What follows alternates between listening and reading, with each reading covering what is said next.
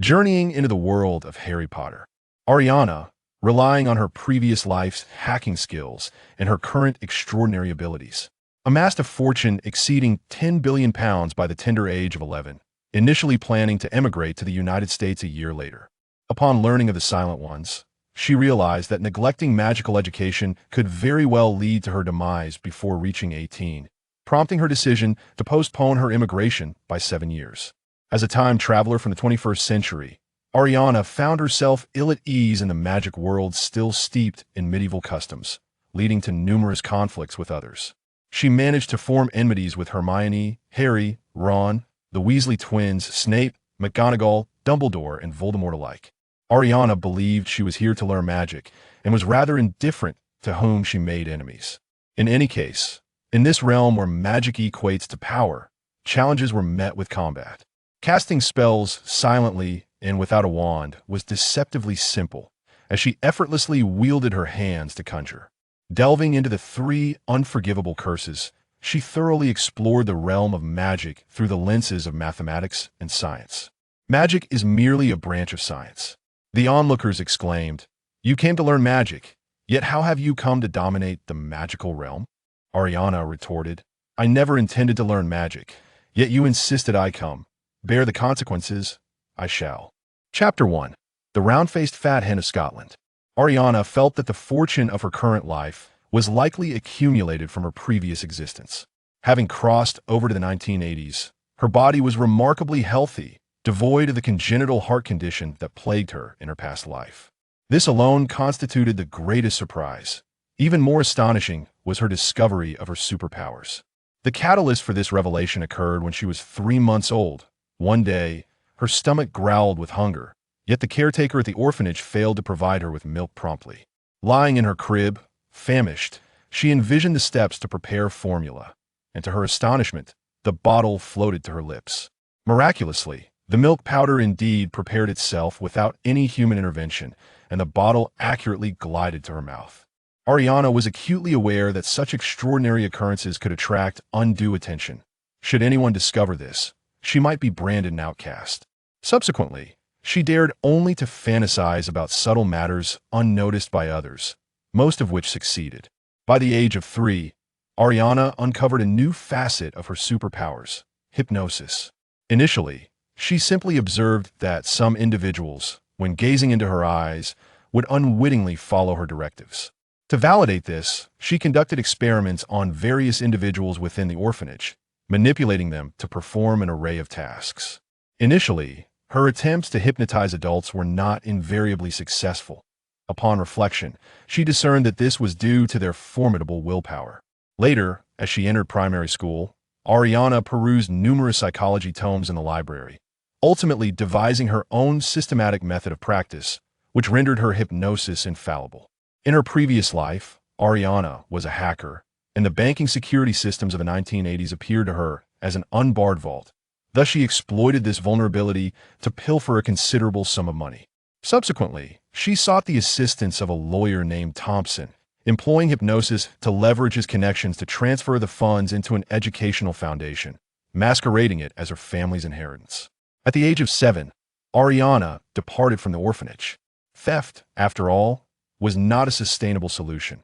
Having resolved her survival concerns, she utilized her existing capital through the lawyer's channels to establish an investment firm. Now at the age of 11, her assets have amassed to over £1 billion, yet she remains acutely aware of the precarious future of the pound, prompting her to plan an emigration to the United States in a year to construct her capital empire. Due to her age, most of Ailiana's assets are situated within the confines of the United Kingdom, and the transfer of assets is no simple task. Recently, she has found herself spending over 4 hours a day before her computer. To safeguard her eyesight, Ailiana relocated her workspace to the garden, taking brief moments to gaze into the distance every hour to allow her eyes a respite. The adjacent alarm clock chimed, signaling the end of her break. Ailiana intended to finish her last sip of coffee before resuming work, when suddenly, an owl descended from the heavens. In her attempt to dodge this unwelcome calamity, she inadvertently spilled coffee all over herself. Scottish round-faced fat chicken, do you aspire to become roast chicken? Or have your wings been broken? Look at the mess you've caused. she exclaimed in exasperation. Ariana's ire towards the owl did not stem from madness. She simply sought a change in her mood. Unexpectedly, both she and the owl exhibited childishness. Seemingly aware of her rebuke, it dropped a letter onto Ariana's face. Ouch! Has the Scottish round-faced fat chicken become sentient? Ariana rubbed her face, feeling the pain dissipate, and curiously opened the letter, only to be astounded by its contents, her gaze shifting towards the owl. So, my superpower is actually magic, and this is the world of Harry Potter? The letter was an acceptance notice from Hogwarts, informing her of her admission and listing numerous items required for her schooling. In her previous life, Ariana was also an orphan. Due to severe heart disease, she ceased her education after middle school. To finance a heart transplant, she self-taught hacking skills and accumulated sufficient funds within 3 years. Unfortunately, her rare blood type made finding a suitable heart exceedingly difficult. Even resorting to morally dubious purchases in India and Mexico yielded no viable options. Constantly preoccupied with the specter of mortality, she had little inclination for leisure, though she had heard of the immensely popular Harry Potter films.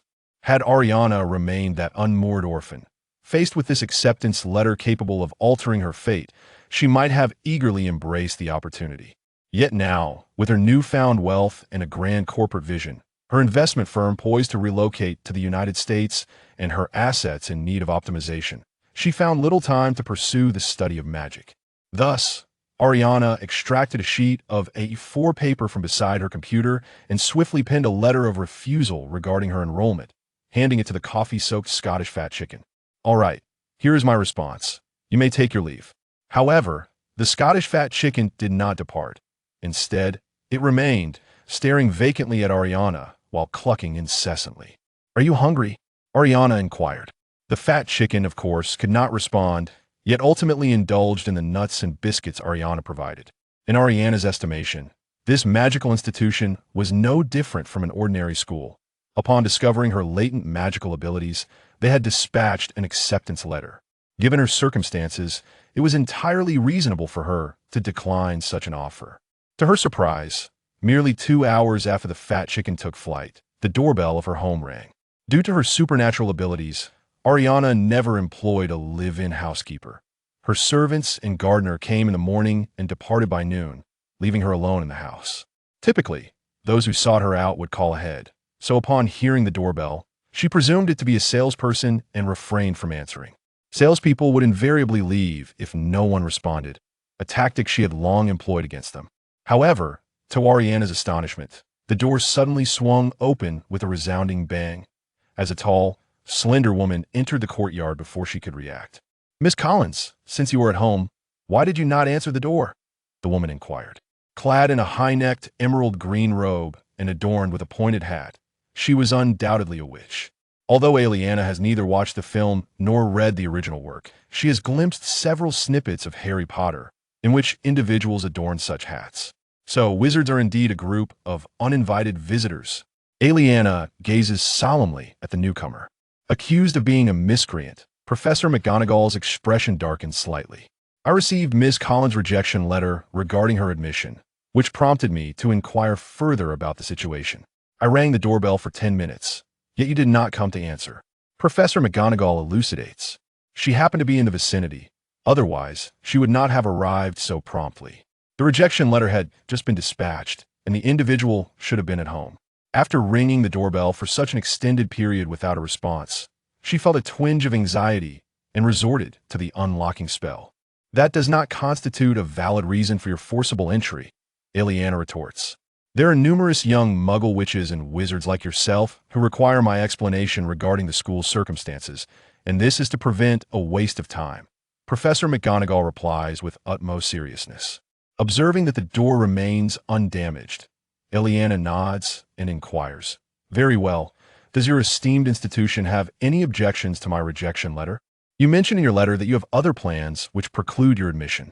I find it quite perplexing that there could be anything more significant for a young wizard such as yourself in attending school to receive a formal magical education. Professor McGonagall frowns. I intend to immigrate to America, and I have numerous matters to attend to within this year. Thus I lack the time to pursue my studies in Scotland. Ailiana gestures with her hands in exasperation. Upon hearing Ailiana's declaration, Professor McGonagall's attention shifts immediately as she probes. Are you aware that our school's location is in Scotland? Chapter 2. The probability of becoming a mute. The owl, affectionately dubbed the Scottish round-faced fat chicken, serves as a messenger, prompting me to surmise that the school's location is in Scotland. A hint of mischief sparkled in Ailiana's eyes. Well, this indeed constitutes evidence. Let us return to the matter of your refusal to enroll, Professor McGonagall remarked, her expression tinged with resignation. Is attendance at the magical school mandatory, disallowing any refusals? Ailiana raised an eyebrow, inquiring. Professor McGonagall shook her head, dismissing that notion. Not at all. I merely wish to clarify the situation. There are indeed esteemed magical schools in America that, much like Hogwarts, only admit students at the age of 11. Should you delay your immigration to America by a year, you may miss their enrollment period altogether, thus forfeiting your chance for magical education, Professor McGonagall elucidated patiently. Living for 11 years without magic hasn't had any adverse effects. Ailiana replied nonchalantly. I don't necessarily have to study magic, do I? That leads us to another concern. Professor McGonagall's tone grew grave as she continued. Children who have not undergone formal magical education face a certain probability of becoming mutes, meaning they cannot control their magical powers, which could endanger both themselves and others. To my knowledge, no mute has survived past the age of 18. Is it truly that serious? Ailiana's demeanor shifted to one of concern. Yet I have never harmed anyone nor myself throughout all these years, she pondered, reflecting on her own experiences. That is precisely why I mentioned probability. Professor McGonagall smiled gently. If, after understanding all the consequences, you still choose to decline enrollment, we shall respect your decision. Ailiana felt a chill. Having perished at the tender age of 20 in her previous life, she cherished her life dearly. Even though Professor McGonagall mentioned a mere probability, she was unwilling to risk it. Very well, I accept the invitation to attend Hogwarts. Regarding the items listed in the letter, where in London might I procure them? Ailiana inquired. Professor McGonagall chuckled softly. We have been engaged in conversation for so long that I neglected to inquire about your guardian. If it is convenient for them, I shall return in 3 days to accompany you to Diagon Alley for your purchases. Ordinarily, one would introduce themselves upon meeting, yet after over 10 minutes of dialogue, neither had thought to do so. It could be said that this encounter was somewhat theatrical, diverting their attention from formal introductions. I am Minerva McGonagall. You may refer to me as Professor McGonagall. I teach Transfiguration at Hogwarts and serve as the deputy headmistress, she stated. Ailiana had a set introduction prepared since she was 7. I am Ailiana Collins. I have no parents. My guardianship resides with my lawyer. Will Mr. Thompson need to accompany me to this Diagon Alley? She introduced herself with a smile. Is your lawyer not a direct relative? Professor McGonagall inquired, intrigued. No, Ailiana clarified. He primarily handles my legal affairs and oversees my guardianship. Due to the magical community's confidentiality laws, only direct relatives of young witches and wizards are privy to the existence of Hogwarts. Hence, it would be only her and Professor McGonagall who would accompany her for the school supplies. After Ailiana had witnessed a few of Professor McGonagall's spells and confirmed her identity, she nodded and said, No problem. I hope that those in the magical realm do not share your penchant for violence, or at least ensure my personal safety while procuring my school supplies. Having experienced an untimely death, she was particularly wary of her safety in unfamiliar surroundings. Professor McGonagall's expression turned serious as she stated, I do not condone violence. I merely wish to mitigate unnecessary complications. Well, I accept your explanation, Ailiana nodded. After Professor McGonagall departed, Ailiana promptly called Mr. Thompson. Plans have changed. I will be attending a private technical school in Scotland for the next 7 years. So the company's asset relocation will have to be handled by our partners, she conveyed, her tone laced with a hint of resignation. Although Ailiana had once hypnotized Mr. Thompson, such techniques, akin to anesthetics, lose efficacy with prolonged use. However, upon breaking free from Ailiana's hypnosis, Mr. Thompson neither felt anger nor fled. Instead, he chose to continue collaborating with her. After all, Ailiana had caused him no harm, and he received his full commission. The more he learned about Ailiana, the more astounded he became. A 7-year-old could amass such wealth through hacking without detection. Later, when she established her investment fund, her returns were exponential. Regardless of the company or stock she chose to invest in, such prowess could not merely be described as talent. With your intellect, why would you attend a technical school? What are you thinking? Mr. Thompson's voice brimmed with incredulity. Aren't you curious about my hypnotic abilities? This school only admits individuals like me with extraordinary capabilities, teaching us how to enhance our skills. Ailiana replied dismissively. Your abilities still require enhancement? Just a mere gaze and others comply with your wishes, Mr. Thompson retorted, bemused. Ailiana still relied on Mr. Thompson to manage her investment company, making it impossible to completely conceal her Hogwarts situation. Yet, she was also reluctant to challenge the confidentiality laws, so she selectively disclosed some information. It is said that this school, funded by the Queen, offers a confidential education, bestowing honorary titles upon graduates. Although I have decided to immigrate to America, I cannot simply liquidate all my assets in Britain. Possessing such an honorary title would facilitate many matters. Is there truly such a school, and must one possess your extraordinary abilities to be admitted? Mr. Thompson inquired, intrigued. Indeed, Ailiana replied matter-of-factly. Well, it seems my son Jackson will have no opportunity for such an honorary title, Mr. Thompson sighed. Mr. Thompson had a son the same age as Ailiana, and, upon hearing about this unique school, had entertained thoughts of securing a spot for his son, even if he lacked extraordinary abilities. Being classmates with Ailiana would be beneficial. It seemed, however, that such hopes were futile. Ailiana teased, if he could emulate Edison, forget about an honorary title. Even a dukedom would be willingly bestowed upon him by the Queen.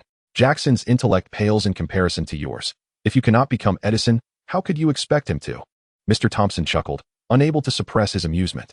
3 days later, Professor McGonagall rang the doorbell at Ailiana's residence once more, and this time she chose not to ignore it. Initially believing that the professor would provide a magical mode of transport, she refrained from calling for a driver, only to discover that Professor McGonagall intended to take her on a bus. Professor McGonagall, this is my first experience on a bus, Ailiana lamented. You live in the Muggle world and have never ridden a bus? Professor McGonagall expressed her astonishment. I am accustomed to being chauffeured in a private car. I never expected you would opt for a bus. I assumed you would prepare a magical mode of transport, Ailiana replied, bemused, as she regarded her companion. Earning so much money and not enjoying it. I am no fool. In the British magical community, our primary mode of transport is the flying broomstick. Due to confidentiality laws, we cannot ride broomsticks in front of Muggles. Thus, bus travel is quite acceptable, Professor McGonagall explained patiently. What other means of transport exist in the magical world? Ailiana inquired. Her curiosity piqued. With the aforementioned enchanted broomstick, the portkey, and the fireplace, one can travel short distances through apparition. A sophisticated form of magic that one is able to learn by their 6th year, as Professor McGonagall elaborated.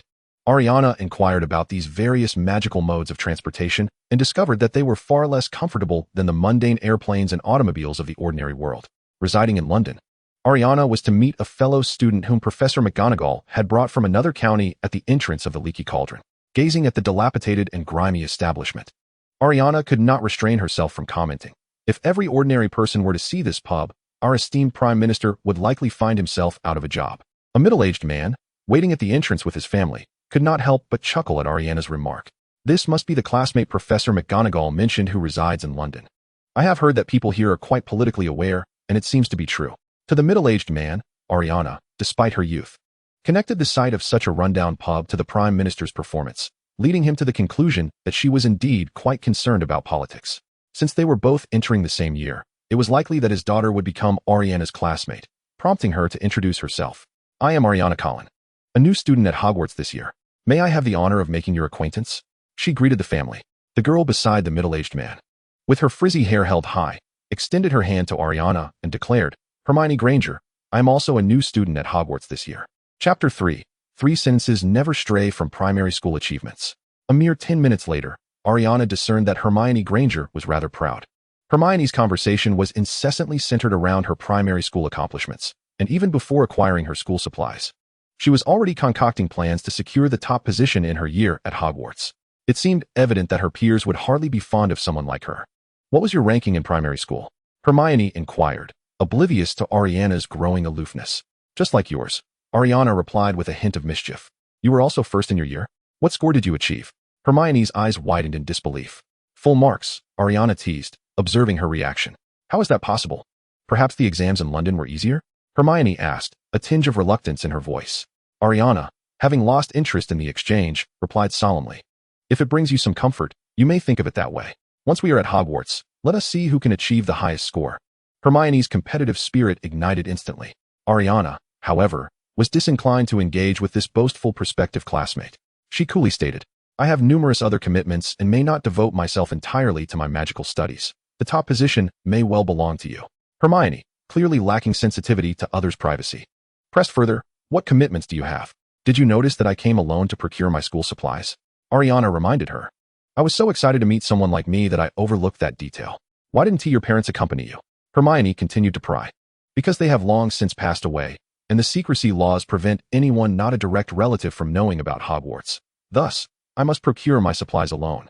Ailiana recounted, as if narrating an utterly mundane occurrence. So you are an orphan, residing in an orphanage? Hermione's eyes glimmered with a hint of sympathy. I am indeed an orphan, but not all orphans live in orphanages, Ailiana replied with a strained smile. Continuing, my parents left me an education fund. My guardianship is with a lawyer, and I possess considerable assets. Aside from the Queen's Palace, I am free to reside anywhere in London. Mr. Granger, having perceived his daughter's overly assertive demeanor, recognized that her future classmate was not one to be trifled with. Observing Ailiana's rising agitation, Mr. Granger cleared his throat, reminding his daughter, Hermione, you ought to be more mindful of your manners. Very well, I apologize. That was my ingrained perspective, and I did not intend it as a slight against you, Hermione quickly offered. Indeed, but your tone leaves much to be desired, Ailiana candidly remarked. Should you fail to amend it, you may find it difficult to forge friendships in this new environment. Are you implying that I have no friends? Hermione's eyes widened, tinged with discontent. Isn't that rather evident? Ailiana raised an eyebrow. Thus, the nascent friendship had no chance of flourishing, with their dialogue lacking harmony and the atmosphere growing tense. Ailiana chose to forego accompanying them on their shopping trip. After exchanging currency at Gringotts, she approached Professor McGonagall, expressing her desire to procure her items independently and return home. Professor McGonagall hesitated, objecting, Didn't you request that I ensure your safety in the magical realm? Yet I see numerous children shopping alone. It seems there is little danger. Ailiana insisted. It appeared that Diagon Alley bore no significant distinction from London's commercial streets. One could discern the purpose of the shops merely by observing the signs. And she had no desire to take a bus home. This remark had a somewhat pointed edge directed at Professor McGonagall. The lack of comfortable magical transportation, coupled with sharp-tongued classmates, left Ailiana, who was accustomed to a smooth-sailing existence, feeling increasingly uneasy. After a prolonged stare, Professor McGonagall, realizing that Ailiana would not relent, ultimately acquiesced. Very well, do you see that alley over there? She gestured toward a dimly lit passage nearby, advising Ailiana, that leads to Nocturne Alley, which harbors numerous dark wizards. As long as you avoid that area, you should remain safe in Diagon Alley. I would never venture into perilous places before acquiring the necessary skills. Ailiana valued her life too dearly. After Ailiana departed, Hermione's eyes reddened with indignation as she reproached. Am I truly that unlikable? I merely speculated that she resided in an orphanage and meant no malice. Mr. Granger, feeling somewhat awkward, remarked. While she may be a bit sharp, her advice was sound. I believe you might benefit from softening your tone, as it would foster friendship. Dad, do you think I was in the wrong? I didn't turn my back on the professor. She was the one lacking in courtesy, Hermione muttered, her tone laced with dissatisfaction. Ailiana had already distanced herself, thus unaware of Hermione's assessment. Even if she had known, it would have mattered little to her. The first stop on Ailiana's shopping expedition was not to acquire a wand or robes, but rather to visit the bookstore. However, after perusing Flourish and Blots, she realized that if she were to purchase all the books she desired, there would be little left for anything else. Considering that a first-year student was allotted only 100 galleons for the entire year. Pray tell, where is the second-hand market in Diagon Alley? Ailiana inquired politely of the shop assistant. Upon hearing that a sale would not materialize, the assistant's demeanor soured. Yet they nonetheless directed Ailiana to the location of the second-hand store. At this juncture, the British economy was struggling, leading to a thriving business for second-hand shops. In London, although Ailiana had never ventured into a second-hand market, she was aware that certain items in thrift shops offered remarkable value, with prices merely one-third of their brand-new counterparts. Given her constrained budget, she had no choice but to resort to second-hand goods. Diagon Alley was not as expansive as she had envisioned. There was only one second-hand shop. And indeed, the prices were consistent with those in London's thrift market. Do you have any packaged first-year textbooks? Ailiana inquired, bypassing aimless wandering and directly approaching the shopkeeper. The proprietor of the second-hand store bore the same name as the owner of the Leaky Cauldron. He gestured towards the bins by the entrance, stating, Here you will find items rated at 30%, 50%, and 90% new, each clearly marked with their prices. Choose wisely and bring them to the counter for payment. Since pre-packaged options were available, Ailiana refrained from browsing the teaching materials, as she wished to acquire additional books. Excuse me, do you have any comprehensive tomes on spells or potions? Ailiana asked.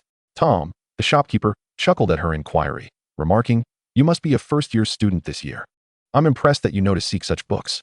It wasn't until I was in 5th grade that I possessed such awareness. Under Tom's guidance, Ailiana indulged in an extensive shopping spree, ultimately spending a sum of 54 galleons. Sensing he may have gone overboard with his salesmanship, Tom gifted her a worn suitcase. Though modest in size, it was certainly capable of accommodating all her newfound literary treasures. "I have no doubt you will become an extraordinary witch," he proclaimed, his enthusiasm palpable. Ailiana reciprocated his joy with a smile, saying, "This year, I have exhausted my budget, but I shall surely return next year, hoping to find some rare books by then. Knowing your interests, I shall prepare accordingly. I hope you can allocate a greater budget for next year," Tom replied. Despite her substantial acquisitions at the secondhand shop, Ailiana had not purchased any other items secondhand, leaving her with only 8 galleons upon arriving at the wand shop. Tom had previously informed her that new wands varied in cost from 7 to 10 galleons, depending on their materials.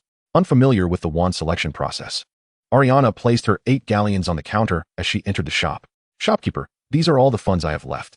Please do not select a wand that exceeds my budget, or I shall be unable to afford it," she stated. Ollivander had never encountered such a young witch purchasing a wand in this manner. His eyes widened in surprise as he shook his head, saying, "Wands choose the wizard, not the other way around, so I cannot predict how much your wand will cost. Regardless, I am left with only 8 galleons," Ailiana replied with an air of nonchalance.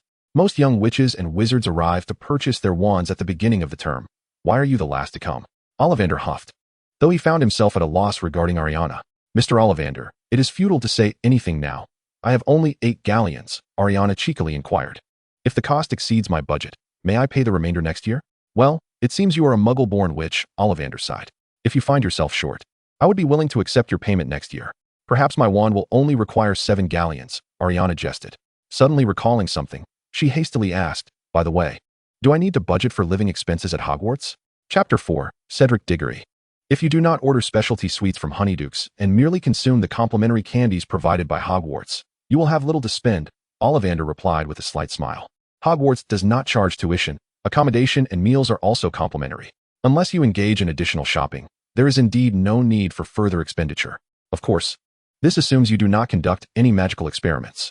Ailiana, unfamiliar with the intricacies, sighed in relief. "That is a relief. I can simply purchase a large supply of sweets from the supermarket to bring to school." However, after saying this, she remembered that she was not particularly fond of sweets. Most British food is high in calories, and to balance her sugar intake, she generally abstained from candies and cola. This habit seemed somewhat peculiar in the magical world.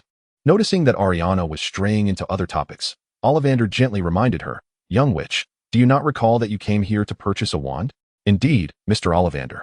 Could you please present the wand that costs 7 galleons?" Ailiana smiled slightly. "As I mentioned, that is not how wand selection works," Ollivander responded, shaking his head. "I must first measure your dimensions to ascertain which type of wand suits you best." After a bit of fuss, Ailiana tried 21 wands, ultimately being chosen by one made from a dragon heartstring. "This wand possesses formidable power. I had assumed it would belong to a more seasoned wizard. Yet it has chosen you," Ollivander remarked with astonishment. "It appears I am quite suited for combat," Ailiana replied casually, unfazed. "Hogwarts does not offer dueling classes. If you were a pure-blood wizard, you could attend Durmstrang, where dueling is their hallmark course," Ollivander teased. Ailiana chuckled. "Unfortunately, my parents passed away when I was young, and I am uncertain if they were wizards. Moreover, I have already accepted my admission to Hogwarts. I can already tell you are a rebellious student." "It seems Dumbledore will have his hands full," Ollivander said cheerfully. Hogwarts typically issues acceptance letters in July, with the term commencing in September, meaning there was just over a month left for preparation. Ailiana still needed to attend to her company's affairs, allowing her only 2 hours each day for study. Due to the pressing timeline, she did not rush into learning any spells, but instead skimmed through the books she had purchased before formulating a study plan. Yet, while reading, she found herself captivated by a particular spell. The brain-sealing charm bore a striking resemblance to the memory labyrinth technique. Ailiana's eyes sparkled with excitement. Her memory from her previous life was exceptionally strong, and after learning Simonide's memory labyrinth technique, she had quickly reached a point of photographic recall. The brain-sealing charm, in addition to its memory organization and categorization features akin to the memory labyrinth, also offered protection against invasive and deceptive memories, making it an upgraded version of the labyrinthine memory technique. Moreover, next to this charm was a handwritten note that detailed the analysis of the soul-sucking curse. After perusing the analysis, Ailiana understood why the original owner had inscribed the soul-sucking curse in that location. It served as an auxiliary spell for practicing the brain-sealing charm. However, this spell could only be cast on others and not on oneself, compelling Ailiana to explore the practice methods of the brain-sealing charm through experimentation. Whether it could thwart intrusions would only become evident once someone attempted to use the soul-sucking curse on her. Even with her newfound photographic memory and the brain-sealing charm, Ailiana only managed to read through the books acquired from the second-hand shop the day before the term began. Even if she dedicated an additional hour each day, she had merely finished reading. She had yet to attempt any magical skills. Ailiana let out a slight sigh. On the day of her departure to Diagon Alley, she did not invite Thompson. Upon learning of her absence, he felt a lingering discontent. Thus, on the first day of school, he arrived at Ailiana's villa accompanied by a driver. Is it truly impossible for outsiders to visit this school for superpowers? Thompson inquired, a hint of reluctance in his tone. A school under the Queen's orders for confidentiality, and you still wish to visit?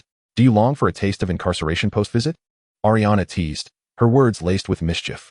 Well then, will I be able to encounter other superpowered individuals in the future?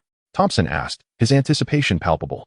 I cannot guarantee what lies ahead, but shortly you shall witness the manifestation of superpowers, Ailiana replied, a subtle smile gracing her lips, her eyes shimmering with an air of mystery. Professor McGonagall, ever meticulous, had advised Ailiana on the means of entering the train station when she handed her the train ticket.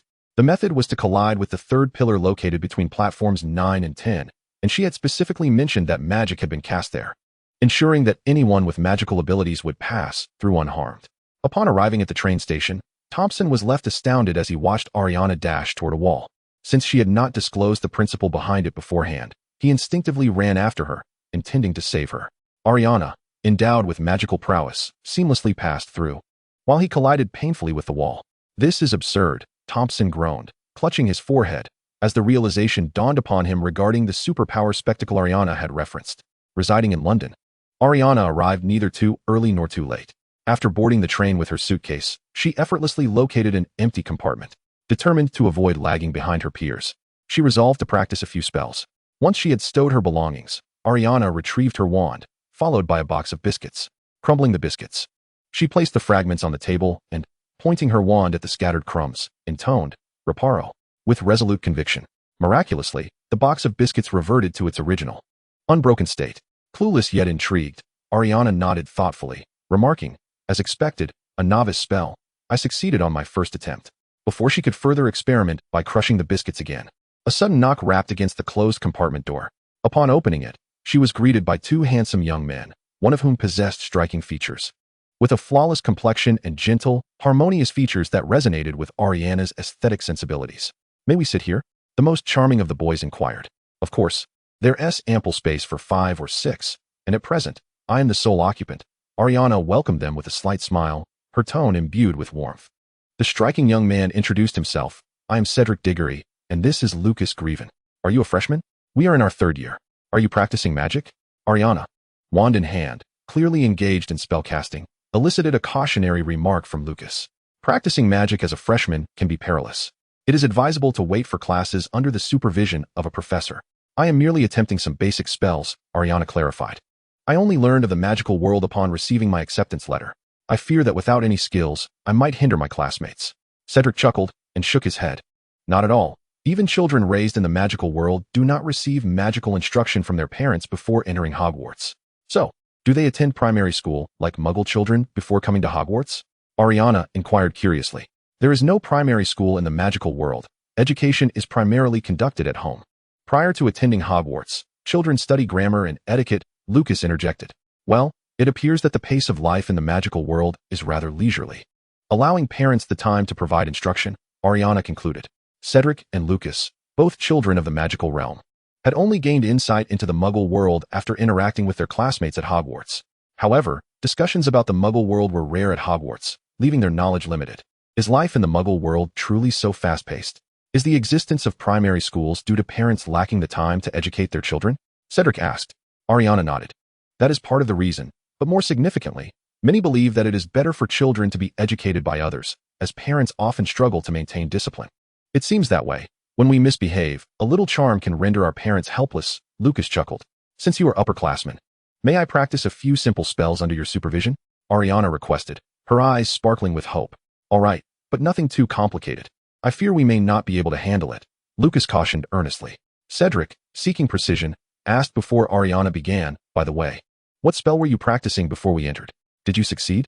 Ailiana pointed to the box of biscuits on the table and replied, I was attempting the Reparo spell. I succeeded on my first attempt, though I wonder if the biscuit's soft texture contributed to my success. Cedric and Lucas exchanged astonished glances, realizing the implication of her words. The difficulty of the Reparo spell is not determined by the material's texture.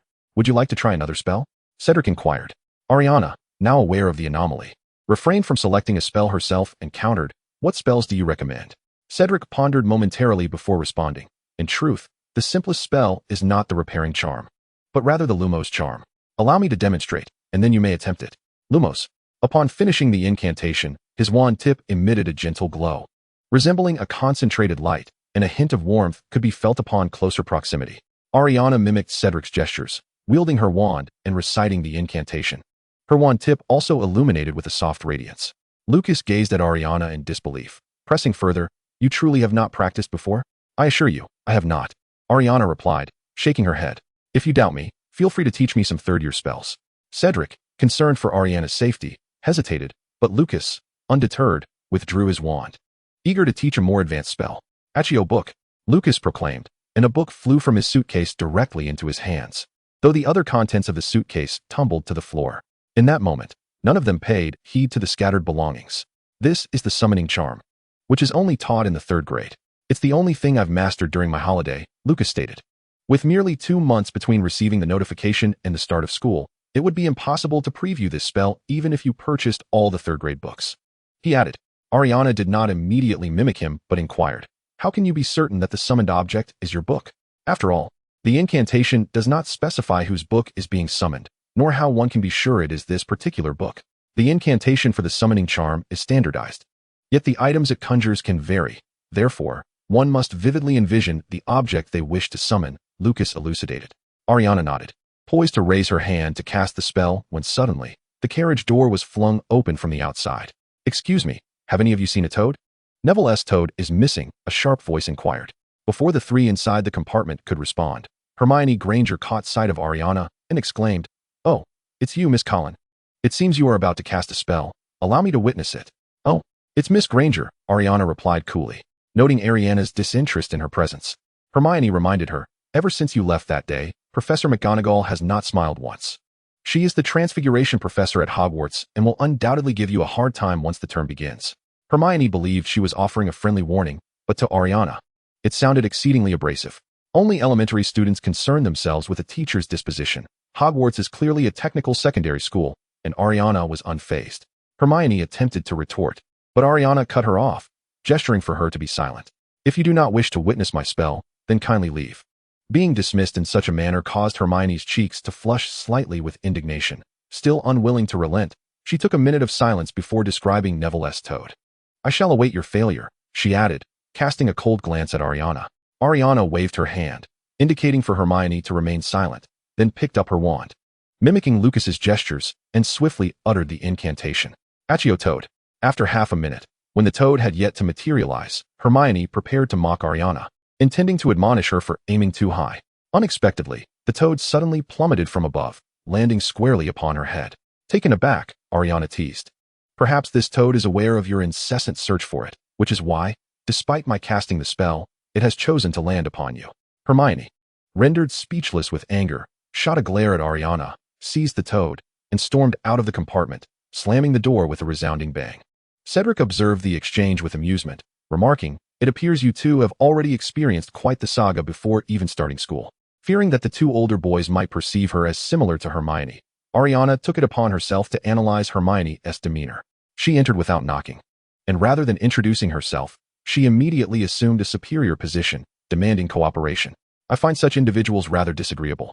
In the eyes of children in the magical realm, as long as one is not malevolent, there is generally little objection. It seems the moral compass of the magical world remains entrenched in medieval sensibilities." "She meant no harm, did she?" Lucas weakly defended Hermione. "I did not claim she harbored malice. I simply do not favor her type," Ailiana clarified, shaking her head to differentiate her stance. Lucas, hearing her explanation, sighed. Well, girls certainly have many expectations. With the topic of their new classmate turning somewhat sour, Cedric shifted the conversation. "Let us discuss Hogwarts instead. Do you know how the sorting works?" Ailiana, seizing the opportunity, responded, "I purchased numerous books in Diagon Alley, none of which mentioned the sorting process at Hogwarts." "Now you inquire without providing an answer," It seems that withholding the details from newcomers is tradition. Cedric and Lucas exchanged astonished glances. Lucas remarked, I can already ascertain that you will be sorted into Ravenclaw. Your magical aptitude is exceptional, and you are quite astute. Cedric, feeling slightly miffed, countered, Hey mate, I'm the top of our year. Not every clever person ends up in Ravenclaw. Once their playful banter subsided, Ailiana interjected, Since it is tradition to withhold sorting details from newcomers, I shall not press you further. However, could you enlighten me about the qualities of the four houses? Had Ailiana viewed the films, she would not have needed to ask. However, she had only seen a few short clips featuring Harry Potter in battle against a bald wizard. Lacking context or character names, she found herself entirely unfamiliar with this magical world. Through Lucas and Cedric's explanations, Ailiana finally grasped the attributes of the four houses. She pondered, stroking her chin, and assessed her sorting situation.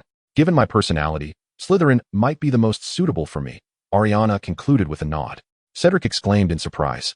What Lucas failed to clarify is that while Slytherin values ambition and cunning, the foremost factor is blood status. If you are not pureblood, even a highly talented half-blood would not fare well in Slytherin. This house is akin to Durmstrang in Germany, only accepting pureblood students? Ailiana furrowed her brow, questioning why there were also half-blood students. Before the rise of the Dark Lord, Slytherin was not as discriminatory towards half-bloods, Cedric replied, his tone tinged with resignation. Lucas added, It was only after the Dark Lord's emergence that discrimination became so rampant. Pureblood students tend to bully half-bloods. Do the professors not intervene? Ailiana raised an eyebrow slightly. Cedric explained, From what I've heard, Professor Snape, the head of Slytherin, is himself a half-blood. To gain the support of pureblood families, he tends to favor pureblood students, leaving half-bloods to endure bullying without anyone to defend them. Not all purebloods reside in the magical world, Cedric remarked before asking, though it may be intrusive. May I inquire whether you are half-blood or pureblood? Ailiana had already formulated a unified response regarding her heritage. My parents passed away when I was very young, so I am uncertain of their status as wizards. It appears I cannot join Slytherin, she lamented, feeling a twinge of disappointment at being barred from the House of Ambition. You could join Hufflepuff. Our house has the largest population, and our demeanor is quite cheerful, with hardly any instances of bullying, Lucas enthusiastically suggested. Very well. If Hogwarts affords me the opportunity to choose, I shall opt for Hufflepuff. After all, I do not wish to be bullied. In any case, I am here to study. So which house I belong to seems rather inconsequential. Ailiana felt quite fortunate that two upperclassmen had come to their compartment, as they regaled her with numerous secrets of Hogwarts. They shared insights about the unpredictable nature of the staircases, the locations of classrooms, how to access the kitchens, and ways to interact with house elves. Cedric and Lucas, engaging Ailiana in conversation about Hogwarts, were somewhat compelled to do so, having taught her a few spells suitable for first years. They were astonished to find that she succeeded almost effortlessly, a feat that could only be described as prodigious. Moreover, they had not forgotten that Ailiana had summoned a living creature, despite the new textbooks clearly stating that such spells should not be used on living beings. In truth, the spell was not entirely forbidden for living entities. It was simply deemed inappropriate for beginners. Once the train came to a halt, Cedric and Lucas bid farewell to Ailiana. The first-year students were required to take boats to Hogwarts, and they would meet in the Great Hall. Cedric eagerly anticipated Ailiana's sorting into Hufflepuff.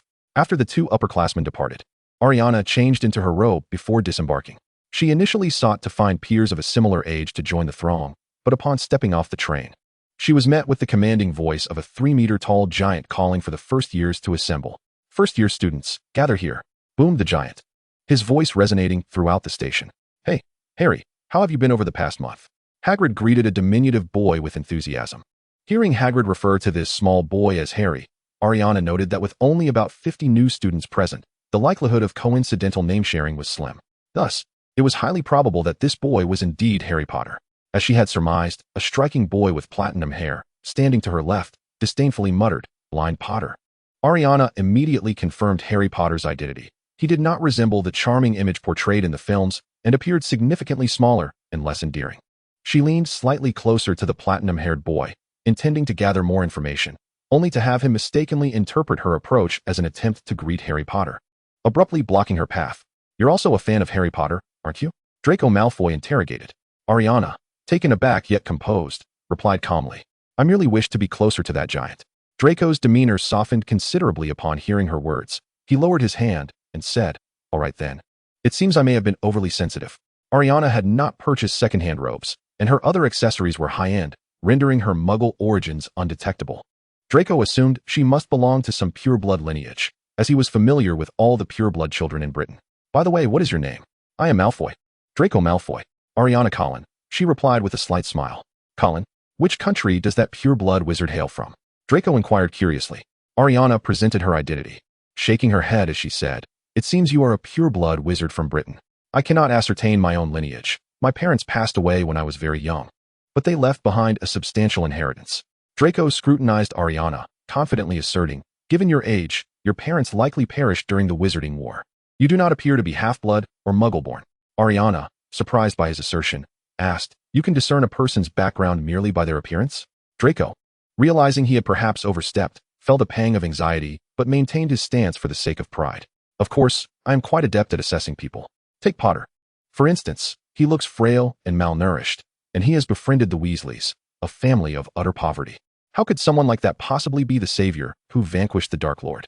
Although Ailiana had not seen the Harry Potter films, she was familiar with the recent history of the Wizarding world and had a general understanding of Harry's situation. Hearing Draco disparage the Weasley family, she quietly cautioned him. I have read modern history, which states that during the Second Wizarding War, the Order of the Phoenix emerged victorious. The Weasley family was a cornerstone of the Order. It might be unwise to defame them. Draco fell silent, taken aback.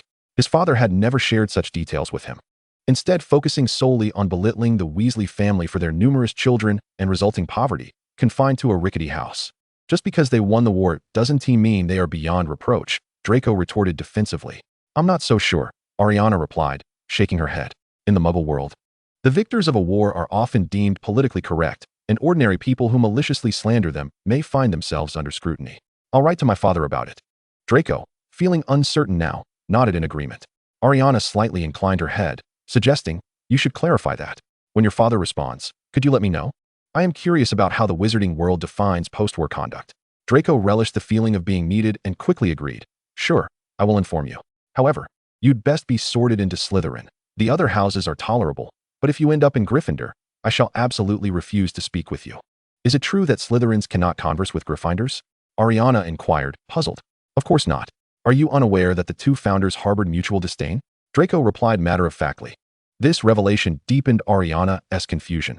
Was there such a stark contrast between the textbooks and reality? Modern history indicated that Dumbledore, the current headmaster of Hogwarts, hailed from Gryffindor, and Professor McGonagall, who escorted her to Diagon Alley, was also from Gryffindor, serving as the Transfiguration professor. Will you not speak with either of these professors in the future? Ailiana questioned Draco quizzically. I was referring to students, Draco stated through clenched teeth. Ailiana responded, Very well, but I am uncertain if I will be placed in Slytherin. After all, I was too young to ascertain my parents' status when they passed away. I have heard that Slytherin is not particularly welcoming to those outside of pure blood lines. Initially uncertain, Draco's conviction in Ailiana's pure blood status grew stronger as their conversation progressed, and he enumerated several points. The jewelry you wear is quite exquisite. Do you truly believe that an ordinary wizard could leave you such an inheritance? Furthermore, you appear remarkably intelligent. Muggles simply cannot produce children of such intellect. Ailiana couldn't help but laugh. Intelligence was a matter of DNA, not lineage. Moreover, the possessions she adorned were not inherited from her long-deceased parents, but rather acquired through her own earnings. Though she had purchased secondhand books in Diagon Alley, Ailiana did not embrace the virtue of frugality. In her view, if one earned money, it should be enjoyed rather than toiling for naught. Do you know how the sorting works? Ailiana suddenly inquired. Draco, uncertain, replied, My father mentioned that there would be an examination encompassing all first-year subjects. So I have diligently reviewed my books. Have you prepared? Ailiana, believing him, acknowledged, I did review, but I haven't practiced many spells. I only learned a couple on the train with the two upperclassmen. If it's merely a written exam, I should be fine. Draco found himself unable to continue the conversation with Ailiana, dreading the prospect of her inquiring about his magical abilities, for he felt himself lacking in comparison to her. In the 2 months leading up to the start of term, he had merely managed to peruse the textbooks, spending most of his time on the train searching for Harry Potter, and had not received any magical instruction from his upperclassmen. Chapter 7, Slytherin. The first-year students followed the giant Hagrid across the water to Hogwarts, and Ailiana gazed in awe at the majestic castle, unable to suppress her admiration for its historical grandeur. However, being a traveler from the 21st century, she found the beauty of the castle somewhat at odds with her perception of comfort. The thought of spending the next 7 years in such a place cast a shadow over her expression. Having previously conversed, Draco considered Ailiana rather agreeable and thus led her through the grounds of Hogwarts. Noticing her discontent, he inquired, "What troubles you?" Ailiana hesitated before responding. "I feel this castle is more suited for visiting than for living. The prospect of residing here for 7 years is rather disheartening." "Is such a splendid castle not to your liking?" Draco raised an eyebrow. "Is your own castle more opulent? Do you not perceive this as a relic of the medieval era?" Ailiana looked at Draco in astonishment. "I can assure you that the students' dormitories lack proper bathrooms. In this near 21st century, such architecture is hardly fit for human habitation." "Does your castle's chambers include bathrooms?" Draco asked, surprised. "Isn't that rather noisy?" "The sound of flushing toilets can be quite loud. Modern soundproofing technology is quite advanced," Ailiana replied matter-of-factly. "And does your bedroom accommodate others as well?" Ailiana had evidently misunderstood Draco's intent.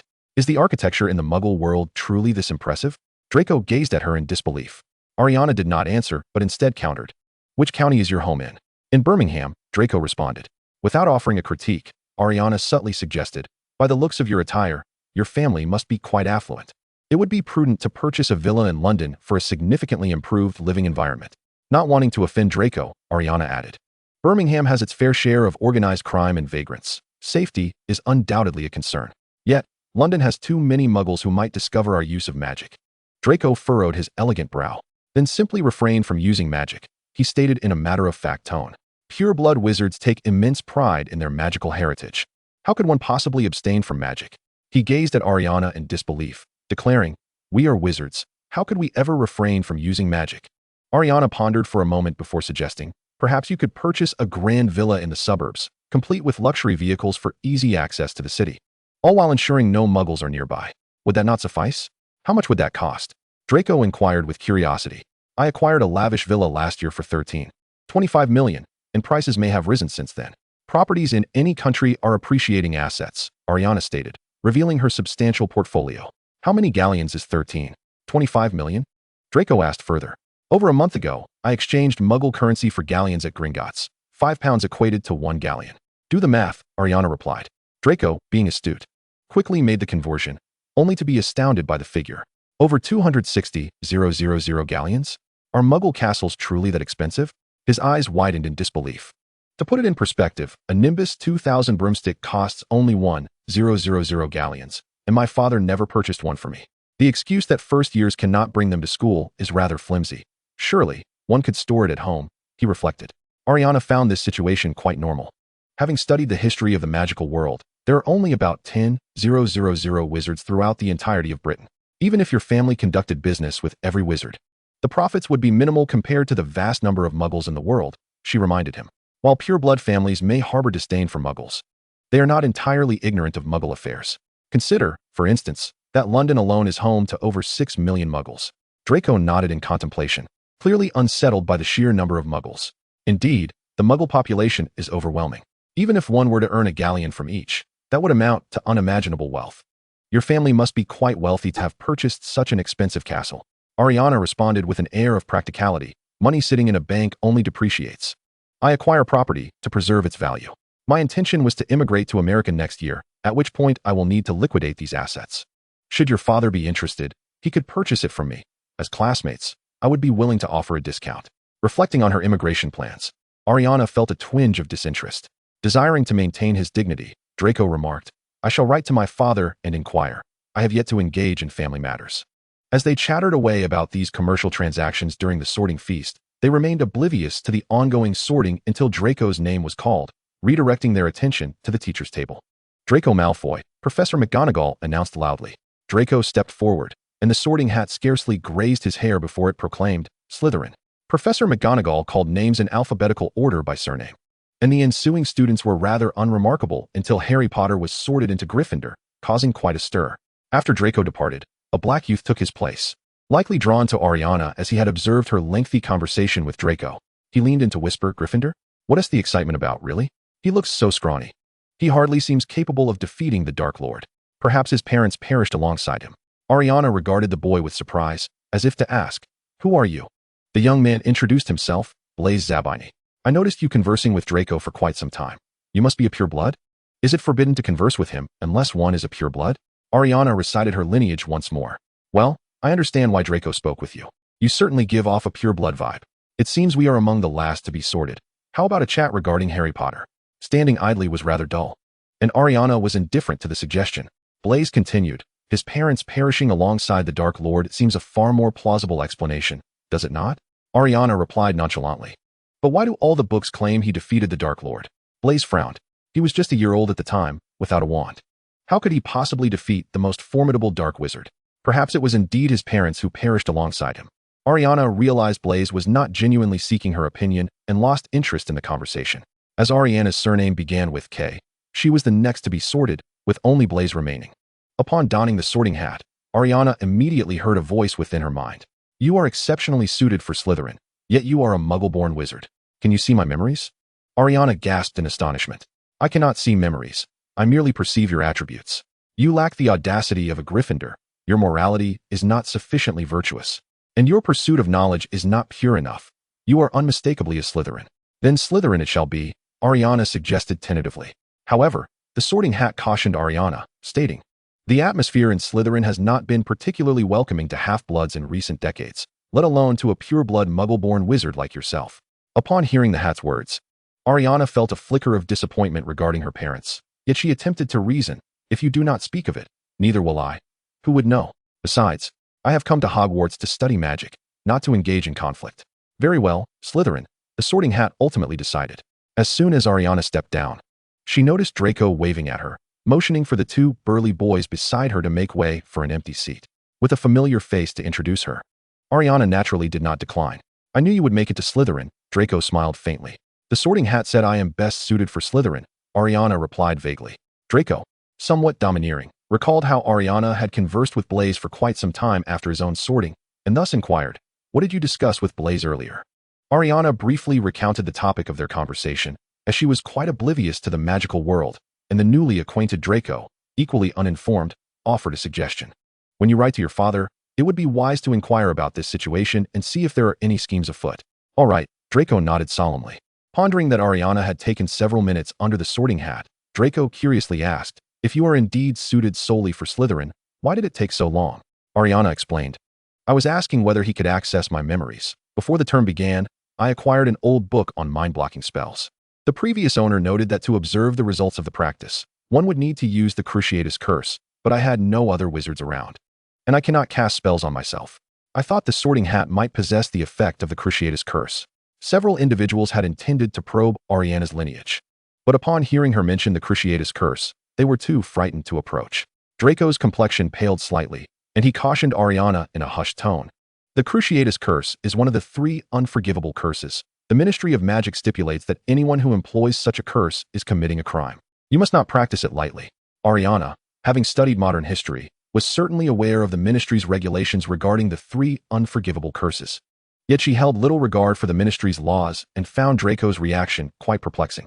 If I recall correctly, it seems that many of the esteemed families in the magical world take pride in their legacy of dark magic.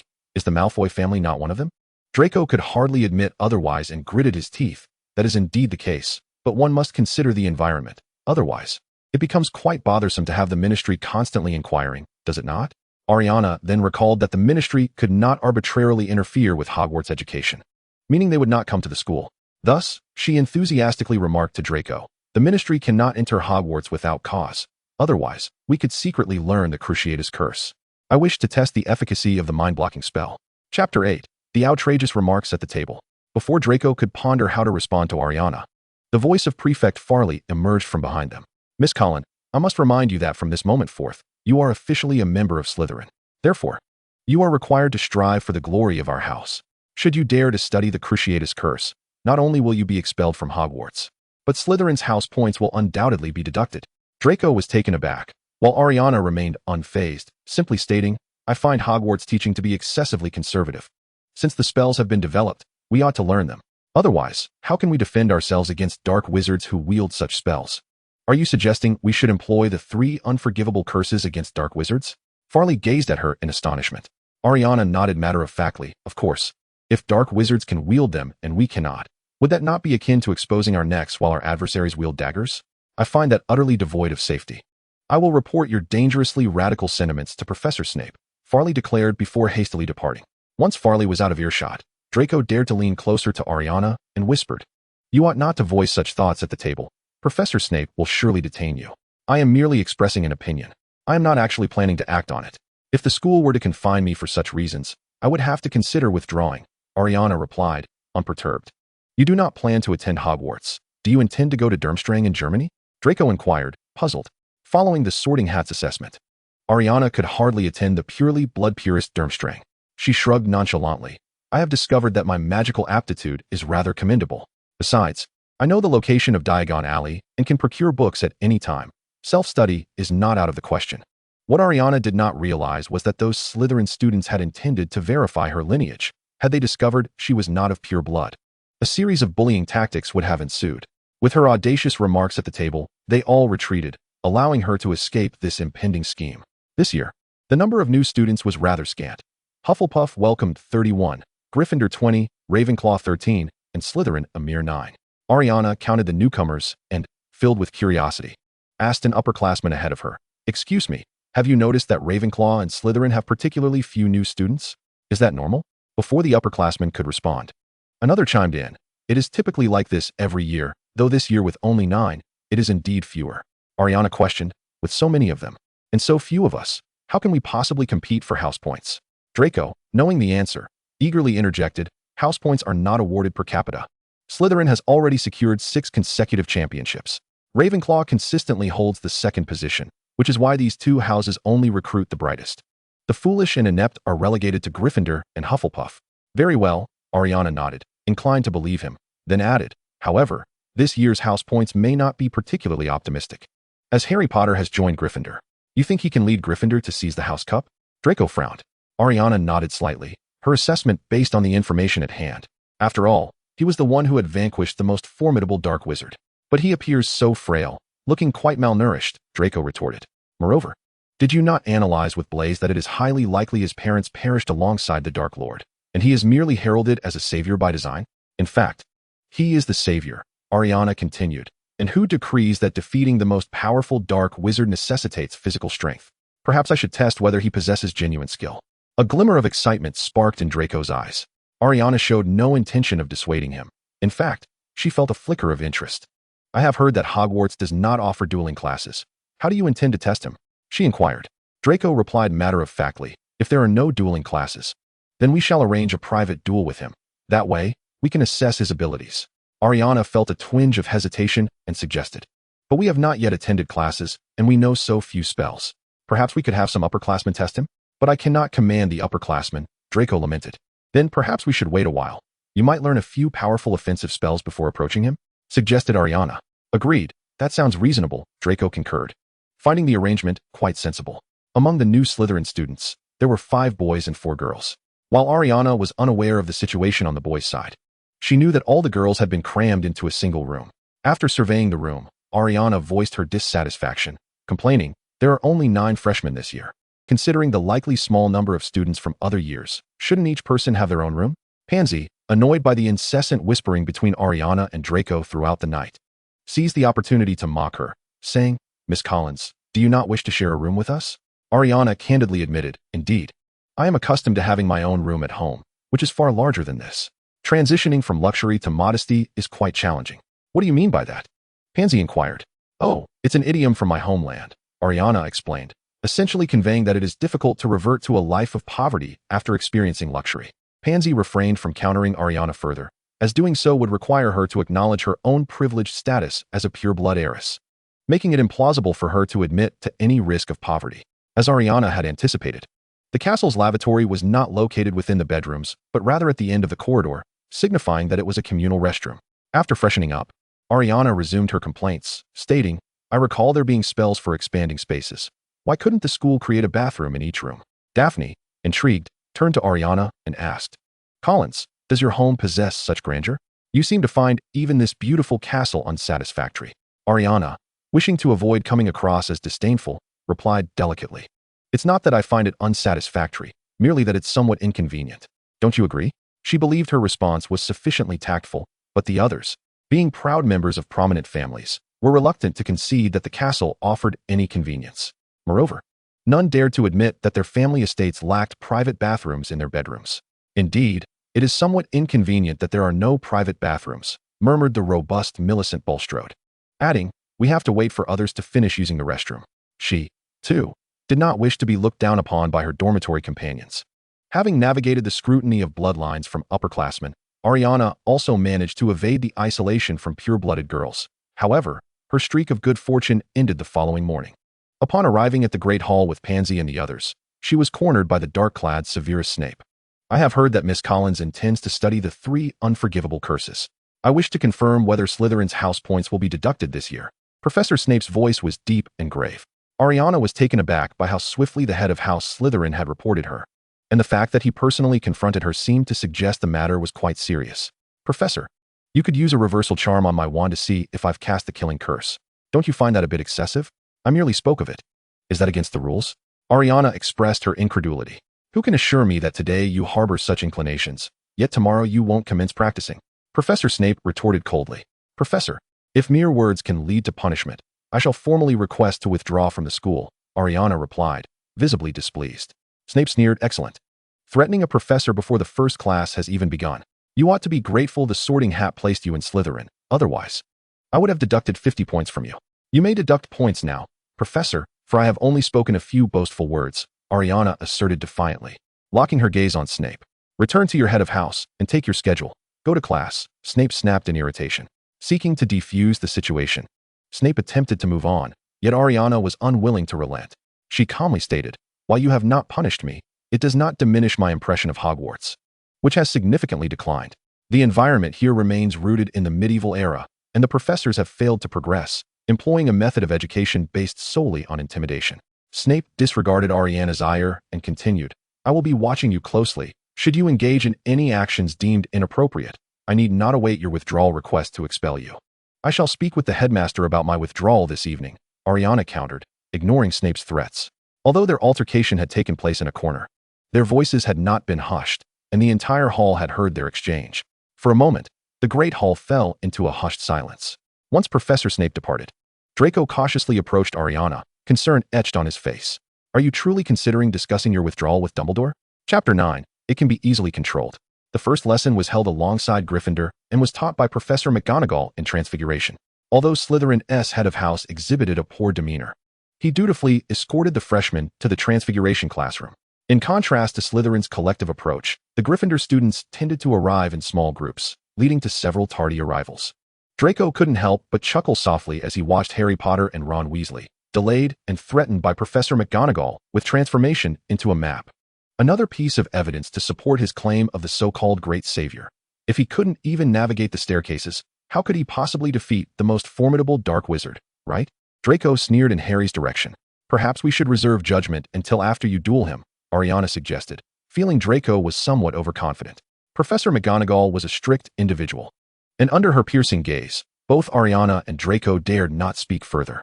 Transfiguration classes typically combine theory with practice, perhaps due to it being the first lesson. The theoretical portion took up most of the time, with McGonagall leaving only the last 10 minutes for practical application. Each student was given a matchstick, and after demonstrating, McGonagall instructed them to transform the matchstick into a silver needle. Ailiana drew her wand, visualizing the silver needle as per McGonagall's theoretical explanation, and began to cast her spell. As expected, she succeeded on her first attempt. Excellent, Miss Collins has succeeded. Slytherin earns 5 points, McGonagall praised. Once McGonagall departed, Draco, astonished, inquired, how did you manage to succeed on your first try? Professor McGonagall's theoretical portion was quite clear. You simply need to visualize the silver needle in your mind. Follow her gestures, and channel your magic while maintaining a steady flow of energy. Ailiana eagerly shared her insights.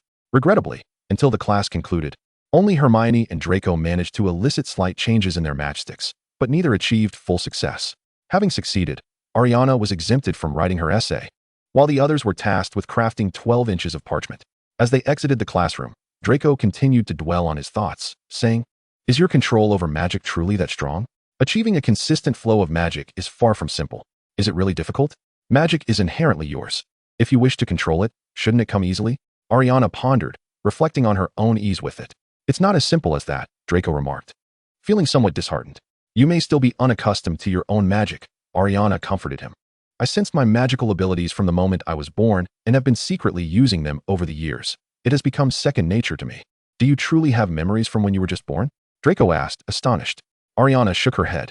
Not at birth, but rather when I was about 3 months old. One time, my aunt failed to prepare my milk on time, and I imagined the milk could simply prepare itself and arrive at my lips. To my astonishment, it did. Though at that time I had no inkling it was magic, I thought it was merely a superpower. It was at 3 months that Ailiana regained her consciousness. She was entirely unaware of the reaction her words would provoke. "Surely you jest?" Draco's eyes widened as he gazed at her. "Of course not," Ailiana replied, shaking her head. "However, not everything is etched in my memory with such clarity. No matter how exceptional one's memory, it is impossible to recall every detail unless it is of particular significance." Ailiana wished to steer the conversation away from this topic, remembering her earlier altercation with Snape. She inquired, "By the way, do you know where the headmaster's office is?" "I do not," Draco replied, shaking his head. "Are you really intent on discussing your expulsion with Dumbledore?" "I am considering it." Ailiana hesitated, expressing her disappointment with Hogwarts. "Remaining here brings me no joy, and I have other matters to attend to. I do not wish to squander my time here. Magic is indeed fascinating, yet my plans for my foundation take precedence.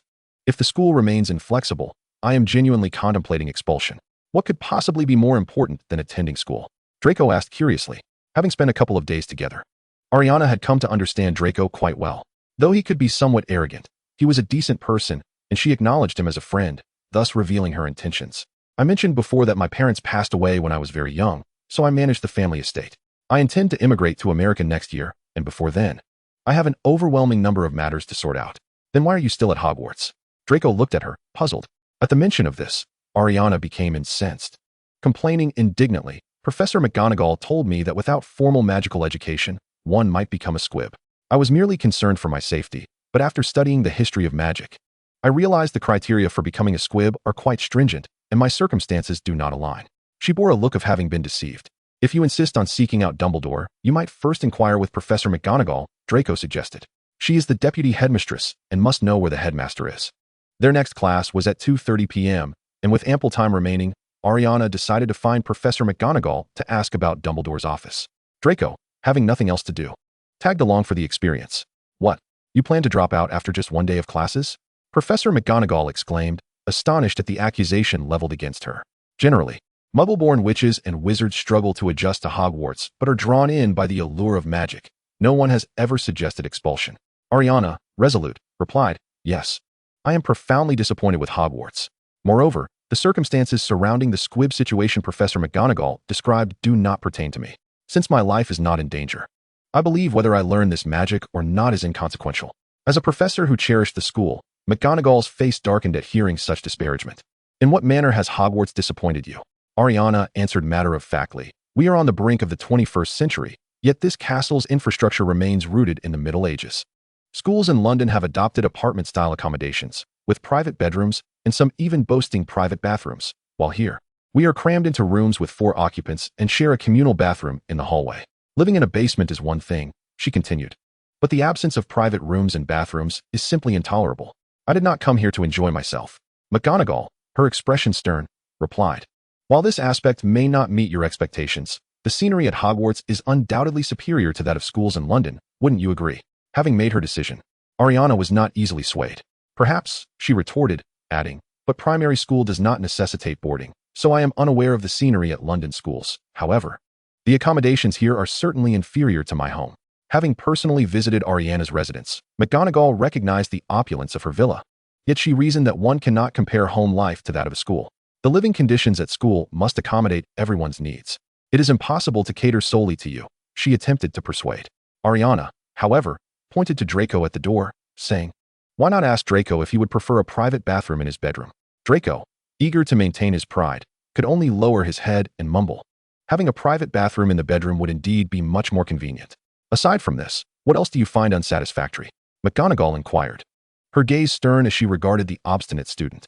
Ailiana had discerned McGonagall's reluctance to acquiesce to her request for expulsion, so she pressed further. "The teaching methods employed by the professors at the school. In London, any teacher must complete coursework in educational psychology before assuming their position. While they may not greet students with a smile, their demeanor is generally amiable. Yet Hogwarts professors still employ intimidation as a means of education, which I find utterly unacceptable." "Which professor has intimidated you?" McGonagall was skeptical. Ailiana recounted her disagreement with Professor Snape, expressing her frustration. "I merely mentioned wanting to practice the Cruciatus curse. In reality, I had not yet begun, yet he threatened to keep a close watch on me. Must one be imprisoned for a crime they have not yet committed?" McGonagall opened her mouth, struggling to find a counterargument to Ailiana's claims, ultimately covering her face and instructing her to return for now. I will discuss the accommodation issues with Headmaster Dumbledore. If improvements can be made, we will endeavor to do so. Regarding the teaching methods, I will need to consult with Professor Snape first to verify the validity of your claims before we can discuss this further. With matters laid out so plainly, Ailiana could only agree. Very well. I hope the discussion does not prolong excessively. Chapter 10. Then I shall also drop out. Emerging from Professor McGonagall's office, Draco gazed at Ailiana with excitement, a hint of admiration glimmering in his eyes. You are truly remarkable, managing to leave McGonagall speechless. However, I must admonish you. Your actions were rather impulsive. What if McGonagall had actually consented to your expulsion? While Draco respected Ailiana's courage, a tinge of concern lingered. Had it been earlier, Ailiana might have hesitated, but after her confrontation with McGonagall, she had firmly resolved to leave. Is my stance not sufficiently clear? I am inclined to withdraw, she asserted with unwavering conviction. After spending an additional class together, Draco had gained a deeper understanding of Ailiana. Hearing her unwavering determination to expel herself, he felt a sense of regret. You succeeded in transfiguration on your first attempt. It is evident how extraordinary your magical talent is. Would it not be a pity to abandon the study of magic? Draco furrowed his brow, attempting to persuade her. 11 years have passed, and with the absence of the threat posed by the Silent Ones, Ailiana remains utterly indifferent to magic. However, she refrains from answering Draco directly and instead poses a question of her own. What is the purpose of studying magic? After pondering for a considerable time, Draco cautiously responds. To become powerful? Ailiana neither affirms nor denies his answer, but follows up with another inquiry. Among the students who graduated from Hogwarts throughout history, how many have become renowned figures of strength? Though merely 11 years of age, Draco's upbringing in the Malfoy household has evidently been effective, as he quickly replies. Aside from the 4 founders, it seems only Dumbledore and the Dark Lord. It is noteworthy that the 4 founders did not graduate from Hogwarts. They were the very architects of the institution. Hence, the only individuals of notable power who graduated from Hogwarts are Dumbledore and the Dark Lord. A hint of sarcasm laces Ailiana's tone as she remarks, "What relevance does that have to your desire to avoid school?" Draco gazes at her in confusion. Ailiana patiently nudges him to reflect, asking, "Neither Dumbledore nor the Dark Lord achieved fame while still in school, did they?" After a moment of contemplation, Draco confidently asserts, "It seems not. Although I am unaware of the exact timing of their rise to prominence, Dumbledore gained recognition only after his legendary duel with Grindelwald, at which point he was already quite advanced in years. As for the Dark Lord, Draco possesses even clearer knowledge, stating with conviction, as for the Dark Lord, I heard my father say he vanished for a time after graduation, only to re-emerge with immense power." Ailiana waves her hand dismissively, a knowing smile gracing her lips as she quips, "Thus, aspiring to become powerful does not necessitate attending Hogwarts, does it?" Draco, momentarily led astray by her logic, hesitantly inquires, "So should I drop out?" Despite the Malfoy family's influence and affluence, they lack formidable strength, which explains Draco's immediate response regarding the pursuit of power. If studying at Hogwarts cannot fulfill his ambitions, he must consider transferring to another institution. I propose dropping out because my parents passed away early, allowing me to make my own choices. Your parents are alive and well. Would they consent to your withdrawal? Ailiana regards him curiously. Well, my father would certainly disapprove of my leaving school, even if he knows one cannot necessarily become powerful merely by attending Hogwarts, Draco admits, a hint of despondency in his voice. Moreover, he realizes that his confidence is consistently undermined in Ailiana's presence. With a sigh, Draco continues, I used to take pride in my parents' attentive care, but after meeting you, I find myself envious of the freedom you possess. If you were aware of the extent of my usual busyness, you would not harbor such envy. Ailiana replies nonchalantly. And what exactly occupies your time? Draco inquires with curiosity. Setting aside school assignments, I dedicate at least 4 hours daily to managing company affairs, not to mention meetings with various business partners, all while also learning art, etiquette, and fencing. Ailiana elaborates, as if recounting a well-rehearsed script. In a capitalist society, achieving success demands not only the ability to generate wealth, but also a significant investment in personal refinement. While Ailiana is indifferent to financial expenditure, these courses undeniably consume a substantial portion of her time, with only 24 hours in a day and 4 hours devoted to work. How do you manage to fit all of this in? Draco muses, unable to fathom how she juggles her responsibilities. Art, etiquette, and fencing each have 2 sessions a week, with each lasting 2 hours, and not every day is filled with classes. As for school, frequent absences aside, I typically complete my assignments during breaks. So I do not take work home, Ailiana explains. That still seems impossible to manage. Draco expresses skepticism. I sleep for 8 hours, which, when you account for 3 hours spent on meals and personal care, leaves me with approximately 13 hours. My work takes 4 hours, and classes do not exceed 4 hours. So I have 5 hours remaining for other activities. Ailiana counts on her fingers for him. By that calculation, it does not sound particularly overwhelming. Draco reflects, deep in thought. Initially, I struggled to adapt to such a fast-paced schedule and felt quite busy. However, once I adjusted, it became much more manageable, Ailiana states matter-of-factly. By the way, do you practice fencing? Ailiana suddenly recalls that since arriving at Hogwarts, she has yet to encounter a fencing instructor, meaning there is no one to spar with. In a wizarding family, fencing is not a pursuit we engage in, Draco responds with mild disdain. Well, that gives me another reason to consider dropping out. Ailiana replies with exasperation, lamenting the absence of opportunities to practice both physically and mentally. Ailiana's desire to leave Hogwarts stems not from a loathing of magic, but rather from the inconvenient nature of the institution. Uncertain of when Professor McGonagall might address her regarding this matter, she resolves to spend her time in the library, determined to make the most of the available literature. I shall head to the library. Before I depart from Hogwarts, I intend to read as much as possible, she declares, disinclined to return to Slytherin alone. Draco accompanies her to the library. Suddenly, Ailiana recalls that Gringotts only exchanges galleons for first-year students, prompting her to voice her anxiety. If I withdraw, will Gringotts refuse to exchange galleons for me? Having always believed Ailiana to be of pure-blood lineage, Draco's mind races with suspicion as he hears her mention galleons. Did your parents not leave you a vault at Gringotts? Observing the evident shift in Draco's demeanor, Ailiana quickly realizes she may have revealed too much, yet she remains unfazed.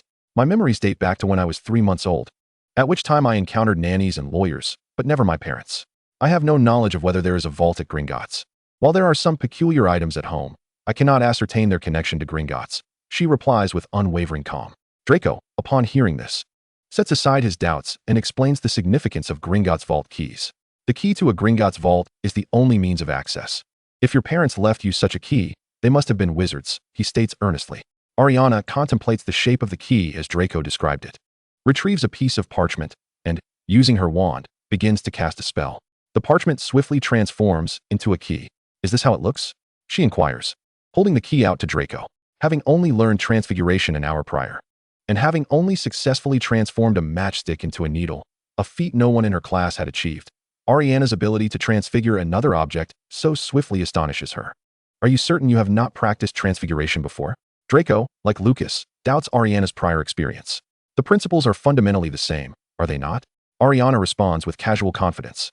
Let us not dwell on transfiguration. Let us ascertain if this resembles the key.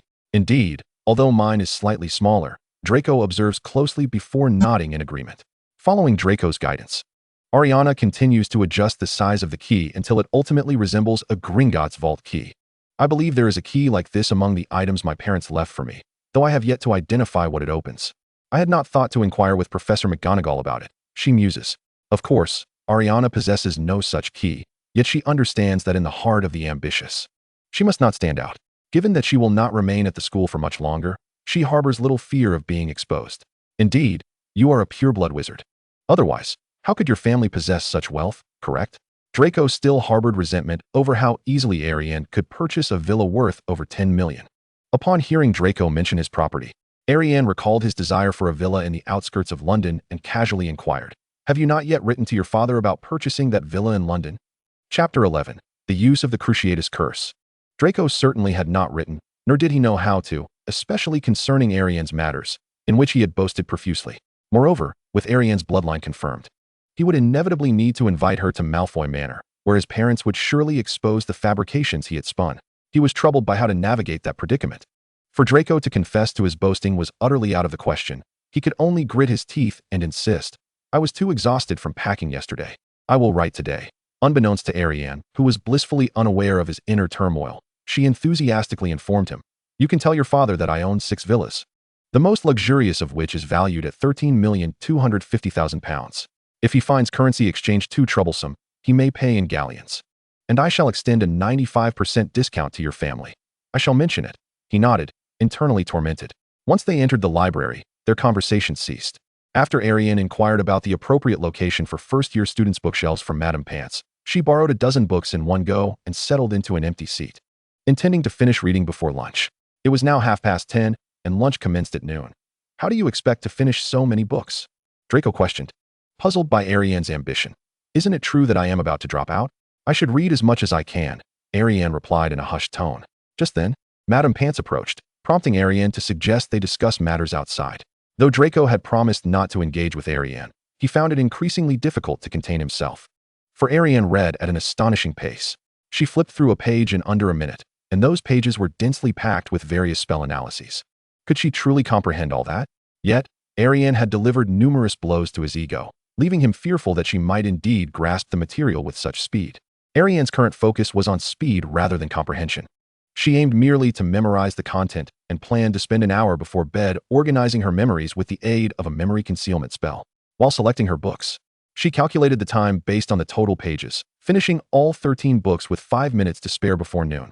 Let us go for lunch. Upon exiting the library, Draco finally found the opportunity to speak, unable to resist asking. The books you were reading are all about magical theory, filled with obscure spell analyses. Each page barely took you a minute. Could you possibly understand them? Not at the moment, but I have memorized them. I will organize my memories before bedtime, and then I shall comprehend them, Ariane replied calmly. Draco, bewildered, inquired, what do you mean by organizing memories? Just as Ariane perceived no particular significance in studying the Cruciatus Curse, she felt no need to conceal her knowledge of the memory concealment spell and answered Draco with ease. I will lend you the book on memory concealment I purchased. This magic teaches one how to organize and modify memories and greatly aids in enhancing memory retention. You might consider trying it. So you use magic to remember the contents of those books? Draco realized with dawning understanding. Ariane shook her head in denial. I had learned a memory palace technique before studying this spell, which is quite similar. I primarily learned this magic for defense against intrusion and memory modification. However, no one has yet attempted to use the Cruciatus Curse on me. So the effectiveness of my defenses remains untested. Before Draco could express his astonishment at Ariane's knowledge of the memory concealment spell, she mentioned the Cruciatus Curse again, making him dart his gaze around nervously. Only when he saw that no one was paying attention to them did he exhale in relief. Do refrain from mentioning the Cruciatus Curse again. There is a difference between dropping out and being expelled, Draco cautioned her. Very well. We shall discuss that curse another time when the opportunity arises, Ariane concluded the topic. In Ariane's view, Draco, being from a family of wizards, should not be averse to practicing the 3 unforgivable curses. His current reluctance was likely due to a fear of Professor Snape's sudden appearance.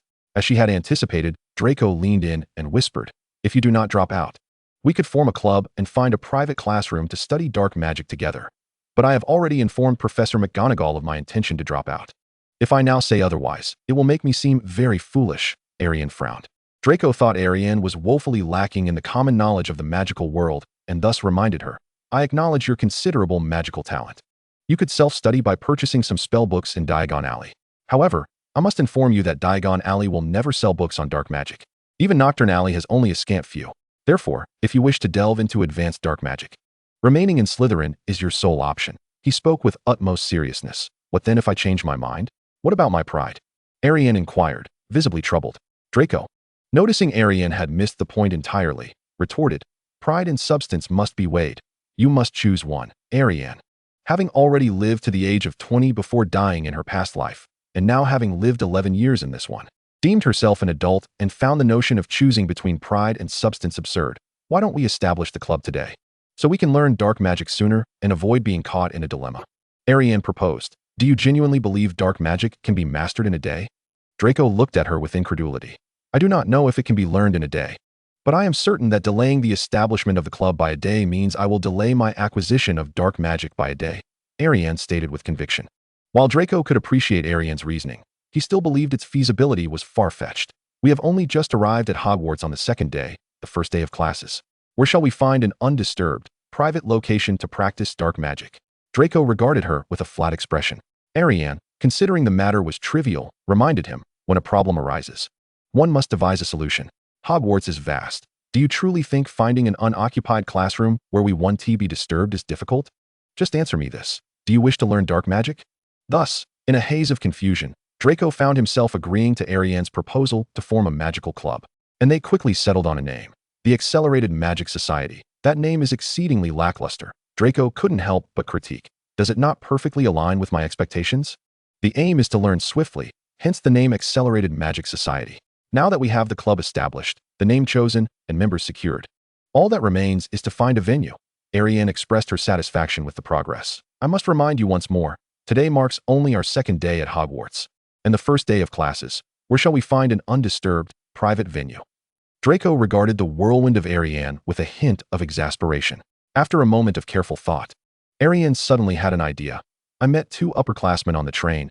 They told me the location of the kitchens. Draco, upon hearing this, wore a look of disdain. I suspect these upperclassmen of yours are from Hufflepuff, and what do you mean by the location of the kitchens? Are we to hold our gatherings in the kitchens? Ailiana discerned Draco's blatant prejudice against Hufflepuff, yet she found it rather commonplace. For discrimination also pervaded the Muggle society. Wealthy individuals often looked down upon the impoverished, and Caucasians frequently harbored biases against people of color. Naturally, a society could not possibly convene in the kitchen, a place bustling with house elves. It was rumored that Hufflepuff students frequently sought additional helpings there.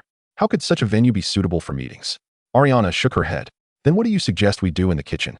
Draco inquired, increasingly perplexed. Consider this. Aside from the professors, who else resides here at Hogwarts? Ailiana retorted. Draco, being astute, quickly grasped her implication and exclaimed, You mean we should inquire with the house elves about any secluded, undisturbed spaces? Precisely. Those 2 upperclassmen not only informed me of the numerous house elves in the kitchen, but also shared ways to interact with them. If I express my gratitude while inquiring, they will undoubtedly suggest several appropriate locations. Ailiana nodded affirmatively. After their meal, Ailiana dismissed Draco's suggestion of an afternoon nap and led him to seek the kitchen's whereabouts. Both the Hufflepuff and Slytherin common rooms were located in the basement, so Ailiana swiftly located the portrait Cedric had mentioned. She reached out and scratched the pair depicted in the painting, causing the kitchen door to swing open. Dear sir and madam, my name is Abby. Do you require anything from the kitchen? We have freshly made sweets. Would you care for some? A house elf inquired with enthusiasm. Ailiana, who had little fondness for sweets, politely declined, saying, We merely wish to ask if there exists a particularly private place within Hogwarts, one where we would not be disturbed. Without hesitation, Abby replied, Hogwarts possesses many abandoned classrooms that are seldom entered, but if you seek a truly secluded area, that would have to be the room of requirement on the 8th floor. Chapter 12. The room of requirement. 20 minutes later, Ailiana escorted Draco to the 8th floor. Having practiced fencing regularly, her physical condition was commendable. While Draco appeared out of breath, I believe you should take up fencing. We climbed the stairs together, and my breathing remained steady, yet you seemed flushed and panting. Clearly lacking in exercise, Ailiana teased. It was inconceivable for Draco to concede that he was weaker than a girl. I play on my broomstick every day. My physical activity is more than sufficient, Draco countered. Ailiana was not convinced and continued her light-hearted jest. Then why do you seem so feeble? Besides, riding a broomstick is a sedentary activity. No matter how long you engage, it cannot compare to actual exercise. Acknowledging the evident truth in Ailiana's remarks, Draco opted to change the subject. Let's not dwell on this. We should hurry and locate the room of requirement, he urged. According to Abby's directions, the room of requirement was concealed behind a portrait of a giant.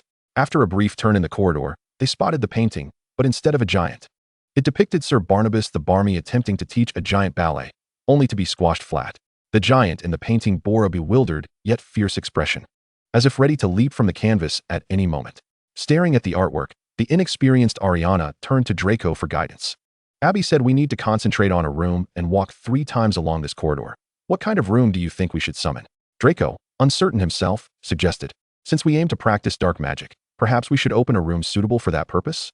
Ideally, it should be filled with numerous dark magic tomes to assist us in selecting which spells to learn. That is a splendid idea, Ailiana replied, then inquired. Shall you take the lead, or shall I? Before Draco could respond, Ailiana contemplated for a moment and said, In terms of magical knowledge, you are more adept than I. Please, you take the lead. Draco, filled with curiosity and eager to take charge, promptly followed Ailiana's suggestion, adhering to Abby's instructions. Indeed, as Abby had described, after solidifying his intent and walking 3 times, a door materialized in the wall. Ailiana and Draco hastily entered. The entrance to the room was a black oak door inscribed with runes, leading into a dimly lit space. The ceiling soared to great heights, and the walls were constructed of austere black stone.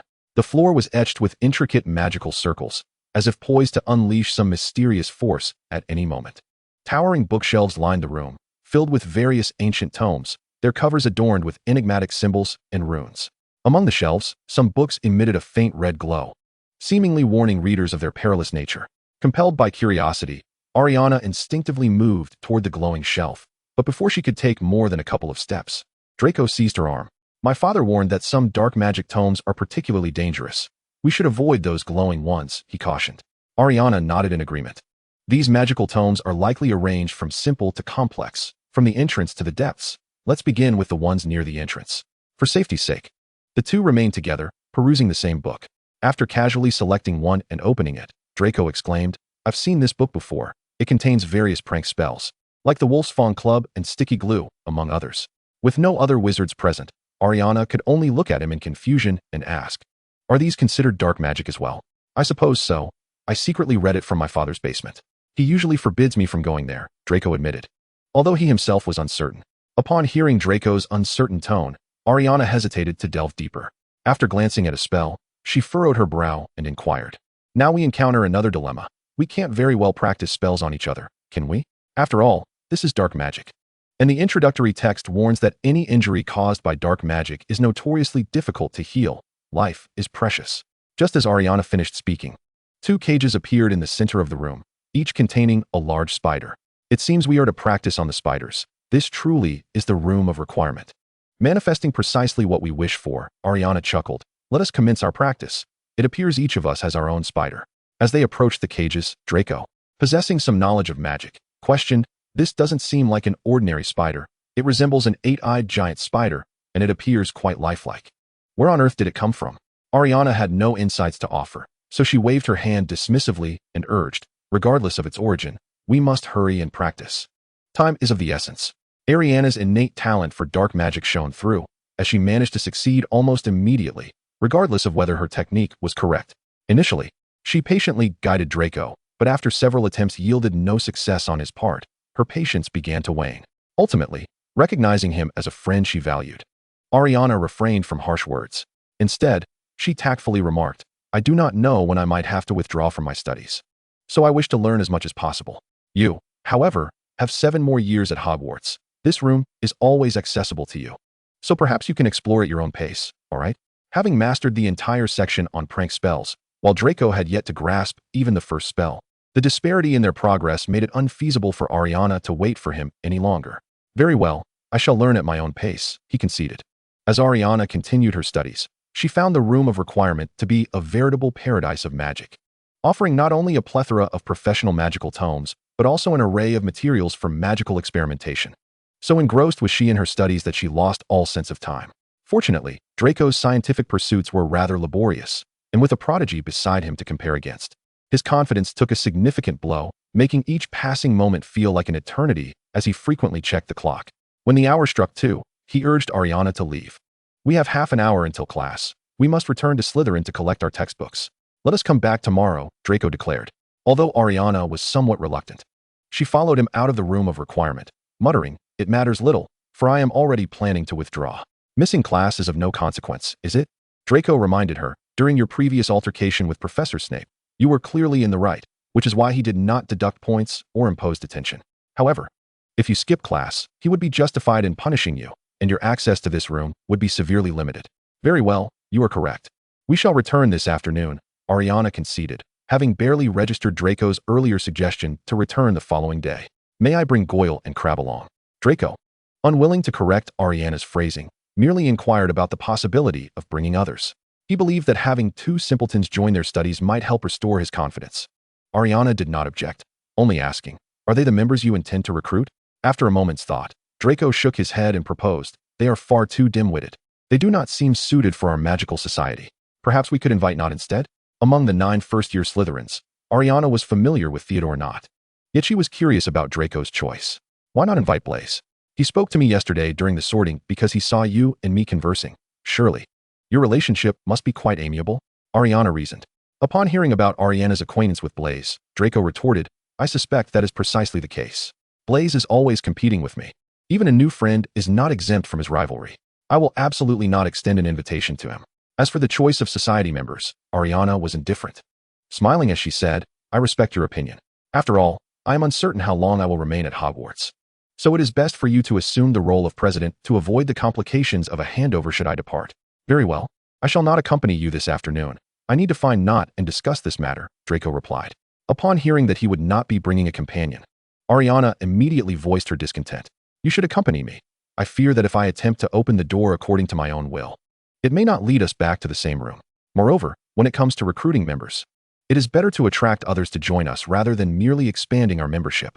Besides, if you are to become president, you must possess some capability to maintain order.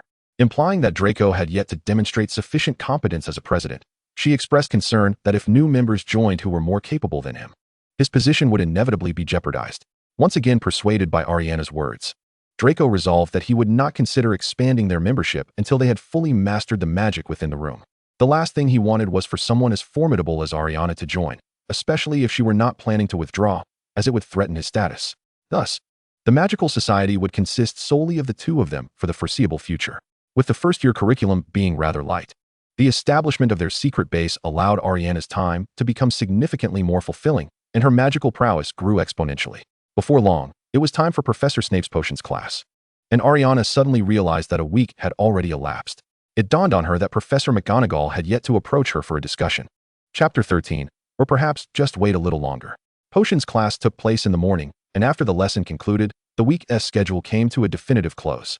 Ailiana planned to seek out Professor McGonagall after lunch, yet her curiosity about why McGonagall had not sought her out remained. As Slytherins who shared a secret base, Ailiana and Draco had been virtually inseparable throughout the week. With questions lingering in her mind, Ailiana promptly turned to her close friend. Do you think Professor McGonagall has intentionally forgotten about this matter? During our last conversation, I could clearly sense her reluctance to let me withdraw, Ailiana inquired, puzzled.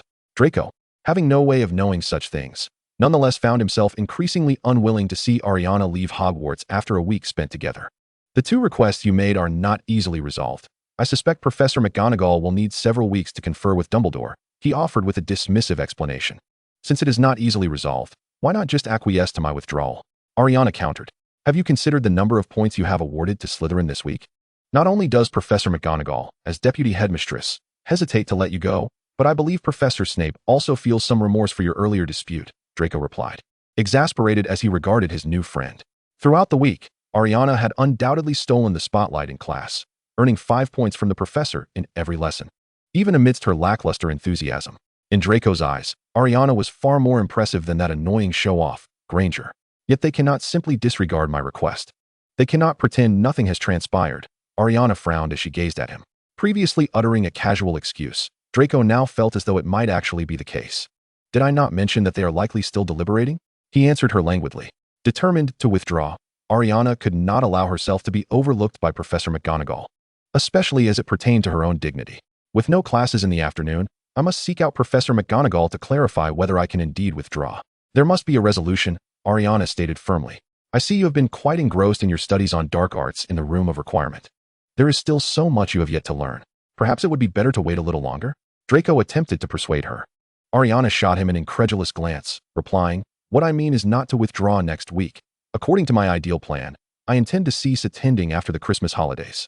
Starting this weekend, I shall stop practicing magic and focus on reading instead, memorizing the text from the room of requirement. Once I return home, I will create a similar room of my own and practice gradually. Ailiana found this arrangement most agreeable, since the school year commenced in September and Christmas fell in December. It meant that Ailiana only planned to remain at Hogwarts for 3 months. Do you truly believe you can finish an entire room's worth of books before Christmas? Is that feasible? Otherwise, we can discuss it again after the school year concludes, Draco suggested. Ailiana regarded him quizzically, noting that this was the second time he had urged her not to withdraw. Are you truly reluctant to see me leave? Ailiana teased, a slight smile gracing her lips. Draco indeed felt a twinge of reluctance. He recognized that Ailiana was not only intelligent and gifted in magic, but also quite compatible with him. Among the first-year students he had previously known, none compared to Ailiana. However, admitting such feelings was not his style, so he stubbornly retorted.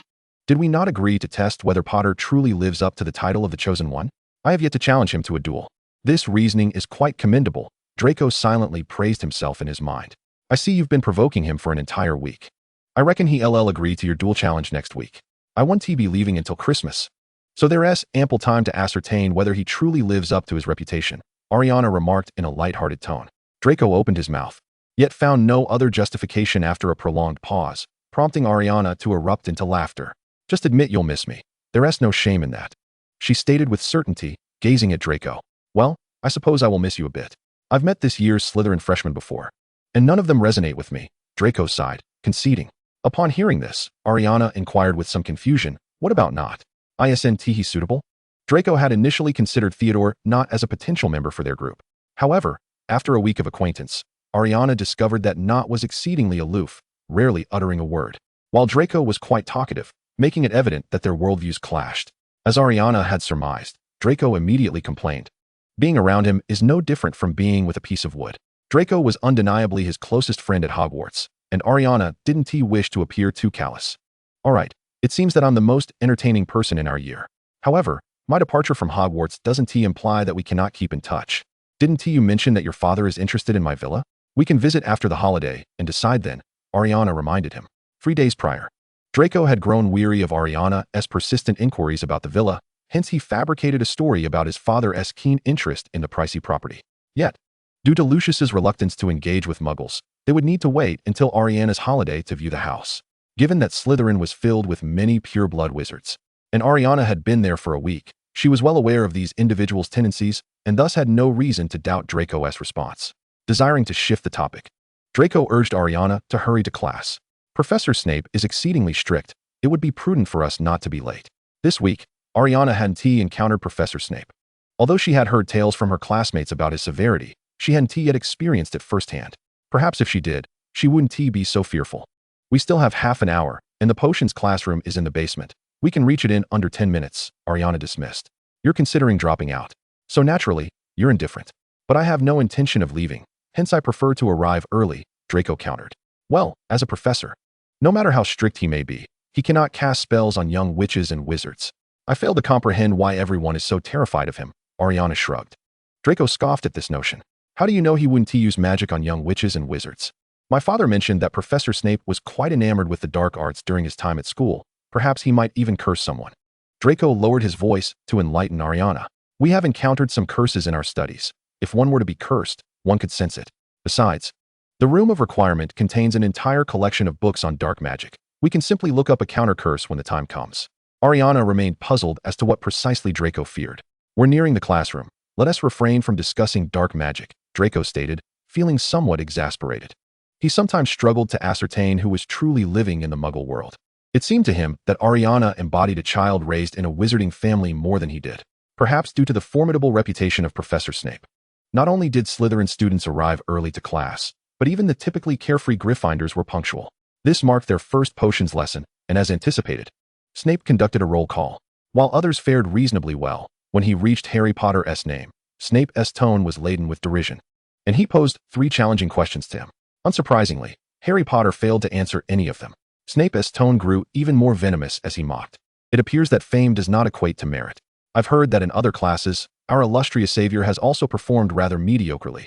Poor magical aptitude is one thing, but failing to complete the assigned reading is truly disappointing. Having spent a week with both Gryffindor and Slytherin classes, Ailiana had already discerned that Harry Potter bore no distinction from an ordinary boy. He was inattentive in class and lacked rigor in practicing spells. As for his magical talent, it could only be described as mediocre.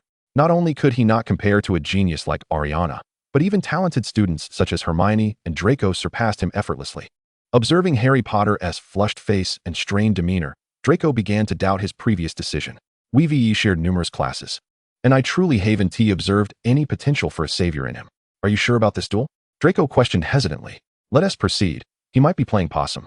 Ailiana replied, uncertain, yet emphasizing that practice is the ultimate test of truth. Draco conceded that there was some merit in Ailiana's speculation. Very well. I shall mock him again shortly. I'll challenge him to a duel next week, and you will assist me. Although Draco resented that Ailiana had undermined his confidence in magic, he had to admit that her current magical prowess was undoubtedly on par with that of upper-year students.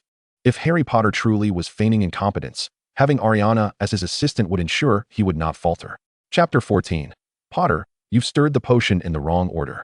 Ailiana hoped to maintain contact with Draco after her departure from Hogwarts, as she intended to borrow his family's dark magic books to further hone her magical skills.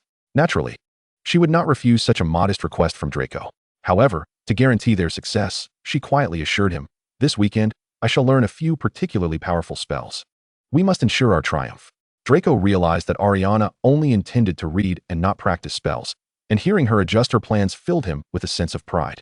Perhaps due to their previous disagreements, or perhaps because both Ailiana and Draco were Slytherin students, Professor Snape chose to overlook their whispered conversations.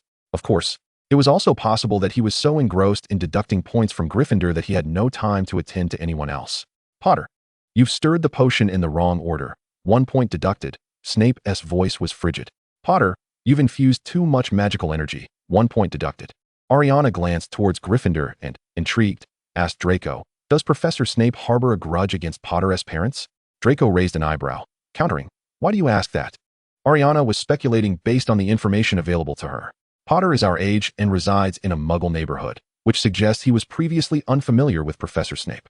Yet, look at the Professor's visibly seething expression. It's clear he harbors a deep animosity towards him, Ailiana analyzed.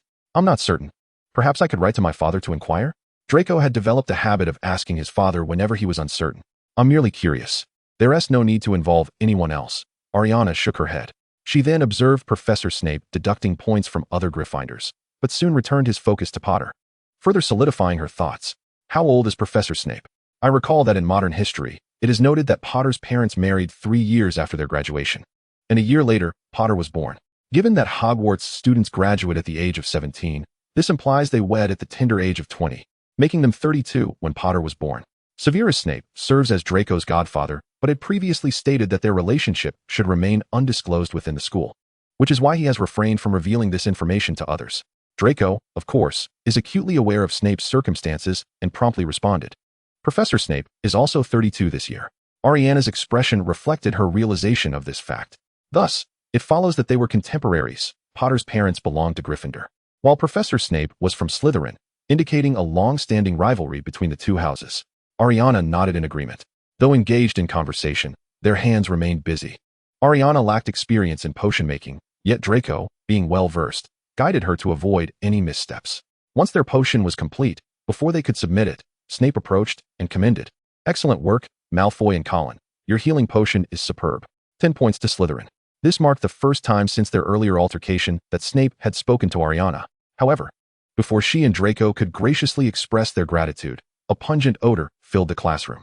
Shield charm. Ailiana reacted swiftly, drawing her wand and casting the shield charm for both herself and Draco. Simultaneously, Snape employed the same incantation to protect himself.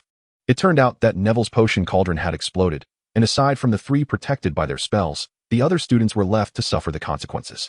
Shards of the cauldron flew about, with the potion spilling everywhere, the noxious scent intensifying beyond its previous severity. You imbecile. Surely you did not follow my instructions regarding the porcupine quills. Snape strode over to Neville, glaring at him with palpable ire.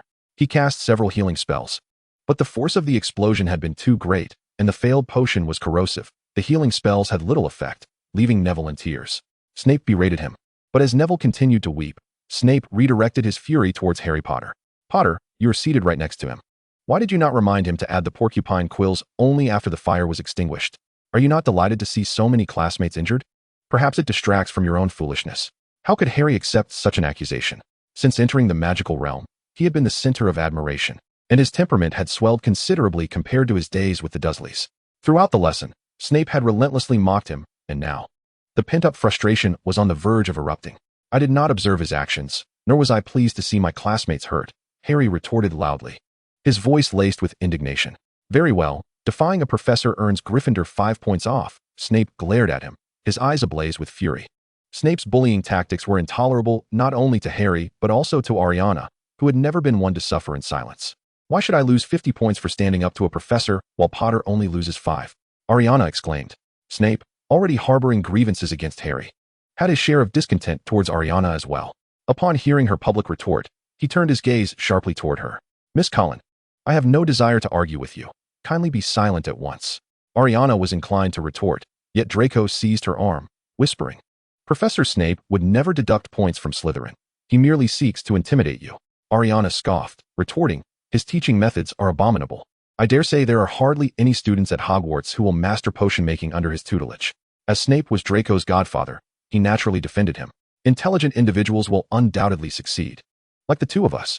Ailiana vehemently disagreed with this sentiment, articulating her perspective to Draco. Did you not say on the first day that fools and dolts alike would end up in Gryffindor and Hufflepuff? Most of the new students seem to have gravitated towards those two houses, suggesting that the magical world is not populated by many discerning minds. Even within Slytherin, not every student is clever. Draco struggled to counter her argument, but Ailiana gestured toward Crabbe and Goyle, rendering him speechless. Very well, they are exceptions, he sighed. Ailiana couldn't help but chuckle at this, reminding him, are you certain it's just those two? I have heard that Marcus Flint is facing retention. The notion of retention at Hogwarts was unprecedented, and the news of Flint's predicament had caused quite a stir, even reaching Ailiana, who was usually absorbed in her magical studies. He is also an exception, Draco conceded, finding no further arguments to bolster his case. After attending to the injured students, Snape approached Ailiana and Draco, interrupting their whispered exchange.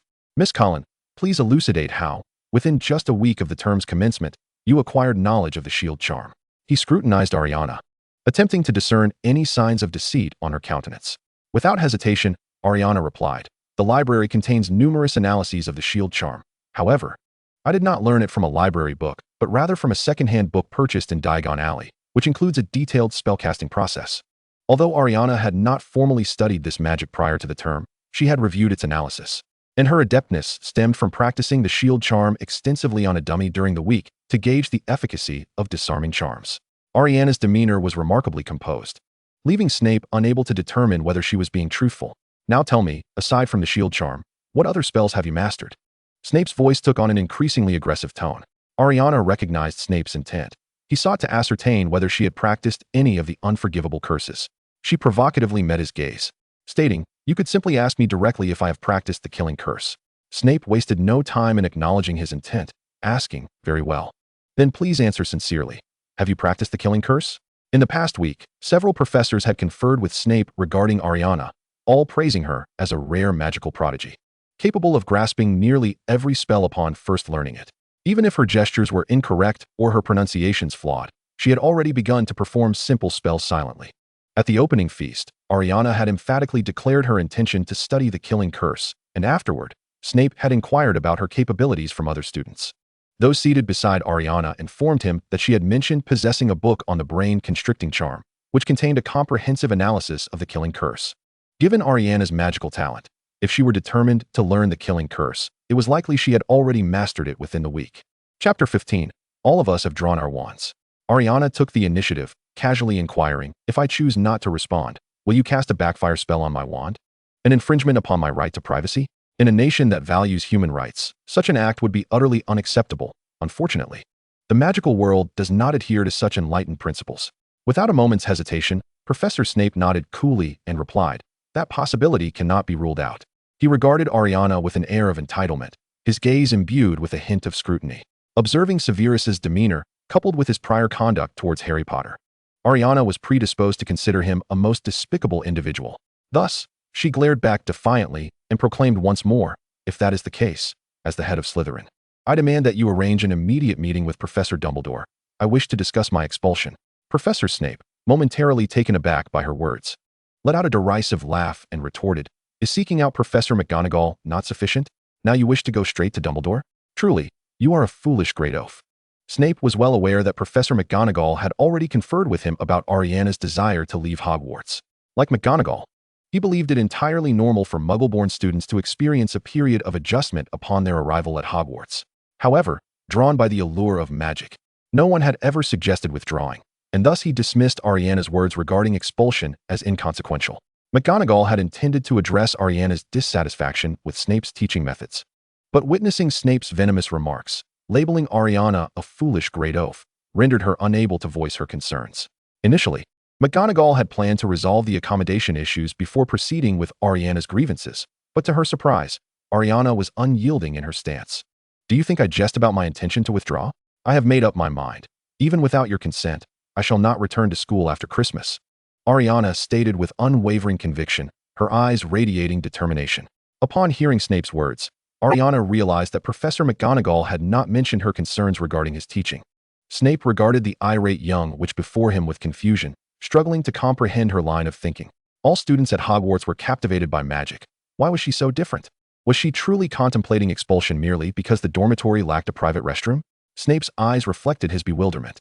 Ailiana, however, felt no obligation to shield McGonagall and candidly replied, it seems Professor McGonagall has yet to discuss the teaching issues with you, aside from the absence of a private restroom in the student dormitories. I harbor significant dissatisfaction with your teaching methods. Very well, you dare to oppose a professor, questioning his authority, Slytherin loses 20 points. Snape was infuriated, his rationality seemingly abandoned. Ailiana shot him a scornful glance, retorting, "Shouldn't it be a deduction of 50 points? It would be best to strip Slytherin of all its house points. So you intend to withdraw and thus behave lawlessly, is that it?" Snape inquired coldly. Ailiana unabashedly admitted, "Indeed, what is so terrifying about that? It's merely a threat to keep me in check by deducting those paltry house points. Since I plan to leave, why should I care?" Draco, sensing the escalating tension between them, though internally flustered, tugged at Ailiana's sleeve in an attempt to calm her down. However, his previous ability to restrain her stemmed from her willingness to cooperate, and now she was unwilling to relent. Ailiana shrugged off Draco's hand, continuing her verbal sparring with Snape. Their argument intensified, devolving into a furious exchange, with both drawing their wands. Snape cast a silencing charm upon Ailiana, intending to render her speech difficult and silence her immediately. Unfortunately, Ailiana was equally swift, blocking his spell with a shield charm and retaliating with a fiendfire spell. Their magical duel escalated in ferocity, prompting the Gryffindor students present in the classroom to rush off in search of Professor McGonagall. When Professor McGonagall arrived, she witnessed Snape casting a powerful curse at Ailiana, who was not to be outdone, countering with dark magic of her own. "Stop this at once," McGonagall commanded loudly. Yet neither ceased. Instead, their conflict grew more fervent, and as a novice, Ailiana began to falter, resorting to 2 incendio spells. Observing this, McGonagall drew her wand and transfigured a nearby desk into a towering iron wall, effectively separating the 2 combatants. The height of the wall obscured their view of one another, allowing a modicum of rationality to return. "Can someone explain to me what transpired here?" McGonagall surveyed the scene with a piercing gaze. "Our prodigious Miss Collin has been at Hogwarts for merely a week and has already mastered such a plethora of spells, including the infamous intral-expelling curse," Snape accused. Ailiana scoffed and retorted defiantly, "While I may not know the specifics of the spells Professor Snape employed, the last one was undoubtedly dark magic. I could sense it." As an adult wizard, Snape was adept at silent spellcasting, and while dueling with Ailiana, he did not utter incantations. However, the flow of magic could not deceive. "I am not inquiring about the spells you used. I wish to know why you engaged in this altercation," McGonagall stated sternly. This time, Ailiana interjected eagerly. "It was Professor Snape who first cast a spell against me. How was I to know it wasn't he the killing curse? Naturally, I had to retaliate." The mention of the killing curse rendered the classroom eerily silent, with onlookers holding their breath. "Colin, how do you know of the killing curse?" McGonagall asked, her expression grave. Ailiana replied matter-of-factly, "Anyone familiar with modern history knows that the scar on Harry Potter's forehead is the result of the killing curse. If you are inquiring whether I have learned that spell, my answer is no, not yet." Ailiana met McGonagall's gaze with unwavering clarity. This left McGonagall uncertain of the veracity of her words, yet she recalled Ailiana's attitude towards the killing curse. Though she had not encountered Tom Riddle, McGonagall was aware from Dumbledore's accounts that Voldemort had excelled during his time at Hogwarts and would not casually mention the unforgivable curses. It could only be said that Ailiana's attitude towards magic was exceedingly audacious. "So you intend to pursue learning the killing curse?" McGonagall pressed further. What others deemed a serious matter appeared trivial to Ailiana. She felt no qualms about discussing the killing curse. "Yes, given that this curse has been developed, dark wizards will undoubtedly utilize it. For the sake of my own safety, I must be capable of defending myself," Ailiana asserted firmly, her eyes reflecting sincerity. McGonagall opened her mouth, momentarily at a loss for how to persuade this sharp-witted young witch, and thus she chose to pass the matter on to Dumbledore for his deliberation. "Earlier, Snape mentioned you used the intral-expelling curse. Where did you learn such a spell?" McGonagall continued her inquiry. The Room of Requirement was, after all, Ailiana and Draco's secret haven, and she was reluctant to reveal its existence. Ailiana casually explained, "On that day in Diagon Alley, upon discovering the new books at Flourish and Blots were excessively priced, I inquired about the location of a secondhand shop. I purchased my books from that shop, including many obscure tomes on spells, which contained a detailed analysis of the intral-expelling curse." Ailiana answered with an air of nonchalance. McGonagall feared that if this behavior continued unchecked, Hogwarts might inadvertently nurture another dark wizard before the last one had been vanquished. "Please send all your other books to my office. Practicing dark magic is an exceedingly perilous endeavor, best conducted under the vigilant supervision of a professor." Professor McGonagall regarded her with utmost seriousness. If Ailiana intended to comply, she would not have caused such a ruckus. "Why should I? I purchased those with my own money, and I fail to see why. After engaging in a duel with Professor Snape, I should not be allowed to withdraw from school," Ailiana retorted. Professor McGonagall, suddenly enlightened, tentatively inquired, Did you instigate a confrontation with Professor Snape in hopes of expulsion? Ailiana shook her head, responding in the negative. Although that was not my initial intention. I would indeed be quite pleased if I could be expelled. I can no longer manage your issues. Now, come with me to the headmaster's office immediately, Professor McGonagall sighed. While other students might tremble at the thought of being summoned to the headmaster's office, Ailiana felt no fear whatsoever. Instead, she was quite exhilarated. Very well. I hope Headmaster Dumbledore can address my desire to withdraw, Ailiana expressed with anticipation. Naturally, Snape was also headed to the headmaster's office, accompanied by the taciturn Draco. Neither McGonagall nor Snape showed any inclination to send Draco away. Both had discerned that Ailiana was resolutely determined to leave Hogwarts, and they believed Draco's presence might have some influence. After Ailiana approached Professor McGonagall with her proposal for withdrawal, Dumbledore had contacted several board members in an effort to secure an increased budget for improving student accommodations. The board members, knowing that their own children would undoubtedly attend Hogwarts, expressed no objections to enhancing the living conditions for students. Thus, the budget request had been approved. Dumbledore had intended to discuss with Professor McGonagall today from which house to commence renovations.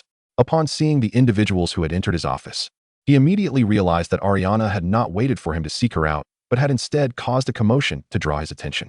Chapter 16. The Open-Minded Dumbledore. Dumbledore rummaged through his drawer and produced a box of sweets, casually asking the group, "Would anyone care for some cockroach clusters? You all seem rather out of sorts. Sweets are the finest remedy for a troubled spirit." Snape scoffed derisively, gazing at Dumbledore with a mocking tone. At present, no one has the inclination to indulge in such horrid and cloyingly sweet confections. Ailiana, observing Snape's stern visage, had no desire to engage in small talk with Dumbledore. She cut straight to the chase. "Headmaster Dumbledore, I wish to withdraw from school. Previously, you could dismiss me with various excuses. But now that I have resorted to dark magic, surely you must allow my expulsion?" Dumbledore did not respond directly to Ailiana. Instead, he turned to Professor McGonagall, offering a slight smile as he inquired, "I do apologize. My age has dulled my memory. Is there a clause in Hogwarts regulations that mandates expulsion for the use of dark magic?" "There is no such clause," Professor McGonagall promptly replied. Dumbledore's intent was unmistakable. He did not wish for Ailiana to leave. The faculty had witnessed Ailiana's performance in class over this period, and as an open-minded individual, Dumbledore would only grow more accommodating towards her. Moreover, there had never been a precedent for expulsion at Hogwarts due to the use of dark magic, even in instances where it had caused harm. Exasperated, Ailiana declared, "Yet Professor Snape appears as though he might devour me whole." Given Ailiana's recent conduct and today's actions, Snape found her remark quite infuriating and retorted, "Even if I were as fearsome as a demon, I have yet to see you harbor even an ounce of trepidation towards me. Let us set aside the matter of your withdrawal for now, Miss Collins. May I call you Ailiana?" Dumbledore spoke gently, attempting to ease the tension. Ailiana, having calmed down somewhat, did not harbor any resentment towards Dumbledore's attempts at softening her stance. "Of course, Headmaster," she nodded. "1 week ago, you approached Professor McGonagall with a request to improve the student accommodations. After discussions with the board, they have agreed to increase funding for this purpose. I have decided to begin with Slytherin. What are your thoughts?" Dumbledore's eyes twinkled with kindness. "Will each student have a private bedroom and bathroom?" Ailiana probed further. Dumbledore chuckled awkwardly, replying, "That depends on the number of students in each house. However, I can assure you that the female Slytherin students will enjoy shared rooms with their own bathrooms." Ailiana pursed her lips. There were only 9 new students in Slytherin this year, with merely 4 being female. Thus, even this arrangement would not guarantee individual bedrooms. Dumbledore seemed to sense her thoughts and elaborated, "Having a roommate fosters a precious bond of friendship during one's academic journey." He then glanced at Draco, who stood quietly in the corner, and winked at Ailiana, adding with a smile, "Of course, close friendships are not solely confined to roommates. They can also flourish between individuals of the opposite sex, correct?" Not wishing to acquiesce to Dumbledore's diversion, Ailiana remained resolute, unwilling to abandon her initial intent of confronting Snape. If the use of dark magic was off the table, she would directly address her previous comments regarding teaching methods. "I still wish to withdraw," Ailiana insisted. "You are dissatisfied with the accommodations, and improvements have been made. Is there anything else about Hogwarts that troubles you?" Dumbledore inquired patiently. Ailiana shrugged, a faint smile gracing her lips as she asked, "I am quite dissatisfied with Professor Snape's teaching methods. I have heard he has been teaching at Hogwarts for 10 years. During this time, has he pursued any studies in educational psychology?" "Hogwarts professors are not required to study educational psychology," Dumbledore replied, his tone tinged with a hint of resignation. Fully aware of Ailiana's intentions, unfazed by the notion of moderation, Ailiana pressed on. "So, Hogwarts not only lags behind in accommodation, but also in educational methodologies, correct? As a devoted advocate for the esteemed institution, Dumbledore held steadfast confidence in Hogwarts. I believe Hogwarts has produced a number of exceptional wizards. Our faculty's educational standards should not be subjected to your harsh criticisms, should they? His tone remained calm, his expression composed. It is no wonder that others speak of generational divides. Even though Ailiana had lived to the age of 20 in her previous life, coupled with her current 11 years, the gap between her and Dumbledore, who had lived for over a century, was insurmountable. Hearing his words, Ailiana scoffed derisively and shook her head. That is incorrect. Several professors at Hogwarts exhibit particularly poor teaching quality, which I believe stems from your lack of educational psychology training. Dumbledore, upon hearing this, glanced at Snape and cautiously inquired, "Could you provide an example of which professors exhibit particularly poor teaching quality?" Dumbledore was fully aware that Ailiana would likely name Snape, and he himself recognized that there were indeed issues with Snape's teaching methods. However, Dumbledore needed Snape's cooperation, and every attempt to broach this topic had been rebuffed. Perhaps, through Ailiana's words, Snape might come to realize his shortcomings. As Dumbledore had anticipated, Ailiana's target was indeed Snape. The first, of course, is Professor Snape. Without going into other matters, Headmaster, perhaps you should investigate how many accomplished potion makers have emerged during his tenure. How does this compare to previous professors? Dumbledore opened his mouth to respond, but found himself at a loss for words. The previous potions professor, Horace Slughorn, undoubtedly possessed a teaching prowess that far surpassed that of Severus Snape. During Slughorn's tenure, a considerable number of exceptionally skilled potions students emerged, and he could readily recall several names from that illustrious roster. Among them were Snape himself, as well as Tom and Lily, frequently mentioned by Slughorn. Additionally, Sirius and his brother Regulus Black also exhibited remarkable talent in potions. However, in the decade of Snape's professorship, he struggled to recall any student who demonstrated extraordinary potions aptitude. Surely, it was implausible that not a single gifted potions student had graced his classroom in that span. Observing the speechless Dumbledore, Ailiana cast a scornful glance at Snape and remarked, "Look, Professor Snape's exemplary students are completely forgotten by the headmaster." As Snape's temper began to flare, Dumbledore hastily interjected, "Professor Snape is the most outstanding potions master in recent years. The Ministry of Magic is even considering awarding him the Order of Merlin. I cannot find another potions talent of his caliber." Before Ailiana could retort, he continued, "Aside from Professor Snape, do you have grievances against any other professors?" Though Dumbledore's attempt to shift the topic was rather clumsy, Ailiana was unbothered, as she felt the discussion was far from concluded. "And what of the stuttering Professor Quirrell? Must I enumerate his numerous shortcomings?" Upon mentioning Quirrell, Dumbledore felt a twinge of exasperation. After all, he had intentionally placed Quirrell in the school as a spy for Voldemort. Professor Quirrell should have explained his stutter on the first day of class. I believe he will adjust quickly. Give him some time. His graduation results were quite impressive. And we cannot afford to lose an exceptional defense against the dark arts professor, can we? Dumbledore endeavored to defend Quirrell. Ailiana found Dumbledore's response utterly nonsensical. He had ventured into danger, encountered vampires, and suffered a curse that rendered him stuttered. That was a consequence he must bear. Why should they adapt to his speech impediment or endure the pungent odor of garlic he emitted? Her words were undeniably harsh, yet the truth remained, regardless of Quirrell's circumstances. Students should not be made to suffer the consequences of his errors. Dumbledore understood the reason behind Quirrell's condition and was well aware that his stutter was intentional. Gazing at the confrontational Ailiana, he realized that a mere ordinary reasoning would likely fail to persuade her, prompting him to decide to speak with Quirrell.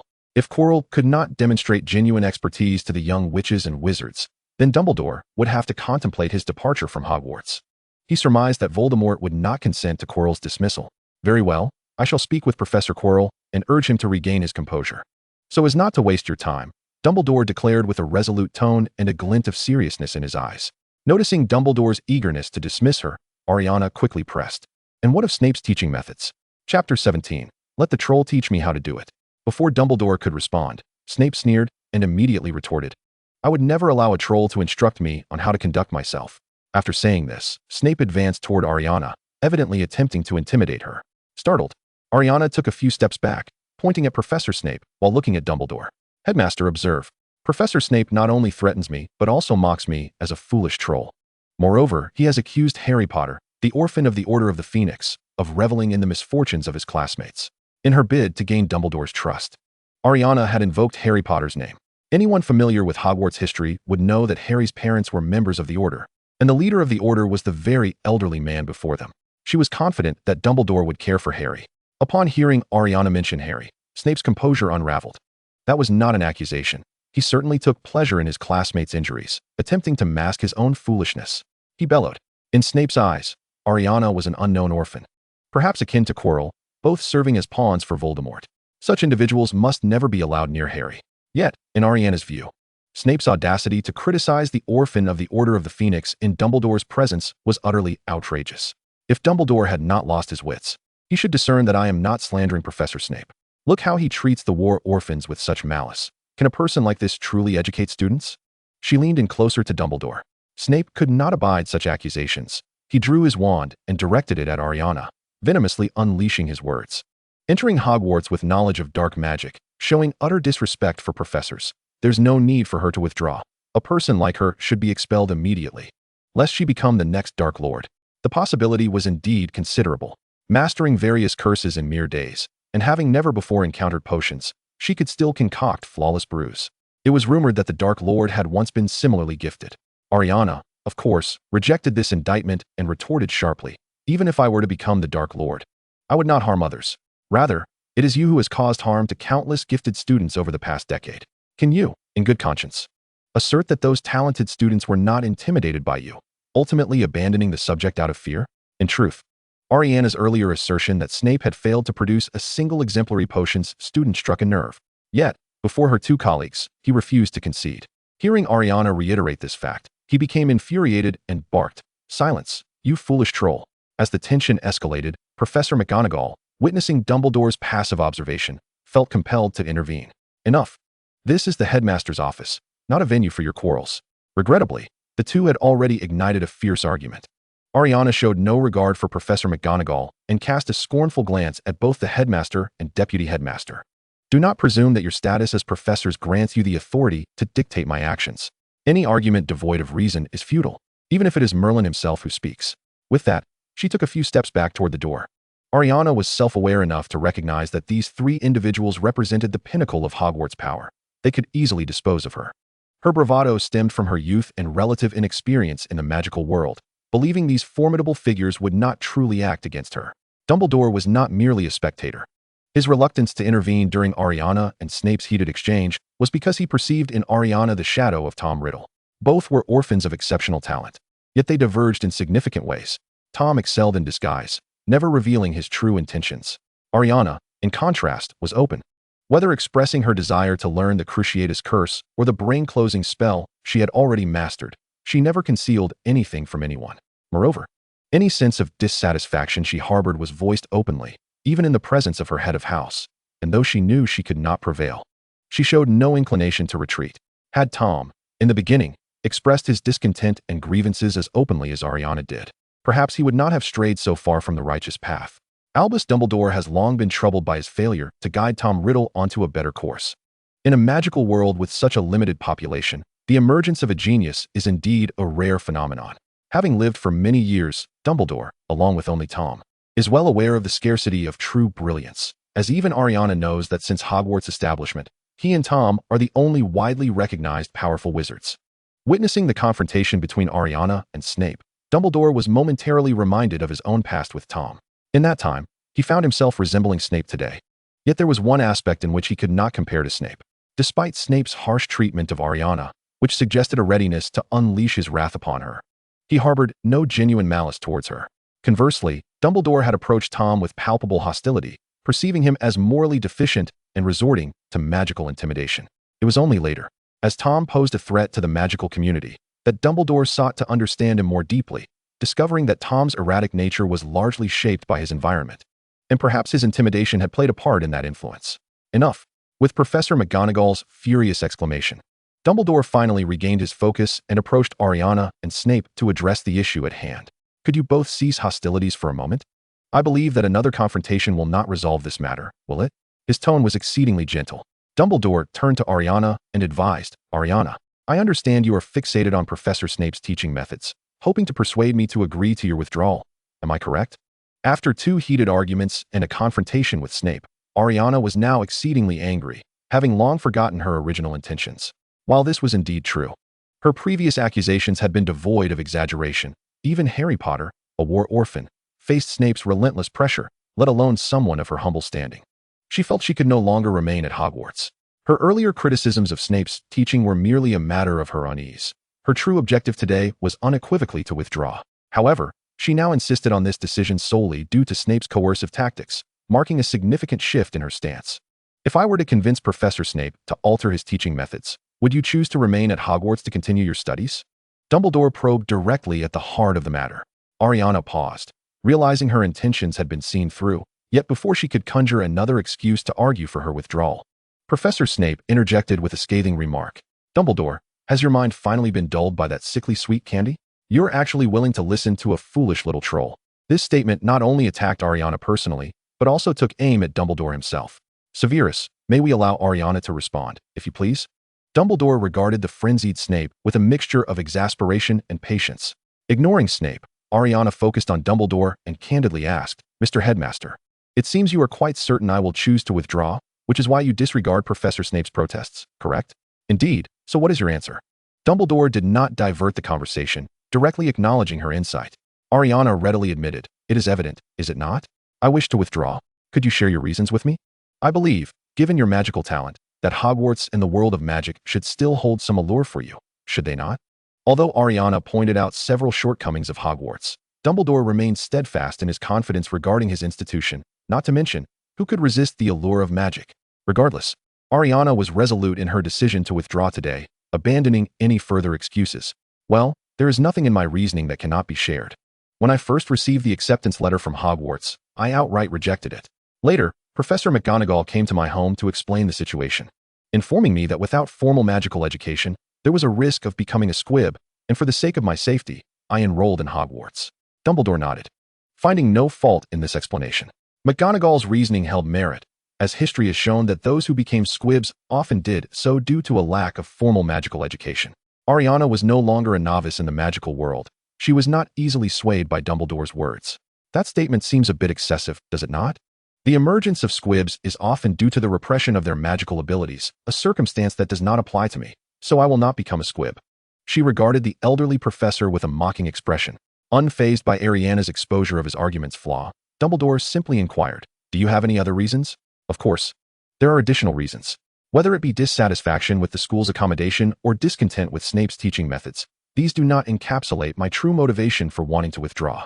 Perhaps you are aware that I am an orphan, thus I possess various assets that require my personal management. Hogwarts prohibits the use of electrical devices. I cannot use a telephone or a computer, and many business affairs cannot be addressed in a timely manner, which may lead to significant depreciation of my assets. This statement was heartfelt. Seeing Ailiana's sincerity, Dumbledore's expression softened, recognizing that in terms of genuine intent, she surpassed Tom by leaps and bounds. Very well. Your reasons for withdrawal are quite compelling. However, I must inform you that should you firmly decide to withdraw, your wand and other magical items must be surrendered to the Ministry of Magic until the withdrawal process is completed. Dumbledore's tone was filled with kindness. Ailiana, upon hearing this, was infuriated, immediately questioning, on what grounds? Chapter 18. Do you currently possess the funds to rectify this? Dumbledore was prepared to provide her with a logical explanation. Perhaps you are not fully aware, but the magical community does not utilize Muggle currency. Therefore, the galleons exchanged for Muggle-born wizards at Gringotts are essentially subsidies provided by the Ministry of Magic. If you do not enroll at Hogwarts, you will not receive this subsidy from the British Ministry of Magic. He spoke persuasively. Upon hearing Dumbledore mention Gringotts and the exchange of galleons, Ailiana instinctively glanced at Draco. She had not forgotten her current pretense as a pure-blood witch. Given Draco's proud nature, if he discovered her deception, their friendship would likely face dire consequences. However, she soon realized that Dumbledore's assertion was flawed. Mr. Headmaster, your statement lacks credibility. If 100 galleons is a subsidy from the Ministry for Muggle-born wizards, then why can children from impoverished families directly receive 30 galleons in grants? Ailiana regarded Dumbledore with a look that suggested he was trying to deceive her. Seeing Ailiana swiftly pinpoint the flaw in his reasoning, Dumbledore sighed and continued to elucidate. Very well, wizards do still use some Muggle currency, but to a limited extent. This is why Gringotts regulates the amount of galleons Muggle-born students can exchange. Therefore, in order to reclaim your wand and magical items, you must either pay the equivalent price in magical currency or seek enrollment in another country to enjoy their ministry's subsidies. However, the enrollment period has already passed. The implication was clear. She could either attend Hogwarts or find a way to compensate for the ministry's subsidies, where she would risk losing her wand and other magical belongings. The goblins at Gringotts were not permitted to venture into the Muggle world, and only a handful of wizards would go to exchange for pounds, as is widely acknowledged. Many wizards are reluctant to engage with Muggles. Even Arthur, Ron's father, professes a fondness for Muggles, yet possesses only a superficial understanding of the Muggle world. The demand for pounds is limited, thus Gringotts must impose restrictions on currency exchange. Observing a momentary hesitation from Ailiana, Dumbledore smiled and continued, in addition to Gringotts. The Ministry of Magic subsidizes the purchase of wands for young witches and wizards. Typically, a wand costs between 20 to 50 galleons. But you will only need to pay 7 to 10 galleons for your wand. A single hair from a unicorn's tail costs 1 galleon. And crafting a wand requires an array of precious woods. Furthermore, the craftsmanship of the Ollivander family is closely guarded.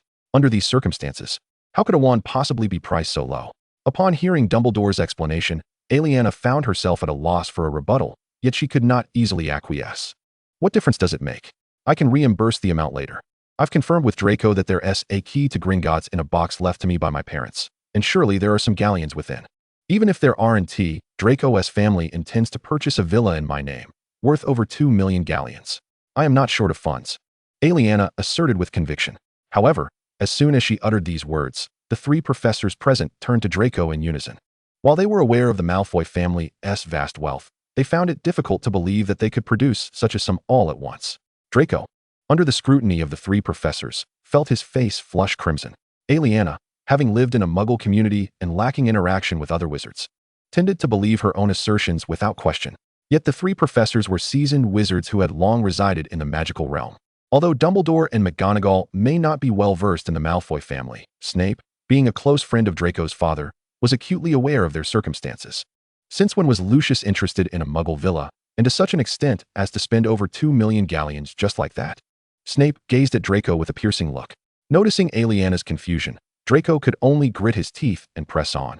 Ailiana claimed that this villa worth over 2 million galleons is quite spacious, and our family could purchase a luxurious Muggle car for convenient travel to London without fear of being seen performing magic. My father is quite interested. Even if Ailiana was lying, she maintained steady eye contact, exuding an air of calm that made it difficult for others to discern her deceit. Draco, however, could not emulate her composure. His guilt rendered him unable to meet anyone's gaze. Even Ailiana, who was not particularly astute in social matters, could see through his pretense. Before Ailiana could confront him, Snape threatened, "Draco, do you need me to summon Lucius to Hogwarts right now?" Initially displeased by Draco's deception, Ailiana swiftly allied herself with him upon witnessing Snape's antagonism, glaring defiantly at the professor. "So what if you call him? He is Draco's father. Surely he would not side with a professor of your questionable character." This was Ailiana's inherent perspective. Snape, infuriated, promptly abandoned his intention to conceal his relationship with Draco and, with a sardonic gaze directed at Ailiana, declared, "Perhaps our talented young lady is unaware that I am Draco's godfather, and his father, Lucius, is an old friend of mine." Ailiana remained unfazed by Snape's connection to Lucius, firmly asserting, friends or not, a father will undoubtedly side with his son. Dumbledore, observing the renewed altercation, sighed and interjected. The matter at hand is Ailiana's potential withdrawal, and whether Lucius should purchase a villa should be left to Draco to discuss with him. He then turned to Ailiana, imparting some grave information. "Ailiana, the wand you are currently using was subsidized by the Ministry of Magic. Should you choose to withdraw, the wand must be returned to the Ministry. Even if you later reimburse the cost, there is no guarantee that it will be returned to you." Dumbledore's tone bore a hint of seriousness. Ailiana looked at him in bewilderment, incredulously asking, "What do you mean? If I pay the galleons, why must I surrender my wand to the Ministry?" Dumbledore, unaware of Ailiana's deception regarding her blood status and only knowing from McGonagall that she resided in a Muggle community, assumed she was a little witch of Muggle origin. "Do you currently possess the means to reimburse?" he inquired kindly. "As a good friend, borrowing a bit of money from me should not be a problem," Ailiana said, turning to Draco without a moment's hesitation. Having had his bravado punctured and feeling grateful for Ailiana's earlier defense against Snape's threats, Draco felt compelled to assist her. "I have over 50 galleons in my dormitory. That should cover the cost of your wand. If it's insufficient, I can have my mother send more." Draco assured Ailiana with a resolute nod. Dumbledore, however, negated Ailiana's assumption that she could retain her wand by merely reimbursing the funds. "Even if you intend to repay, the wand must first be returned to the Ministry. After payment, you will have to wait for the process to be completed, and what may transpire during that time is uncertain." While the situation was not entirely hopeless, Dumbledore found himself at a loss for other arguments to persuade Ailiana to remain at Hogwarts. It would be a tremendous pity for such a gifted young witch to forfeit her magical education. Moreover, although Ailiana was entirely unlike Tom in her interactions, thus making her less likely to become the Dark Lord, one could not dismiss the possibility of her being led astray by ill-intentioned individuals. It was imperative to keep her at Hogwarts, where the professors could guide her. Perhaps the school could nurture another renowned powerhouse, albeit one who would not wreak havoc like Tom. Having grasped Dumbledore's intentions, Ailiana straightforwardly asked, "So, what you are saying, Mr. Headmaster, is that you do not wish for me to withdraw, correct?" "That is indeed my sentiment, but what I stated earlier is also the truth. If you doubt my words, you may inquire with Draco," Dumbledore replied, unwavering in his stance. Draco, unfamiliar with the procedural nuances of the Ministry, recognized the opportunity presented by Dumbledore's wink. He realized that the fate of Ailiana's continued presence at Hogwarts now rested in his hands. The Ministry's efficiency was notoriously sluggish. He endeavored to keep his voice steady.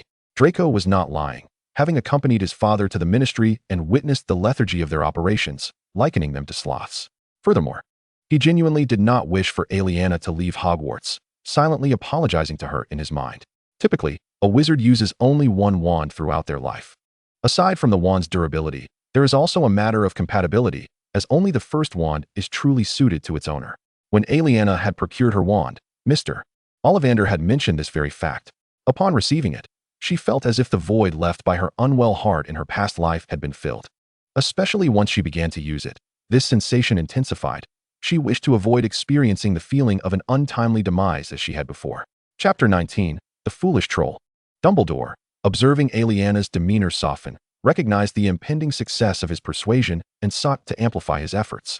"I believe that after receiving the invitation to enroll at Hogwarts, you must have made arrangements regarding asset management for your departure of 7 years, so remaining to complete your studies should not pose too much of an obstacle, correct?"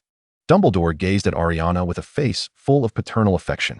Even though Professor McGonagall had not informed Ailiana that Hogwarts forbade the use of electrical appliances, she had already prepared herself for a 7-year absence from London upon agreeing to enroll. Her current dilemma stemmed solely from the inconvenience of communication, hindering her ability to swiftly manage her affairs. However, given that Hogwarts offered 2 vacations each year, Ailiana could certainly attend to her familial matters during those breaks. "Well, I admit I do not wish to part with it." Ailiana clutched the lightning-struck wand tightly, as if it were her very heart. In truth, she could discern that Draco was not being entirely truthful, yet she could not forget that this venerable figure before her, over 100 years old, was a pillar of the magical community. Now that he opposed her withdrawal so vehemently, what if he conspired with the Ministry of Magic and wielded her lightning wand as leverage? How could she contend with him? This was not the Muggle world. She was still rather unfamiliar with the legal processes and the workings of numerous governmental departments. How would she defend her rights? However, simply acquiescing to others' arrangements left Ailiana seething, and she directed her ire towards Snape. "I previously approached Professor McGonagall with 2 requests. One was for an improved living environment, which the school has indeed addressed. But what about the other?" Her gaze fixed intently upon Snape. Dumbledore, recognizing that Ailiana was venting her frustrations, felt a twinge of urgency as her focus shifted to Snape. Were it anyone else, Dumbledore might have managed to compel them to alter their teaching methods, but with Snape, he found himself at a loss. When Snape agreed to betray Voldemort, his sole condition was to spare Lily Evans' life, yet he ultimately failed to uphold that promise, leaving Dumbledore with a lingering sense of guilt. Moreover, with Harry having just entered Hogwarts, Voldemort's spies were now present, necessitating Snape's constant protection of Harry. Burdened by guilt and a need for Snape's assistance, Dumbledore felt disinclined to insist on a change in teaching methods. Thus, he skillfully sidestepped the issue, responding to Ailiana, "Did I not assure you that I would speak with Professor Quirrell? I am confident he will soon be in a better state, and you shall be pleasantly surprised by his teaching prowess." Ailiana discerned Dumbledore's attempt to evade the matter concerning Snape and was determined not to acquiesce to his diversion. "Besides Professor Quirrell, there is also Professor Snape," she pressed stubbornly. Snape had reached his limit. Were it not for Dumbledore's warning glance, he would have cast a spell upon Ailiana long ago. He regarded her with disdain, scoffing, "Foolish little troll. Do not presume that having learned a few dark arts makes you invincible. Just now in the potions classroom, I refrained from truly engaging with you out of concern for my own supplies." The implication was clear: possess a modicum of self-awareness, for had he truly intended harm, you would already be a lifeless corpse. Ailiana vehemently disagreed with this assertion. During their recent confrontation, he had shown no mercy whatsoever. A professor? How dare he resort to dark magic against a first-year student? And to claim he had not been serious? Was not the spell he ultimately employed dark magic? Do not think I am unaware that dark magic lacks a counter curse. Had I not evaded it, my life would already be forfeit. Ailiana retorted sharply. Snape had indeed employed dark magic, but he had controlled the intensity. While Ailiana might have been injured, she would not perish. Faced with her scorn, his patience wore thin. Foolish little troll, not all dark magic lacks a counter curse. Do not assume your genius renders you omniscient. In the realm of magic, you remain a blank slate. Snape's voice rose by several degrees, startling the portraits of past headmasters on the walls.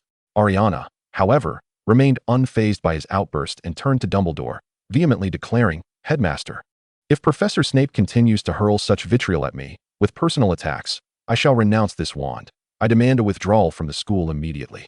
Though reluctant to part with the wand she regarded as her heart, losing it would not endanger her life, and for Ailiana, nothing was more paramount than her existence. Upon hearing Ailiana mention withdrawal once more, Dumbledore felt a wave of fatigue wash over him. Yet, since McGonagall had placed the matter squarely in his hands, he had no choice but to address it. Ailiana, do not so casually toss around the notion of withdrawal. The opportunity for magical education is exceedingly rare. I concede that Professor Snape's demeanor can be somewhat severe, but your treatment of a professor is also quite problematic, would you not agree? Dumbledore's tone bore a hint of sternness. Ailiana was unafraid, glaring at Snape as she continued her condemnation. Are you suggesting I should apologize to him? Absolutely not. He constantly refers to me as a foolish little troll. Snape, with a mocking gaze, retorted, Are you not foolish enough? Never have I heard of a young witch daring to speak thus to her head of house. During his own school days, he had shown utmost respect towards his headmaster. Ailiana was entirely different. In her previous life, due to a severe heart condition, no one had ever dared raise their voice at her, not even as an orphan. In this life, she had always been exceptionally intelligent. The caretakers at the orphanage adored her, and by the age of 7, she had attained financial independence, garnering admiration from all who encountered her. It could be said that her existence had been smooth sailing across 2 lifetimes. Confronting someone like Snape, who exhibited such hostility towards her, was undeniably a disconcerting experience for Ailiana. Moreover, she steadfastly believed that her current irritability was entirely attributable to Snape's behavior. Just because others had never pointed it out to you, does not mean you are free from fault. Can you answer the questions I posed to the headmaster earlier? In your 10 years of service, how many exceptional potion students have you produced? Ailiana struck at Snape's vulnerable spot. This is not your concern, Snape snapped, his temper flaring as he moved closer to Ailiana. You cannot answer, can you? Ailiana refused to back down, raising her wand defiantly. Dumbledore, seeing the escalating tension, interjected swiftly. Ailiana, since you have decided against withdrawal, why not indulge in the delightful weekend ahead? I, along with Professor Snape and Professor McGonagall, must engage in a serious discussion that would not be suitable for you or Draco to overhear. Before Ailiana could further express her discontent, the astute Draco had already sensed the headmaster's signal and promptly whisked Ailiana out of the office.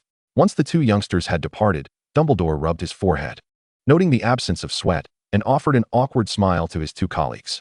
Am I growing old? Or are today's young witches and wizards simply more troublesome? He mused with a wry smile. Without Ailiana's presence, Snape returned to his usual demeanor, snickering as he remarked, Perhaps both are true. Dumbledore, over 100 years of age, was indeed aging, and with Harry Potter's enrollment this year, along with the addition of the obstinate Ailiana, who could claim that today's young witches and wizards were not challenging. As for the conversation in the office, Ailiana remained blissfully unaware of its contents, but she could not shake off the events of the recent encounter from her mind. You should not have pulled me out. Perhaps if I had persisted a little longer, the headmaster would have agreed to persuade Professor Snape to alter his teaching methods. Did he not promise to speak with Professor Quirrell as well? Ailiana expressed her dissatisfaction with Draco's actions. I believe we have reached a sufficient point. Should you continue to argue, it is likely you will end up in another altercation with Professor Snape, Draco reminded her. Ailiana, unfazed, retorted, Let him strike. He wouldn't dare truly harm me. She still held on to the notion, influenced by her experiences in the Muggle world, that school teachers could not truly do anything to their students. Realizing that Ailiana did not grasp the gravity of her situation, Draco felt compelled to elaborate further. Do you not value your life? What if they abandon all decorum and actually harm you? It would be too late for regret then. It dawned on Ailiana that Snape indeed had the audacity to confront her physically, indicating her need to swiftly adapt to the disparities between the Muggle and magical worlds. Well then, the plan to withdraw from school is utterly dashed.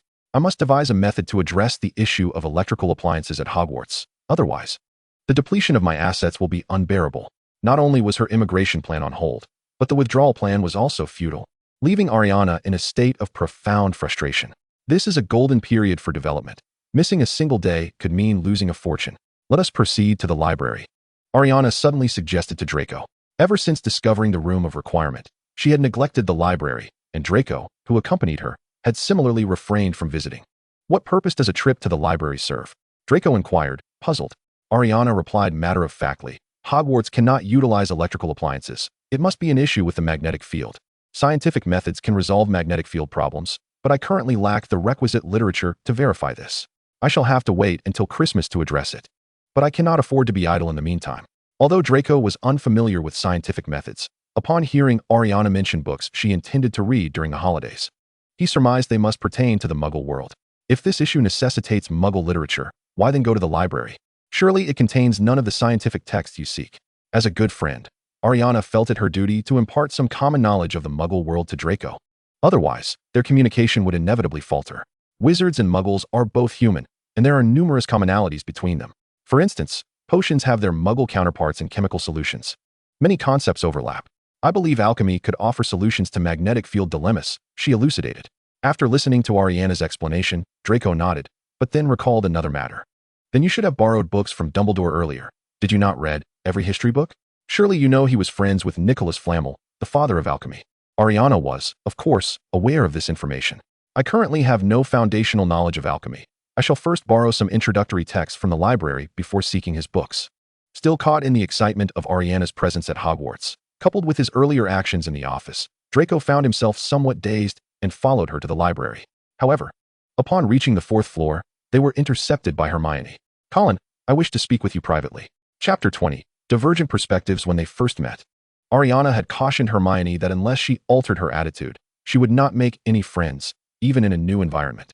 Predictably, despite the lack of interaction between Slytherin and Gryffindor, she had heard of Hermione's plight within Gryffindor. Hermione's penchant for showing off was one thing, but her incessant meddling was another. It was hardly surprising that she was not well-liked among the lively Gryffindors. Before encountering others of her kind, Ailiana had refrained from befriending Hermione, and now that she was at Hogwarts, she had formed bonds with like-minded peers. I believe there is nothing to discuss between us. Ailiana replied coldly. Their last encounter had ended on a sour note, and after merely a brief interaction, there was little for them to converse about. Hermione had indeed been experiencing a rough time lately. She excelled in her classes and was always willing to assist others. Yet she could not comprehend why she was disliked by her peers. Then she recalled the first person who had expressed disdain towards her, Ailiana. Both were Muggle-born witches. Yet Ailiana had entered the notoriously exclusive Slytherin. However, after a week of observation, Hermione noted that Ailiana thrived within Slytherin. It was not just the Malfoys, from a magical family, who were inseparable from her. Even the acerbic Pansy managed to coexist with her amicably. Hermione could not fathom how Ailiana achieved this, and she sought to inquire about her methods for getting along with classmates. Unfortunately, Hermione had yet to reflect on her own issues upon encountering Ailiana's frosty demeanor. Tinged with disdain, her simmering anger erupted, leading her to complain about Ailiana to Draco. If you can be such close friends with someone as loathsome as Malfoy, does that mean I am worse than him? You are unwilling to speak to me even for a few minutes? Hermione's eyes burned with indignation. Draco, already irritable, was incensed by Hermione's remarks about him. Filthy mudblood, who do you deem detestable? He drew his wand. Although Ailiana disapproved of Draco using such terminology, she certainly stood by him over Hermione. You have angered my friend. Before I lose my temper, you had better return to your Gryffindor. She restrained Draco's wand. While differing perspectives and disagreements were natural, there was no need for wand waving. Yet, she entirely forgot that only moments earlier, she had been embroiled in a conflict with Snape in Potions class, stemming from a similar clash of ideals. Upon hearing Draco's words, Hermione's tears flowed freely. But she did not direct her gaze at him. Instead, she confronted Ailiana. I understand what mudblood means. You, who are also a Muggle-born witch, are not angered by his words? Ailiana found Hermione's reaction perplexing. Surely she understood the distinction between allies and adversaries?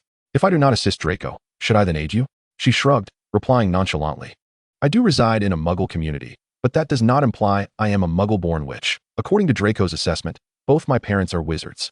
How can that be? Hermione stared at her in shock. They had both been brought to Diagon Alley by Professor McGonagall. Before Ailiana could retort, Draco interjected, shouting at Hermione. How can it not be? Ailiana is exceptionally intelligent, with remarkable magical talent. How could she possibly be Muggle-born? Draco regarded Hermione with disdain. Hermione could not agree with this statement. Just because she is intelligent and possesses magical talent does not mean she is a pure-blood witch. You have not scored as highly as I in class, yet I am a muggle-born witch, and you are a pure-blood, so lineage proves nothing. Ailiana, unwilling to squander time, cut to the chase and asked, "What is it that you want from me? Draco knows my affairs. If you wish to speak, then speak.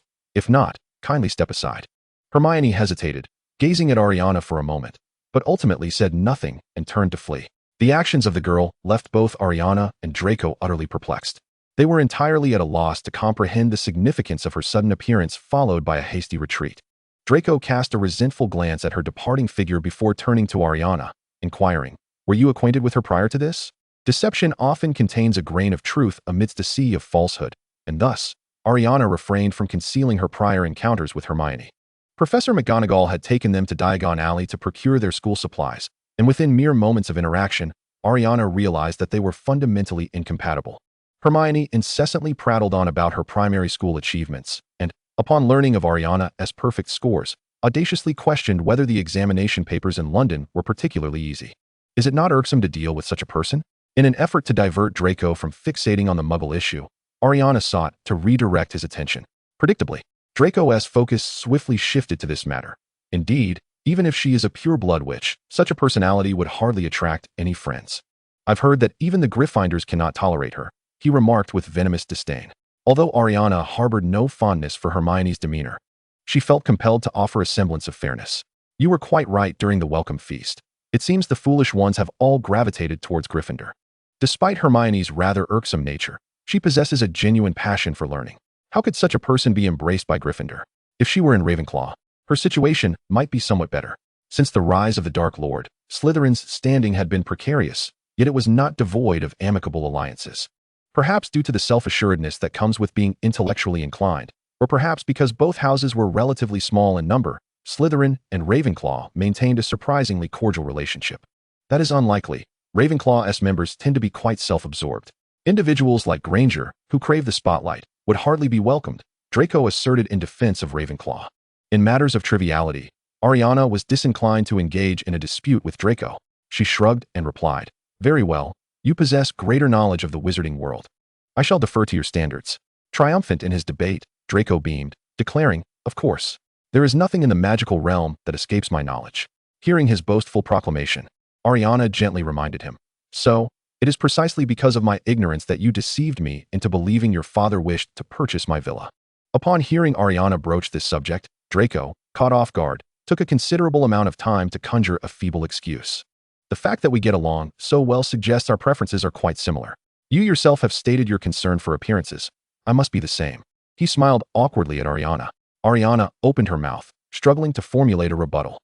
Just recently, she had analyzed the fact that there were only about 10,000 wizards in Britain, no matter how prosperous their businesses were. It was implausible for them to possess immense wealth. Yet, she had not considered that Draco's family could not possibly afford a villa worth over 10 million. At that moment, it seemed she had believed that even with the statute of secrecy in place, the businesses of these wizarding families could not entirely detach from the mundane world. Contemplating this, Ailiana curiously murmured to Draco, "Do the businesses of wizarding families truly not venture into the Muggle world at all?" After a week of interaction, Draco had come to understand Ailiana's insights into business quite well. The more he discussed it in her presence, the more his ignorance was laid bare. "As I have previously mentioned, I have yet to delve into the management education of the family business. How could I possibly know whether our affairs extend into the Muggle realm?" Draco replied, somewhat exasperated. "Why not ask your father?" Ailiana suggested. "Is this question of such importance?" Draco queried, bewildered. Ailiana, exasperated, reminded him, "As the heir to your family, shouldn't you be aware of your family's assets and the scale thereof?" Draco regarded this as trivial and responded matter-of-factly, "But I am merely 11 years old, and my father is still in his 30s. Inheriting the family business is a distant prospect. I, too, am merely 11, Ailiana countered. Hearing Ailiana mention her age, Draco's confidence was momentarily shaken. He had not forgotten that Ailiana could nonchalantly purchase a villa worth over 2 million. "May I visit your home during Christmas?" he pondered, feeling it necessary to see Ailiana's residence. Upon witnessing the longing in Draco's eyes, Ailiana instantly grasped his implication and gave him an approving gesture. "Of course, perhaps we could bring your father and mother along. I would gladly show you the grand villa priced at £13,250,000. Who knows? Your father might be so taken with it that he would instantly consider purchasing it." Ailiana still harbored hopes of successfully completing this business deal, for she intended to remain at Hogwarts for 7 years and would undoubtedly require some galleons to navigate the wizarding world thereafter. Observing Ailiana promote her family's villa yet again, Draco sighed. Didn't you mention that there are so few wizards in the magical realm? To amass such wealth would likely necessitate engaging in business with the Muggles, yet the statute of secrecy forbids it. Regarding this predicament, Ailiana had long harbored a question. Am I mistaken? The statute of secrecy mandates that wizards conceal their magical abilities from Muggles. Engaging in business does not necessarily require the use of magic. Does it not contravene the law? I suppose I shall write to my father about it, Draco admitted, uncertain of the answer. Ailiana and Draco left the library less than half an hour later. During her brief exploration of introductory alchemy texts, Ailiana discovered that pursuing this branch of magic necessitated substantial financial resources, as a plethora of magical materials were required for experimentation. Do you think the Room of Requirement can provide the necessary alchemical materials? Ailiana inquired with a hint of uncertainty. Before Draco could respond, their path was once again obstructed. Two identical red-headed twins, brandishing wands, confronted Ailiana and Draco, accusing them. Are you the ones who bullied our Gryffindor student? Chapter 21, a 2-on-1 encounter. Hermione had intercepted Ailiana and Draco in the corridor of the library on the 4th floor, a bustling thoroughfare where any passerby could witness their encounter. Given the historical enmity between Slytherin and Gryffindor, combined with the dynamic of one person facing two, the attention on them was magnified. After descending the stairs, Hermione, growing increasingly despondent about her situation, could no longer hold back her tears, leading her to cross paths with the Weasley twins ascending the staircase. Despite Hermione's penchant for meddling, which occasionally rendered her somewhat irksome, she was fundamentally a Gryffindor. Witnessing her in such distress stirred the twins' inherent sense of justice. What transpired? Who has dared to bully our attention-seeking classmate, Granger? Fred inquired, blocking Hermione's path with a teasing tone, having just endured Ailiana's ridicule regarding her penchant for showiness. Hearing the twins echo similar sentiments deepened Hermione's sorrow, rendering her speechless. Ignoring the twins, Hermione turned and fled towards the Gryffindor common room. Someone actually managed to reject justice? Fred exclaimed, astonished at his brother. No, it was Granger who clearly rejected justice, George retorted, unwilling to concede. This playful banter was a customary exchange between the twins. Their inquisitive nature compelled them to pursue the matter further. Having received no answers from Hermione, they resolved to follow the direction she had taken, determined to uncover the truth of the situation. In the corridor on the 4th floor, students who witnessed the incident informed their peers that Hermione had just been embroiled in a dispute with Ailiana and Draco. It appeared that two first-year Slytherins had clashed with her. We stood at a distance, only catching snippets of Malfoy's derogatory remarks, calling her a mudblood. One diminutive wizard recounted the incident with conviction, while his companion, unwilling to be overshadowed, added that the ostentatious Colin had told Granger to swiftly return to Gryffindor. Both were quite aggressive, effectively driving Granger away. It was utterly outrageous, 2 against 1. Fred, upon hearing this, was indignant. Let us confront Malfoy and Colin. 2 against 2 would be quite fair, wouldn't it? George concurred enthusiastically, proposing the idea. However, Fred hesitated, pointing out, but we are 3rd years. And they have just entered the school a week ago. It seems rather unfair. George disagreed, asserting that rumors about Ailiana had already spread throughout Hogwarts in just a few days, indicating she was no easy opponent. Yet, Colin was formidable as well. He had clashed with Professor Snape in potions class that morning, and it was rumored that he practiced dark magic. Fred pondered whether he and George together could even match Ailiana. Is it truly the case that young wizards are this powerful after just a week of schooling? He exclaimed, astonished by his brother's capabilities. This isn't the Weasley family tradition of fostering other strengths while diminishing our own, Fred sighed. George, entirely at odds with Fred's sentiments, retorted, Hey, brother, we too are young wizards. Given Ailiana's ability to hold her ground against Professor Snape, the twins quickly dismissed their concerns about bullying first-year students and stationed themselves at the library entrance. Shortly after, Ailiana and Draco emerged, and the Weasley twins did not have to wait long. The striking red hair of the Weasley family was unmistakable, and without needing Draco's introduction, Ailiana recognized their identities. Upon hearing their accusations of bullying Hermione, she furrowed her brow and inquired, Granger claims we bullied her? The twins felt a twinge of guilt. After all, Hermione had not uttered a single word to them, nor had she asked them to confront Ailiana and Draco. She may not have said so, but those witnessing from the 4th floor corridor heard Malfoy call her a mudblood and tell her to return to Gryffindor. Are you suggesting she has wronged you? Fred asserted, feeling his earlier guilt dissipate. Ailiana never shied away from her actions. She recognized that the twins had come to provoke her, and if she could clarify matters, perhaps a confrontation could be avoided. However, the pressing issue of alchemy requiring a significant sum of galleons had left her frazzled and impatient. Indeed, Draco did say that. And I did tell her to leave. Is there a problem with that? Ailiana replied, crossing her arms defiantly as she regarded the two red-haired brothers. Seeing her so unapologetic for her wrongdoing, George and Fred felt their tempers flare. How can you even question us? Do you not realize how vile it is to call someone a mudblood? Moreover, I heard you were shopping in Diagon Alley with Granger before the term began. And yet you told her to leave. Fred exclaimed, his face flushed with anger. The brothers could not comprehend why this young girl would be so harsh towards Hermione. Another girl. In response, Ailiana coldly smirked and retorted, so we said that, and what do you plan to do about it? The twins deemed Ailiana's character incredibly repugnant, and it seemed nearly impossible to compel her and Draco to apologize to Hermione. Thus, they drew their wands, intending to force an apology from them. We aim to teach you a lesson, so you understand that you cannot bully others, Fred declared first. With others drawing their wands, Ailiana would not back down. Unlike the twins, who sought a pretext for their actions, she swiftly cast a disarming spell. The twins were taken aback by her speed. George's wand was already in Ailiana's hand. Fred instinctively attempted to cast the same disarming spell at Ailiana. Meanwhile, Draco, not to be outdone, unleashed his favored tongue-tying curse. He had learned this spell at home, though he was not particularly adept at it. However, after a week of training under Ailiana's tutelage, he had finally mastered it. Fred, having sensed the approaching threat, dodged Draco's spell. This momentary distraction afforded Ailiana the opportunity to envelop Fred and George in a ring of fire. While most would cast the fire spell as a single column of flame, Ailiana had already learned to manipulate it into various forms.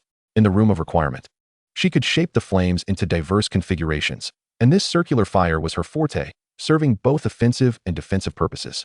The commotion, taking place just outside the fourth-floor corridor, did not go unnoticed by the fat lady of the library, who promptly emerged to witness Ailiana conjuring her fiery spell. Her face flushed with anger at the sight. Who permitted you to duel outside the library? Furthermore, on the evening of the start-of-term feast, Professor Dumbledore explicitly stated that spells are forbidden in the corridors of the school. She scolded the four of them. Ailiana, having learned from past experiences, knew that those who seized the initiative held the upper hand in discourse.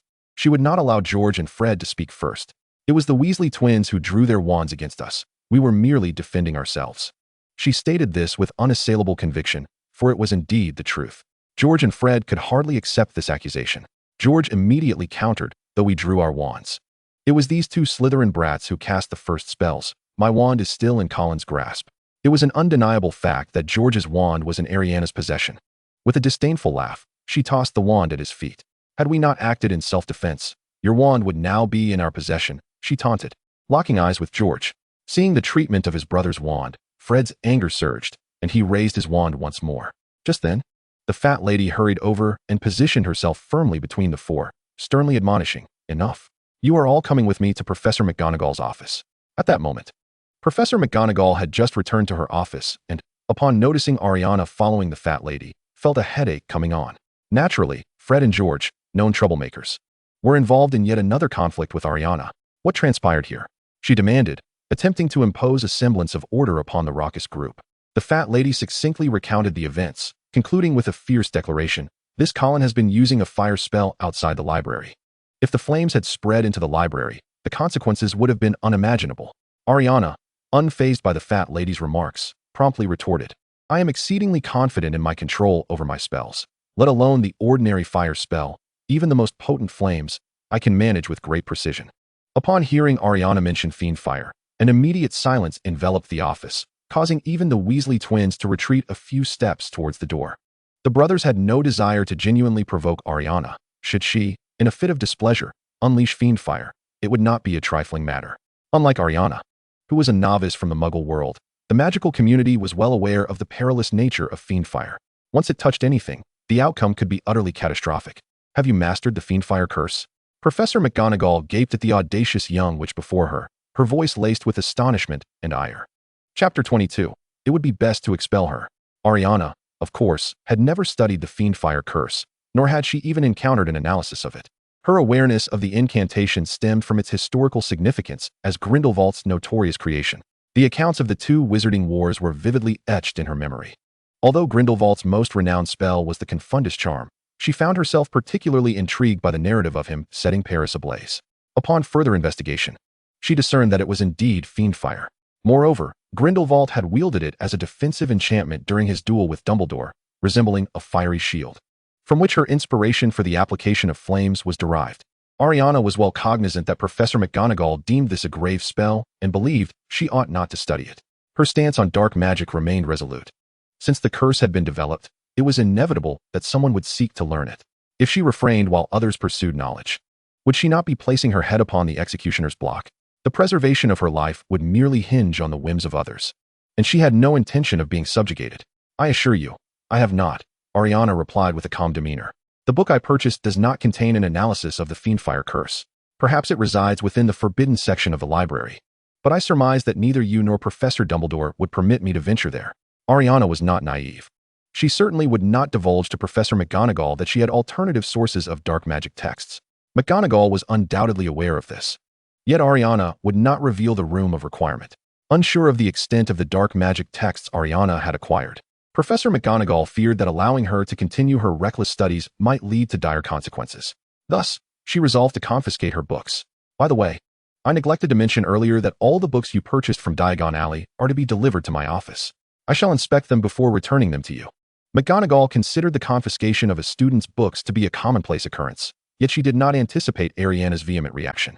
Those are my purchases, my personal property.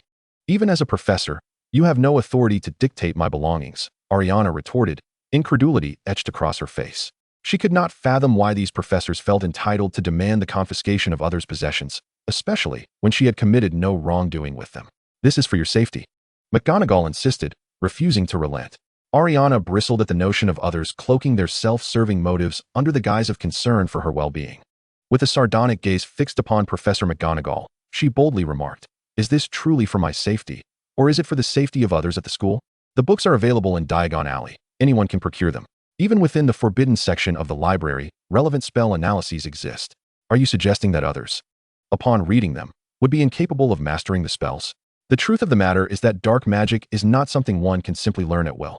Professor McGonagall felt her cheeks flush slightly at Ailiana's rebuttal. While she believed Ailiana's assertions to be misplaced, she struggled to formulate a counterargument, instinctively attempting to assert her authority as a professor. Regardless, all the books must be delivered to my office. Ailiana was resolute that this tactic would not intimidate her. If I cannot fully govern my own belongings, then what exactly is within your jurisdiction? She questioned with disdain. Madame Pants, observing Professor McGonagall's unwavering focus on Ailiana's magical proficiency, interjected to remind her that their current discussion should center on the altercation that had transpired outside the classroom. With a fierce glare directed at Ailiana, she accused, "Not only did you use magic in the corridor, but you also employed the fiendfire curse outside the library. Professor McGonagall, you must impose a severe punishment upon her." Ailiana found the professor's self-righteous demeanor utterly intolerable, prompting her to respond with less restraint. "Then let the punishment be severe. Expulsion would be preferable, especially since we have caused no harm." With a mocking gaze directed at the two before her, she conveyed an unmistakable air of defiance, as if to say, "If you truly dare to act upon that threat, I shall not hesitate to draw my wand in pursuit of justice." In all her years at Hogwarts, no student had ever dared to retort in such a manner, and Madame Pants was incensed. "This is utterly preposterous. A student like this should never be allowed in the library," Madame Pants exclaimed, her words tumbling out in a fit of rage. Upon hearing Madame Pants's threat, Ailiana laughed, challenging her. "So it seems the library is your personal domain, is it? You assert that I cannot enter at your whim?" Madame Pants's face turned crimson as she recognized her own irrationality. Yet, the fact that such words had slipped from her lips revealed her subconscious belief that the library was indeed her territory. In the absence of conflict, she could disguise her motivations as a concern for the preservation of books. However, in her quarrel with Ailiana, the sentiment carried a wholly different connotation. Professor McGonagall, witnessing Madame Pants's escalating fury, sighed and sought to diffuse the tension. "Colin, you ought to exhibit a modicum of respect towards the faculty of this school." Ailiana had encountered such tactics often. When one could not respond effectively, they resorted to unrelated issues. "Am I the one lacking in manners? Or have you all grown accustomed to treating students with disdain? The moment someone challenges your authority, you cannot bear it." With a scornful expression, she scrutinized the pair, eager to witness what further astonishing remarks they might conjure. Professor McGonagall's tone had softened, and she patiently advised, however, "Dumbledore expressly forbade the use of magic in the corridors during the start of term feast. You have indeed violated school regulations, and punishment is warranted." Ailiana could not acquiesce to this assertion. Have you inquired about the circumstances? Have you ascertained the truth? You would punish me without clarity on the matter? The reasoning of these individuals is simply unfathomable. Very well, then enlighten me. What transpired at that moment? Why did the conflict arise? Professor McGonagall asked, her patience wearing thin. Ailiana was not unreasonable. She merely observed that these individuals viewed matters solely from their own perspective, devoid of any semblance of fairness. I stated in the headmaster's office that due to the prohibition on electrical devices within the school, I could not promptly address family matters, which led me to contemplate withdrawing. I merely wished to visit the library to see if alchemy offered any solutions to my predicament, she clarified. And then, Professor McGonagall inquired, finding this explanation somewhat reasonable. Then, as Draco and I reached the 4th floor, we were intercepted by Granger. As you are aware, our previous encounter in Diagon Alley was less than amiable, so I had no desire to engage with her. However, she launched a tirade, berating Draco as an insufferable nuisance.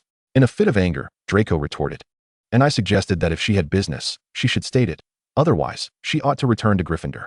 Subsequently, she fled. And how did you come to blows with the Weasley twins? Professor McGonagall questioned, her brow furrowed in confusion. Ailiana responded nonchalantly when we exited the library. The Weasley twins intercepted us, immediately accusing us of bullying Granger and brandishing their wands. We only engaged in a scuffle to defend ourselves. Although the twins felt somewhat embarrassed by Ailiana's retort, they quickly regained their bravado upon hearing her words. What a remarkable talent for evasion you possess. Why not mention how Malfoy insulted Granger? George retorted indignantly. To escalate a mere exchange of insults to the point of drawing wands. How is that different from pulling a gun? Remember, the killing curse is as lethal as a bullet. Despite their attempts to insult her, it was she who had first provoked Draco. And this was a matter between them, unrelated to the twins. Aren't you always criticizing Granger for meddling in Gryffindor affairs? Yet today, your behavior is nothing but meddling. Ailiana mockingly countered. Fred, visibly irate, declared, Malfoy called Granger a mudblood. Professor McGonagall, upon hearing this, looked astonished, her gaze shifting to the previously silent Draco. What? Is that true? Can this child truly utter such venomous words? The lines were clearly drawn. Professor McGonagall was aligned with Gryffindor, while only she and Draco represented Slytherin. Observing Draco's shrinking demeanor, Ailiana felt compelled to defend him. There is little distinction between calling someone a mudblood and hurling insults. Both are offensive, she asserted. However, Professor McGonagall disagreed, fixing her serious gaze on Draco. That is a deplorable term, and Malfoy must face punishment. At this, Ailiana could not help but chuckle. So, Granger's unsolicited insults toward Draco are entirely justified, and the Weasley twins, who know nothing, can come here to trouble us without consequence? She taunted, as Professor McGonagall hesitated. Ailiana added fuel to the fire. Professor, you are not only the head of Gryffindor, but also the deputy headmistress of Hogwarts. Even if Slytherin is on the losing side of the Second Wizarding War, must they endure Gryffindor's bullying? She believed it imperative for both faculty and students to re-evaluate their perspectives. I am not suggesting they are blameless. I am asserting that you must face consequences. Seeing Ailiana's steadfast grip on Hermione and the Weasley twins, Professor McGonagall sighed, realizing that a swift resolution was unattainable. Unsurprisingly, Ailiana dismissed this notion. I believe we should not be punished. They provoked us first, and our altercation on the 4th floor caused no harm. Professor McGonagall ceased her attempts at persuasion, directly inquiring. So you categorically refuse to accept punishment, correct? Ailiana nodded in affirmation. Indeed, your attempts to intimidate me with the principal's office are futile. Either expel me or approach this with fairness. Feeling overwhelmed, Professor McGonagall could only hastily command, now, return to your respective common rooms. The outcome will be communicated to you shortly. She surmised that this obstinate student would surely give Dumbledore a headache. Upon receiving the news, Dumbledore indeed found himself troubled, yet, with experience comes wisdom. He swiftly devised a strategy to deal with Ailiana. The following day, Snape approached Ailiana to announce the resolution regarding the previous day's altercation. What? Invite parents? Even with an aversion toward Ailiana, Snape had to intervene as long as she remained a member of Slytherin. Yes, our esteemed headmaster and deputy headmistress feel unable to communicate with you. Hence all 4 involved must have their parents summoned, Snape stated calmly. Ailiana had been aware of her surroundings since she was 3 months old, living in an orphanage, unaware of her parents' identities. Upon arriving at Hogwarts, the Sorting Hat had only confirmed that her parents were ordinary people. Given the current situation, where was she to find her parents to face the professor's inquiries? But I have no parents. Shall I summon my lawyer instead? I wouldn't mind, as long as it doesn't breach confidentiality laws, she replied, exasperatedly regarding Snape. The school was certainly aware of her situation, The request to invite parents was intentional. Snape, with an air of certainty, remarked, "The professors at this school are not dark wizards. How could they contravene the law? Your lawyer cannot come to Hogwarts. Thus I, as your head, shall temporarily assume guardianship." Ailiana quickly discerned Dumbledore's ulterior motives behind this maneuver. With a mocking gaze, she asked, "You cannot handle me. So you seek someone to make decisions in my stead, correct?" Snape, somewhat impressed by Dumbledore's cunning strategy, candidly affirmed, "Indeed, that is precisely what our dear headmaster intends." Ailiana was incensed. Resorting to parental figures when unable to best a child was infuriating, especially when this new guardian would not advocate for her. "I recall stating in the headmaster's office that words devoid of logic are ineffective, even if uttered by Merlin himself. It appears you have disregarded my words." She sternly addressed Snape, her tone laced with a hint of menace. Relishing the sight of this foolish giant being put in his place, Snape felt a surge of satisfaction and allowed a faint smile to surface. "Regardless of how Dumbledore chooses to penalize you, as your temporary guardian, I shall accept the repercussions on your behalf," he stated nonchalantly. Ignoring his dismissal of her threat, Ailiana felt compelled to clarify her stance further. "Perhaps I ought to take a page from Grindelwald's book and set the school ablaze. Only then would you value my words," she glared at Snape. Upon hearing Ailiana's threat, Snape's smile vanished instantaneously, replaced by a fierce glare. "Should you dare to entertain such thoughts, I will ensure your end is quite gruesome," he threatened, locking eyes with her. Despite Professor Snape's frequent derision toward the students as foolish giants, he held a deep-seated affection for the school. The notion of Ailiana threatening to set Hogwarts ablaze was anything but trivial. Unfazed by Snape's intimidation, Ailiana reminded him, "Perhaps you are unaware, Professor Snape, that my investment firm holds considerable influence in the UK. To safeguard my assets, should I encounter misfortune, the relevant circumstances will undoubtedly be submitted to the cabinet. What repercussions may arise, then, is anyone's guess." It was 1991, and billionaires in London were a rarity. Furthermore, given Ailiana's tender age, her information was already catalogued within the cabinet's archives. Should anything happen to her, Thompson would certainly not stand idle, ensuring that the cabinet would intervene. She was eager to observe how the wizarding world could continue to conceal itself. Snape regarded Ailiana with a stern expression, his voice icy as he declared, "It seems I have underestimated you, you foolish giant." Ailiana, not one to back down, venomously replied, "Indeed, a malicious dark bat. Others may have differing opinions, but Severus Snape undoubtedly embodies the principle of do not impose upon others that which you do not desire for yourself."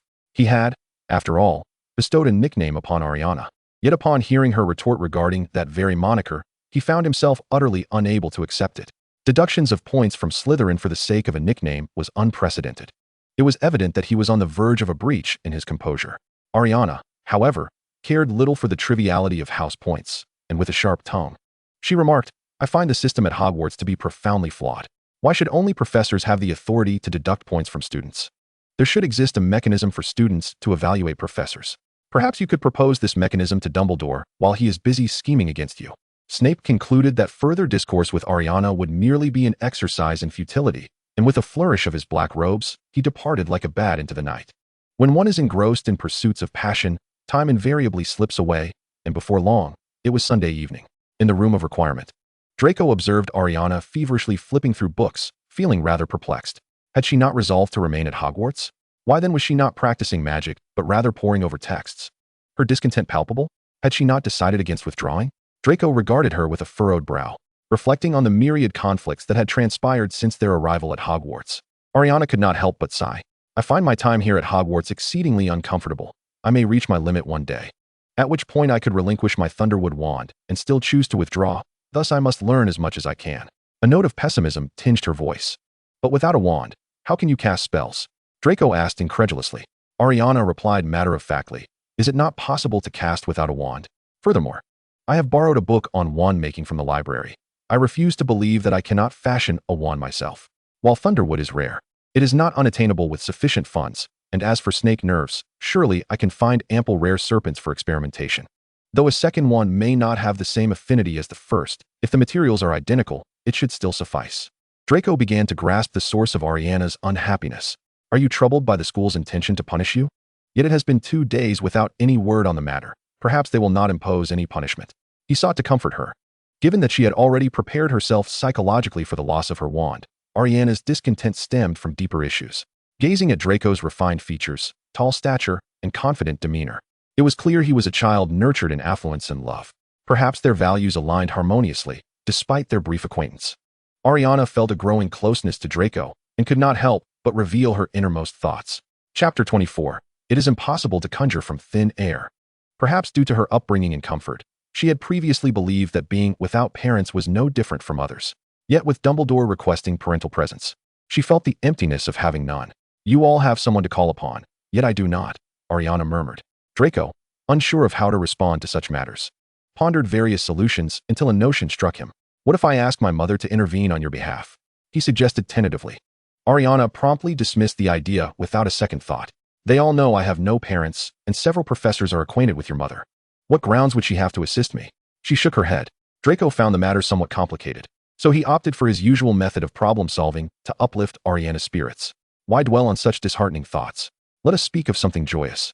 Like the flying lesson on Thursday. You have never ridden a broomstick before. I could teach you. At the mention of broomsticks, Draco's face lit up with excitement. Last week, due to inclement weather, their flying lesson had been cancelled, and Thursday marked their first class. In all subjects at Hogwarts, Draco felt overshadowed by Ailiana's prowess. Yet he brimmed with confidence regarding flying lessons, especially given her inexperience with broomsticks. Discussing this topic will only bring you joy. I, however, do not relish sitting atop a broomstick, Ailiana replied with a look of disbelief.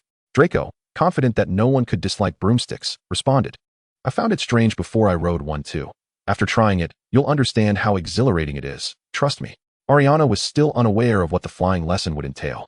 As it was still Sunday, although Madame Pants had not outright refused her entry into the library, they had indeed had a quarrel. She had merely borrowed a few introductory alchemy texts and did not linger to read.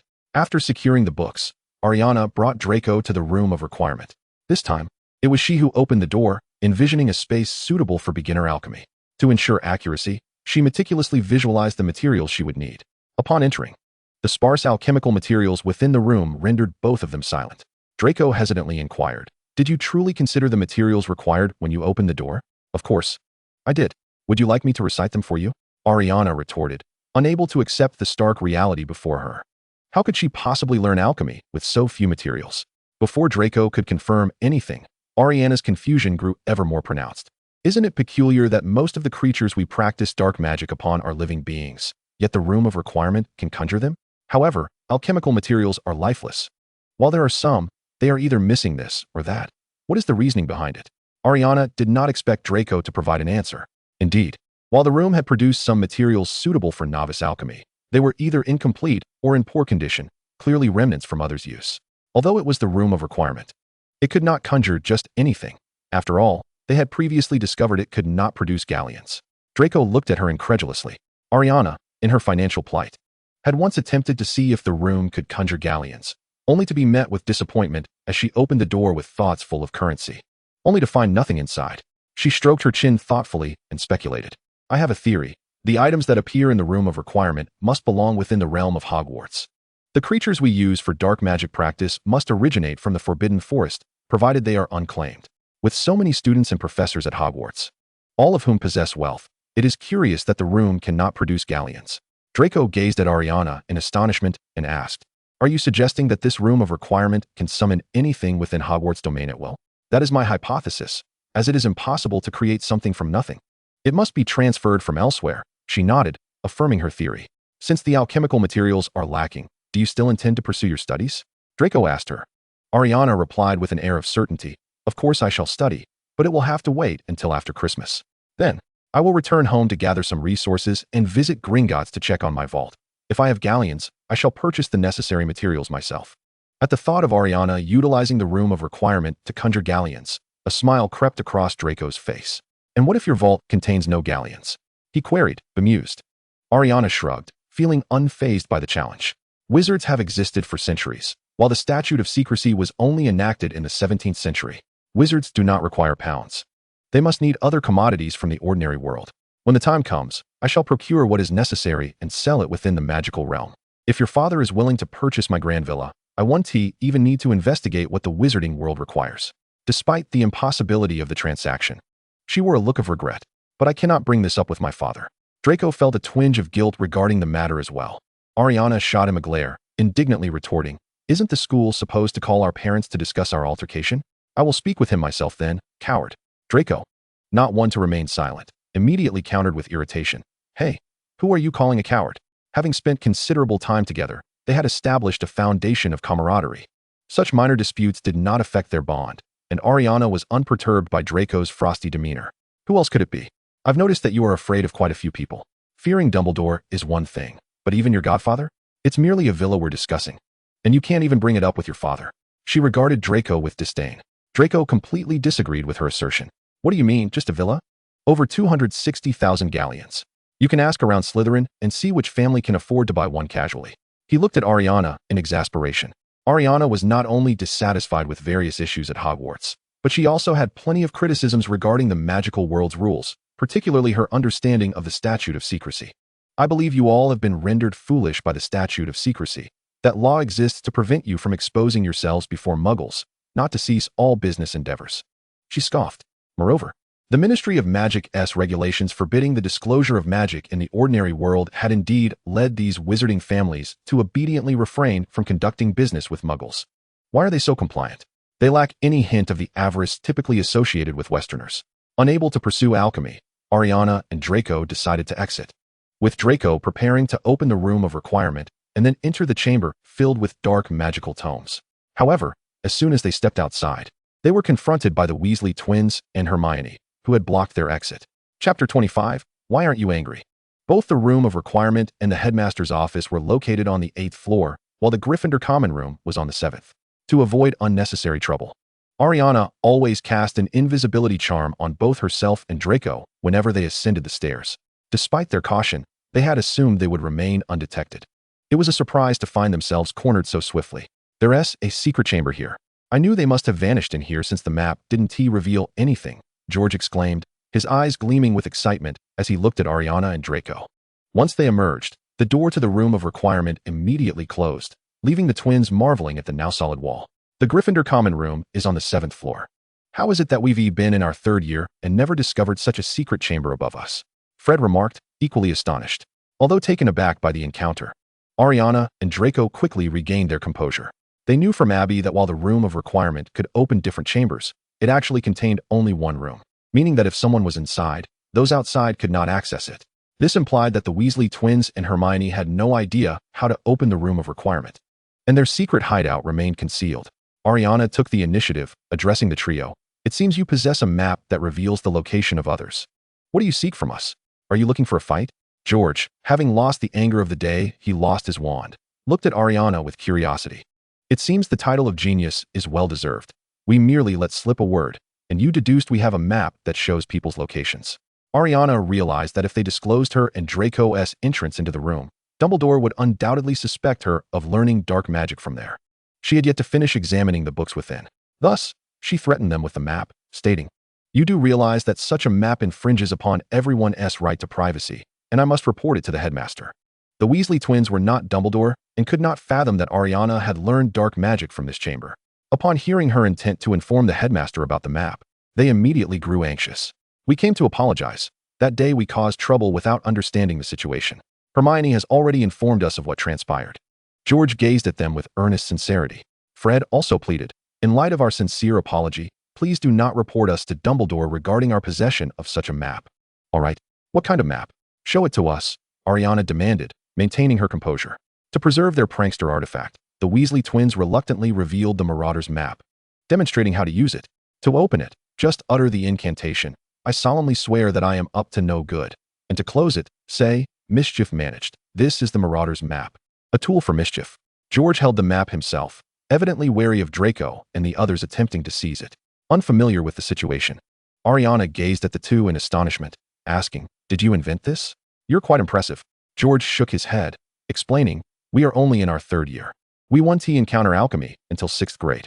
We discovered this in a certain secret chamber at Hogwarts. In light of Ailiana and Draco's recent emergence from the wall, Fred curiously inquired, What was inside the chamber you just entered? The twins had found numerous secret passages at Hogwarts, but had yet to uncover anything of value there. However, Ailiana chose not to answer the Weasley brothers' question. Instead, she began piecing together the information. Upon hearing how the twins utilized the Marauder's map and their claim of being unable to study alchemy, she deduced that the map's creators were 4 individuals. And since she had never heard of any particularly skilled alchemy students at Hogwarts, It must have been left behind by older students. Ailiana swiftly formed a judgment in her mind. This was likely not obtained from some secret chamber, but rather found in Filch's office. Which means you went and stole it. She regarded the two brothers with unwavering conviction. How did you know that? Fred exclaimed, astonished by Ailiana's insight. Ailiana, uninterested in the Gryffindors, retorted, since you have already apologized, may we leave now? You haven't yet confirmed whether we can reconcile, Fred pressed eagerly. Why did you come to apologize? What is your purpose? Although Ailiana posed the question, she had already grasped their intentions. As she had suspected, George explained, we figured that if we expressed our reconciliation to Professor McGonagall, the school would refrain from summoning our parents. Having fought on Friday afternoon, and now it was Sunday evening. The Weasley brothers had yet to receive a scolding letter from their mother, indicating that Hogwarts had not notified home. They sought to reconcile with Ailiana before that happened, resigning themselves to their punishment, hoping the school would not involve their parents. Ailiana realized that she was not the only one distressed at the prospect of parental involvement. The Weasley brothers had also fretted over it for 2 days. Reflecting on the cause of this conflict, Ailiana turned to the silent Hermione, asking, you also wish to avoid having your parents called, don't you? Hermione, upon realizing that the Weasley brothers intended to seek reconciliation with Ailiana, deliberated for quite some time before finally suggesting they come together. Although she relished the spotlight and had a penchant for meddling, her character remained commendable. This matter, after all, stemmed from her actions, and she felt an obligation to intervene. I apologize, Colin. I should not have fled to Gryffindor in tears that day. When the Weasley upperclassmen inquired about me, I should have refrained from saying nothing, allowing for misunderstandings that led to your altercation. Hermione's apology was heartfelt. However, she refrained from mentioning Draco, as she remained deeply affected by his derogatory remark, referring to her as a mudblood. Ailiana, dismissing Hermione's apology, pressed on with her inquiry. I asked why you are reluctant to be called a parent. My parents are ordinary people. They would certainly be intimidated by Hogwarts. Without a moment's thought, Hermione responded directly. Upon hearing the anticipated reply, Ailiana scoffed. You weren't frightened. They are adults. How could they be intimidated? Is it not because you harbor insecurities regarding your Muggle heritage? Hermione lifted her gaze to confront Ailiana, challenging her with indignation. What do you mean? Ailiana, unfazed by Hermione's demeanor, bluntly queried. Draco's insult about you being a mudblood infuriated you. Why? Is it because you feel inferior, believing you are indeed a mudblood? I do not feel inferior, Hermione retorted vehemently. Ailiana regarded Hermione with derision, mocking her facade of strength. If you lack inferiority, why fear being called a parent? They are adults, your parents. Would you dread their presence at school in the Muggle world? Each probing question struck at Hermione's core, rendered speechless by Ailiana's incisive remarks. Hermione reflected on the embarrassment she might have felt in the Muggle realm if her parents were summoned due to a disagreement with classmates. However, she would never outright refuse their presence. Regarding Hermione's earlier inquiry on the 4th floor about her lack of anger towards the term mudblood, Ailiana had chosen not to respond then, but now felt compelled to elaborate. Although I only discovered my pure-blood lineage after arriving at Hogwarts, I previously resided in a Muggle community, surrounded by Muggles as friends and family. Do you not find it peculiar that I did not react with anger when Draco uttered mudblood? Indeed, why did you not feel anger? Hermione timidly questioned, apprehensive that the forthcoming answer would not align with her expectations. Ailiana smiled faintly and replied, that is because I was not assimilated by my environment. Even though mudblood is a derogatory term, I do not regard my friends and family as inferior. Lacking identification with the term, I was not provoked. Hermione comprehended the implication.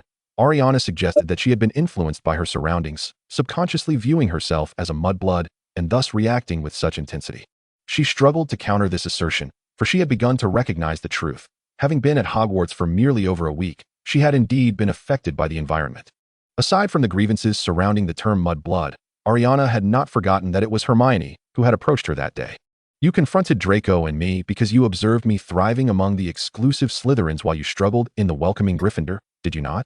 Hermione, previously hesitant to voice this inquiry in Draco's presence, felt no such reluctance now, as circumstances had escalated. Yes, I wish to ask how you accomplished that, Hermione confessed. However, Ailiana did not provide an answer. Instead, she recounted their first encounter. I informed you in Diagon Alley that if your attitude did not change, you would not gain a friend in a new environment. Hermione immediately countered, I have changed. I no longer speak so harshly and have eagerly assisted my classmates. Ailiana, showing no leniency, derisively remarked, yet, from our perspective, you appear as an attention-seeking nuisance, incessantly meddling. Why not ask the two Weasleys if they share this sentiment? The Weasley brothers had discerned that the root of the problem lay with Hermione, Both Ailiana and Draco had merely reacted to the circumstances at hand. "Hey, why are we being dragged into this? This is your issue," they retorted, unwilling to be further entangled in the squabbles of the first years. Ailiana promptly rebutted, "Yet you meddled," engaging in a brawl on her behalf. As Hermione noticed the brewing conflict between them, she quickly turned to Ailiana, stating, "I am sorry, Colin. I hope my sincere apology can facilitate reconciliation between both parties, as summoning parents is not a favorable outcome." However, Ailiana refused to accept this apology, presenting a compelling rationale. "I do not seek reconciliation, for that would imply we must accept punishment, when in truth, neither Draco nor I have committed any wrongdoing." With that, she grasped Draco's hand and departed. Once they had distanced themselves, Draco cautiously questioned Ailiana, "Why did you not threaten them earlier? You ought to have told them that if they dared to disclose the Room of Requirement, we would expose their possession of the Marauder's map." Although the Marauder's map was indeed a source of annoyance, the Room of Requirement was of paramount importance to them and should not be easily revealed. Chapter 26. Quite the villainous character. Ailiana smiled slightly at Draco, saying, "I have already issued a threat." Draco, reflecting on all the exchanges, could not recall any explicit threats and began to doubt his hearing. "I did not hear that," he said, confusion etched across his face.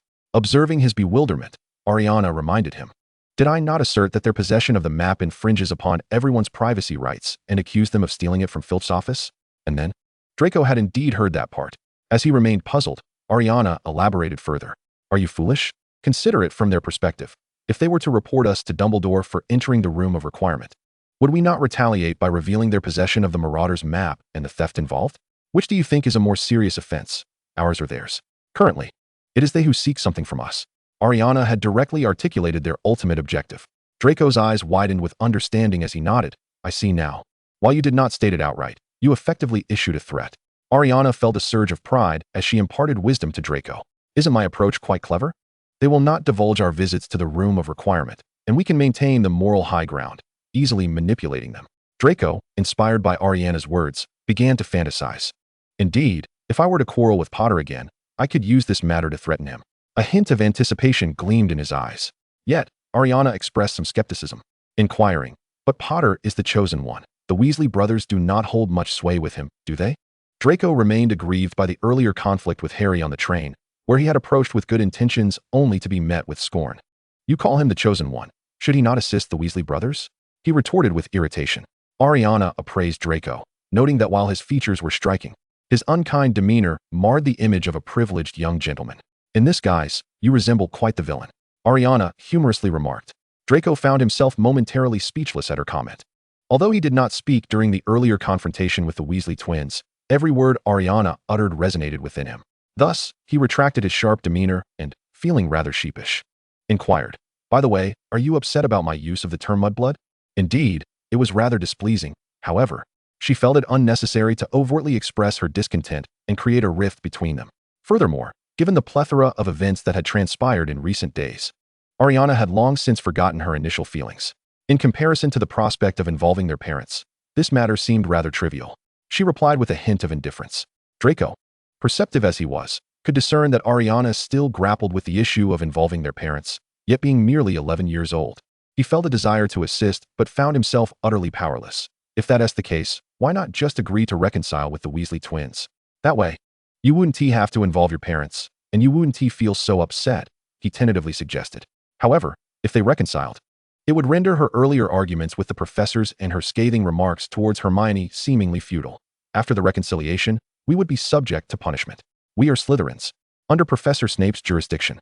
I've heard he punishes students by having them handle repulsive potion ingredients. Would you care to partake in that? Ailiana retorted. Though Draco could not fathom why his image-conscious father would associate with the less than reputable Snape, let alone appoint him as his godfather, a godfather was a godfather.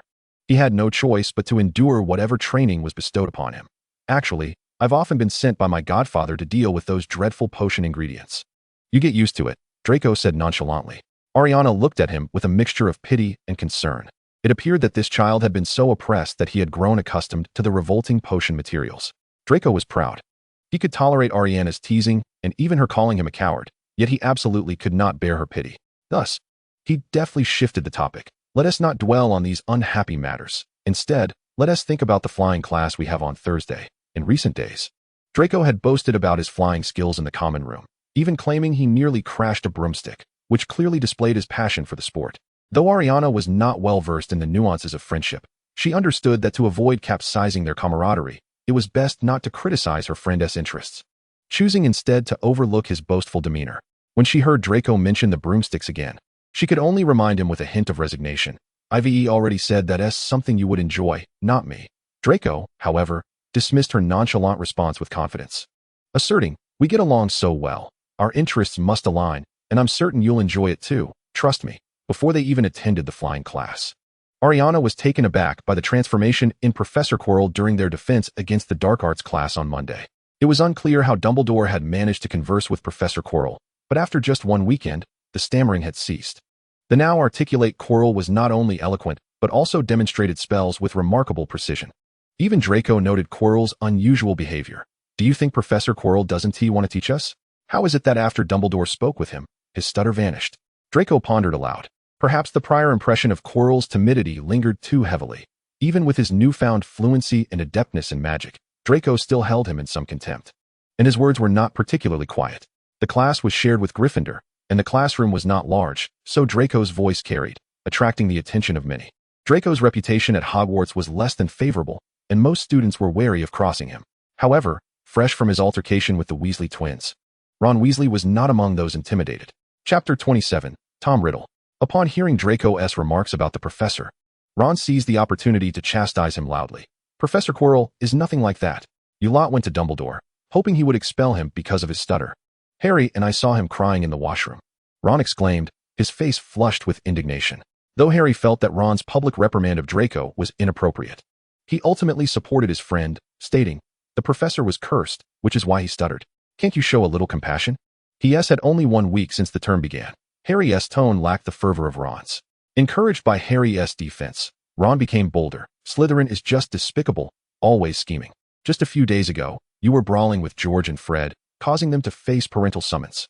He glared at Draco and Ailiana with contempt. Draco, of course, was not one to back down. He refrained from addressing the impoverished Ron directly and instead targeted Harry. "Potter, do you think just because everyone calls you the chosen one, you can meddle in everyone else's affairs?" That was his greatest disdain for Harry.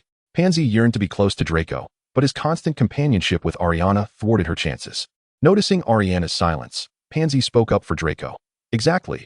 You Gryffindors have no right to interfere in Slytherin matters." Ailiana remained silent, preoccupied with contemplating the banishing charm Professor Quirrell had just taught. By the time she gathered her thoughts, students from both houses were nearly ready to draw their wands in a brawl. Professor Quirrell, standing at the front of the classroom, did not intervene but instead implored, "Students, please cease this commotion. My curse is nearly lifted, and it has nothing to do with Colin or Malfoy." However, Ron rejected this explanation, retorting, "But we heard you crying in the washroom, saying you'd die if you left Hogwarts. Is it because the school suppresses curses?" Professor Quirrell shook his head in denial. "That is not the case. I was upset about something else. Please do not overthink it." Yet Ron was unconvinced. "You all went to Dumbledore, and we know Colin is not only discontent with you, but also with Snape. But Snape is the head of Slytherin. Dumbledore can't expel him from Hogwarts." The more Ron thought about it, the more convinced he became.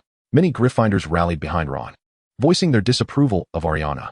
Colin was utterly outrageous, dissatisfied with all the professors.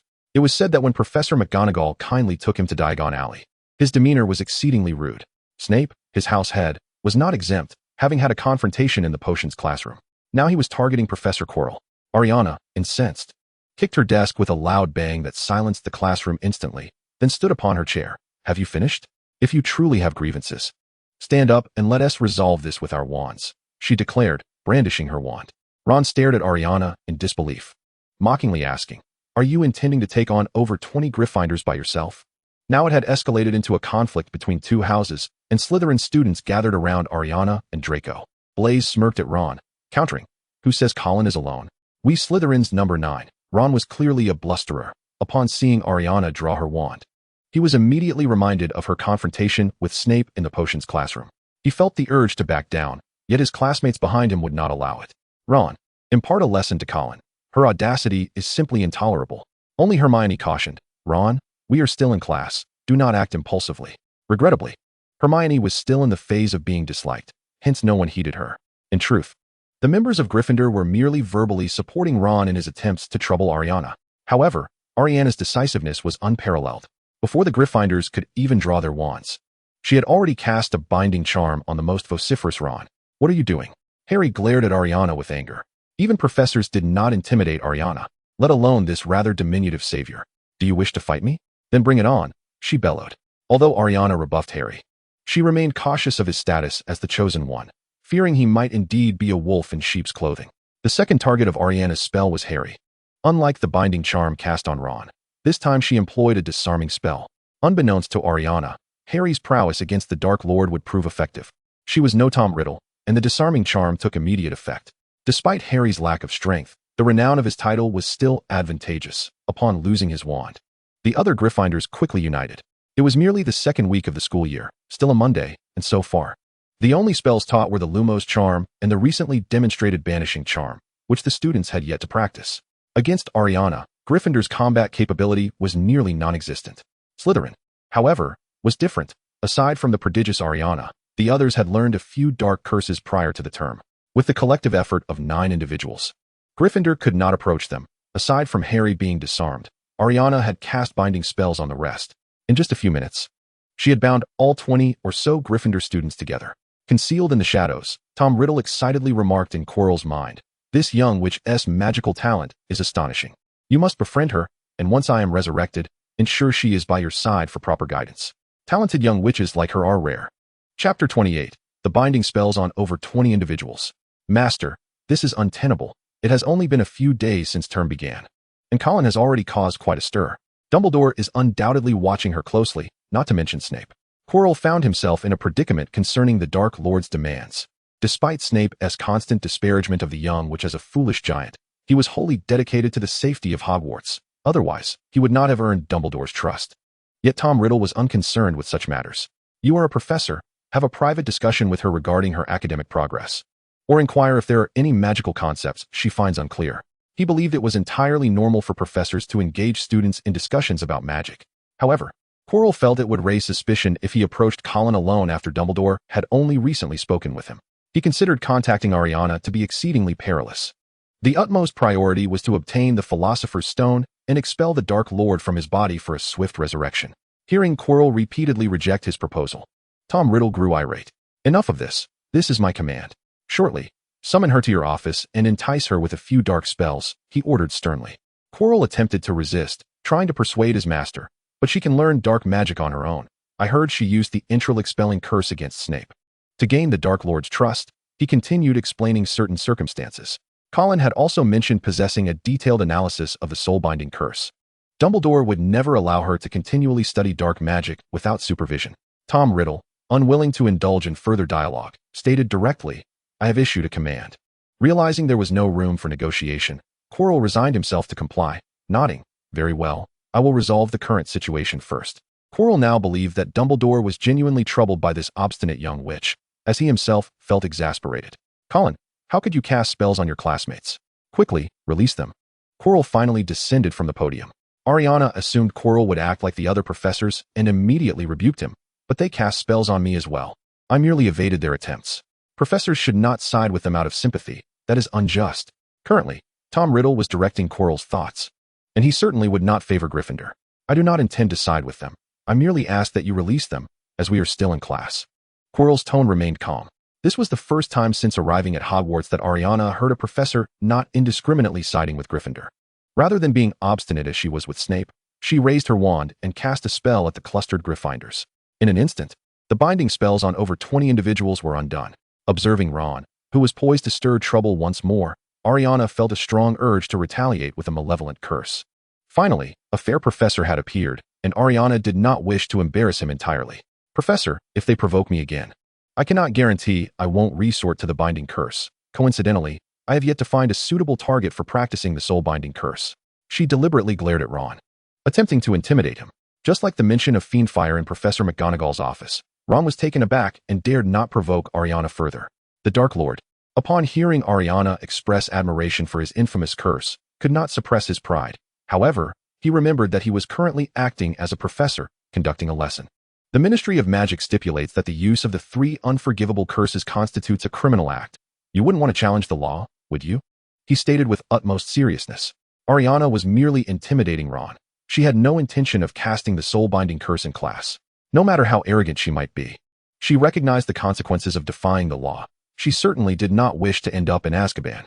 I was merely stating that in hopes they won't provide me with the opportunity. She shrugged. Not just Ron, but all the Gryffindor students were frightened at the thought of Ailiana invoking the soul-binding curse, each one trembling like a quail. They recalled how Ailiana had fought with Snape in potions class, using dark magic, and had yet to face any disciplinary action from the school. The fact that she had undone the binding spells on over 20 individuals with a single counter curse was unprecedented. Why would they provoke such an anomaly? Although Tom Riddle had some disagreements with Quirrell earlier, he understood that certain matters should not be made too conspicuous. This situation has escalated beyond my control. I will report to Professor McGonagall later and see how she wishes to address this, he said in a businesslike manner, regarding Ailiana. Yet, Ailiana perceived this attitude as merely standard, hence she did not respond with hostility toward Quirrell. However, she was genuinely intimidated by the professors at Hogwarts. Matters that needed clarification were indeed to be clarified. When you report to the professor, ensure you convey the details accurately.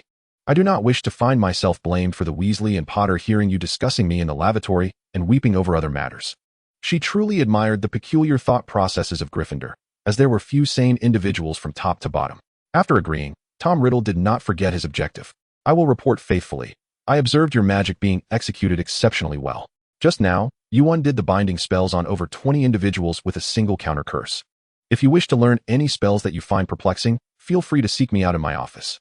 With a benevolent gaze, I looked upon the young wizard before me. Ailiana merely perceived the restored normalcy of Professor Quirrell as indicative of a sound mind, yet she held no fondness for him. She had not forgotten the catalyst of their recent conflict, nor his indifference during the altercation. Would the professor instruct on every incantation? Ailiana regarded him with a challenging glint in her eyes. Chapter 29, You Like Me. Tom Riddle smiled and shook his head, replying, only those spells that comply with the laws and regulations may be taught. He longed to admit that virtually anything could be taught. Yet decorum dictated he refrain from such candor in the classroom. Ailiana internally scoffed.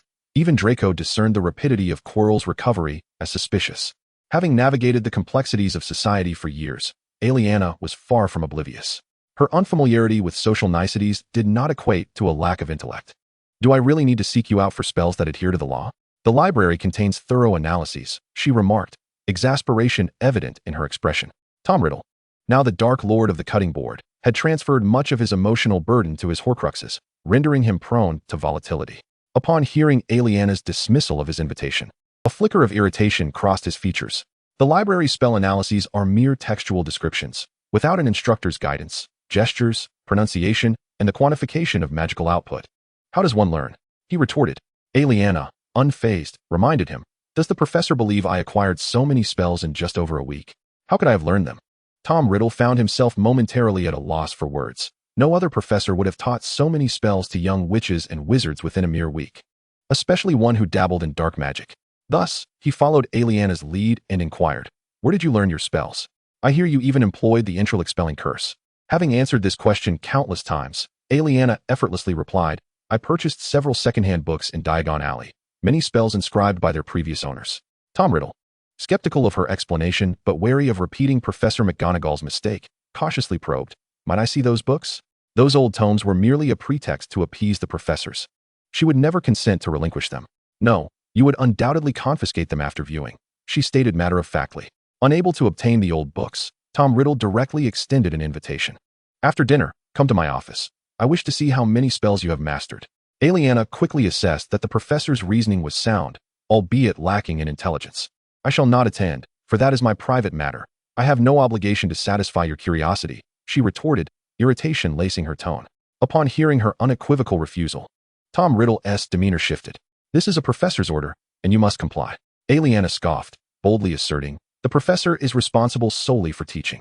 He has no right to intrude upon my privacy. Should you insist upon knowing how many spells I possess, then let the Ministry of Magic apprehend me. They may subject me to severe interrogation, and we shall see whether I can withstand it or whether you can extract the information. Unafraid of his threats, Ailiana gripped her Thunderwood wand tightly. Observing this, Tom Riddle realized that further entanglement could lead to a fate akin to Snape's. Thus, he swiftly adjusted his approach. Not at all. I merely wish to understand your academic progress. Ailiana, with a hint of derision, responded, that requires my willingness to disclose, not your command for me to divulge. There lies a fundamental difference. Do not attempt to deceive me. Following McGonagall, Dumbledore, and Snape, Ailiana had now offended yet another professor. Not to mention the Dark Lord looming above him. Foolish child, find a way to deliver him a dark magic tome. Entice him to seek you out. I refuse to believe he will remain unmoved. After yielding to Professor Quirrell, Tom Riddle continued to voice his grievances internally. The Dark Lord reminisced about his own academic journey, recalling how he had relentlessly pursued knowledge of dark magic, going to great lengths to learn until mastery was achieved. Knowing which families possessed formidable dark magic tomes, he would labor tirelessly to forge connections, ceasing only upon attaining his objective. How unlike Ailiana, who remained impervious to such persuasion. Not only Dumbledore, but also Tom Riddle saw a reflection of himself in Ailiana, which is why he was so invested in her. Suddenly, he recalled that he was ignorant of Ailiana's lineage. By the way, is she a pureblood? He queried Quirrell. Quirrell responded.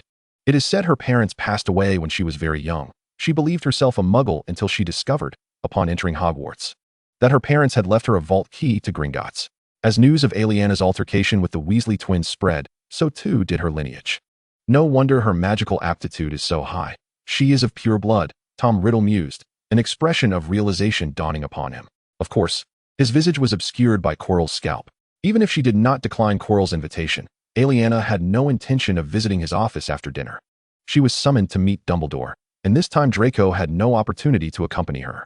Just before her departure, Draco seized her arm and proposed an idea. If you truly must summon a guardian, I can consult my mother. Perhaps she can intercede on your behalf. If it comes to Snape representing you, I fear he would comply with whatever punishment the school deems appropriate, but my mother certainly would not. He considered this notion rather sound.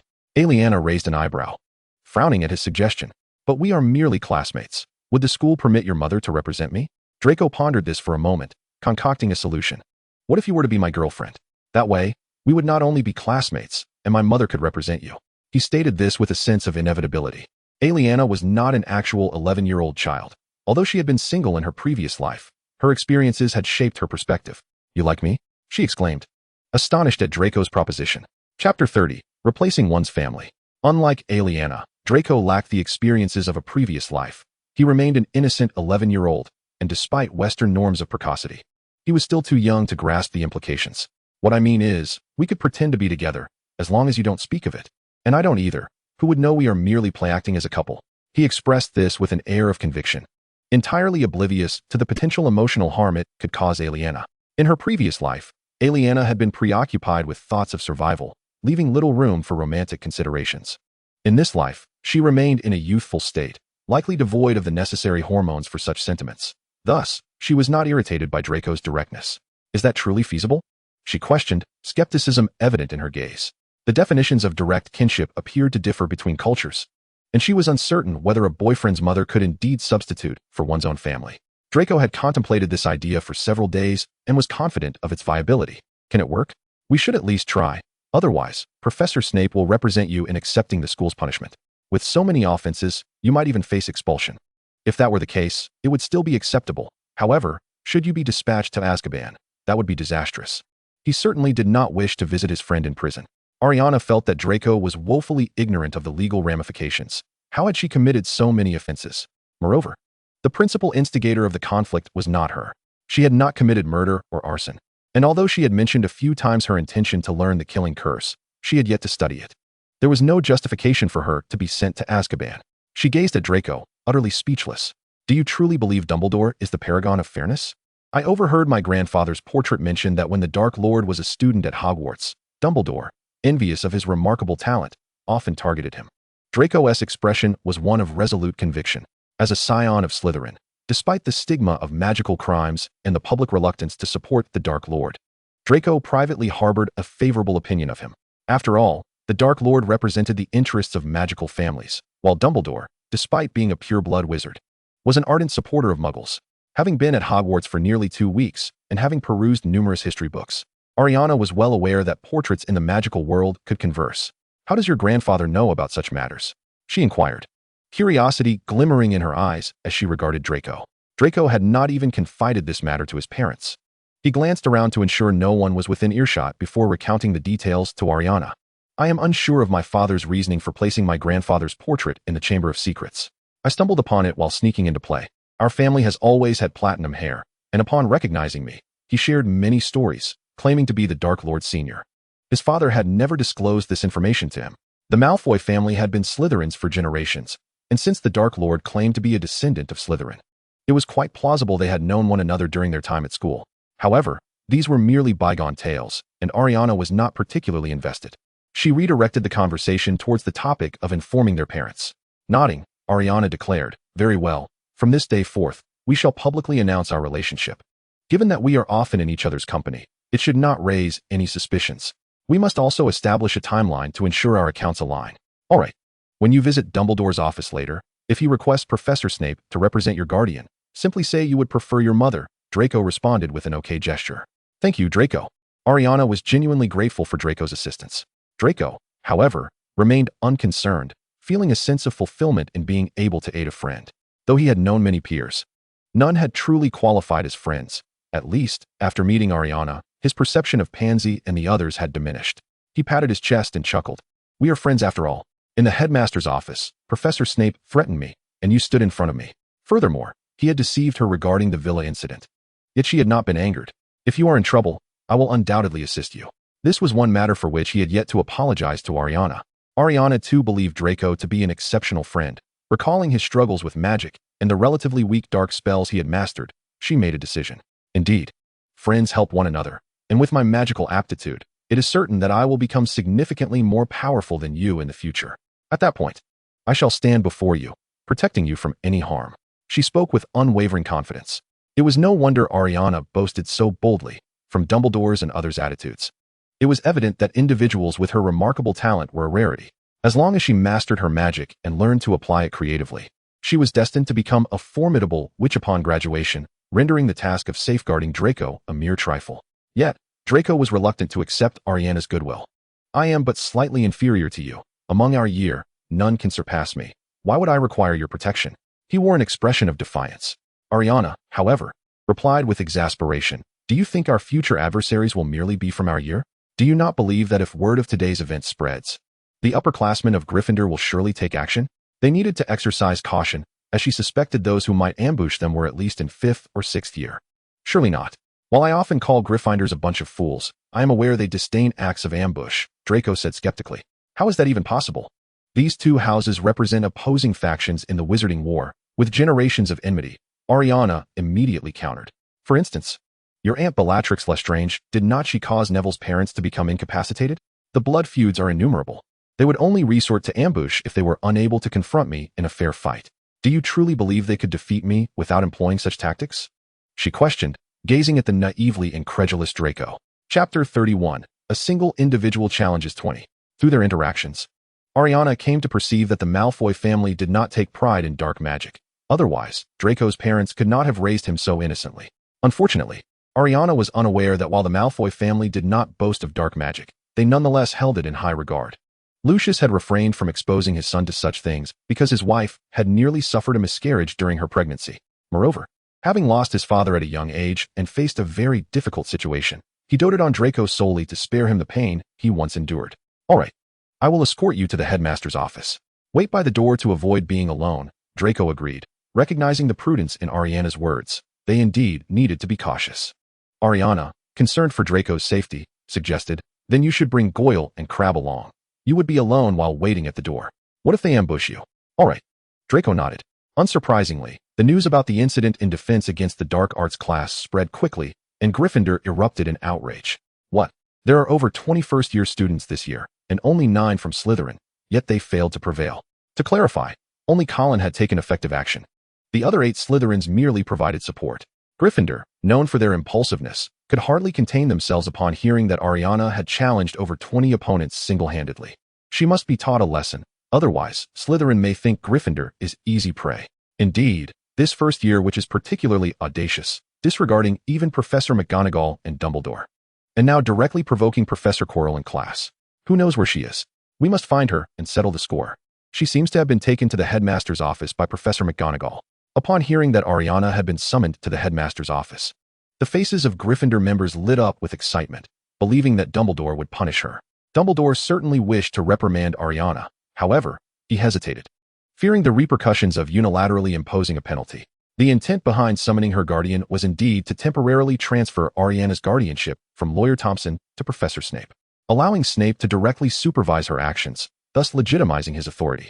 Yet, having learned from the lessons of Tom Riddle, Dumbledore was somewhat apprehensive that employing such an authoritarian approach might provoke a rebellious response from Ailiana. The child's magical prowess is exceedingly formidable. Should she lose her affinity for the forces of justice, it could potentially lead her to align with Tom, especially now, with Tom Riddle's spies present within the school. Dumbledore, however, had yet to determine whether to summon this parent, when Ailiana delivered a startling blow. Facing over 20 individuals, albeit these were merely fledgling wizards who had only recently embarked on their studies, Ailiana herself was likewise a novice, having just begun her journey. Once Ailiana took her seat opposite him, Dumbledore commenced his performance. Initially hesitant to summon a parent, it appeared he had no choice in the matter. Dumbledore gazed at Ailiana with a grave expression. If this child were to remain ungoverned, she might truly veer off course. Thus, he resolved to invite Draco's mother to address the school's troubles on his behalf. Prepared, Ailiana no longer exhibited her prior anxiety. Dumbledore was taken aback by her words, and his brow furrowed with concern. He feared that Ailiana might gravitate towards Tom, yet now she was proposing that a member of the Malfoy family represent her. It was indisputable that the Malfoys were supporters of Tom. After the war, Dumbledore refrained from exacting retribution upon the Malfoy family primarily to ensure that Lucius could manage the wizarding families and prevent further unrest. In Dumbledore's estimation, Lucius was not particularly astute, and should any unforeseen events arise, he would handle them with relative ease. Ailiana, I must remind you that one of the 4 individuals involved in last week's altercation was Draco. Thus, his parent can only act on his behalf. Dumbledore's benevolent demeanor faded. Ailiana, unfazed by others' attitudes, replied with conviction, "It is his father who will represent him. His mother will stand in for my parent." Dumbledore attempted to counter. Your relationship with Draco is limited to friendship. Only direct relatives can be considered parents. Ailiana was well aware of Dumbledore's intention to transfer her guardianship to Snape, who would then act under his directives, thereby determining her fate. What the headmaster may not realize is that Draco is currently my boyfriend. We have decided to marry after graduation, which makes his mother my mother as well. Surely that constitutes a direct relative, Ailiana asserted with unwavering determination. Initially perturbed by Ailiana's potential alliance with Tom, Dumbledore found himself bemused by her declaration. He could hardly believe that 2 11-year-olds could cultivate love, let alone decide to wed. You and Draco are together? You did not inform us of this last Friday. Dumbledore expressed disbelief. Ailiana maintained her stance, asserting, I said it, and you may choose to believe it or not. She was cognizant that Dumbledore's intention in calling for a parent was to have Professor Snape wrest her guardianship from Attorney Thompson, thus granting him rightful authority over her, which had led to her discontent in recent days. She articulated her prepared thoughts, and then, Dumbledore regarded her with a teasing expression. Ailiana disregarded his amused demeanor, continuing, Draco comforted me, and our relationship blossomed from friendship into love. We just became a couple today. Dumbledore sighed. While the prospect of 2 children being in a relationship seemed frivolous, he could not outright dismiss her claim. Ailiana, both love and marriage must be approached with gravitas. I would prefer you not to make hasty decisions merely to navigate this parental summons. He sought to counsel her from a different perspective. Snape, the potions master, had been delayed by the disarray in his classroom, and upon entering the headmaster's office, he overheard Ailiana's declaration regarding her relationship with Draco. I perceive that she is fabricating this relationship with Draco to evade the guardianship transfer to me, Snape interjected, interrupting their standoff. Am I not aware of my own pupil? His mind is consumed solely with Quidditch and troubling Potter. He cannot possibly comprehend the nature of love, Snape scoffed, deriding Draco. Ailiana, indignant, retorted, Do you require me to summon Draco so that I may kiss him before you, for you to believe we are together? Chapter 32. She had no qualms about cooperating. Snape was momentarily left speechless by Ailiana's boldness. He was well acquainted with this obstinate little giant. Should he and Dumbledore entertain her proposal, she would undoubtedly summon Draco and kiss him before them. This audacious child would certainly go to the Great Hall to kiss Draco, ensuring that the entirety of Hogwarts was made aware of the matter. Furthermore, Snape understood that Ailiana might be feigning her relationship with Draco merely to evade the guardianship issue. Should they actually kiss, it could lead to genuine feelings, and he harbored no desire for these 2 youngsters to become involved. If Professor Snape comprehended this situation, how could Dumbledore possibly remain oblivious? Thus, he merely urged Ailiana to consider her decision carefully, rather than question the legitimacy of her claim. Dumbledore sighed, stating, We believe that you and Draco have developed feelings for one another, yet you are still merely friends. Hence, his mother cannot act as your parent at Hogwarts. Ailiana, unwilling to relent, pressed. Must I provide proof of our engagement? Dumbledore opened his mouth, but ultimately sighed, opting for a gentler approach. Ailiana, since your arrival at Hogwarts, you have caused quite a stir. I have not imposed harsh penalties upon you, have I? He refrained from addressing the parental issue further. Ailiana readily perceived that he sought an open and earnest discussion, and she was willing to cooperate. That is because I do not endorse your viewpoint or your disciplinary measures. And my magical talent is formidable. You have been reluctant to treat me with severity, she pointedly remarked. Despite this rationale, the reality remained that she had not been punished, and her actions were not entirely without fault. Dumbledore nodded, refraining from contradiction. He recounted the instances of her defiance, confronting professors, engaging in duels, casting spells in the library corridors, and inciting disturbances in class. Before Ailiana could retort, Dumbledore raised his hand, signaling that he was not yet finished. Indeed, while you may not be the principal instigator of these conflicts, you bear some responsibility. His conviction was unwavering. Ailiana recognized that the headmaster's remarks were merely intended to compel her acceptance of punishment. Dumbledore did not seek alternative justifications. He acknowledged, yes, you must face consequences for your actions. Otherwise, the professors would lose authority and the educational mission of the school would falter. Even a Muggle principal would make similar choices. Having lived for over a century, his wisdom was beyond Ailiana's comprehension. Observing Ailiana's apparent capitulation, Dumbledore added, you will be at Hogwarts for another 7 years. It is untenable for you to create chaos daily, expecting the environment to conform to your desires. You must also make concessions for the environment. Do you not agree? Dumbledore had long recognized Ailiana's sharp intentions. She sought not to be assimilated by her surroundings, striving instead to reshape them. Ailiana pondered for a considerable time, ultimately confirming her reluctance to part with the lightning brick wand in her grasp. Acknowledging her own partial responsibility for the recent skirmishes, she resolved to take a step back. Very well, what shall my punishment be? She inquired with a serious demeanor, striving to convey an expression that would deter any exorbitant demands from the other party. Dumbledore merely sought to impose a penalty that would satisfy the entire school, and had no intention of deliberately suppressing Ailiana. The primary instigators of the altercation were the Weasley twins, while you were penalized for employing the Fiendfire curse outside the library. Each of you 3 will lose 50 points. Draco, though not a principal instigator, did engage in the fray and will lose 20 points. Dumbledore paused, casting a glance at Snape, before reluctantly articulating his decision. Regarding your confrontation with Snape, you bear some responsibility, yet demonstrated commendable actions. Thus I shall refrain from imposing any punishment. Upon hearing this verdict, Snape could no longer contain himself. What? Dumbledore, she directly battled a professor, and you deem it acceptable to spare her punishment? How am I to continue my teaching duties under such circumstances? His eyes burned with indignation as he glared at the candy-loving old man. This conclusion was one Dumbledore had weighed carefully, naturally formulating reasons to persuade Snape. I have already grasped the intricate details of the incident. Ailiana utilized the armored charm to protect herself and Draco. You not only failed to commend her, but also engaged in a dispute over the matter. And it was you who first cast a spell against her. He bore an expression that implied you two were at fault. Snape was utterly unable to accept this outcome. Retorting sharply, that does not excuse a student attacking a professor. Dumbledore felt wearied. In his view, the Slytherin duo were both obstinate. Having just addressed the student, he now found himself needing to persuade the teacher. Chapter 33, thus it was. Severus, I believe Ailiana has a valid point. Hogwarts professors must indeed evolve with the times and cannot wield their authority to arbitrarily control students simply because of their titles. Ailiana's previous words had provided him with considerable insight. Snape felt that Dumbledore's accusations lacked foundation, as if he had forgotten how he once exercised control over him. Concealing Remus's identity as a werewolf. With a sardonic expression, he replied, that is because I learned such methods from the professors and naturally employed them as well. Dumbledore was, of course, aware of Snape's lingering resentment regarding past events, and he too regarded the resolution of those matters as unjust to Snape. However, once the truth was revealed, Remus lost his opportunity for education, leaving Dumbledore with no choice but to empathize with Snape. Ignoring the underlying implications of Snape's words, Dumbledore sidestepped the issue, stating, as Ailiana indicated, whether it be the soul-binding curse or other dark enchantments, she has studied them, yet has not employed them for malevolent purposes. Prior to this, we could not impose oversight upon her. This is akin to having intent without committing a crime. To avoid complications, the enforcers preemptively incarcerate individuals, which is a similar principle. Had he not been so aggressive with Tom all those years ago, perhaps the Second Wizarding War could have been averted. Snape's expression was one of scorn as he replied earnestly, she has already exhibited tendencies towards criminality, and thus should be imprisoned. Upon hearing Snape's words, Ailiana could no longer remain silent.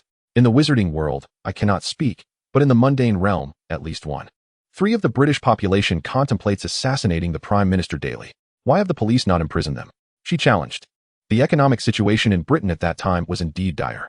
Both Dumbledore and Professor Snape understood Ailiana's implication. These individuals lacked the capacity to act on their threats.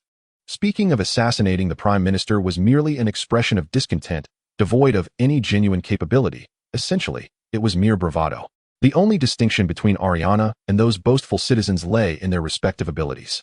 After Ailiana and Draco left the headmaster's office, Dumbledore had previously discussed the need for reforming teaching methods with Snape. Unsurprisingly, he was met with Snape's typical rebuke.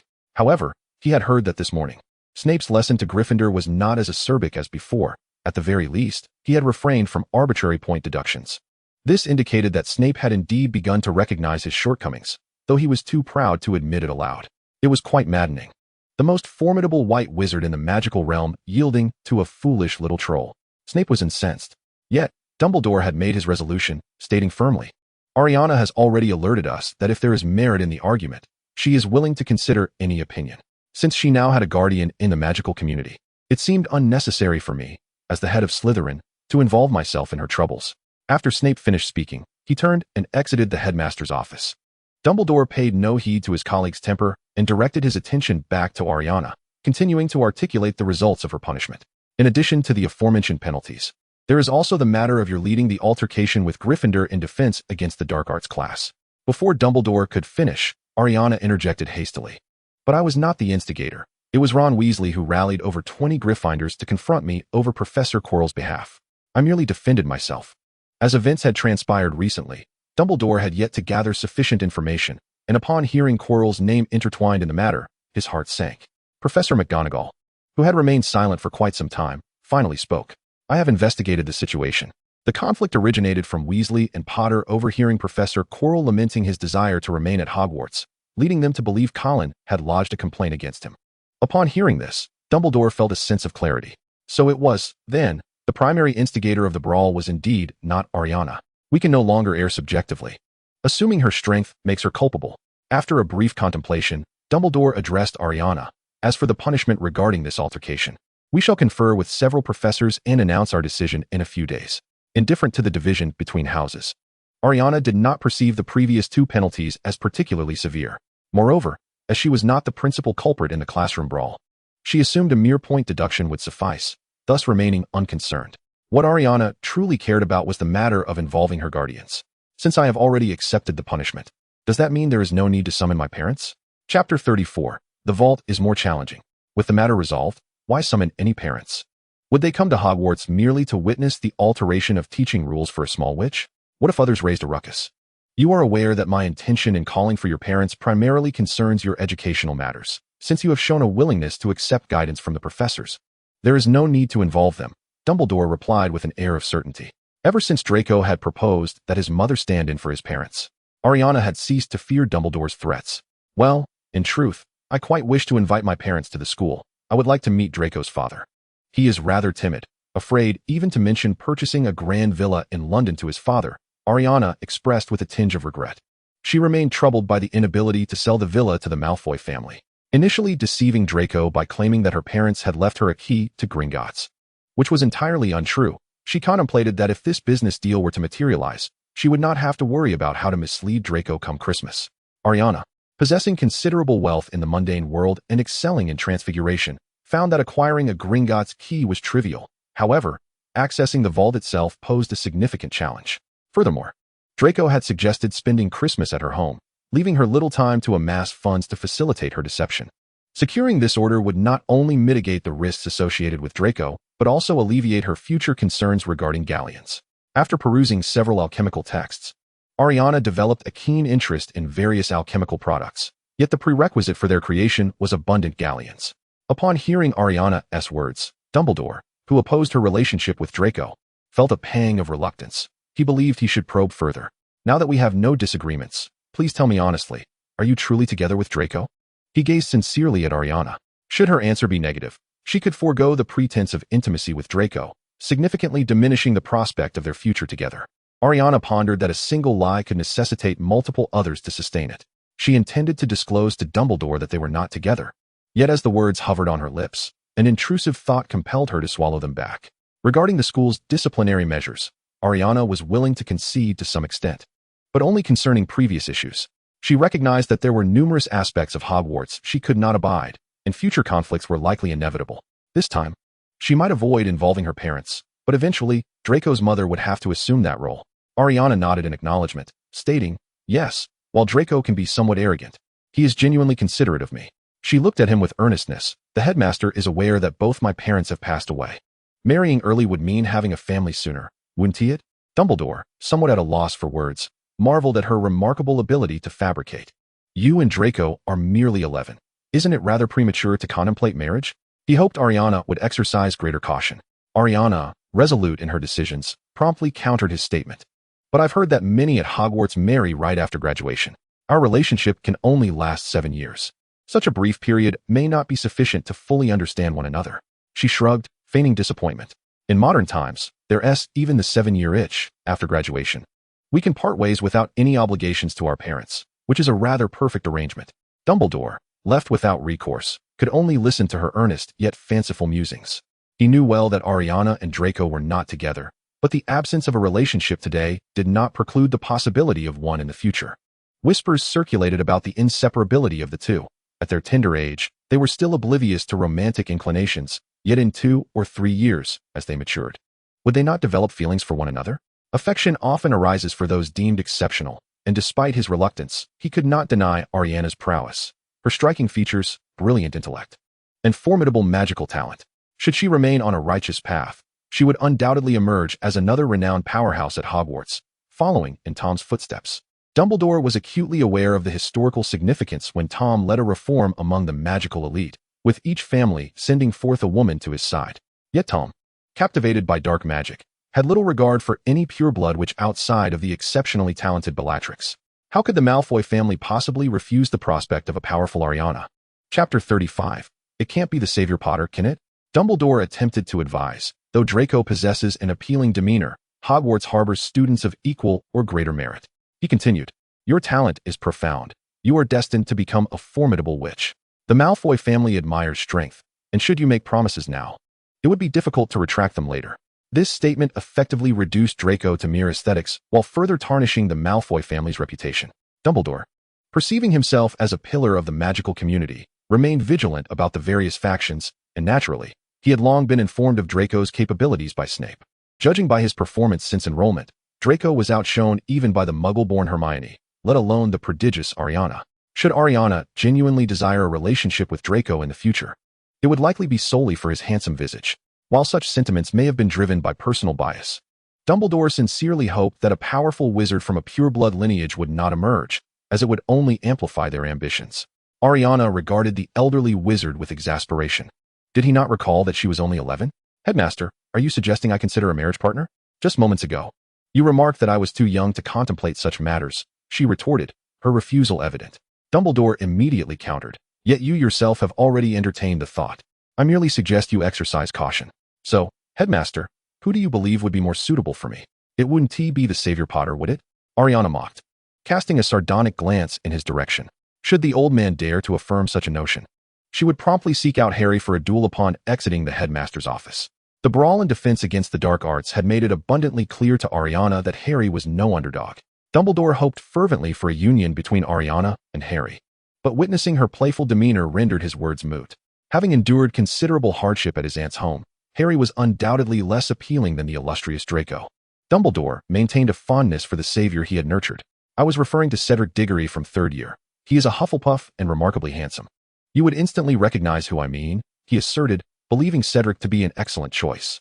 Beyond his role as headmaster of Hogwarts, Dumbledore also held the titles of Chief Warlock of the Wizengamot and President of the International Confederation of Wizards, which meant he was not always present at the school. Nonetheless, he knew every student within its walls and was aware of the most aesthetically pleasing among them. Cedric Diggory's father was a personal friend, and should Ailiana choose to pursue a relationship with him, Dumbledore would feel entirely reassured. Upon hearing Cedric's name, Ailiana's expression soured. "Diggory? I met him on the train at the start of term. We had a delightful conversation, and he even invited me to join Hufflepuff, but I was sorted into Slytherin. It seems they are not fond of socializing with Slytherins." He doesn't even greet me anymore, she lamented, still somewhat perturbed by the matter. Initially, she had hoped to cultivate a friendship with Cedric, but the biases held in people's hearts loomed like an insurmountable mountain, and she had no desire to scale it. Dumbledore, though disappointed, was not one to easily concede. With a slight easing of his demeanor, he remarked, Slytherin places an excessive emphasis on blood status, which tends to unsettle individuals from other houses. I can see that you disregard bloodlines. If you grow more familiar with each other, you are bound to become friends. He appreciated that Ailiana's indifference to blood status was a commendable quality, as it would not hinder her burgeoning relationship with Cedric. Realizing that subtle refusals were ineffective, Ailiana candidly stated, Thank you very much for the introduction, Headmaster, but alas, I am already in a relationship with Draco. Having previously allowed Snape to assume her guardianship and now introducing Cedric as a potential boyfriend. She suspected he had ulterior motives and was determined not to fall into the trap of this cunning old fox. Chapter 36. Did Dumbledore make things difficult for you? Upon exiting the headmaster's office, Ailiana immediately spotted Draco, who was anxiously awaiting her arrival, accompanied by his 2 bodyguards, Crabbe and Goyle, who had been absent from duty for over a week. Despite Draco's tall stature, he appeared diminutive between the 2 hulking figures, creating an amusingly disproportionate trio.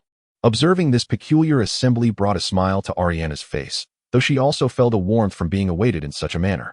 Draco, upon seeing Ailiana emerge, anxiously inquired, Did Dumbledore give you a hard time? He announced my punishment, and yours as well. I lost 50 points, while you lost 20, she shrugged nonchalantly. Unlike Ailiana, who was indifferent to house points, Draco's face paled at the news of such deductions. What? Why were so many points deducted? My godfather and senior sister Farley will surely have our heads. He momentarily faltered, unsure of how to account for the situation.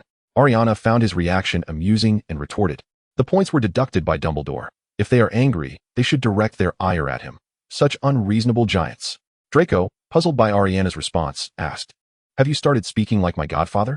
Dumbledore advised me not to constantly try to change my environment, but to learn to adapt to it. I am simply taking his advice, she replied, still somewhat irritated by Dumbledore and Snape. Draco found her attitude peculiar, questioning, Why are you so upset? Is it because he wouldn't allow my mother to come as your guardian? Ailiana shook her head, clarifying, He said I already acknowledged my mistakes, so there was no need to call on my parents. Upon hearing that there was no need to summon her parents, Draco's expression lightened. That's good. I wouldn't dare tell my father about what happened at school. He would undoubtedly be disappointed. His previously calm demeanor was merely an attempt to avoid embarrassment. Ailiana, bemused by Draco's insistence on not informing his parents, and his fervent wish for his mother to substitute for his family, couldn't help but express her exasperation. I truly don't know how to respond to you. Afraid of your father, worried about his disappointment. You can't seem to escape the topic of your father, she remarked sharply. Draco, accustomed to Ailiana's teasing, brushed it off. But if we don't need to involve our parents, why are you still so upset? He queried, regarding her curiously. Ailiana briefly recounted the events in the office, concluding with Dumbledore's intention to introduce Cedric as her potential boyfriend. Before I left, he asked whether we were together. I was initially inclined to be forthright, but considering his schemes regarding my guardianship, I thought it prudent to maintain the facade. If it weren't for your mother shielding me, he would likely attempt to exert influence again should I find myself in conflict. She elucidated her reasons for continuing to deceive. Ailiana had come to realize that interacting with Dumbledore required utmost caution, for one could easily fall prey to his machinations. Draco, upon hearing that Dumbledore did not wish for Ailiana to be with him and sought to introduce Cedric instead, surprisingly felt no anger. After all, he did not harbor romantic feelings for Ailiana at this moment. His focus was diverted entirely by her inclination to engage in further conflicts. Who do you intend to clash with now? He asked, perplexed. Ailiana replied matter-of-factly, Do you not perceive the myriad issues permeating Hogwarts? I refuse to be a passive victim. If trouble comes my way, I shall not remain silent, will I? Draco mused that it was only she who seemed to provoke others. Yet much like how Ailiana tolerated his arrogance, he too would accept her flaws. Does this punishment encompass today's altercation with Gryffindor? He inquired. Ailiana shook her head, responding, Certainly not. Dumbledore instinctively assumed I was the instigator and aimed to punish me. Fortunately, I was quick to clarify that the true culprit was Ron Weasley, prompting him to decide to investigate the matter further before determining the punishment. Well, that's a relief, Draco remarked with evident gratitude. Ailiana found his nonchalant attitude somewhat exasperating. What do you find so reassuring? The moment I, a Slytherin, lead, he immediately seeks to punish me, while if it were a Gryffindor, he would investigate the circumstances. Do you not find him excessively biased? She could not accept the disparity. Now aware of Ailiana's concerns, Draco agreed that Dumbledore did indeed show favoritism. It has always been this way. Otherwise, why would there be so few new students in Slytherin? He mused. Isn't it because Slytherin is exclusionary? Ailiana questioned, puzzled. Faced with Ailiana, Draco could not resort to hollow platitudes. While that is a contributing factor, it presupposes that the sorting hat places individuals in Slytherin. I understand your point. You wish to convey that those of mixed blood have a challenging experience in Slytherin. Having spent ample time in Slytherin, Ailiana recognized that while she had not encountered hostility herself, the reality for half-blood wizards within the house was indeed less favorable. That is simply the truth, is it not? She asserted, unaware of the underlying complexities. Chapter 37. The possibility of your ascendancy as Headmaster Draco, for once, adopted a serious expression and explained to Ailiana. Do you not realize that those who spend 7 years in Slytherin and subsequently enter the Ministry of Magic can thrive effortlessly? What do you think this is predicated upon? Every situation possesses its advantages and disadvantages. Those of mixed blood may face bullying in Slytherin, but if there were no benefits, why would they endure such treatment? Ailiana's understanding deepened. I see now. Most Slytherin students hail from prestigious families, each with their own network of connections. While mixed blood individuals may face hardship in Slytherin, as long as they learn to navigate relationships with pureblood heirs, endure for 7 years, they can ascend in society post-graduation. Draco nodded in agreement, adding, 80% of officials in the Ministry of Magic hail from Slytherin. The foremost authoritative institution in the magical world is, after all, the Ministry, alongside the Wisengamot Court, which generally does not convene unless there is a matter to adjudicate. Thus, most people still regard the Ministry as paramount. Besides that, there is Hogwarts. How many headmasters from Hogwarts have been Slytherin? Ailiana suddenly inquired. Only one, Draco replied casually. To her astonishment, in nearly 9 centuries of Hogwarts history, there had only been a single headmaster from Slytherin. How many has Gryffindor produced? Ailiana pressed on. At this, Draco felt a twinge of annoyance. Only one as well. The current Dumbledore, he stated coolly. Had it not been for Dumbledore's ascension to the position of headmaster, Slytherin could have easily overshadowed Gryffindor, especially considering that Slytherin had previously produced a headmaster. Ailiana harbored a faint suspicion, yet she required further corroborative information. Most historical texts I have perused predominantly focus on Gryffindor and Slytherin, which ought to suggest that these two houses wield the most power. Consequently, one would expect them to have produced the most headmasters. Yet, how is it that only 2 individuals have held this esteemed title? How many headmasters has Hogwarts actually had? She inquired with curiosity. Draco, perplexed by Ailiana's line of questioning, pondered the significance of such an inquiry. Including Dumbledore, there have been 8. Ailiana remarked with a hint of astonishment. I distinctly remember Hogwarts history spanning nearly 900 years, yet only 8 headmasters have been appointed. Draco, however, found this entirely reasonable and retorted with a subtle mockery. Wizards do not age like muggles. Dumbledore is already 110 years old. Do you see him resembling someone on the brink of death? Wizards of considerable magical prowess generally enjoy longevity. Not to mention the plethora of magical artifacts that can extend one's life. Take Nicholas Flamel, the creator of the Philosopher's Stone, for instance. He has lived for over 600 years and shows no signs of nearing death. Well, I'm still not entirely accustomed to the conventions of the magical world. By the way, what was the reputation of that Slytherin-born headmaster during his tenure? Ailiana sought the final piece of information. The Slytherin-born headmaster was Phineas Nigellus Black, from Draco's maternal lineage. Draco was well aware of the headmaster's circumstances. Although somewhat reluctant, he did not shy away from sharing his honest opinion with Ailiana. He was deemed Hogwarts' least popular headmaster, and it was rumored that during his tenure, even the historically rival houses of Slytherin and Gryffindor united against him. After contemplating, Ailiana nodded and stated, I finally understand why both Slytherin and Gryffindor have only produced one headmaster. Why is that? Draco inquired with curiosity etched upon his face. Ailiana scoffed and replied, because Hogwarts requires equilibrium. That Slytherin headmaster incited widespread resentment, and our Gryffindor headmaster, Dumbledore, is not without flaws himself, leaning too much towards favoritism. Draco found this analysis quite agreeable. Indeed, however, I still hope that the next headmaster will be from Slytherin. He indulged in a flicker of fantasy. Yet, Ailiana remained skeptical and questioned, but the current deputy headmaster is from Gryffindor. Isn't Professor McGonagall being groomed as the successor? Draco had grown accustomed to Ailiana's lack of knowledge regarding the magical world's conventions and relished the feeling of being needed by her, finding her inquiries far from bothersome. While Hogwarts has a notable history of deputy heads ascending to the role of headmaster, there have also been instances where ordinary professors have directly become headmasters. However, his assertion was somewhat skewed, as with Dumbledore included, Hogwarts had only produced 8 headmasters, with only one being an ordinary professor. unaware of this nuance. Ailiana accepted his words at face value, considering Dumbledore's robust appearance and doubting whether Professor McGonagall could outlive him. Observing the dreamlike expression on Draco's face, Ailiana jestingly suggested, "Then you should strive diligently to become the next headmaster of Hogwarts, and Slytherin will triumph over Gryffindor."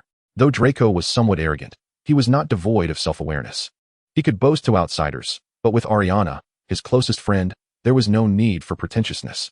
He looked at her and asked, "I believe your chances of becoming headmaster far exceed mine. Do you know why?" Recently, Ailiana's accomplishments had been numerous, and Draco had initially felt a tinge of resentment towards her superiority. After enduring a series of conflicts, he had come to accept her prowess wholeheartedly, harboring no doubts about her potential to become a formidable witch. Chapter 38. A favoritism towards Slytherin. Why? Ailiana inquired with intrigue. Is there some secret to selecting a headmaster? Surely, it is merely a matter of choosing someone esteemed and respected. Ailiana maintained a clear self-awareness, although she deceived others into believing she was pure blood in the magical realm. She possessed neither family ties nor wealth, rendering her no different from muggle-born wizards like Hermione. Observing Ailiana's ignorance of this fundamental truth, Draco sighed and proceeded to explain. Hogwarts is not a school akin to that of the muggle world. We study magic. While we do place importance on the written word, the emphasis is primarily on the strength of magic. Ailiana grasped Draco's implication. Thus, in aspiring to be Hogwarts headmaster, one must possess formidable magical prowess. Does that mean Professor McGonagall's magical strength surpasses that of Professor Snape? She asked, her face etched with confusion. Draco swiftly responded to her inquiry. Certainly. Professor Snape is the more powerful of the two. His absence from the deputy headmaster position is solely due to Dumbledore's favoritism. He then glanced around conspiratorially before confiding in Ailiana. I heard from my father that during the height of Voldemort's power, Professor Snape was one of the Death Eater's strongest assets. Upon hearing such confidential matters, Ailiana casually remarked, Your father seems quite knowledgeable. Her words, though unintentional, rendered Draco somewhat awkward, as the Malfoy family had once aligned with Voldemort, who was now widely denounced. We are a family of wizards. We share information, he replied nonchalantly. In truth, Ailiana had realized her slip-up immediately. She was no novice in the magical world and was well aware of the Malfoy family's past allegiance to Voldemort. Noticing Draco's discomfort, she deftly redirected the conversation. During dinner, Dumbledore will announce our punishment results. At that time, you should stay close to me. If Folly and his peers dare to voice their objections, let them come forth and question my reversal charm, she declared fiercely. Despite Draco's repeated objections to Ailiana's vow to protect herself, she remained resolute. Haven't we always been together? He said helplessly, yet Ailiana underestimated the gravity of the situation. When Dumbledore revealed the punishment results, not only did Slytherin express dissent, but students from other houses also voiced their displeasure, with Gryffindor being the most vociferous. What? They only deducted 50 points for dueling with the Incendio curse outside the library? You failed to mention that she faced no repercussions for battling with Snape. The crowd erupted in outrage. What has happened to Dumbledore? Is he truly favoring Slytherin? Such audacity warrants expulsion. Indeed, she is already practicing the dark arts. She could very well be learning the unforgivable curses, which could lead to her being sent to Azkaban to associate with the Death Eaters. It was rumored that Colin threatened Ron with the Cruciatus Curse, clearly indicating he had mastered it. Having been at Hogwarts for just over a week and already exhibiting such behavior, if this continues, we might just witness the emergence of the next Dark Lord. Headmaster Dumbledore. I propose we expel Colin, someone shouted immediately. I refuse to share a school with her, another student chimed in defiantly. Before Dumbledore could rise to restore order, Ailiana hurled a plate from her table towards Gryffindor, raising her wand to cast a transfiguration spell. An explosive sound erupted above the Gryffindor table, causing all to instinctively cower to the ground. The professors at the head table stood in unison, their attention fixed on the suddenly belligerent Ailiana. Ailiana disregarded the astonished and fearful gazes of those around her, boldly stepping onto the dining table atop a chair, casting a fierce glare in the direction of Gryffindor. It is true that the headmaster of this school hails from Gryffindor, but the institution is named Hogwarts, and thus, it is not solely Gryffindor that holds sway here. Anyone who harbors dissent towards me should step forward. Let us engage in a duel to the death. Dumbledore, his face a mask of frost, commanded her. Ailiana, step down. This situation had escalated far too much. If mishandled, it could lead to the expulsion of this child. However, Ailiana paid no heed to Dumbledore's warning. Her fury still directed at the raucous Gryffindors. They must provide me with an explanation. Those who wish to leverage the headmaster-esque Gryffindor heritage to demand my expulsion should come forth. Her wand was already aimed at Ron Weasley, the loudest among them. The Weasley brothers shielded Ron behind them, yet none dared to step forward. Ailiana not only sought to master the killing curse, but also dared to wield dark magic against a professor, with the twins claiming she could conjure fiend fire. Given the current circumstances, Ailiana was seething with rage. Should she lose her composure and unleash fiend fire, Ron might very well be reduced to ashes. Impulsive recklessness does not equate to foolishness. It was not just Gryffindor that looked upon Ailiana with trepidation. The other two houses, save for Slytherin, were equally intimidated by her. None could ascertain the nature of the magic Ailiana had just employed. It appeared to be transfiguration, yet it had never been said that transfiguration could result in an explosion. Of course, aside from the unsuccessful attempts, it was clear that Ailiana had not faltered. Dumbledore, somewhat helpless, softened his tone as he addressed Ailiana. No one can presume upon my position as headmaster or my Gryffindor lineage to make a decision regarding your expulsion. Yet Ailiana was unwilling to relent, continuing to glare at Gryffindor as she scornfully declared, "How dare you call yourselves brave and fearless, a pack of cowards who lack the courage to stand up." Dumbledore, a Gryffindor himself, felt a flicker of ire at Ailiana's derision towards his house. "Ailiana, I shall repeat myself, step down." He employed the sonorous charm to amplify his voice. Ailiana complied with Dumbledore's request, but rather than taking her seat, she marched straight to the faculty table. "Every conflict arises from others provoking me, Headmaster. Are you subconsciously inclined to side with Gryffindor again?" she inquired with a serious expression, having witnessed the entirety of the clash. Dumbledore recognized that this incident was not solely Ailiana's fault, yet her reaction was excessively intense, and her habitual drawing of her wand was indeed concerning. However, it was evident that Ailiana was already in a fury. Should he dare to respond affirmatively, that lightning bolt wand might very well turn upon him. He had discerned that Ailiana exhibited no fear, regardless of whom she faced. "Surely we can address this matter in a more temperate manner, cannot we?" he patiently suggested. Ailiana disregarded Dumbledore's goodwill, instead criticizing his approach. "Do you truly believe your methods of education are commendable?" she mocked. Dumbledore, undeterred by her attitude, replied amiably, "If you have any objections, I welcome you to voice them." What was intended as a casual remark unexpectedly prompted Ailiana to proffer a suggestion. "Very well. I propose that Hogwarts introduce a dueling class, as I have heard that Durmstrang's most distinctive course is precisely that." "And the rationale?" Dumbledore inquired with curiosity. Ailiana scoffed and directly stated, "The reason is that the acceptance rate of Aurors for Hogwarts graduates has been steadily declining, while Durmstrang's acceptance rate continues to rise." "What do you think accounts for this?" Ailiana had no intention of allowing Dumbledore to respond. She turned her gaze towards the now quaking Gryffindors who had earlier been so boisterous. "It is because, under your leadership, Hogwarts has become a haven for the inept. Even among graduates, few possess mastery of the shield charm. In light of the recent explosion, not a single one among the Gryffindors had employed the shield charm to protect themselves, despite the fact that the entire year's students were seated at the Gryffindor table." This scathing remark was delivered with the sonorous charm, her voice ringing clear throughout the hall. Chapter 39, Let the Battle Commence. The repercussions of this confrontation were monumental. Dumbledore refrained from announcing any disciplinary measures regarding Ailiana in the hall, nor did he respond to the suggestion of establishing a dueling course. With the term not yet 2 weeks in, Ailiana had already visited the headmaster's office several times. "It seems you harbor quite the grievance regarding my Gryffindor lineage." Dumbledore attempted to ease the tension with her earlier words. Yet Ailiana was in no mood for cordiality. She retorted with disdain. "Because every single action you take incites my discontent." "What actions have I taken that have provoked your discontent?" Dumbledore inquired, genuinely curious. Ailiana, exasperated, found it incredulous that he could still ask, "Why have you summoned me to your office after each of these conflicts, while neglecting to call upon the other involved parties?" This was her first accusation. "It is because you have expressed discontent with my handling of the situation. I wish to persuade you first, as a mark of respect." "I see nothing wrong with this," Dumbledore replied, bewildered as to why there was an issue. Ailiana was thoroughly fed up with the complacent attitudes of those around her. Yet she had to endure for another 7 years, so she maintained her composure in her exchange with him. "All right. I fought with Gryffindor students during defense against the dark arts class. Why do you instinctively assume that I instigated it?" This was her second accusation. "It is because your spells are the most frequent, and the others from Gryffindor were all bound by your binding curse." Dumbledore still felt this was not problematic. Ailiana, now indignant, challenged, "Can you honestly say that if I were a Gryffindor, you would have reached a decision so swiftly?" Dumbledore opened his mouth but found himself at a loss for words, acutely aware that had Ailiana been a Gryffindor, even if he believed her to be the instigator, he would have first sought to investigate before hastily announcing a punishment. Dumbledore sighed, conceding, "I admit I lean somewhat in favor of Gryffindor." Ailiana corrected him, "Not somewhat. It is an egregious bias."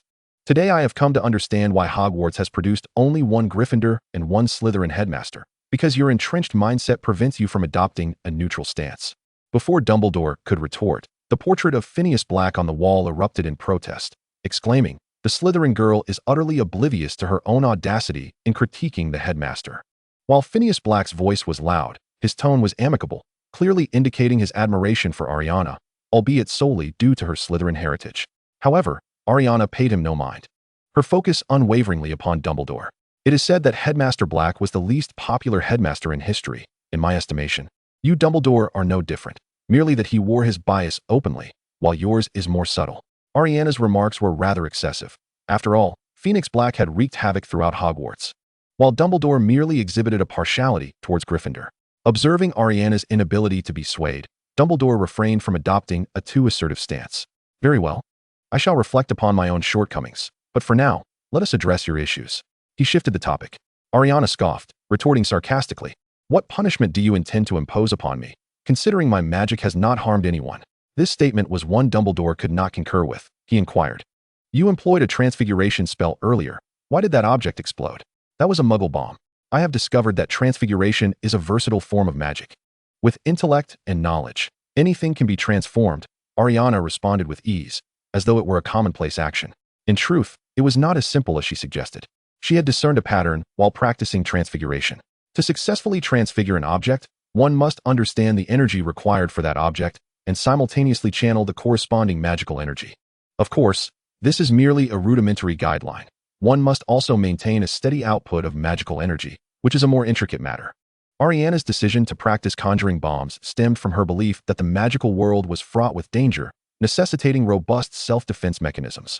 Since employing the 3 unforgivable curses would contravene the law, she chose a different path. Dumbledore, having lived for so many years, was well aware of what a bomb entailed. In his view, such devices were even more terrifying than the killing curse. The killing curse takes one life with a single incantation, whereas a bomb can obliterate an entire city. It was exceedingly perilous. Should you fail to control that bomb and it lands on a dining table, many would be injured. The thought of such a scenario filled him with dread. Bombs come in various types. Not every kind is lethal. The one Ailiana had just employed was merely a blank round, and she had detonated it in the air, at most causing a momentary scare. I have yet to experience a single instance of losing control since I began my journey with magic. I possess a great deal of confidence in myself," she asserted with self-assurance. However, Dumbledore could not accept her explanation. The benevolent smile he once wore had vanished, replaced by a serious countenance as he questioned her. "Even if no one was harmed, you have directly intimidated so many. Do you not see any fault in that?" Ailiana, clearly resistant to authority, sensed Dumbledore's seriousness and her softened demeanor dissipated. "They are all eager to demand my expulsion. Waiting for someone to rescue me is not my style," she observed derisively. This man was unwilling to offer fairness, let alone her salvation. Dumbledore countered, "Since Hogwarts' establishment, there have only been 2 instances of expulsion, each involving a threat to another's life. As long as you do not harm others, I will not expel you." Ailiana did not believe his assurances. She harbored doubts not only about Dumbledore's promise, but also about herself. "It is uncertain. Should someone attempt to harm me, I would undoubtedly resort to magic in self-defense. You have seen the potency of my magic. Even without exerting my full strength, I could inflict severe injury."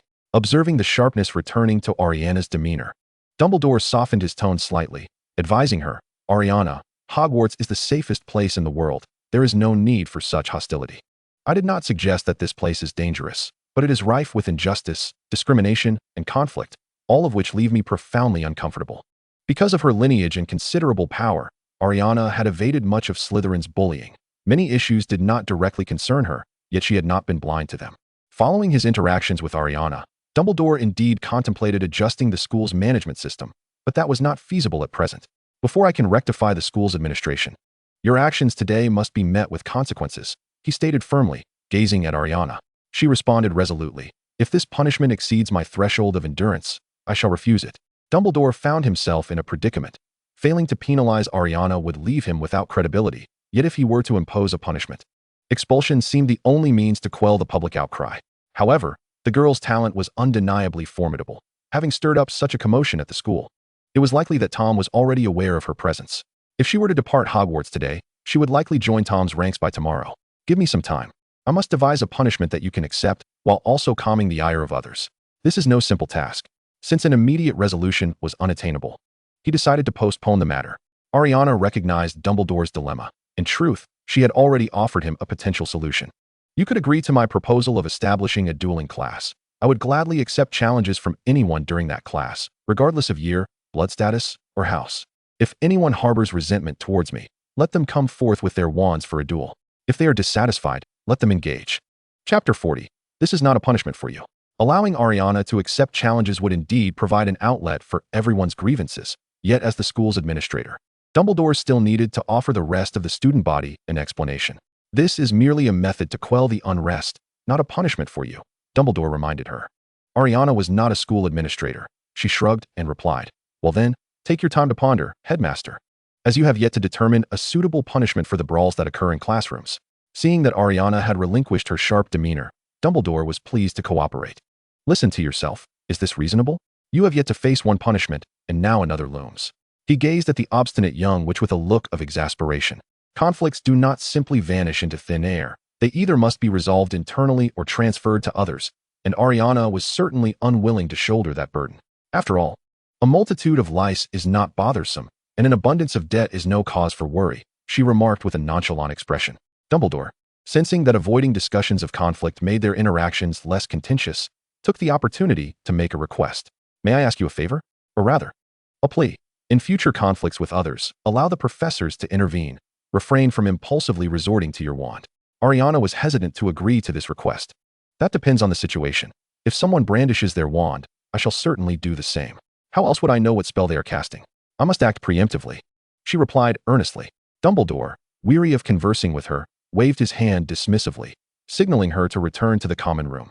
Speaking with you ages me by a decade. As luck would have it, Ailiana too was disinclined to continue conversing with the old fox. Before departing the headmaster's office, she playfully wished him a long life, intending to irk him. Wizards generally live for a long time.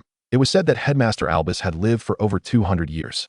Headmaster, with your profound magical abilities and youthful appearance, you are likely to live for a millennium or two. Losing a few decades is trivial. I am no longer young. Dumbledore replied with a genial smile. After engaging in a light-hearted exchange with Dumbledore, Ailiana returned to the Slytherin common room. Noticing that the hour was still early, she planned to invite Draco to the room of requirement to continue her magical journey. Unexpectedly, she found Pansy confronting Draco in the common room, her demeanor fierce and accusatory. Pansy, visibly incensed, interrogated Draco, "Why are you associating with Colin? Even if she is a pure blood, she is still an orphan. Your parents would undoubtedly disapprove of this affair."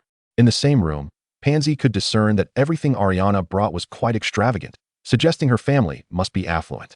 Thus, rather than deriding her as impoverished, she chose to leverage her status as an orphan against her. Draco had yet to comprehend the situation, despite Pansy's overt displays. He failed to realize that her jealousy stemmed from affection. When confronted by Pansy's inquiry, Draco retorted with exasperation, "Why are you so agitated about my own affairs?" Pansy immediately interjected, reprimanding him loudly. "This is not just your matter. As the heir of the Malfoy family, your wife must come from a distinguished lineage." Draco, incensed, shot her a scornful glance and questioned, "And what does this concern the Parkinson family? It is still a matter of the Malfoys." Finding her argument unconvincing, Pansy resorted to her ultimate tactic against Draco, threatening, "I shall write to your father." Girls typically mature faster than boys, and Pansy had long recognized how much Draco valued his father's opinion.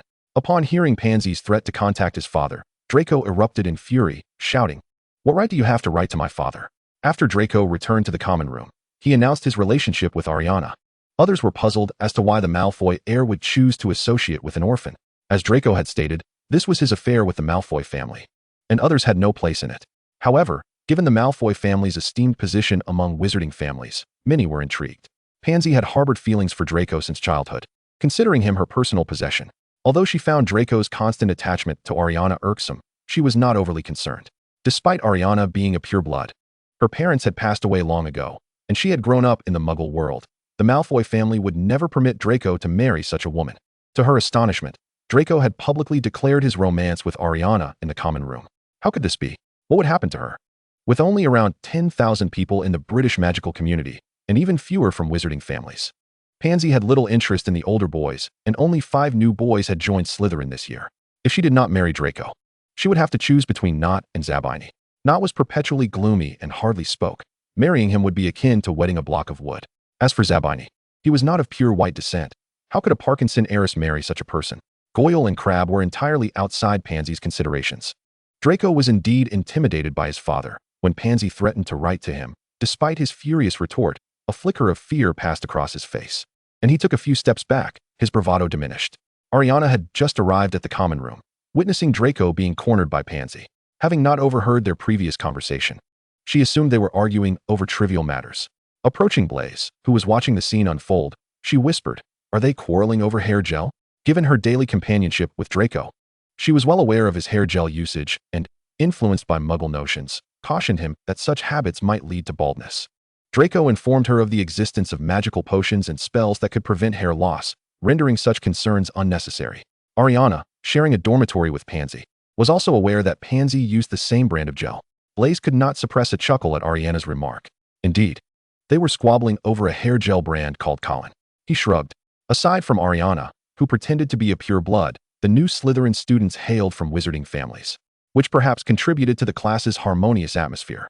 With Blaise's hints being so overt, Ailiana quickly grasped that Draco and Pansy's altercation was indeed due to her presence. Without seeking further clarification from Blaise, she approached Draco directly, asking with genuine confusion, "I did not quarrel with Pansy. Why are you two fighting over me?" Upon seeing Ailiana, Pansy felt a twinge of fear regarding her behavior in the Great Hall, yet the prospect of marrying the taciturn Knot or facing ridicule for marrying Blaise loomed ominously. In light of her potential future, Pansy mustered her courage to confront Ailiana, declaring, "You, an orphan without parents, what right do you have to be with Draco?" Ailiana paused momentarily, then understood the nature of Pansy's grievance. Without further ado, she brandished her wand at Pansy, stating, "How can you, having grown up in the magical world, question me? It is precisely because of the wand in my hand." Without waiting for Pansy's response, she surveyed the gathering Slytherins and proclaimed loudly, "I had expected the first to challenge me would be a Gryffindor. Instead, it is from my own house. If anyone else cannot bear to see Draco and me together, step forward." Chapter 41. Opposition Rooted in Jealousy.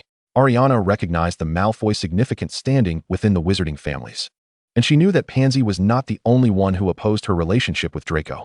However, due to her magical prowess, none dared to openly challenge her. It was only when Pansy confronted Draco that others began to observe the situation closely. If she were to take a step back, yielding to the crowd, tomorrow Slytherin would swarm to create trouble for her.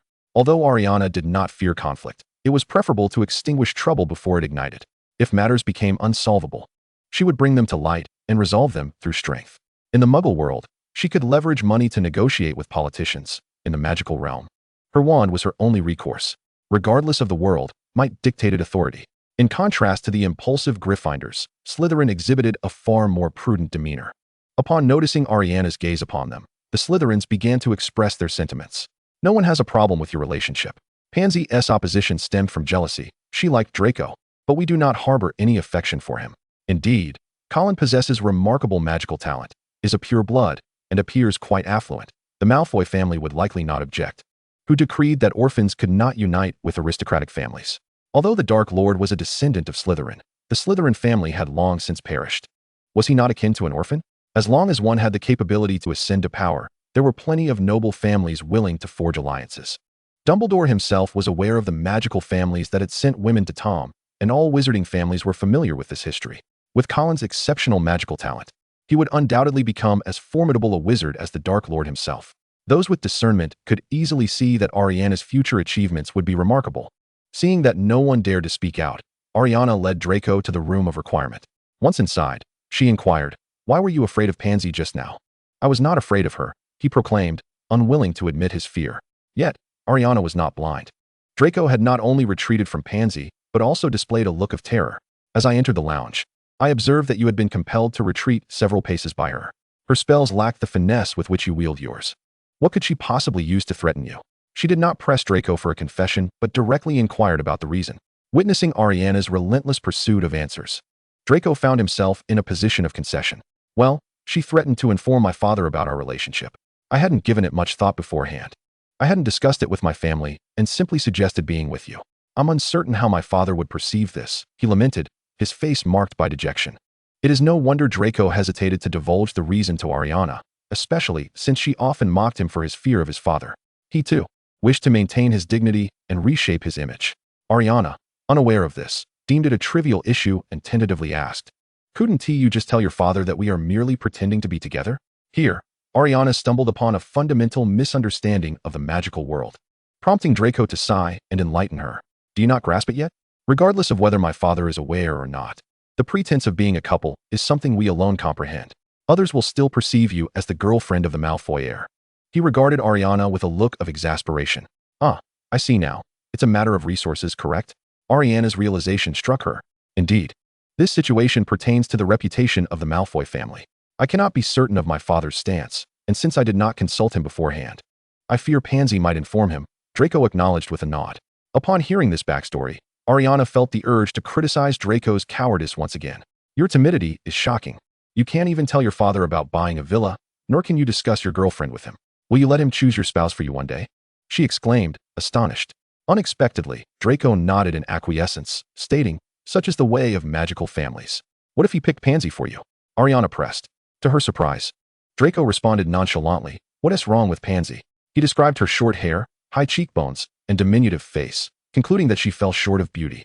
"Is your sense of aesthetics flawed? Do you not find Pansy somewhat unattractive?" Ailiana questioned, bewildered by Draco's perspective. It dawned on Draco that he and Ailiana held fundamentally different views on many matters. Their ability to maintain a friendship despite these disparities was nothing short of remarkable. In magical families, marriages do not prioritize personal appearance, but rather familial interests, Draco elucidated. Ailiana, merely struggling to adapt to the magical world's mindset rather than failing to comprehend it, grasped Draco's explanation. "If that is the case, you need not fear your father discovering this. Even Dumbledore wishes to align with me. Surely your father does as well." Her perception of the magical world's views on marriage struck her as exceedingly pragmatic. Draco appeared to experience an epiphany, his eyes sparkling with excitement. "True. I shall write to my father tomorrow. This matter must be brought to his attention. If he learns of it from another source, he may feel disappointed in me." Ailiana found it difficult to comprehend Draco's thought process and his circumstances. "Why are you so afraid of disappointing him? After all, you are his only son. Would he truly cast you out?" she queried, her brow furrowed in perplexity. Draco replied with a hint of indifference. There are numerous cases of magical families disowning their offspring. He recalled how his mother's family, the Blacks, had expelled several members. Ailiana remained unconvinced, pressing further. "But you are an only child. If he disowned you, who would inherit your family's legacy?" At the mention of this, Draco's demeanor darkened. "Unless unforeseen circumstances arise, wizards live long lives. My parents are only in their 30s and could easily have another child." Ailiana was skeptical, challenging, "But you are already 11. If they intended to have another, they should have done so by now. I've heard my father say that if I do not meet his expectations, he may have another child with my mother." Draco countered, shaking his head. Ailiana finally understood the source of Draco's insecurities as the sole heir in a loving family. "You fear being replaced. Hence your concern about your father's attitude," she concluded. With the conversation reaching such depths, Draco saw no point in concealing the truth, nodding in affirmation. "Indeed, throughout my life, any hint of dissatisfaction from him has made me hesitant to take a step further." Ailiana frowned and remarked, "Your father's parenting has been woefully inadequate. Raising an only son to be this insecure is a failure indeed. Imagine if there were 2 or 3 children in your family. It would surely lead to chaos." Since he began reading family genealogies under his father's instruction, Draco had been exposed to the secret histories of magical families, acquiring knowledge unbeknownst to many. He noted, "There are indeed many instances of brothers turning against each other in the magical world. Is it all for the sake of inheritance?" Ailiana queried, her eyes wide with curiosity. Draco felt as though he could serve as Ailiana's tutor. Such knowledge was essential for any child from a magical family. He shook his head. "It is not merely about inheritance. It is a struggle for magical resources. The magic taught at school is basic. To attain greater power requires family legacy. To ensure the absolute authority of the heir, family libraries are typically restricted to them." It became evident why the talents among magical families were dwindling, all due to internal strife. Ailiana nodded in understanding. Observing Draco's despondent expression, Ailiana contemplated his disregard for his parents' opinions in his decision to be with her, aiding her through Dumbledore's threats. As a friend, she resolved to contribute to his well-being. "Though wizards live long lives, we only have one life to live. I believe happiness is paramount. You cannot continue to let your father's opinions dictate your life." Ailiana set a tone for her decision. "From now on, do not concern yourself with your father. Do as you wish. If he truly disowns you, I can take you in," she reassured Draco, offering him confidence. "I possess ample wealth, and it shall only increase in the future. Supporting a few thousand of you would be a trivial matter." Ailiana spoke with an air of grandiosity. Chapter 42. Perhaps your father would purchase it. If you take me in, could I stay in your 13.25 million castle?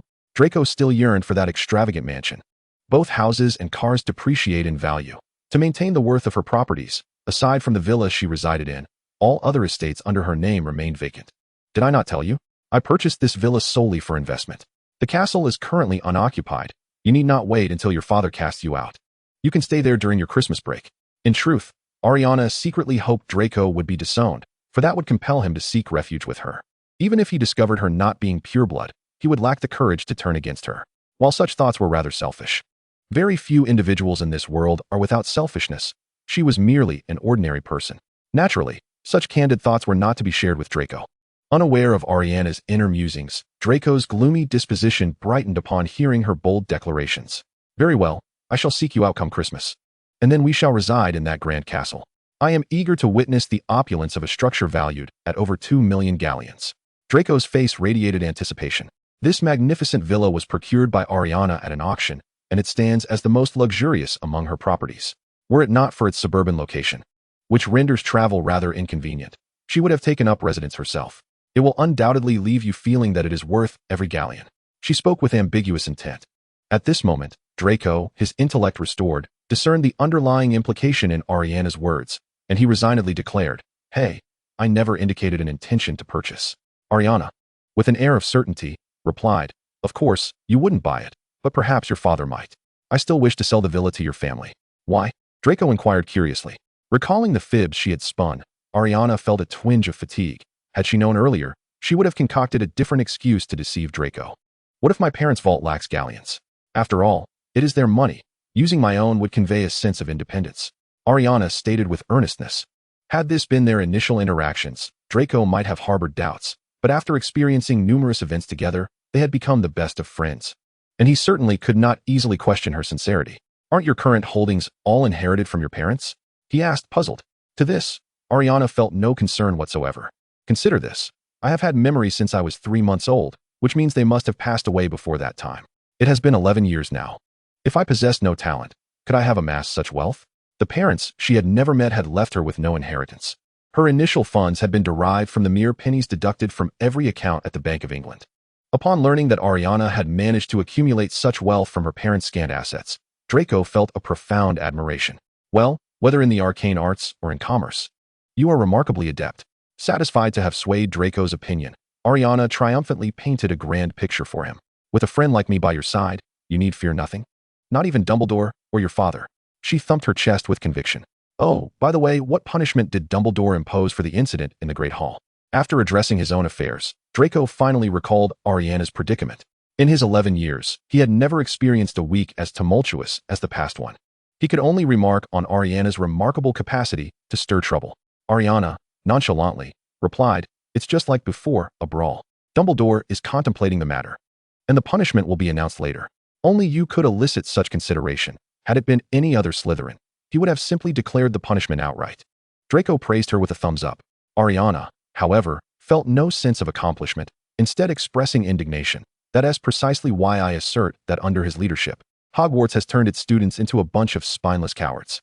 When confronted with injustice or defiance, what are their voices for?" Draco retorted, criticizing her for standing firm while others bore the brunt of her actions. "Did you not use your wand to secure this outcome?" Ailiana, undeterred, countered. "Everyone attending Hogwarts possesses a wand. Yet, none exhibit your level of magical talent." Draco swiftly countered her assertion. Yet, Ailiana chose not to dwell on the matter. Having already instilled fear, she decided to shift the conversation towards magic. "I find it quite peculiar.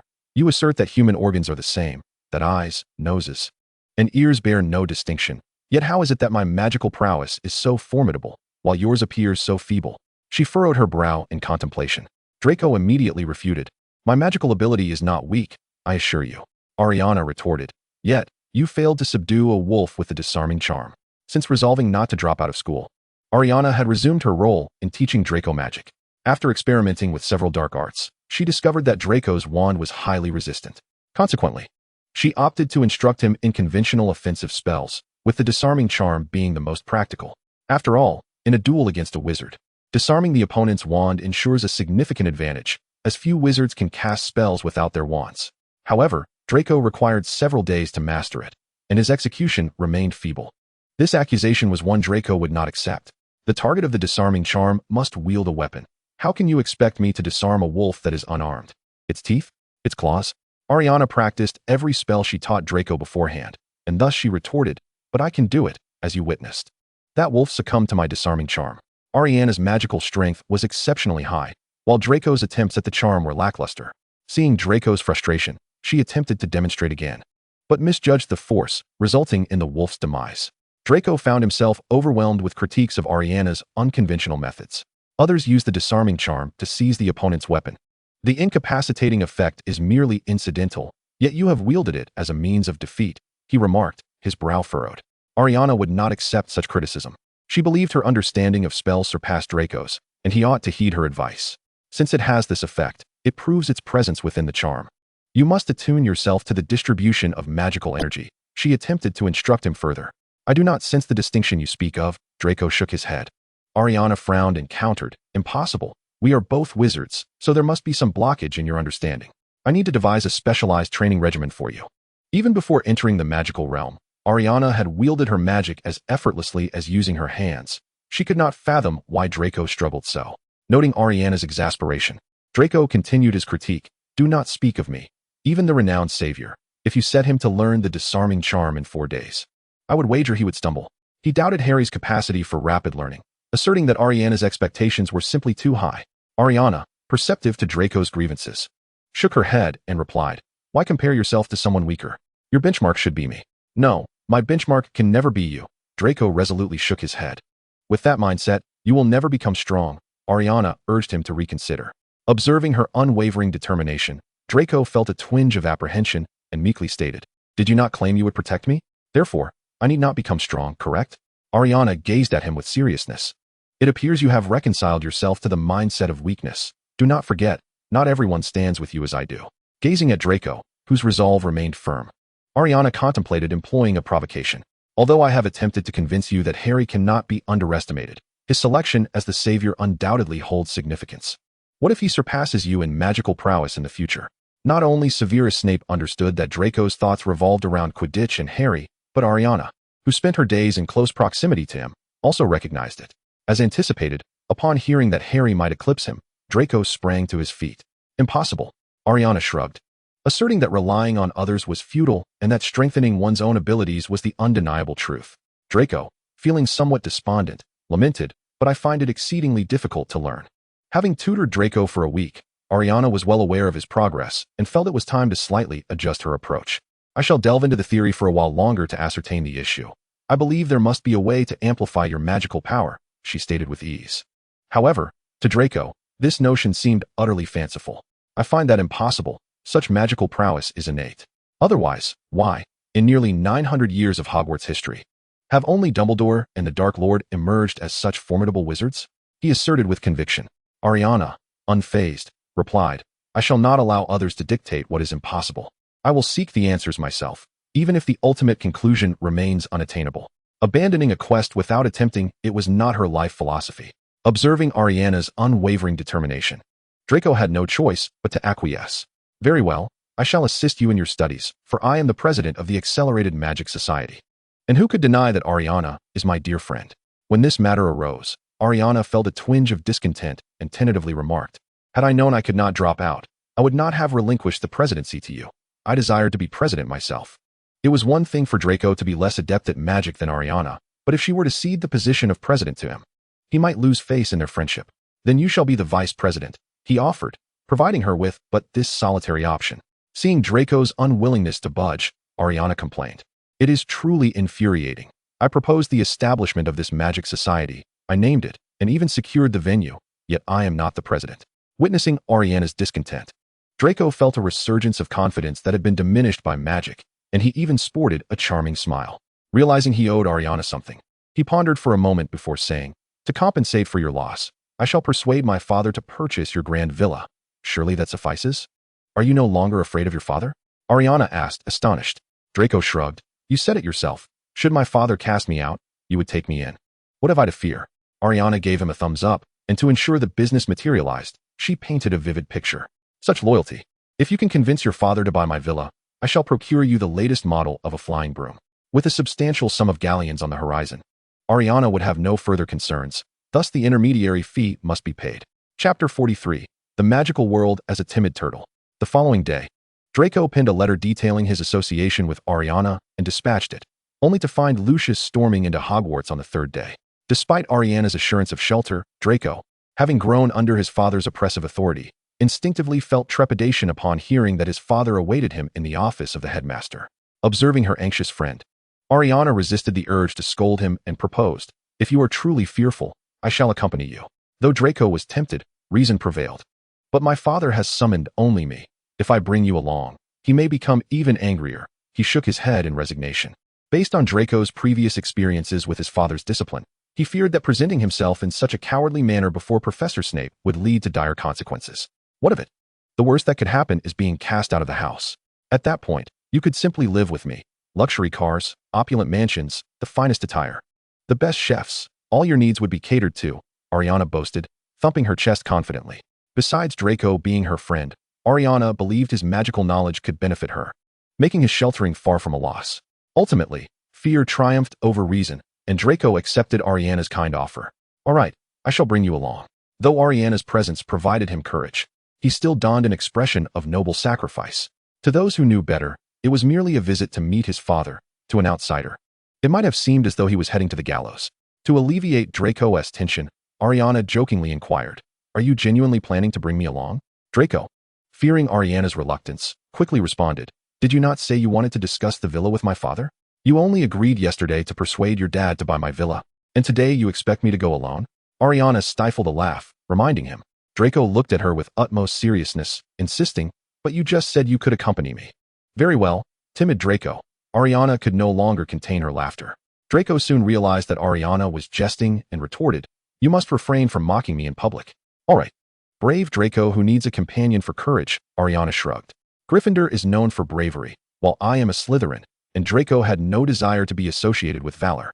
Although Ailiana and Draco's banter lightened the mood somewhat, the atmosphere was still far from their usual lightheartedness, and the ambience in Professor Snape's office was equally tense. Lucius emerged from the fireplace and confronted Snape. "You assured me you would keep a close eye on Draco. Yet, within less than 2 weeks of the term, he has befriended an orphan girl. What on earth is happening?" Besides Draco's letter, Lucius had also received one from Pansy, filled with disparagement towards Ailiana, with the focal point being her orphan status. Snape, unwilling to shoulder this blame, retorted, "I cannot tether him to my side at all times. If he made such a decision without informing you, do you truly believe he would confide in me?" Noticing Lucius's skeptical gaze, Snape scoffed, declaring, "Do not doubt my allegiance to Dumbledore. Neither of us wishes for him to associate with that insufferable oaf." Hogwarts prohibited the use of electrical appliances, and outsiders could not enter without the school's consent. Thus communication relied heavily on the Scottish fat lady, making information flow rather sluggish. Although Draco had repeatedly assured his parents he would frequently write home, and indeed he did, his letters bore no mention of Ailiana or the conflicts at school. This left Lucius entirely unaware of the thrilling confrontations his son had endured over the past week. Just as Lucius was about to inquire what insufferable oath meant, a knock on the door interrupted him, and Snape went to answer it. Upon seeing the two figures standing outside, Snape regarded Ailiana with an icy glare, questioning, "I distinctly recall instructing only for someone to summon Draco. Miss Collin, your assignments are exempt, and what business could a so-called magical prodigy have that requires my consultation?" At Hogwarts, students could be excused from assignments if they met the professor's expectations, and with nearly 2 weeks into the term, Ailiana had yet to complete any assignments. Showcasing her remarkable magical talent, Ailiana disregarded Snape's frosty demeanor, responding earnestly, "Draco wishes to purchase my grand villa in the outskirts of London. But he lacks the courage to approach his father, so I have come to negotiate with Mr. Malfoy." Such an explanation could hardly deceive a double agent like Snape, who promptly countered, "Hogwarts is a place for learning magic. Today, we are discussing Draco's education." The implication was clear. This was not a venue for business discussions. Lucius had been observing for a while, and upon overhearing her conversation with Severus, he immediately became intrigued by Ailiana. "Severus, since Miss Collin is here, and Draco's educational matters involve her, let us invite her in for a discussion. It is not merely Miss Collin who wishes to meet me. I, too, am rather eager to make her acquaintance," Lucius stated. As Ailiana and Draco entered the office, Lucius finally beheld her countenance. The girl was strikingly beautiful. Her hair a shade lighter than that of the Malfoy lineage, her delicate features radiant, with a glimmer of sharpness in her gaze, indeed surpassing many young witches from the esteemed pureblood families in terms of beauty. Could it be that Draco was drawn to her solely for her looks? Lucius dismissed the thought, recalling his son's singular obsession with Quidditch.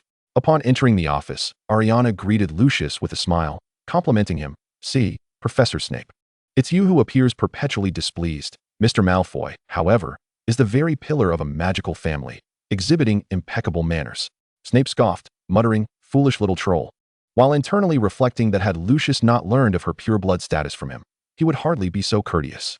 Noticing Lucius's unwavering gaze upon her without uttering a word, Ailiana took the initiative to speak. "Mr. Malfoy, it is an honor to finally meet you. You and Draco share quite the resemblance, both strikingly handsome." As Snape had yet to enlighten him on the circumstances, Lucius remained preoccupied with pondering the reasons for his son's association with her, thus refraining from initiating conversation. "Miss Collin is indeed a pureblood witch. However, I only managed to inquire about your bloodline with Severus. I have yet to ask about your family. If memory serves me right, there seems to be no family of pureblood status bearing the surname Collin in any country," Lucius inquired. Ailiana had spun countless tales regarding her identity, remaining composed even in the presence of Dumbledore, let alone Lucius. "I had always believed myself to be a muggle-born witch. It was on the day I met Draco that he remarked I bore a resemblance to a pureblood witch. He even enlightened me on the significance of the Gringotts key, which confirmed my identity. As for my surname, it is that of the family with whom I was fostered," Ailiana explained, implying that it was not her biological parents' surname. Indeed, Collin was the surname of the head of the orphanage where Ailiana resided. Lucius, intrigued, pressed further. "Did your parents leave behind any other clues?" "None," she replied with unwavering calmness. "They only left me some belongings and an educational fund deposited in a muggle bank." Lucius, aligning with Draco's earlier conjecture, speculated that Ailiana's parents likely perished during the Second Wizarding War. "It is possible they resided within the muggle community, which is why you were subsequently placed with a foster family," he conjectured while stroking his chin. Desiring to shift the conversation away from her parents, Ailiana interjected. "Discussing my parents saddens me. Let us instead talk about Draco's wish to reside in London." "What? He wishes to live in a muggle-infested London?" Lucius exclaimed, astonished at Draco. Had his obedient son truly abandoned the pride of their pureblood lineage after merely 2 weeks of schooling? Hearing his father's harsh tone, Draco dared not speak, retreating slightly behind Ailiana. Yet, she remained undaunted, meeting Lucius's gaze head-on, declaring, "Indeed, the 21st century approaches. The advancements in England are remarkable, with the most luxurious homes featuring spacious bedrooms that could accommodate Quidditch matches, complete with soundproof private bathrooms." Lucius swiftly recognized who had led his son astray, and his demeanor towards Ailiana changed abruptly. "The Ministry of Magic has enacted a confidentiality law to prevent muggles from discovering our identities as wizards," he said frostily, fixing a cold stare upon the young girl. Ailiana was taken aback by the disdain her amicable demeanor elicited, and she found Lucius's words absurd. The wizarding world's perspective was utterly ludicrous. Were pureblood families truly constrained by such a law, unwilling to embrace modernity with opulent residences and luxury vehicles, even shunning ordinary business ventures, retreating like turtles into an ever-narrowing magical realm? She regarded Lucius with a look of scorn, since he seemed disinclined to engage amicably. Ailiana felt no compulsion to maintain her friendly facade. "What do you mean by that?" Lucius asked, his gaze icy as he scrutinized her. Having broached the topic, Ailiana remained unperturbed by his demeanor. "Perhaps it is because I was raised in the muggle world, thus my perspectives and insights have evolved. While the magical realm lingers in the Middle Ages," she implied, insinuating that they were all mere relics of the past. "Violating the confidentiality law could lead to imprisonment in Azkaban," Lucius remarked, perceiving Ailiana as blissfully ignorant of the gravity of her words. When the Dark Lord's reign over the magical world collapsed, he had to exert immense effort to extricate himself. Had he not, he would have found himself in Azkaban while Draco, a mere infant at the time, would have seen the Malfoy family disintegrate. Ailiana dismissed Lucius's concerns with a scoff, finally understanding the source of Draco's timidity. "The villa Draco wishes to purchase is valued at over 260,000 galleons. Its grounds span 10 miles, and without your permission, no one could enter," she said, her eyes filled with disdain. It was evident that she considered them to be provincial simpletons. Indeed, when juxtaposed with Ailiana's current accomplishments, the entire wizarding elite appeared rather unsophisticated. "No one has ever regarded me in such a manner," Lucius retorted with a derisive laugh. "While one might conceal themselves on the ground, how does one defend against the myriad of aircraft soaring above London? If a problem exists, Then one ought to devise a solution, Ailiana countered. Perplexed by the wizarding community's propensity to evade issues, it was no wonder they chose to hide. After some contemplation, she added, I have heard that magical families possess house elves, so you would not require outsiders to maintain your estates. My parents vanished when I was quite young, and by the age of 7, I was living alone in a rather large villa without any house elves, yet no one ever discovered my identity as a witch. If I could manage to remain undetected, does the Malfoy family truly lack the capability to do the same?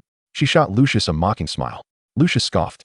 You still remember your status as an orphan. There are no instances of a pureblood family's matron emerging from such beginnings. Were it not for Snape's presence, Ailiana might have confided in Lucius that her relationship with Draco was merely a facade.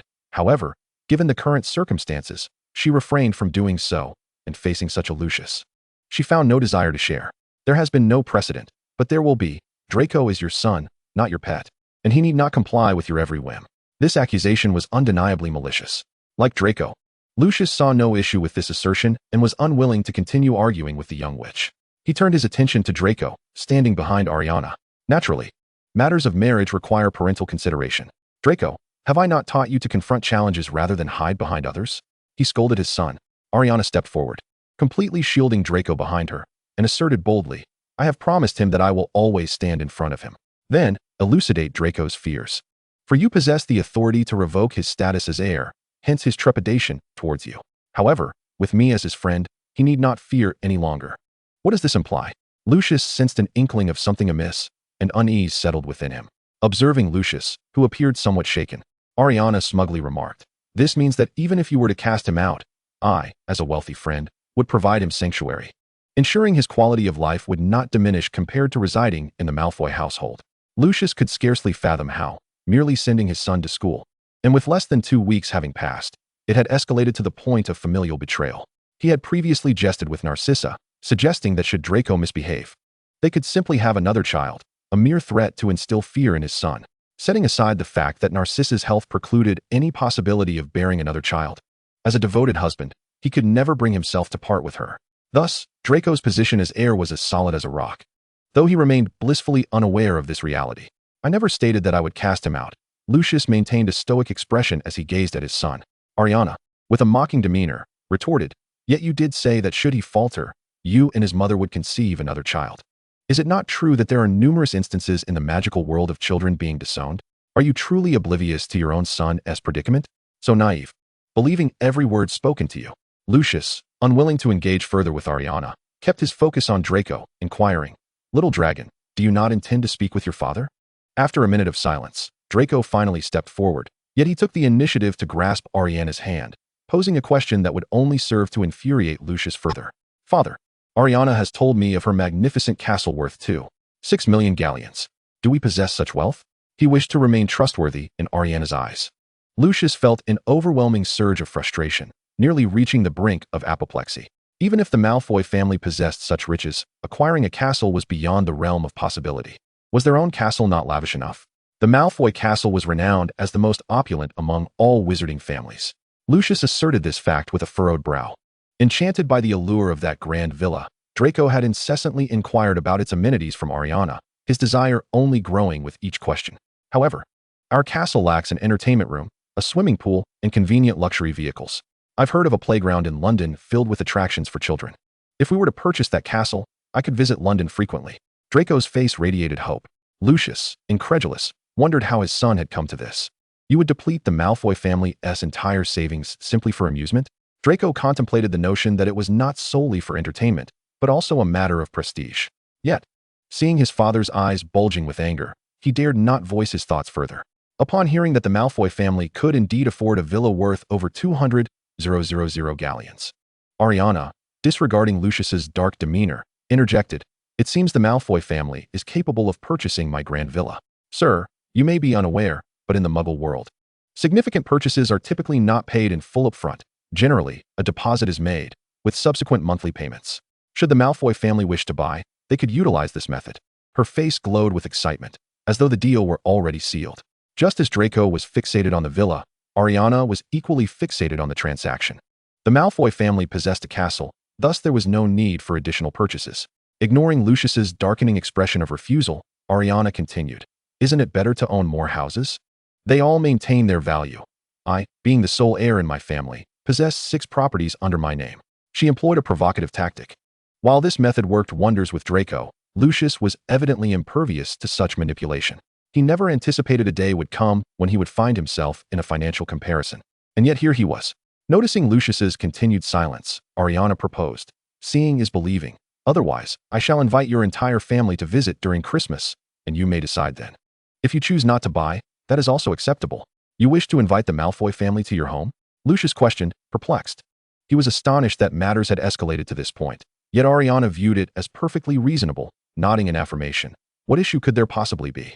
Draco and I are good friends. I extend an invitation to you, and Draco may likewise invite me to your home. In the realm of business, who would act on impulse? One moment, one could draw a blade. The next, they could greet with a smile for the sake of profit. Lucius had no intention of purchasing a Muggle villa and wished to cease further entanglement with Ailiana on this matter, redirecting his attention back to Draco. Little dragon, let us first discuss the nature of your relationship with her. What exactly is going on? He queried with a stern countenance. As long as Quidditch and Potter were not involved in the conversation, Draco's intellect was generally intact. He glanced at Snape, swallowing the confession that had nearly escaped his lips. Ailiana and I get along quite well. We are happy together, hence we are together. This was the consensus he and Ailiana had agreed upon. Is it not true that you are merely pretending to be with her to assist Colin with his parent-teacher meeting? Snape was unwilling to grant him any leniency. Ailiana interjected. That is indeed part of it, yet it does not negate the fact that we have endless conversations and enjoy our time together immensely. Lucius addressed his son directly. Little dragon, I do not approve of this arrangement. Draco, lacking the requisite assertiveness, appeared to falter, prompting Ailiana to realize that they could easily find themselves in a disadvantageous position, which was not her style. Thus, she resolved to take a firmer stance. As I mentioned earlier, Draco is not your pet. He need not heed your every command, she taunted Lucius. Lucius, undeterred, responded with bluntness. Scoffing, you have no right to aspire to become the mistress of the Malfoy family.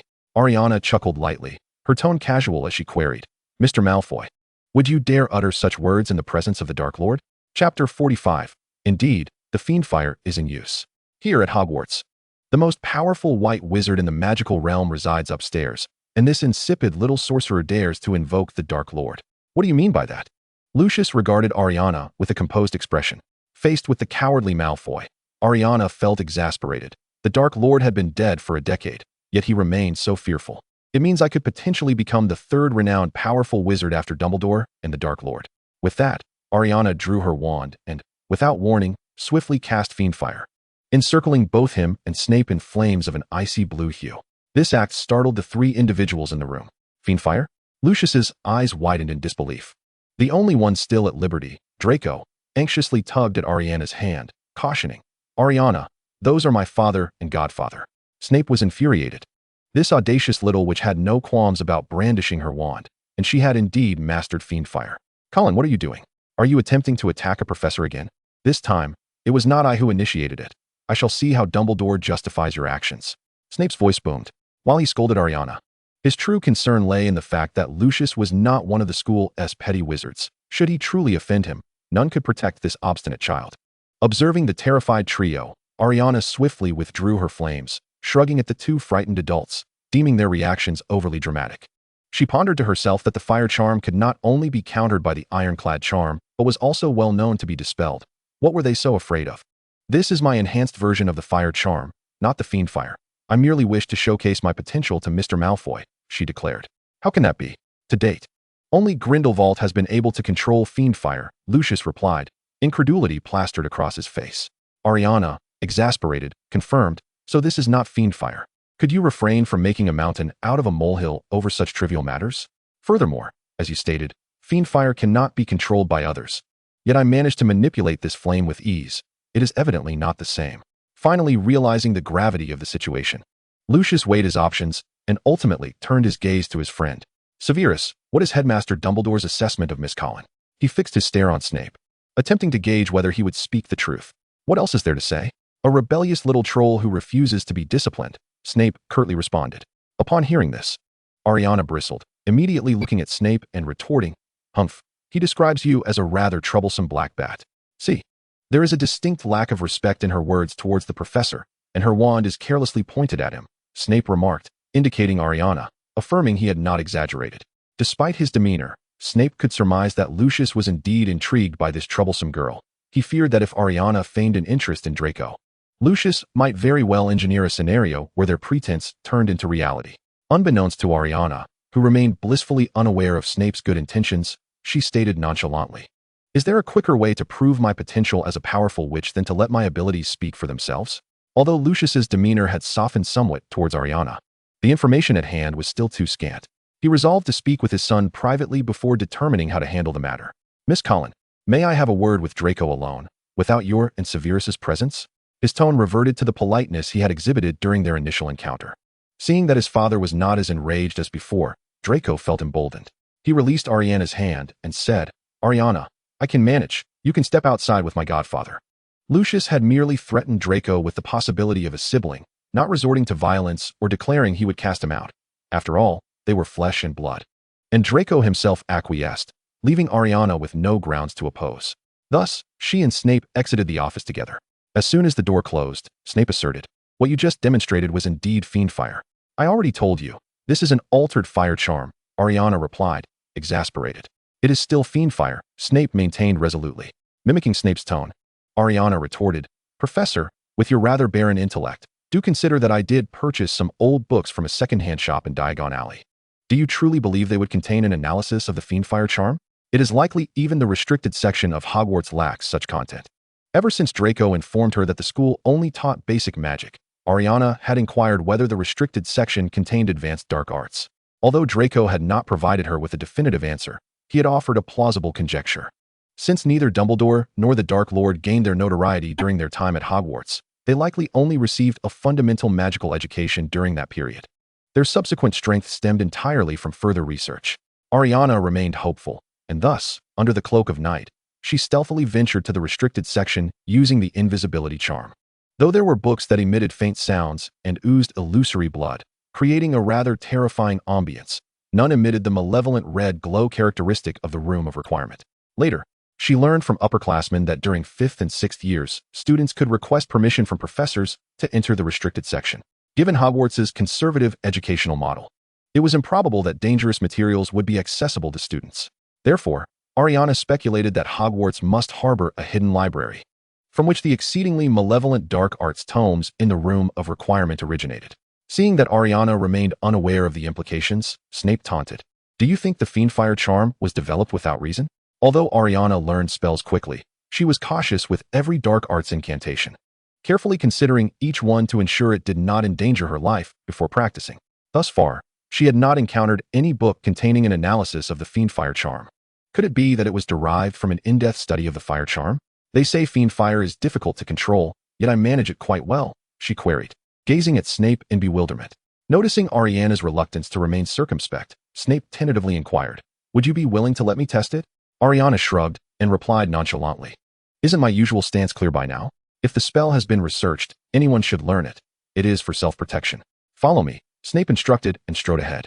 Though Snape's demeanor was decidedly unpleasant, he was, after all, a professor at the school, and Ailiana felt somewhat reassured, following closely behind without much hesitation. She assumed they were merely heading to a secluded area to experiment with magic, yet the direction they took instilled doubt within her. "Are we headed to the Forbidden Forest?" she wondered, recalling that the headmaster had explicitly forbidden students from entering. She looked at Snape in confusion. "Where else do you suppose one might conduct an experiment with fiendfire?" Snape shot back, his irritation evident. Ailiana gazed at him in alarm, hesitating as she replied, "Setting the forest ablaze doesn't seem wise." Before Snape could respond, a voice interrupted their conversation, revealing Hagrid, 3 meters tall, approaching them. "Professor Snape, where are you taking Colin?" Hagrid inquired, his expression one of innocent curiosity. Ailiana, astonished to be recognized by the towering giant, asked, "Hagrid, you know me?" Hagrid, delighted to be greeted by a young witch, happily responded, "Last weekend, Harry brought his 2 friends to visit me. Our conversation centered around you. I heard you had a scuffle with a few of the Weasley brothers.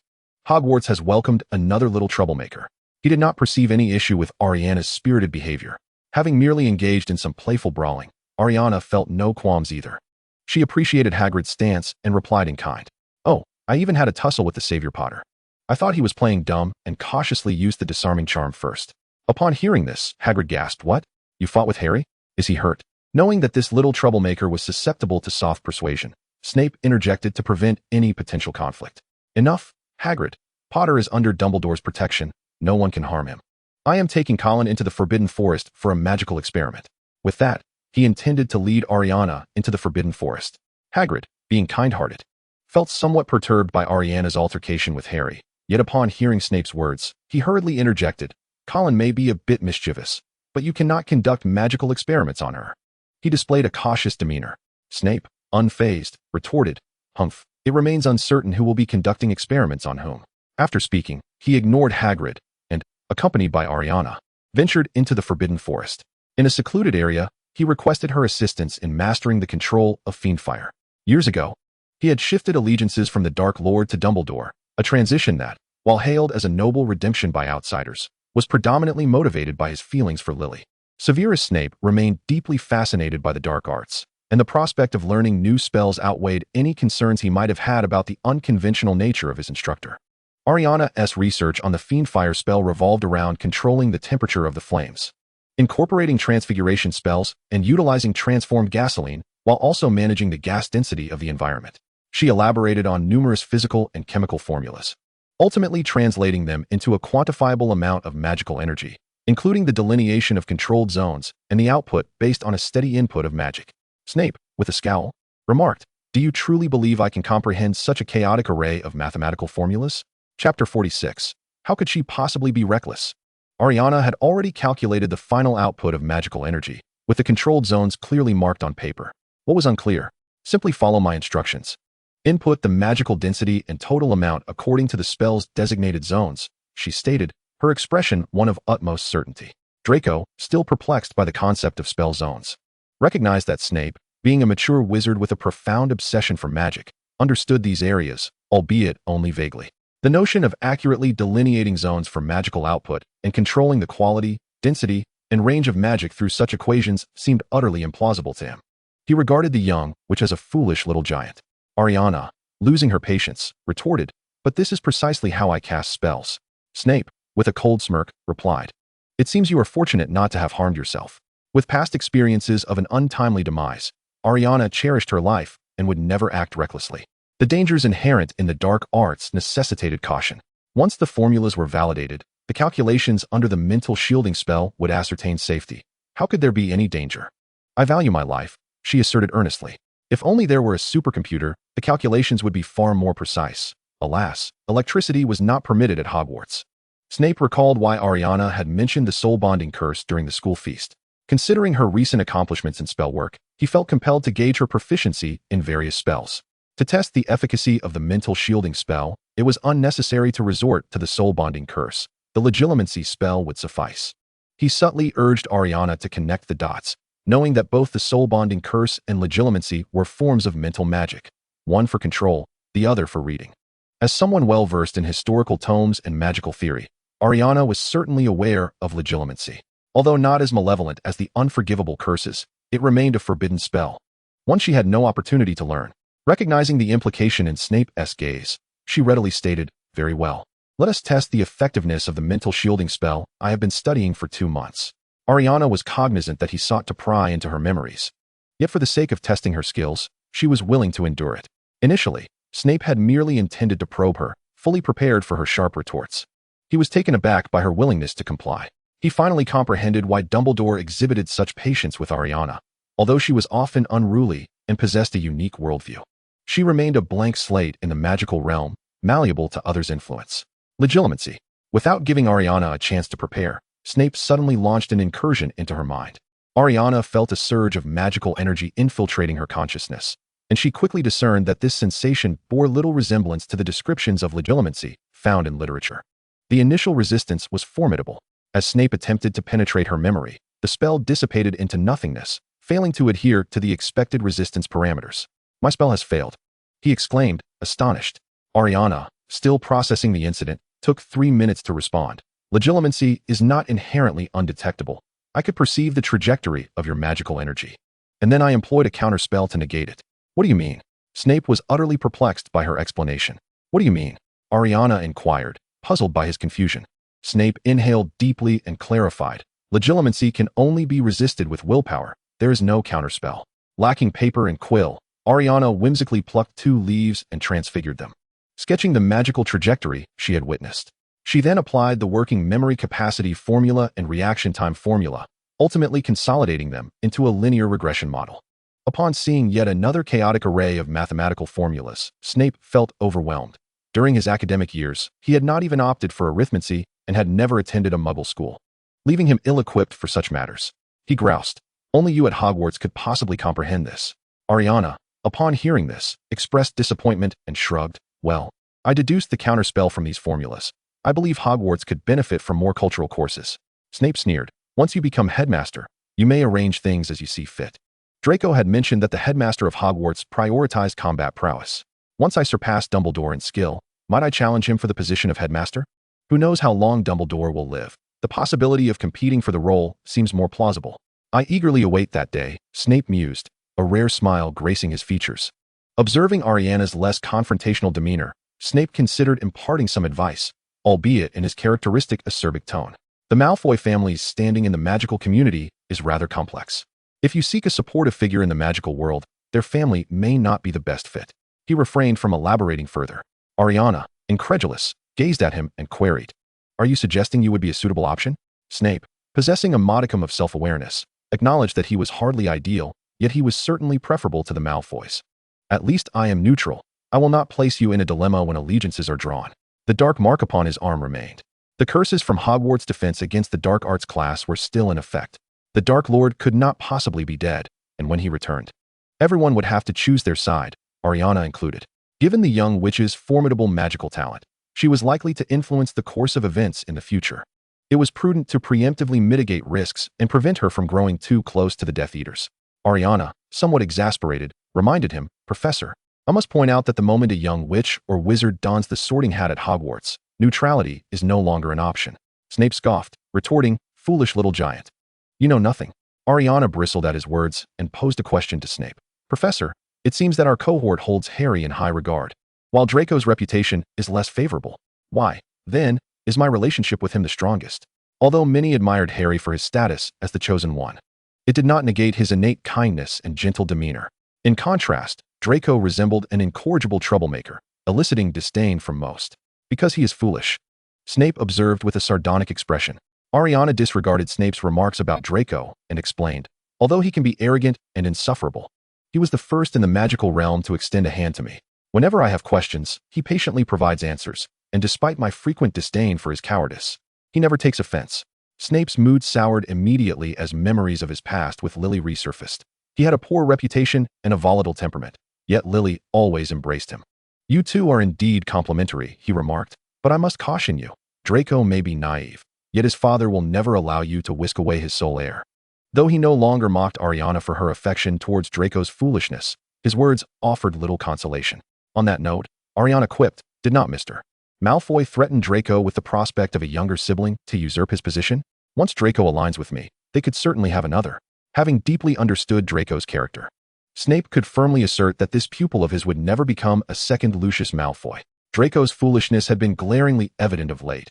He believed everything others said. Did Lucius and Narcissa truly wish to coddle him so much that they would cast him out? His expression was one of derision. Yet, Ailiana believed Draco was not at fault. A child of his age could only reflect the teachings imparted by adults. It is clear that Mr. Malfoy's education has been abysmal. Knowing his son is naive, he still chooses to intimidate him. It's no wonder he is so timid. She admitted her bias towards her friend. But who in this world does not have their own preferences? Upon returning to the common room, Draco was already seated on the sofa, his face flushed and his breaths heavy, clearly having just emerged from a heated argument. "The sky may fall, but I will bear its weight. What did your father say?" Ailiana approached and gently patted his shoulder. "My father expressed his disappointment in me, lamenting that I have learned to lie only 2 weeks into school," Draco replied, his voice a mixture of anger and a hint of fear. To such accusations, Ailiana scoffed, reassuring him, "Does he expect you to never lie in your lifetime? Do not impose upon others what you would not desire for yourself. He ordered me to break up with you." Draco had not confessed to his father that his relationship with Ailiana was merely a facade. This revelation took Ailiana by surprise. For with both Dumbledore and Snape opposing their bond, one would expect the opposing Malfoy to be in favor. Does he not wish to ally with a powerful wizard? She pondered, confusion etched across her face. After analyzing the advantages and potential repercussions of their union, As well as his father's likely reaction, Draco was resolute. He found it peculiar that his father held such an attitude. I conveyed your analysis to him. Initially, he seemed agreeable. But then he hesitated for some reason and insisted I end things with you. I refused, and he retaliated by threatening to cut off my allowance. His face was a portrait of indignation. Draco spent his days with Ailiana studying magic, leaving little time for owl shopping. Consequently, he had over 50 galleons remaining from the allowance his mother had given him at the start of term. His concern was not the lack of spending money, but rather the fear of how other pure-blood families would perceive this situation and how it might affect his status in Slytherin. Ailiana remained oblivious to the fact that Draco's thoughts had extended to familial interests, and she teased him, well, even in the magical world. Threatening children with their pocket money is a common tactic to ensure obedience. Did I not tell you? Even if you were cast out, I would take you in. How much more trivial is it to merely cut off your allowance? She reminded him, noticing that Ailiana was unaware of such common sense. Draco felt compelled to educate her patiently yet again. I suggested to him that if I were to buy your villa, I would break up with you, thus alleviating your concerns about your parents' vault being devoid of galleons. After all, if we are not together, we can simply announce our separation later. He found this proposal quite appealing.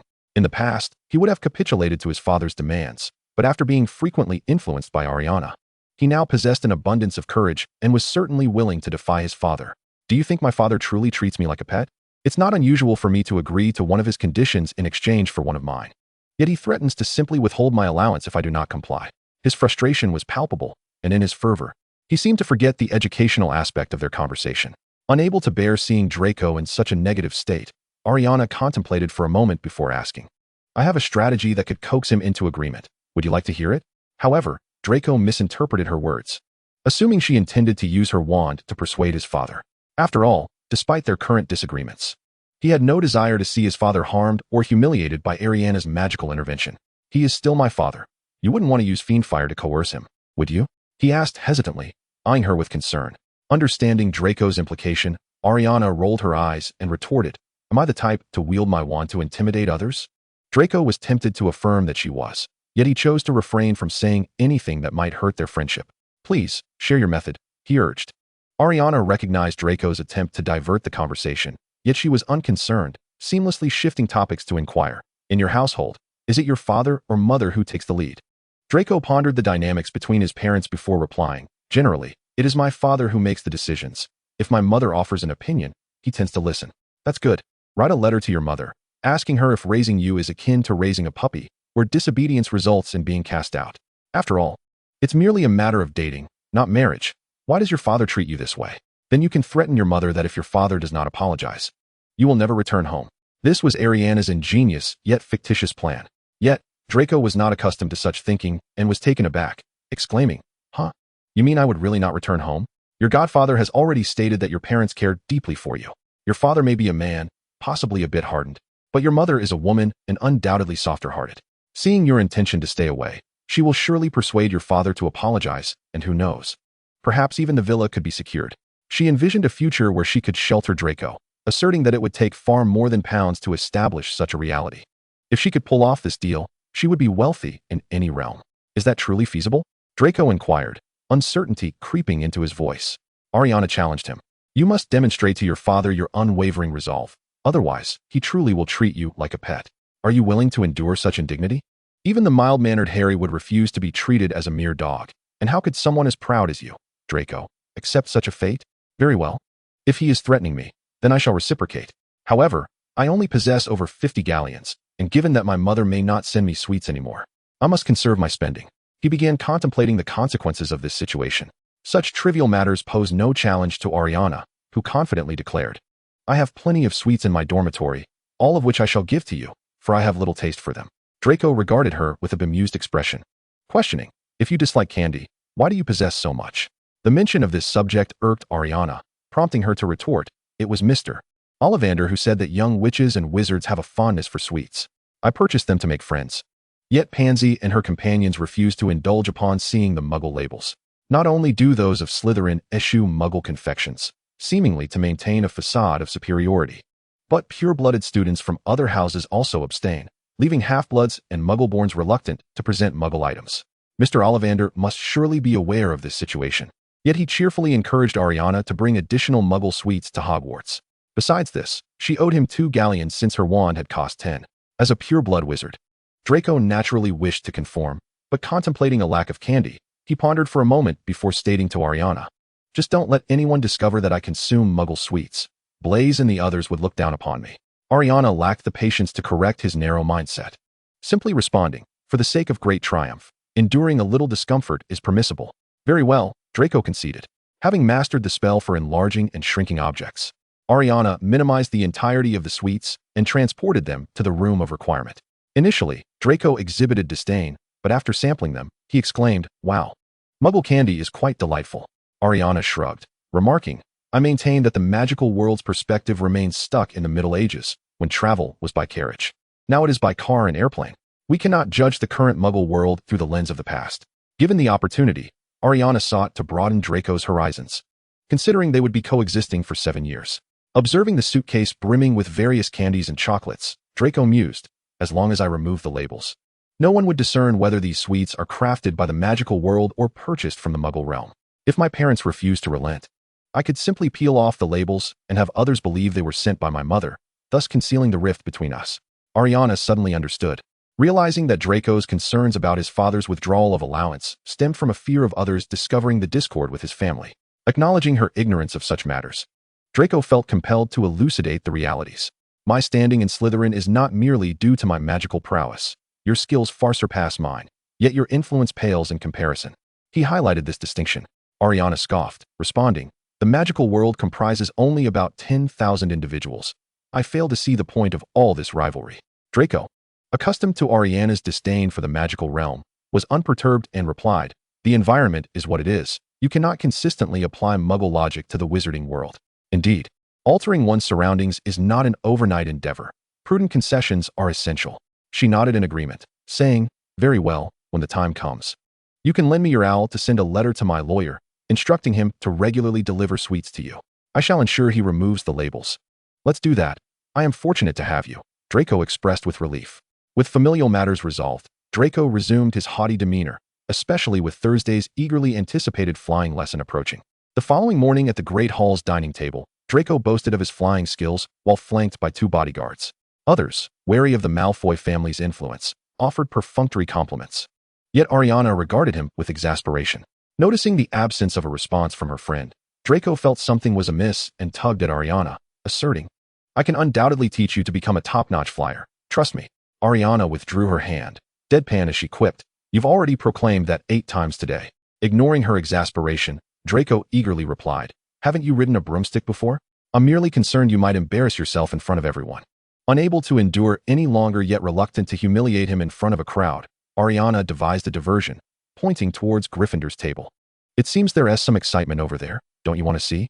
She surmised that Neville had received something from an owl.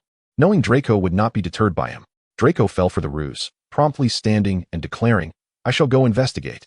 Fearing that Draco might encounter trouble after having just intimidated Gryffindor, Ailiana cautioned, "Bring your lackeys along to avoid being overwhelmed." Once Draco departed with his 2 protective shields, Blaise couldn't help but chuckle. Although Draco was amusing, his antics could sometimes become intolerable, particularly when he droned on about Quidditch, now compounded by the addition of Potter. In the pure blood circles, Blaise and Draco had long been in a silent competition. He had only engaged Ailiana out of boredom at the feast. But upon witnessing her formidable abilities, he entertained thoughts of supplanting Draco. Unfortunately, Ailiana showed little interest in him. Let him seek out Potter to vent his pent-up energy. If he continued to prattle on about Quidditch, I might soon develop an aversion to the sport altogether, Ailiana mused with a shrug. Just as she finished a piece of steak, Ailiana noticed Draco embroiled in a dispute with Potter. Before she could rise to assess the situation, Professor McGonagall had already intervened. Blaise remarked with amusement, "She likely hurried over to prevent you from intervening." Previously, Draco had sensed her propensity to draw her wand at the slightest provocation. Frowning, she queried, "Is my reputation at Hogwarts truly so poor?" Blaise gestured toward the upperclassmen of Slytherin and students from other houses, chuckling, "Look, aside from our first-year Slytherins who must interact with you, does anyone else dare to meet your gaze?" Ailiana felt exasperated, complaining, "I am not a bloodthirsty maniac. I did not provoke any of the recent conflicts. Why does everyone behave this way?" The issue was not one of provocation, but rather that her prowess rendered her an outlier, which was precisely why Blaise desired to befriend her. Ailiana was not naive. She could discern the sincerity of others' intentions, which was why she remained aloof from Blaise. Those who are not of my kind will invariably harbor differing intentions.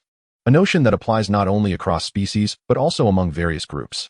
Although Ailiana was human like the other young witches and wizards, her abilities surpassed what they could fathom, leading them to regard her as an outsider. Draco, however, did not perceive her as an anomaly. It seemed she could no longer tease him about his timidity. Making friends in the future would likely be a daunting task. As Ailiana began to accept the reality that her presence instilled fear, this conclusion was swiftly overturned when Draco returned to his seat, accompanied by Cedric and Lucas, who approached her in Slytherin. "Ailiana, would you be willing to have a private conversation with us?" Cedric inquired, his expression earnest. Had this occurred before the incident in the Great Hall yesterday, Ailiana might have easily accepted their overtures, yet in that moment, she instinctively glanced toward the staff table.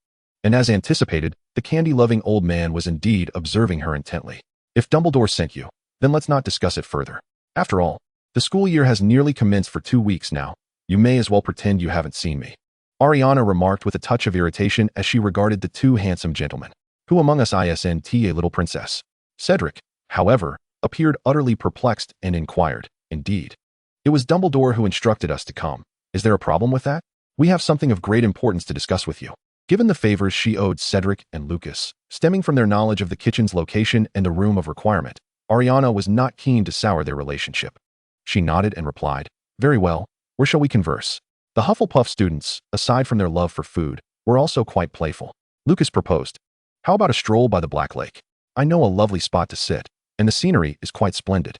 Ailiana was indifferent to the location, even willing to talk in the Great Hall, but since they expressed a preference for a more secluded area, she had no objections.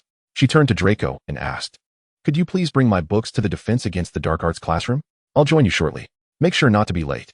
Professor Quirrell is rather formidable now, and he always calls your name, so you cannot simply feign ignorance," Draco replied, clearly willing to assist a friend, though he cast a disdainful glance at the two Hufflepuff upperclassmen. The look from Draco made both Cedric and Lucas uncomfortable, and Ailiana frowned at it. Yet she refrained from admonishing him publicly. She reminded Draco, both upperclassmen have classes to attend. They cannot afford to be delayed. Being preoccupied with the allure of the room of requirement, Ailiana had yet to fully explore Hogwarts, and she had certainly never visited the Black Lake. As a Slytherin, she was familiar with the lake's depths, but not its surface.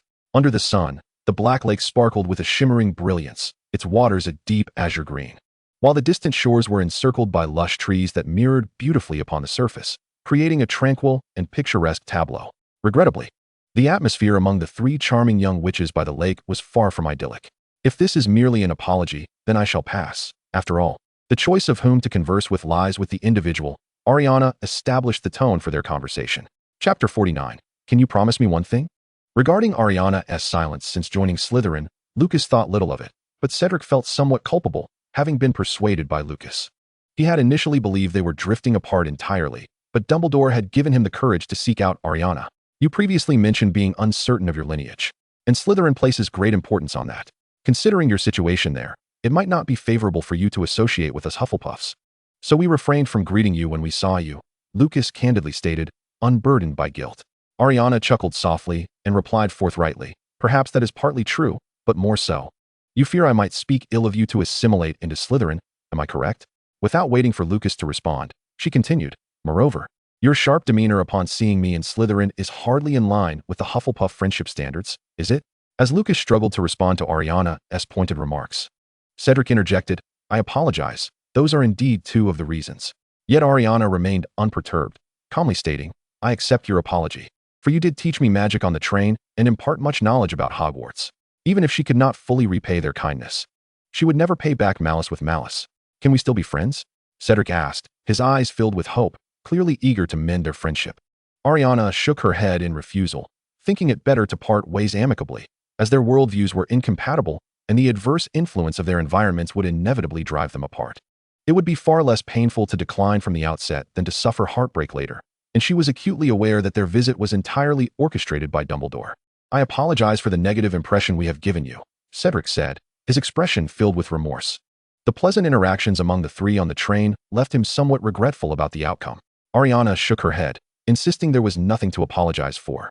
"From the moment all young witches and wizards don the sorting hat at Hogwarts, we each assume our respective positions.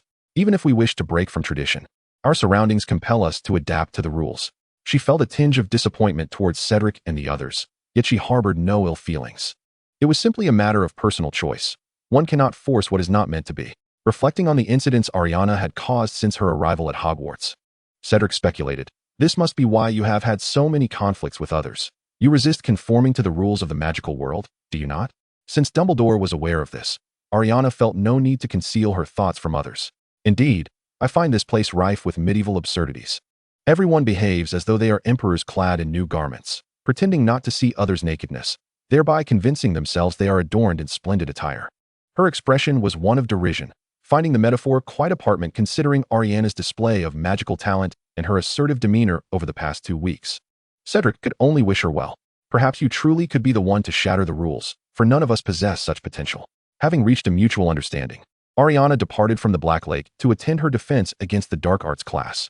As she settled into her seat, Draco eagerly inquired, "What did those 2 Hufflepuff buffoons want with you?" Recalling Draco's disdainful glance towards Cedric and Lucas in the Great Hall, Ailiana felt it necessary to correct his behavior. His unpleasant expression was unbecoming. "Draco, we have spent considerable time together, and I have made numerous promises to you. Can you promise me one thing?" she asked earnestly. Seeing Ailiana's serious demeanor, Draco adopted a more solemn tone and asked, "What is it?" Without hesitation, Ailiana stated, "As my friend, do not discriminate against anyone."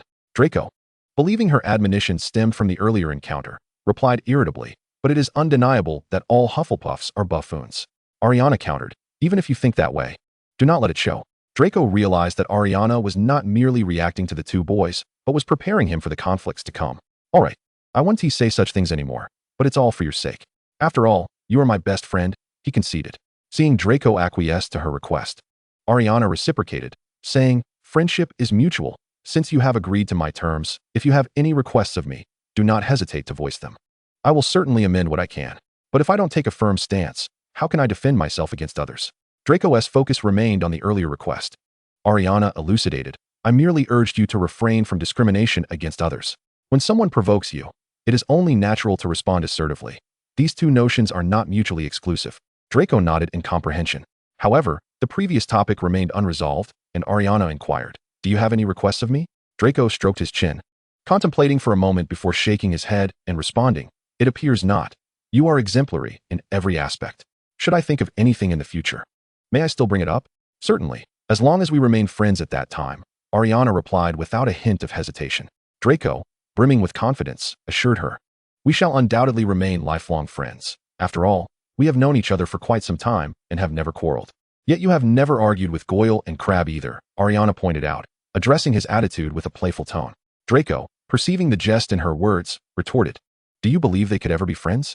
Previously indifferent, Draco now felt that Goyle and Crabbe could only serve as sycophants or subordinates after forming a friendship with Ailiana.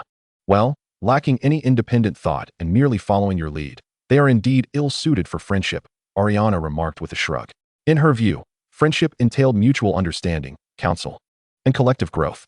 Presently, Professor Snape's classes emphasized brevity and seriousness. Any missteps would lead to immediate point deductions without ridicule, a standard even Gryffindor could accept, leaving Ailiana with no grounds for grievance. As for Quirrell, since his return to normalcy, he appeared somewhat frail, yet possessed a solid theoretical foundation and sharp spellcasting skills, garnering praise that overshadowed even that of Ravenclaw's head, Phileas Flitwick. After all, Quirrell taught combat magic, while Flitwick primarily focused on practical charms, and the young wizards were quite combative. Ailiana found no fault in the professor's teaching, and with improvements to the school's dormitory facilities imminent, she was not inclined to instigate conflicts. Initially hopeful for a smooth 7-year journey through magic, she was unexpectedly confronted by a harsh reality during the afternoon flying lesson. As the lesson commenced, Neville, overwhelmed by anxiety, unleashed excessive magical energy, causing his broomstick to soar uncontrollably into the sky. Draco, momentarily distracted by Ailiana's broom's abrupt descent to her grasp, swiftly redirected his attention to mock Neville. Longbottom, previously a silent figure, had his magical potential awakened through unconventional means.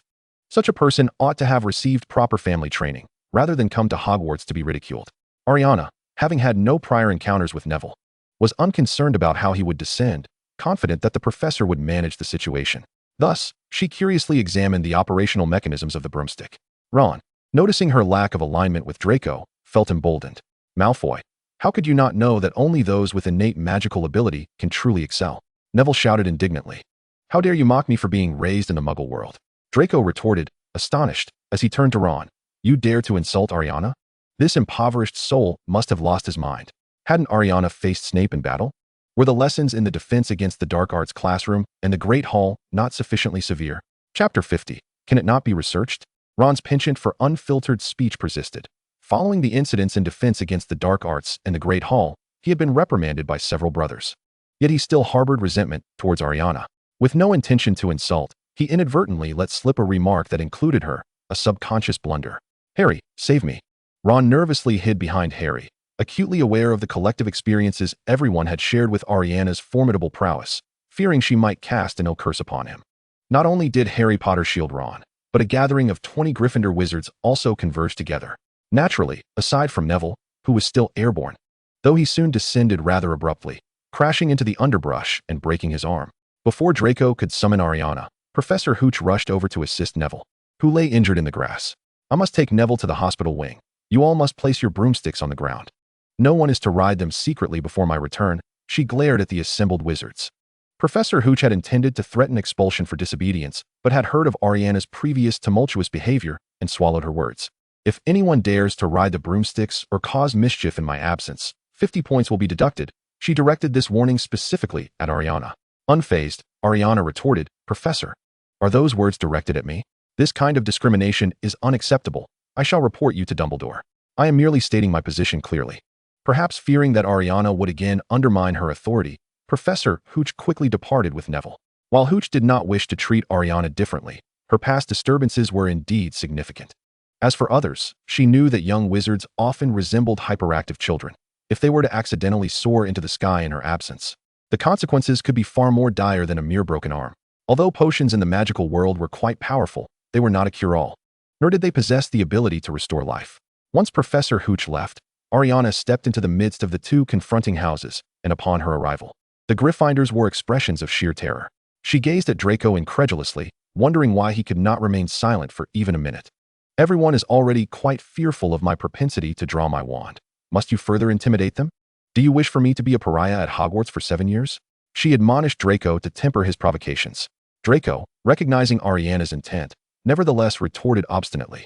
He truly did insult you. Ailiana, however, dismissed this claim, countering, I do live in the Muggle world. That is hardly an insult. Moreover, I do not perceive growing up there as a disadvantage. Rather, it is you wizards raised in the magical world who have limited perspectives, having spent considerable time together. Draco had come to understand her character well. Even if he disagreed with her actions, she typically refrained from voicing her dissent in public. However, this time was an exception. You stand with Weasley? Draco asked, astonished. Ailiana did not affirm this, but reminded him. Do you recall my request of you? Draco recollected and frowned. I did not intend to discriminate against anyone. While he had no intention of being discriminatory, his words nonetheless conveyed such sentiment. Was it shameful to have been raised in the Muggle world? Why was there such disdain for that upbringing? But you do harbor a bias against Muggle-born wizards. Ailiana stated calmly. Draco's character was quite adaptable. When Ailiana was assertive, he typically chose to retreat, yet when she was indifferent, he would press his advantage. In this instance, he refrained from countering her, even if he was unaware of where he had erred. Very well, I shall endeavor to amend my habitual tendencies. I will be more mindful in the future, and you may remind me, he shrugged. Having addressed Draco's concerns, Ailiana now turned her attention to Ron. Without preamble, she drew her wand and pointed it at the group of Gryffindors. But before she could utter a word, Hermione stepped forward to confront Ailiana. It was Malfoy who instigated the situation. Colin, you cannot so blindly favor him. Although she too was frightened, someone had to intervene. Draco had already come to the realization that discriminating against Muggle-born wizards was unjust, and now it was Ron Weasley's turn to apologize. As a Muggle-born, do you truly believe his earlier jibe was warranted? She cast a derisive glance at Hermione. As anticipated by Ailiana, Hermione began to waver due to her background. But soon a resolute expression graced her face. We cannot resort to fighting at every turn. Professor McGonagall has stated that causing a disturbance would result in a deduction of 50 points.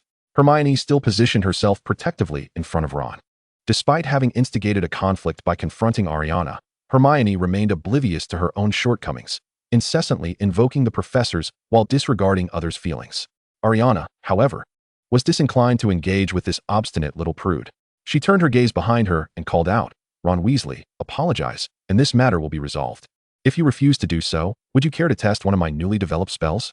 Perhaps it's only slightly less fierce than Fiendfire. Though she had not managed to learn fiendfire from Professor Snape in the Forbidden Forest, she had garnered considerable knowledge of dark magic. It turned out that many forbidden spells originated from ordinary magical practices. Fiendfire was not inherently a unique flame. Rather, it was an ordinary fire that reached such high temperatures that it became nearly impossible to extinguish, hence its designation. As for how to control it, she remained uninformed. Especially since only Grindelwald had succeeded in this regard, and he was currently incarcerated, with no publications to elucidate his methods. With Snape's teachings, Ailiana had lost her fear of profound dark magic, believing that any spell spiraling out of control was merely one that had yet to be mastered. Observing Ailiana preparing to cast a spell, Hermione urgently urged, "Ron, you must apologize to Colin immediately." Although Ron frequently disparaged her, he was still a classmate, and Hermione wished to avoid any injuries. In truth, Ron had regretted his remarks the moment Draco exposed the discrimination. He merely sought to save face by retreating behind Harry. Now, with the rest of Gryffindor displaying a clear inclination for him to apologize and no support in sight, he found it difficult to maintain his facade. "I should not have mocked wizards of Muggle descent. That was wrong. Colin, I'm sorry." He stepped forward alongside Harry, addressing Ailiana with his apology. Draco, however, felt somewhat dissatisfied. He believed Ailiana should have taught Ron a lesson before he apologized. Nevertheless, he refrained from contradicting her, merely muttering, "Umph. At least you know when to be sensible." Ailiana led Draco back to Slytherin, inquiring about the flying procedures for broomsticks, as she was eager to experiment with flight spells. "I can comprehend some of the procedures mentioned, but to develop a flight spell, I require more data. If there's existing material, I shall utilize it to save time," Ailiana declared. If the Dark Lord could devise such spells, with her high intellect and advanced knowledge from the 21st century, surely she could accomplish it as well. "What do you need your wand for?" Draco questioned. "That is classified information from the Broom Company. How would I know? Even shareholders are likely unaware," he replied, shaking his head. Although he was uncertain whether the Malfoy family had invested in broom companies, given his father's silence on the matter and his own passion for flying, it was likely they hadn't. Ailiana waved him off, suggesting he amuse himself while she researched before Professor McGonagall's return. In the room of requirement, she had assigned Draco a practice task before delving into her magical studies. It was best not to disturb her during such times, and Draco had grown accustomed to it. Before departing, Draco recalled something and cautioned Ailiana, "If it doesn't work, just forget it. If you utilize the Dark Lord's exclusive magic, others may suspect you of being a Death Eater. If they suspect me, they should provide evidence. Otherwise, my wand is not to be trifled with. I have come to realize that in the wizarding world, magic equates to power. We are on the cusp of the 21st century. Why is there such resistance to progress?" Ailiana responded with a mocking expression. Draco, uninterested in her critiques of wizarding customs, waved her off and departed. Yet, within half an hour, Draco found himself at odds with Gryffindor again. He and Potter had soared into the sky, while Ailiana, engrossed in her research, was interrupted by Hermione. "Quickly stop Malfoy. He has stolen Neville's memory ball and is flying high. Harry must chase him." Hermione's voice was filled with urgency. Ailiana could not heed Hermione's description alone. She approached Pansy, broom in hand, and inquired, "What is going on?" Although they had previously clashed, they resided in the same dormitory, making silence impossible. Ailiana extended an olive branch, and Pansy, wary of Ailiana's potential use of spells against her, complied. After all, they were merely 11 years old, and Pansy did not particularly favor Draco. She merely believed that aside from him, there were no suitable matches within the pure blood circle. Pansy explained. When Longbottom ascended into the sky, he accidentally dropped a memory ball sent by his grandmother. Draco picked it up, and then Potter accused him of theft, demanding he return it in a harsh tone. Draco is far too clever to be interested in a memory ball meant for fools. Hermione, having followed Ailiana, immediately retorted, "That is not true. He attempted to snatch that memory ball from our table this morning, and it was Professor McGonagall who intervened." Upon hearing the full context, Ailiana drew her wand. As Draco's girlfriend, Pansy naturally assumed Ailiana would not aim her wand at him. Thus she looked on with schadenfreude at Hermione, thinking her foolish for summoning Ailiana. Hermione, misunderstanding Ailiana's intentions as directed towards Harry, stepped forward, disregarding Ailiana's prowess, and anxiously exclaimed, "You cannot cast a spell on Harry. He is up in the air. If he falls, he could die, and you would be guilty of murder." Ailiana found Hermione's reasoning utterly incomprehensible. It had only been 2 weeks, yet Hermione had completely succumbed to the wizarding mindset. "Granger, you have truly been assimilated by the magical world. We all come from the Muggle realm. Do you believe a rational person would think I would commit murder? Even someone like Ailiana, who could manipulate the law with wealth, would still adhere to the legalities, especially having been raised under the red flag. How could she possibly resort to murder? Then why do you draw your wand? Hermione's skepticism remained unabated, clearly still unconvinced. Ailiana rolled her eyes at the little pedant and explained, "Didn't the professor go to the hospital wing? Do you believe anyone present, aside from myself, could prevent an accident?" Hermione, though rigid, possessed a strong moral compass, and upon hearing this, promptly apologized to Ailiana. "I shouldn't have thought that. You're right. We all grew up in the Muggle world, and it's impossible for us to just kill at a whim. But drawing your wand so casually can still be quite alarming. You choose to neglect what you ought to learn while mastering all the wrong things. This is the magical world. Everyone wields wands. Who knows when someone might cast a killing curse at me? Is it wrong to remain vigilant? I do feel uneasy surrounded by those wielding firearms." Ailiana maintained an air of sarcasm. Hermione was unconvinced by Ailiana's rhetoric, countering. "But the school's history states that Hogwarts, under Dumbledore, is the safest place in the wizarding world. The headmaster belongs to Gryffindor, not Slytherin, and his heart seems to have drifted into a realm of indecision. If I were to fall victim to the killing curse, with the perpetrator being none other than the illustrious Potter, do you truly believe he would demand retribution from Potter, especially upon learning of my status as an orphan?" Ailiana has never hesitated to speculate upon others with the utmost malice. Hermione could hardly concur with this notion. Dumbledore would not act in such a manner. You have threatened the very fabric of Gryffindor, and yet he has not punished you thus far. He is currently mulling over the consequences of such punishment. And even his willingness to ponder it stems from the fact that my wand possesses remarkable sharpness. This is a world where power equates to magic, Miss Granger, who never strays far from her professors. Do you understand? She regarded Hermione with a placid gaze. Despite their banter below, their eyes were fixed upon Draco and Harry soaring above. After a moment of observation, Ailiana noted their flying skills were quite commendable. To ensure that these two youthful fools would not meet with a disastrous fall, she cast a small charm upon her own eyes. This charm, designed for the precision of magical experimentation, enabled her to observe the flow of magical energy. Watching Draco and Harry's magical output from the sky, she eventually confirmed its remarkable stability, thus returning her wand to the pouch at her side. Hermione gazed at her in astonishment. "Aren't you concerned about potential mishaps? Why have you stowed away your wand? Both of them are flying splendidly. They shan't break their necks," she replied calmly. Bored, Ailiana contemplated further research into broomstick flight, yet ultimately realized that the presence of her sole good friend was of greater importance, and after a brief hesitation, she looked back up at the sky. Hermione, unable to discern the magical output of the two, anxiously urged Ailiana, "You must calm Malfoy down, otherwise, when the professor returns, he will undoubtedly deduct 50 points from each of them. Do you not care about Slytherin's score?" Everyone around them was preoccupied with the house points.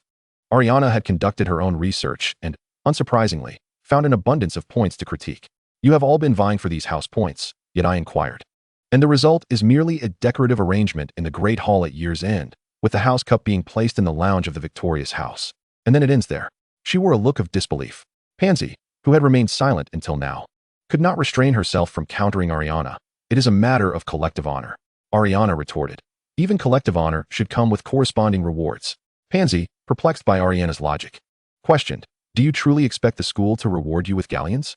Only the impoverished would concern themselves with such rewards." Ailiana had been preoccupied with the matter of galleons, fearful of exposure while inquiring about alternative means of acquisition within Slytherin. After weighing her options, she opted to write directly to Gringotts. Chapter 52. It is indeed his own doing. As she herself stated, the wizarding world has existed for centuries, whereas the statute of secrecy was only enacted in the 17th century. We are all human. The magical realm surely requires elements from the Muggle world. Of course, Gringotts does not accept ordinary items, hence their response was a list. The first option was gold, followed by various gemstones and rare metals. Ailiana had already written to Thompson to have some gold bars delivered to her, intending to exchange them at Gringotts via owl. Draco, lacking foresight, should have asked Ailiana to send the key to Gringotts when she mentioned possessing it. A direct delivery to the bank would have sufficed. Ailiana resolved to exchange the gold bars at Gringotts, asserting that this was money obtained through the key, alleviating her concerns about her deception being unveiled. Why shouldn't the reward be rare alchemical materials? I have heard that Headmaster Dumbledore possesses a phoenix. Perhaps he would lend it to the victorious house for a few days. She spoke as if it were a matter of course. It is well known among magical families that only 2 successfully tamed phoenixes exist. One is the mascot of the New Zealand Quidditch team, named Spark, and the other resides at Hogwarts, Dumbledore's pet, Fox. The tears of a phoenix possess remarkable healing properties, and its tail feathers can be utilized in wand making and alchemy. However, both tears and feathers require specific timing for collection. What use is borrowing it for a few days? Pansy inquired, perplexed. Ailiana shrugged and replied, to pluck a few feathers. Draw some blood. I have numerous alchemical experiments I am eager to conduct. I am quite curious about the miraculous effects of phoenix blood. Given their shared history, Pansy, with a mischievous glint, encouraged her. Then you should apply to Dumbledore. Before Ailiana could expose Pansy's ulterior motives, Hermione suddenly exclaimed, Colin, you must save Harry. It turned out that Draco had thrown the memory ball far away, prompting Harry to chase after it at great speed. Ailiana's eye charm had yet to expire, allowing her to see that Harry's magical output was remarkably steady, indicating he was not losing control. Ailiana stroked her chin, remarking, it appears the savior possesses some skill. Such speed while maintaining steady magical output suggests his talent lies in flight, but what relevance does that have to being the savior? Noticing Ailiana's indifference, Pansy curiously asked, are you not going to save him? You are the only one here with the ability. If anything were to happen to him, the professor would surely place the blame upon you. This statement irked Ailiana, and she scoffed. On what grounds? Setting aside the fact that I have no obligation to rescue him, Draco merely picked up the memory ball to inspect it. Once he has had his fill of amusement, he will undoubtedly return it to Neville. Must Potter always meddle? Let alone the fact that he likely won't break his neck. Even if he were to, it would be his own doing. Ailiana had a particular disdain for busybodies, and Hermione, known for her meddling, fell silent. As the two raced through the air, it seemed Professor McGonagall upstairs had caught sight of them. Even without any injuries, she descended with an expression of fury to inquire about the situation. Potter, are you attempting to break your neck with such reckless speed? She called, just as Harry landed safely. Harry, confronted by the stern Professor McGonagall, retracted his neck in defense. Malfoy stole Neville's memory ball. I merely sought to retrieve it. As the group approached Professor McGonagall, upon hearing Harry's words, Ailiana knew trouble was brewing. Draco, lacking wisdom, should have confronted Harry himself. With the referee being the head of Gryffindor, he would undoubtedly be at a disadvantage. Thus, she positioned herself beside Draco. That memory ball belongs to Longbottom. Irrespective of whether Draco engaged in any theft, what concern is it of yours? Just because you are the savior does not grant you the authority to adjudicate all matters, Ailiana challenged Harry, adopting an expression that questioned his entitlement. Upon hearing Ailiana's words, Professor McGonagall sensed the gravity of the situation and promptly summoned Hermione to clarify the events. Having only been in school for 2 weeks, Hermione was still in the phase of being disliked, and naturally, she continued to engage in actions that would earn her disdain. Not only did she recount the events surrounding the memory ball, but she also disclosed how Ailiana had compelled Ron to apologize after drawing her wand. This action not only offended Slytherin but also drew ire from Gryffindor, particularly from Ron, who was taken aback that Hermione, who had just been at odds with Ailiana, would now report her. The comment about Muggleborns had merely been a careless remark from Ron, but after Draco pointed it out, he regretted it. Although he felt a degree of resentment for being forced to apologize by Ailiana, he believed the matter should have ended there, especially since Ailiana had no intention of escalating it with the professors. Little did he know that Hermione would report it without hesitation. Professor McGonagall unconsciously exhaled a sigh of relief, for she harbored a genuine fear of Ailiana. The prospect of her lashing out at another student was a daunting thought, especially with Dumbledore currently grappling with the repercussions of her previous transgressions. In an effort to impart a lesson to Ron, she solemnly inquired, Weasley, is what Granger stated true? Ron was on the verge of tears as he stammered, I've already apologized. I truly meant no harm. It was merely a slip of the tongue. Colin has forgiven me. Ailiana, perceptive as ever, recognized McGonagall's intentions and found herself at a loss for words. With a resigned tone, she remarked, I am not unreasonable. Once he sincerely apologized, I forgave him. I never anticipated that even a professor would perceive me as a threat. McGonagall felt a twinge of embarrassment at this, yet her stern demeanor remained unchanged. Observing Ailiana's exasperation, she found a hint of amusement within, despite her propensity to brandish her wand impulsively. She was fundamentally a kind-hearted young witch, and with proper guidance from the professors, she would undoubtedly not descend into the darkness akin to the Dark Lord. Having addressed Ron's matter, McGonagall then turned her attention to Draco. Malfoy, Potter requests that you return the memory ball. Why have you not complied? Her tone was laden with authority. Before Draco could respond, Ailiana interjected. The object fell unnoticed by anyone, except for Draco. When he retrieved it, even a bystander would approach with a more courteous demeanor. Potter, was your tone truly appropriate at that moment? Her voice was assertive and challenging. Harry, feeling indignant, retorted. But Malfoy attempted to seize that memory ball earlier this morning, with Professor McGonagall present, no less. Ailiana, undeterred, continued her scrutiny. What occurred then is irrelevant, you must admit. Was your manner of requesting Draco to return the item befitting of a rational person? McGonagall grasped Ariana's aim to defend Draco, realizing that prolonging this dispute could lead to further complications. Potter, do not harbor biases against your classmates. Apologize to Malfoy now, and then accompany me to my office.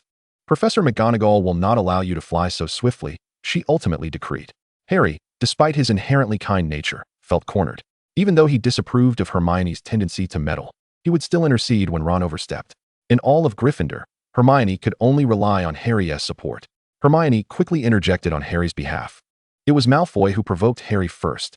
Yet McGonagall, resolute in her decision, disregarded Hermione's plea. As for Malfoy, I shall inform Professor Snape to deal with him. Potter now apologized to Malfoy. She glared at Harry with the same intensity as Ariana.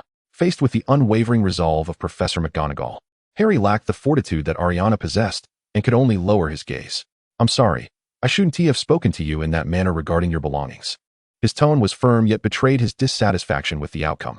Fearing that his attitude might further provoke Ariana's ire, leading to an escalation, McGonagall hastily escorted Harry away. Once they had departed, Draco resumed his haughty demeanor, commenting, Potter is surely destined for expulsion. Ron was utterly dejected, moments ago. He had stood before Ariana's intimidation with Harry shielding him, yet when McGonagall sought to discipline Harry, he found himself unable to speak up, even more so than Hermione. No longer intimidated by Ariana, he glared at Draco and shouted, That is not true. This is all your fault. Having already triumphed, Draco was indifferent to Ron's impotent fury. Gleefully retorting, Professor McGonagall has rendered her judgment. It is indeed Potter's fault, otherwise he wouldn't have needed to apologize. He should be gathering his belongings now. You ought to hurry and find him. Perhaps you can still bid him farewell. The Gryffindors dared not engage Draco further, fearful that even their justified arguments might be twisted by Ariana into something unreasonable. Her eloquence was formidable enough to turn black into white. Seeing the Gryffindors humbled, Draco reveled in his triumph. But after class, Ariana doused his exuberance with a bucket of cold water. What do you want with that memory ball? She asked, her expression serious as she regarded Draco. Draco, wanting to appear unfazed, replied, I merely picked it up to take a look. I don't intend to keep it. Ariana scoffed. We are the best of friends. Surely I can discern your genuine desires between wanting to possess and merely wanting to observe. Under Ariana's unwavering gaze, Draco had no choice but to admit the truth. All right, I've coveted it since childhood, but my father said only fools buy such magical trinkets. Even when I later had enough pocket money, I lacked the courage to purchase it. He now considered himself quite timid. Ariana, exasperated, pointed out, You needn't fear your father now, and besides, he wouldn't know if you bought it while at school. If you desire it, why not simply procure one? Draco, however, responded earnestly, I just wrote to my mother today. I wonder how she will reply. If she cannot persuade my father to apologize to me, I'll only have about 50 galleons to spend for the foreseeable future. I must be frugal. Ariana found herself stifling laughter. It appeared he was merely concerned about his allowance. Had this been before, she might have offered him only empty platitudes. But now she was in a position to assist him. Wait a moment. I'll have money by the day after tomorrow at the latest. Even if your father refuses to relent, you can use my funds. Friends should naturally aid one another when capable. But you haven't even confirmed whether your parents left you a fortune. Draco looked at her quizzically. Ariana responded calmly. I hadn't considered it before. But I can have my lawyer send the key over, and I'll dispatch an owl to Gringotts to inquire if there's any money available. Draco's eyes lit up as he slapped his forehead. Of course. How did I not think of that? I noticed you were troubled over money and unhappy. So I thought I could convince my father to buy your villa. He understood how much Ariana valued happiness and felt compelled to alleviate her worries, though he felt limited in his ability to do so. Yet it wasn't merely capability that weighed heavily on Draco. Ariana continued, Once I have galleons, I want to sell that grand villa to your father. Why? Do you think galleons are insufficient? Draco's eyes widened in disbelief at this shocking news. Ariana explained matter-of-factly. Keeping the money in Gringotts yields no interest, but my villa appreciates in value over time. By the time I emigrate to America in 7 years, it will likely have increased in value by several tens of thousands of pounds. Such a substantial increase? Draco had not anticipated that money in the Muggle world could be so easily acquired. Ariana clarified, earning money is not that simple. It's merely straightforward for someone like me. I don't wish to instill false notions in you, especially since you tend to underestimate the Muggle world. She conservatively added, It isn't that easy. The actual increase depends on the prevailing economy and the urgency of buyers. After all, while this grand villa is unique, its high value makes it difficult to sell quickly. Draco gazed at Ariana with a somewhat naive admiration, declaring, Between friends, must we really indulge in such platitudes? Is it truly difficult for you? Ariana opened her mouth, finding it indeed difficult to say that it was challenging, for it was not. She could only remark, well, it is not difficult for me. I say this merely to prevent you from becoming overly conceited. You actually know not to be arrogant? Feel free to ask around. Who in Hogwarts is the most arrogant? Draco could not resist teasing her. He then lamented, my father is truly short-sighted. If he had decided to purchase the property before you figured out that you could send the golden key over, like you mentioned, by paying a deposit first and then paying monthly, then that grand villa would belong to our family now. After 7 years, it would have appreciated by tens of thousands. And that too would have been ours. Isn't it rather inconsiderate of you to undermine your good friend's interests and say it in front of her? Ailiana chuckled at him. Well, you're quite wealthy, so a little appreciation shouldn't matter to you. If only I had your talents, then I wouldn't have to concern myself with my father's moods. And you wouldn't have to constantly berate me for being timid. Draco was still very much concerned about his pride. When a friend faced troubles, Ailiana felt obligated to offer a solution, saying, there are numerous ways to make money. What methods? Draco looked at her with hopeful eyes. Other methods are difficult to execute. But there is currently a splendid opportunity that is particularly suitable for a student like you, one that does not require direct involvement. There exists a very stable method. You exchange your galleons for pounds at Gringotts, then open a bank account in London, deposit your money as a basis for credit, and then take out a substantial loan in pounds to convert into German marks. It is 1991 now. By 1992, the pound will be targeted, allowing for significant arbitrage during this time lag. Ailiana herself had no desire to profit from this. After all, she was fundamentally British, and the targeting of the pound would inflict severe damage on the UK, ultimately affecting ordinary people. She had plenty of ways to earn money without resorting to such morally questionable tactics. Draco likely did not possess many galleons, so utilizing this time difference to make some money would not be of great consequence. In Chapter 54, How to Defeat the Dark Lord. To illustrate that this arbitrage game was not as simple as it appeared, Ailiana imparted a wealth of financial knowledge to Draco and even took out paper and pen to write several models and formulas regarding currency exchange trends. As Draco observed Ailiana scribbling calculations of various countries' exchange rates and the principles of financial arbitrage, he found himself increasingly perplexed. Realizing that while the final conversion would be to dollars, it would first require conversion to German marks. It became evident that Ailiana's success was not easily replicable. Feeling disheartened, Draco remarked, I might as well hope my father apologizes to me. This is far too complicated. Inheriting the family business seems much simpler. Ailiana not only laughed, but also teased him. You truly are a young master, unwilling to exert even a modicum of mental effort. Draco, however, retorted with an air of entitlement, I am, after all, the heir of the Malfoy family.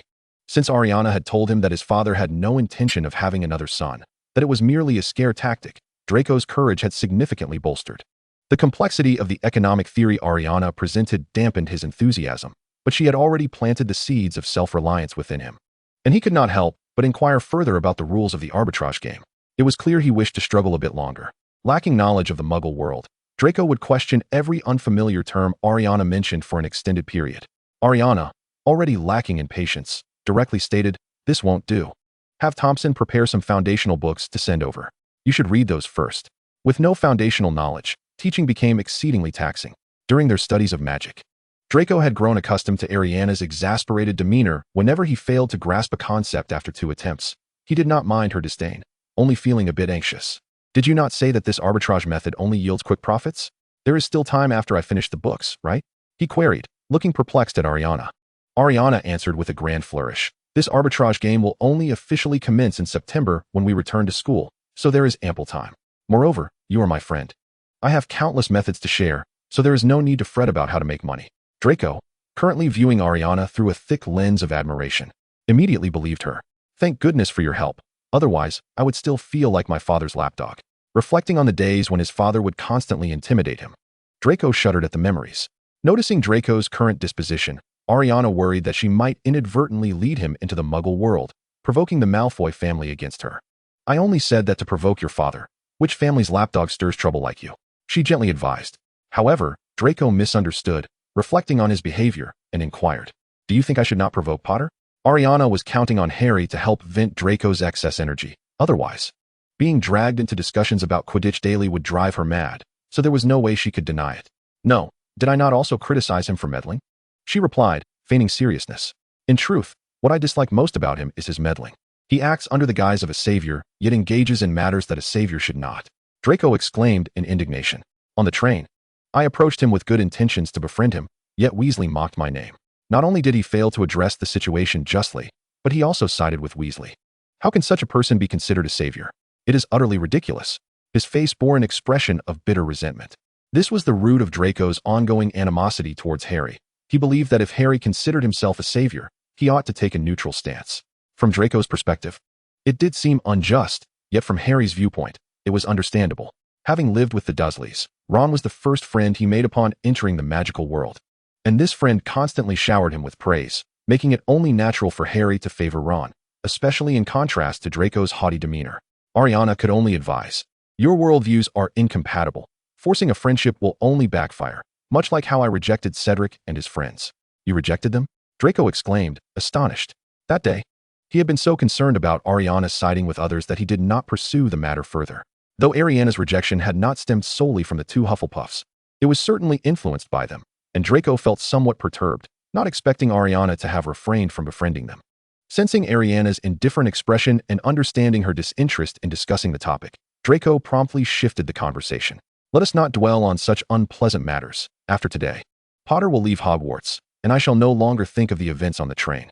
Draco's face lit up with joy. Ailiana, hearing this, doused his enthusiasm by stating, You may want to temper your expectations.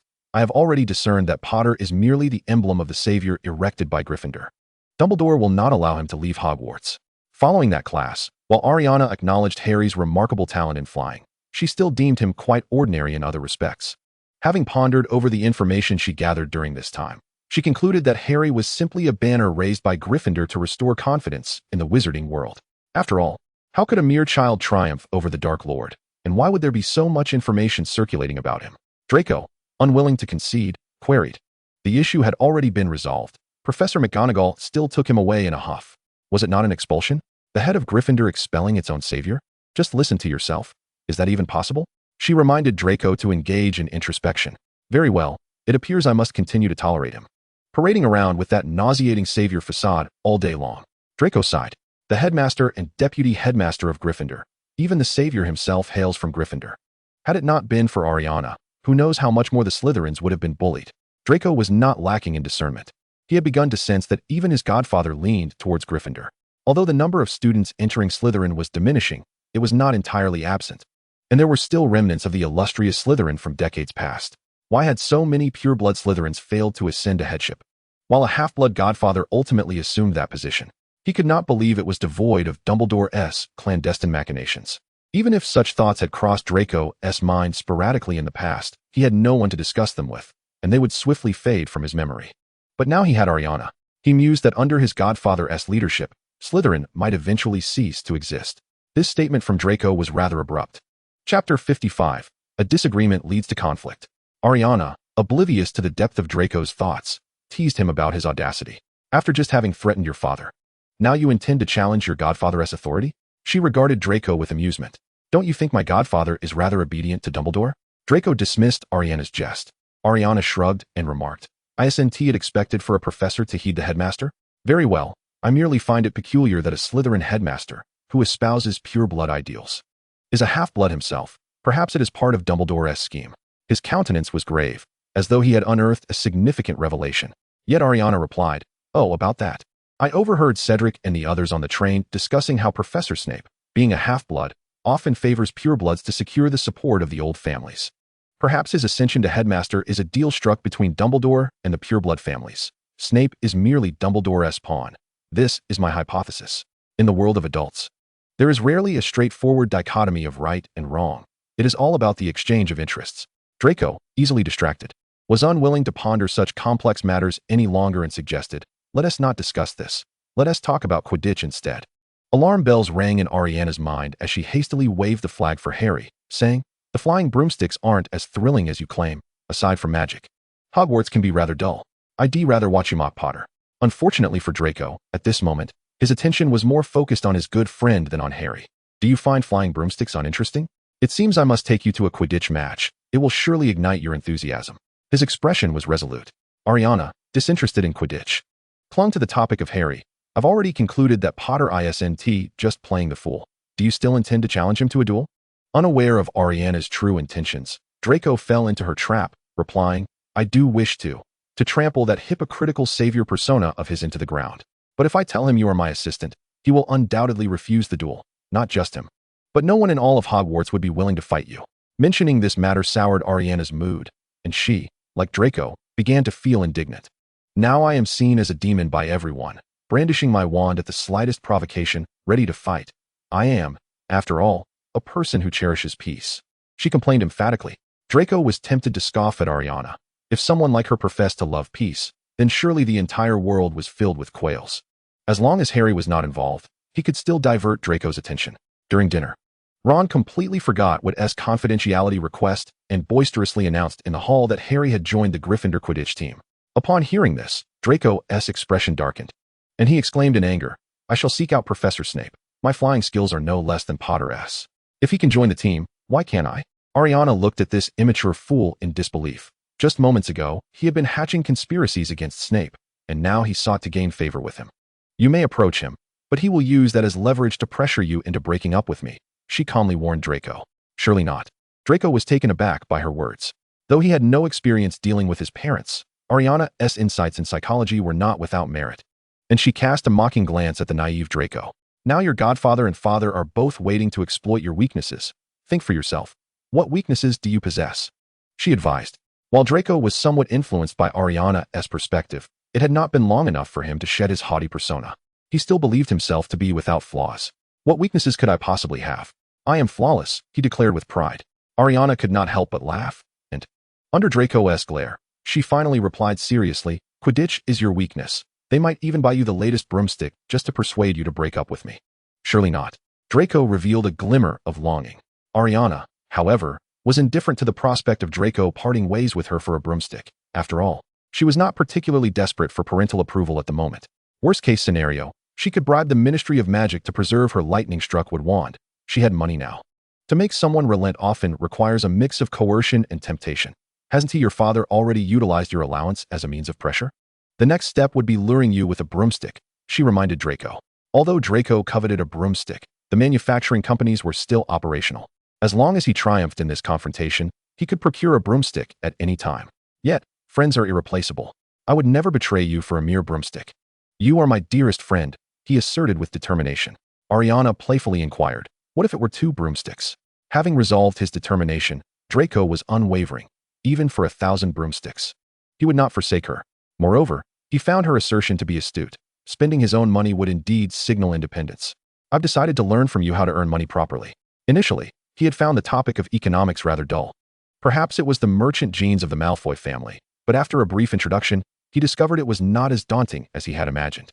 Ailiana, who was quite engrossed in the pursuit of wealth, was thrilled to see her good friend share her enthusiasm. Indeed, there are so few individuals in the magical world. If you only inherit the family business, you will never surpass your father. One must accomplish something and leave a mark. In the future, we shall expand our business to other worlds, perhaps even other countries. She exuberantly patted Draco on the shoulder. Inspired by Ailiana's motivational speech, Draco proclaimed with equal fervor, "Excellent. Together we shall amass all the wealth in the world." Precisely. With wealth comes power. Soon it shall not be your father dictating your actions, but rather you commanding him. She painted a grand vision for Draco. Essentially, she envisioned a future where he would heed her counsel. Draco was captivated by this grand vision. Ailiana's intuition proved correct. Upon receiving the letter, Narcissa coerced her husband into persuading Draco to apologize. She believed her son had a valid point. It's merely a romantic relationship, not a marriage. Lucius was indeed overreacting. The moral compass of the magical world still lingered in the medieval era. How could Lucius possibly apologize to his son? Was he to forfeit all semblance of dignity? Yet, faced with his wife's relentless pressure, he found himself in a predicament. Thus, he instructed Snape to create difficulties for Draco at school, hoping to push Draco into a corner so that he could swoop in to rescue his son, thereby providing a legitimate excuse to compel Draco to break ties with Ailiana. Chapter 56, Seizing the Finest Phoenix. Severus Snape found himself under scrutiny by Ailiana regarding his teaching methods. Should he dare to trouble Draco, it was likely that Ailiana would promptly lodge a complaint with Dumbledore. He was resolute in refusing Lucius's unreasonable demands. Upon hearing that Professor McGonagall intended to grant Harry a special exception to join the Gryffindor Quidditch team, Snape began to realize that Lucius's opportunity had arrived. However, as the two friends anxiously awaited Draco's arrival through the back channels, they were met with disappointment. For Draco was nowhere to be found. It was only the following day that they spotted him in the Great Hall. Since embarking on her magical education, Ailiana had unknowingly triggered a heightened sensitivity, and as soon as she took a bite of bread, she sensed an unusual gaze. After a moment's contemplation, she discerned the source of the attention. She turned to Draco and remarked, "I've noticed Professor Snape has glanced at you several times. He must be waiting for you to fall into his trap." Draco, leisurely enjoying his breakfast, replied with a smirk, "Perhaps my father visited the school yesterday. Thankfully, he did not come, or I would have been ensnared by them." Ailiana speculated, "It's likely your mother exerted some influence. Soon, you and your father will be competing over who possesses greater composure." Just as Draco began to revel in his own thoughts, he was interrupted by Ron loudly boasting about Harry's flying speed, claiming he could undoubtedly lead Gryffindor to victory in this year's Quidditch championship. Quidditch had been dominated by Slytherin for the past 7 years, making Ron's declarations exceedingly provocative. If not for Ailiana's disinterest in school activities, she would have surely retaliated with a curse. While Ailiana remained indifferent towards Quidditch, Draco was deeply incensed. Is Potter's transgression to be swept under the rug just like that? Professor McGonagall deemed yesterday's incident my fault, yet still allows him onto the Quidditch team. It's infuriating. He glowered in the direction of Gryffindor, his vexation palpable. Ailiana, concerned that Draco might provoke Snape's ire, advised, "You yourself believe Potter is meddling. If you persist in dwelling on this, then you too are overstepping, as this is a matter internal to Gryffindor." Draco huffed, "I am exceedingly displeased. Perhaps you could follow my lead, wield your wand, and confront Dumbledore. If you win, you can dictate the terms," Ailiana suggested playfully. Draco, well aware of Ailiana's jest, retorted, "Grindelwald and the Dark Lord could not best him. What chance do I have? You might stand a better chance than I." Ailiana, having barely begun her studies, had already managed to go toe-to-toe with Snape. Given time to develop her skills, she might indeed rival the most formidable white wizard in the magical realm. The more she delved into the intricacies of magic, the more she recognized that becoming a formidable sorceress required not only a profound understanding of spells, but also the accumulation of magical power, a concept she had yet to fully grasp, particularly regarding where such power was stored within the human body. "Though I possess a certain arrogance, I am self-aware. I may surpass him in spellcraft. But in terms of magical power, I am undeniably inferior, as my age is but a fraction of his. As I cultivate my magical energy, must I assume that others will not do the same?" Draco, upon hearing this, felt as if the weight of the world had descended upon him. It's over. At this rate, he could very well live for another century or two. Slytherin stands no chance of obtaining the position of headmaster at Hogwarts. Slytherin was already sparsely populated, and to lose a rare talent like Ailiana would be a lamentable blow. He even fancied that she might one day best Dumbledore and contend for the headmastership, potentially allowing Slytherin to produce 2 headmasters, eclipsing Gryffindor. While the prospect of defeating Dumbledore seemed bleak, Ailiana was not one to surrender easily. She intuitively felt that discovering the location of magical energy storage might bridge the gap between her and him. "Once I uncover where magical energy is stored, perhaps I can narrow the distance between us," she asserted. Her ambitions, however, remained clear: to complete her 7 years of study and then emigrate to America. Draco, suspecting that Ailiana had once again faltered in her understanding, sought to enlighten her. Magical energy is undoubtedly stored in the blood. Otherwise, how would the children of magical families become wizards? What distinguishes magical creatures from ordinary animals? What more could you possibly doubt? If that is the case, then how do you explain the existence of squibs? Ailiana countered, refusing to accept his simplification. Draco, without a moment's hesitation, countered, "Even squibs possess some magical energy within them. It simply lies too low to be wielded. Besides, the probability of becoming a squib is exceedingly rare. Just look at how few wizards emerge from the Muggle population." Ailiana nodded thoughtfully, conceding that Draco's perspective held merit. "It appears I shall need to find a laboratory during the Christmas holidays to investigate the differences between the blood of wizards and that of Muggles. Or perhaps Dumbledore would grant me a drop of phoenix blood. If I am to study magical creatures, I should start with the most exceptional, the phoenix." Draco, not one to conspire against Ailiana like Pansy, cautioned, "Currently, there are only 2 tamed phoenixes in the magical world. They are exceedingly rare. Do you truly believe Dumbledore would be willing to provide you with one?" "How can I know unless I ask?" Ailiana replied matter-of-factly, as they exited the Great Hall. Their next class being History of Magic, and with no roll call to worry about, they ambled leisurely. Suddenly, a voice emerged from behind them. "Colin, are you interested in studying the blood of magical creatures?" It was Quirrell.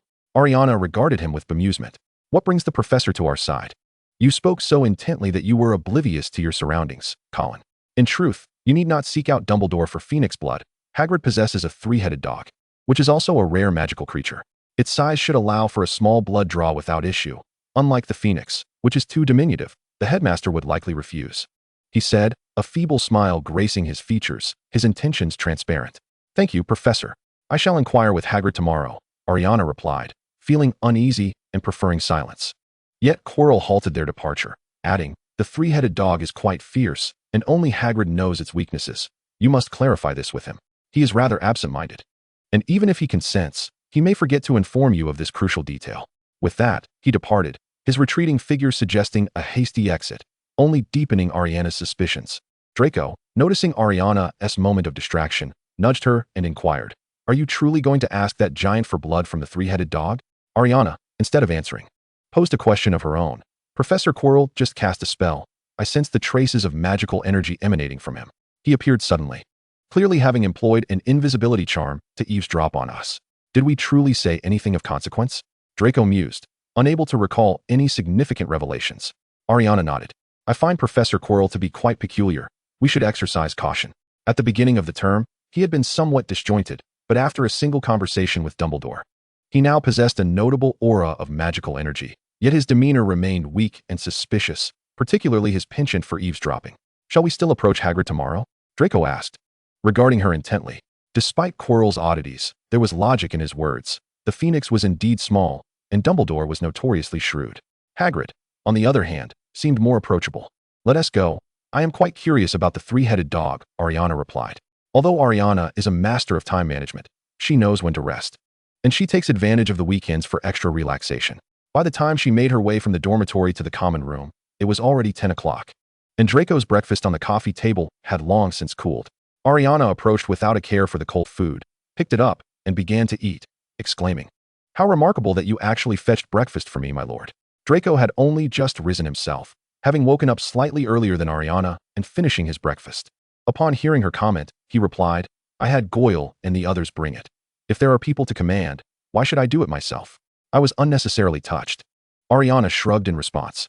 Then, recalling something, she added, you should indulge a bit more. Your father might spill the beans about the rift between you and your family. And you could lose your standing in Slytherin. Will he? Draco asked, a hint of concern in his voice.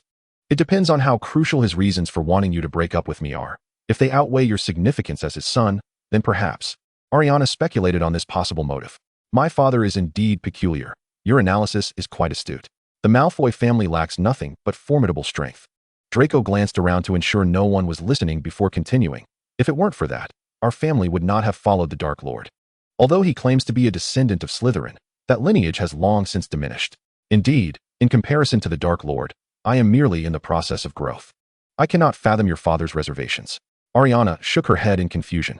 You are not lacking compared to the Dark Lord. Although you have yet to become a powerful wizard, that merely requires time. I have heard that the Dark Lord's only claim to fame is his Slytherin heritage. He possesses no wealth, while you are quite affluent. This is what his grandfather conveyed to him. The Dark Lord has been dead for a decade. Such matters are merely idle chatter. And Draco preferred not to dwell on them, especially given their family's past misalignment. Hurry and eat. It's rare that you don't drag me off to practice magic today. I would never have dared to imagine I would be studying magic all day, he urged Ailiana. Ailiana chuckled. We have grown up. We cannot always think of play. Draco recalled the economic theories they studied last night and sighed. I must also learn to earn money. Growing up is truly arduous. Thompson sent a letter to Ailiana, stating that the gold bars needed to be exchanged and would arrive tomorrow. However, the foundational economic theory books Ailiana required had already been delivered to Draco's dormitory. You have only just begun. I have earned so much over the years. Consider my situation, and then reflect on your own, and you will find it less burdensome. Ailiana compared their circumstances, hoping it would ease his mind. The two bantered jovially until they arrived at Hagrid's hut. Ailiana politely knocked on the door, only to unexpectedly encounter Potter and his sidekick Ron. Ron answered the door, and while he felt a twinge of fear upon seeing Ailiana, the imposing figure of Hagrid bolstered his courage. This is Hagrid's house. What are you doing here? He asked, his tone quite unfriendly, carrying an air of territorial intrusion. Both Draco and Ailiana had a soft demeanor, and, following the apology from their flying lesson, Draco would not have reacted explosively had Ron's attitude been more amiable. You know this is Hagrid's house. With that tone, one might think it belongs to the Weasleys, Draco retorted, revealing his sarcasm given Ron's unpleasant demeanor. Reflecting on the Weasley household, Draco added, the Weasley home is made from discarded scraps cobbled together with magic. It's so crooked that even rats wouldn't want to dwell there. Hagrid's place, in comparison, must seem like a palace to you. While magic can alter size and shape, it requires magical control, and once the magic dissipates, the enchantment is undone, restoring it to its original state. The difference between the magical world and the ordinary world lies solely in magic, due to the temporal nature of magic. Constructions such as these are generally built with magical assistance, yet they are composed of ordinary materials. Malfoy, what are you talking about? Ron, with a strong sense of pride, was incensed by the ridicule, his eyes turning red with anger. Am I wrong? Aren't the materials for your house scavenged from the rubbish? Draco responded, maintaining his provocateur demeanor. The Weasley family's building materials indeed come from their own refuse heap, but it was not from elsewhere, from Arthur's predecessors. The Weasley castle had long been beyond repair and had fallen into disrepair. The current dilapidated abode was reconstructed from the original castle's materials, resulting in a hodgepodge of colors and an awkward appearance. Just then, Hagrid emerged from the hut, noticing the confrontation and, without inquiring further, immediately stood beside Ron, glaring fiercely at Draco. Ron, do not engage with him. The entire Malfoy family are Death Eaters, utterly corrupt. His expression suggested that one might believe Draco had slaughtered his entire family, his eyes nearly bulging. Hagrid was not genuinely furious, as giants are typically emotional and exaggerated. Outsiders often misconstrue the situation. As an outsider, Ailiana naturally misinterpreted this, drawing her wand and pointing it at Hagrid, demanding, after the fall of the Dark Lord, all Death Eaters were imprisoned in Azkaban. What evidence do you have to accuse the Malfoy family?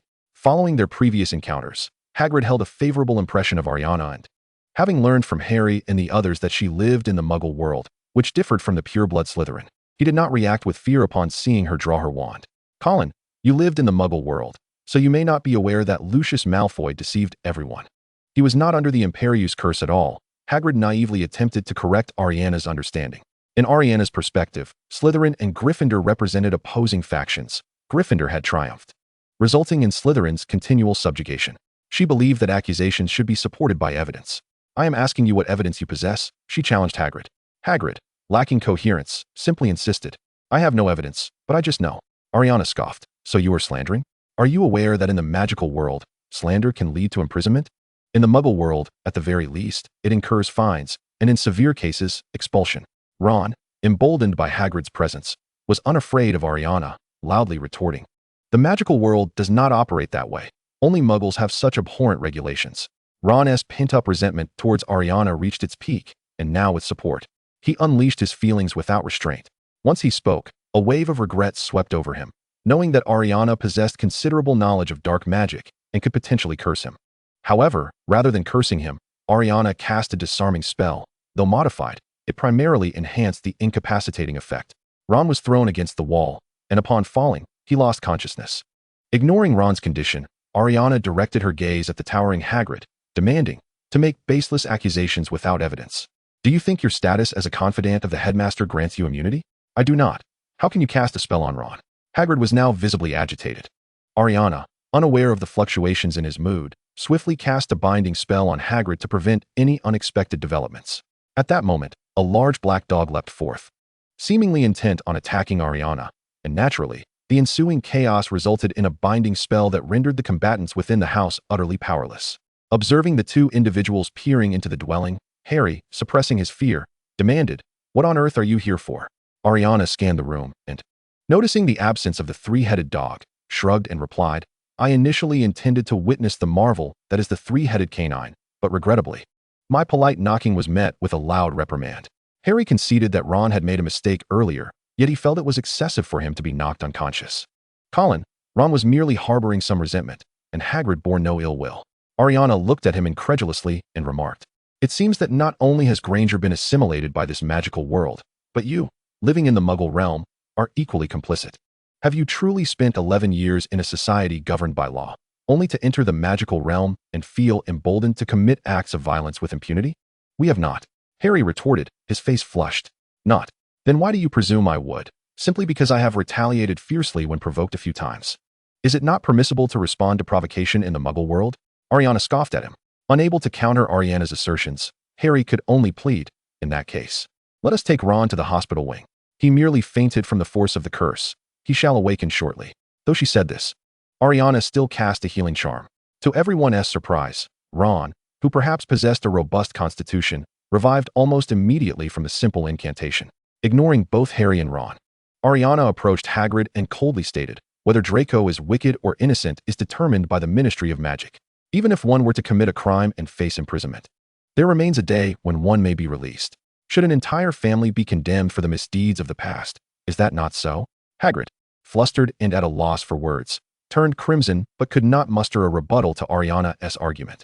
Harry, brimming with courage, immediately countered her assertion. He slandered the Weasley home, claiming it was scavenged from a dump. You said he should not discriminate against others. This is discrimination against Ron's family. Harry attempted to reason with Ailiana. Draco, intimidated by Ailiana's assertive demeanor, had remained silent until Harry's retort spurred him into action. I did not lie. The materials used to build the Weasley house are indeed refused salvage from ruins. If you don't believe me, ask him. He speaks nothing but the truth. Ron, his face aflame with indignation, countered, they are not garbage. My father said it is the Weasley family home, which he rebuilt after tearing down the old one. Draco taunted. So where's my error? The Weasley family castle has long since decayed. Did your father not construct your house from that heap of rotting materials? Ailiana deemed this matter trivial, anticipating that if they continued to squabble, conflict would inevitably arise. She had no desire for constant brawls. So she raised her hand and cast a silencing charm on Ron. Colin, what are you doing? Harry could hardly accept that his good friend had been rendered mute. Ailiana, unfazed, replied, is it not obvious? I silenced him. Our conflicts have arisen solely due to his incessant chatter. With him unable to speak, peace shall reign. But you cannot simply use a spell like that. Harry argued, though he recognized that Ron's loose tongue had instigated the troubles. He felt it unjust to strip him of his right to speak. Ailiana shrugged. Is there a more expedient method than magic? This is the magical world.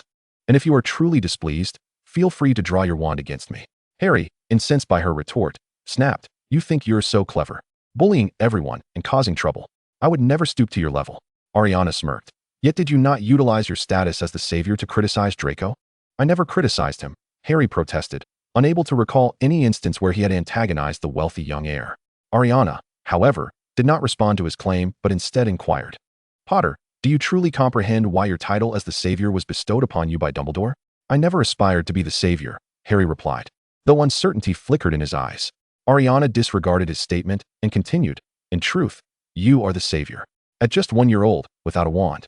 How did you vanquish the most formidable dark wizard? Who witnessed you defeat him, and why is it universally proclaimed that you were the one to do so? Hagrid, who had long been pondering how to counter Ailiana's assertions, grew anxious upon hearing her question Harry's title as the savior. He interjected swiftly, Colin, I was the one who carried Harry out of the Potter residence. James and Lily perished, the Dark Lord fell, and only Harry survived. It was he who vanquished the Dark Lord. Was this analysis provided to you by Dumbledore? Ailiana derided Hagrid. Chapter 59. Who said I was going? Hagrid had only heard fragments about Ailiana, primarily from Ron, who favored tales of her bullying without recounting her formidable abilities. He had never divulged details about Harry's situation. So he was taken aback by Ailiana's deduction that the analysis must have originated from Dumbledore. How do you know? He asked, his face a mask of astonishment. Did I not just say? Potter is the savior erected by Gryffindor, his purpose to soothe the ravaged magical community post-war. Yet, do you observe any semblance of savior-like awareness in him now?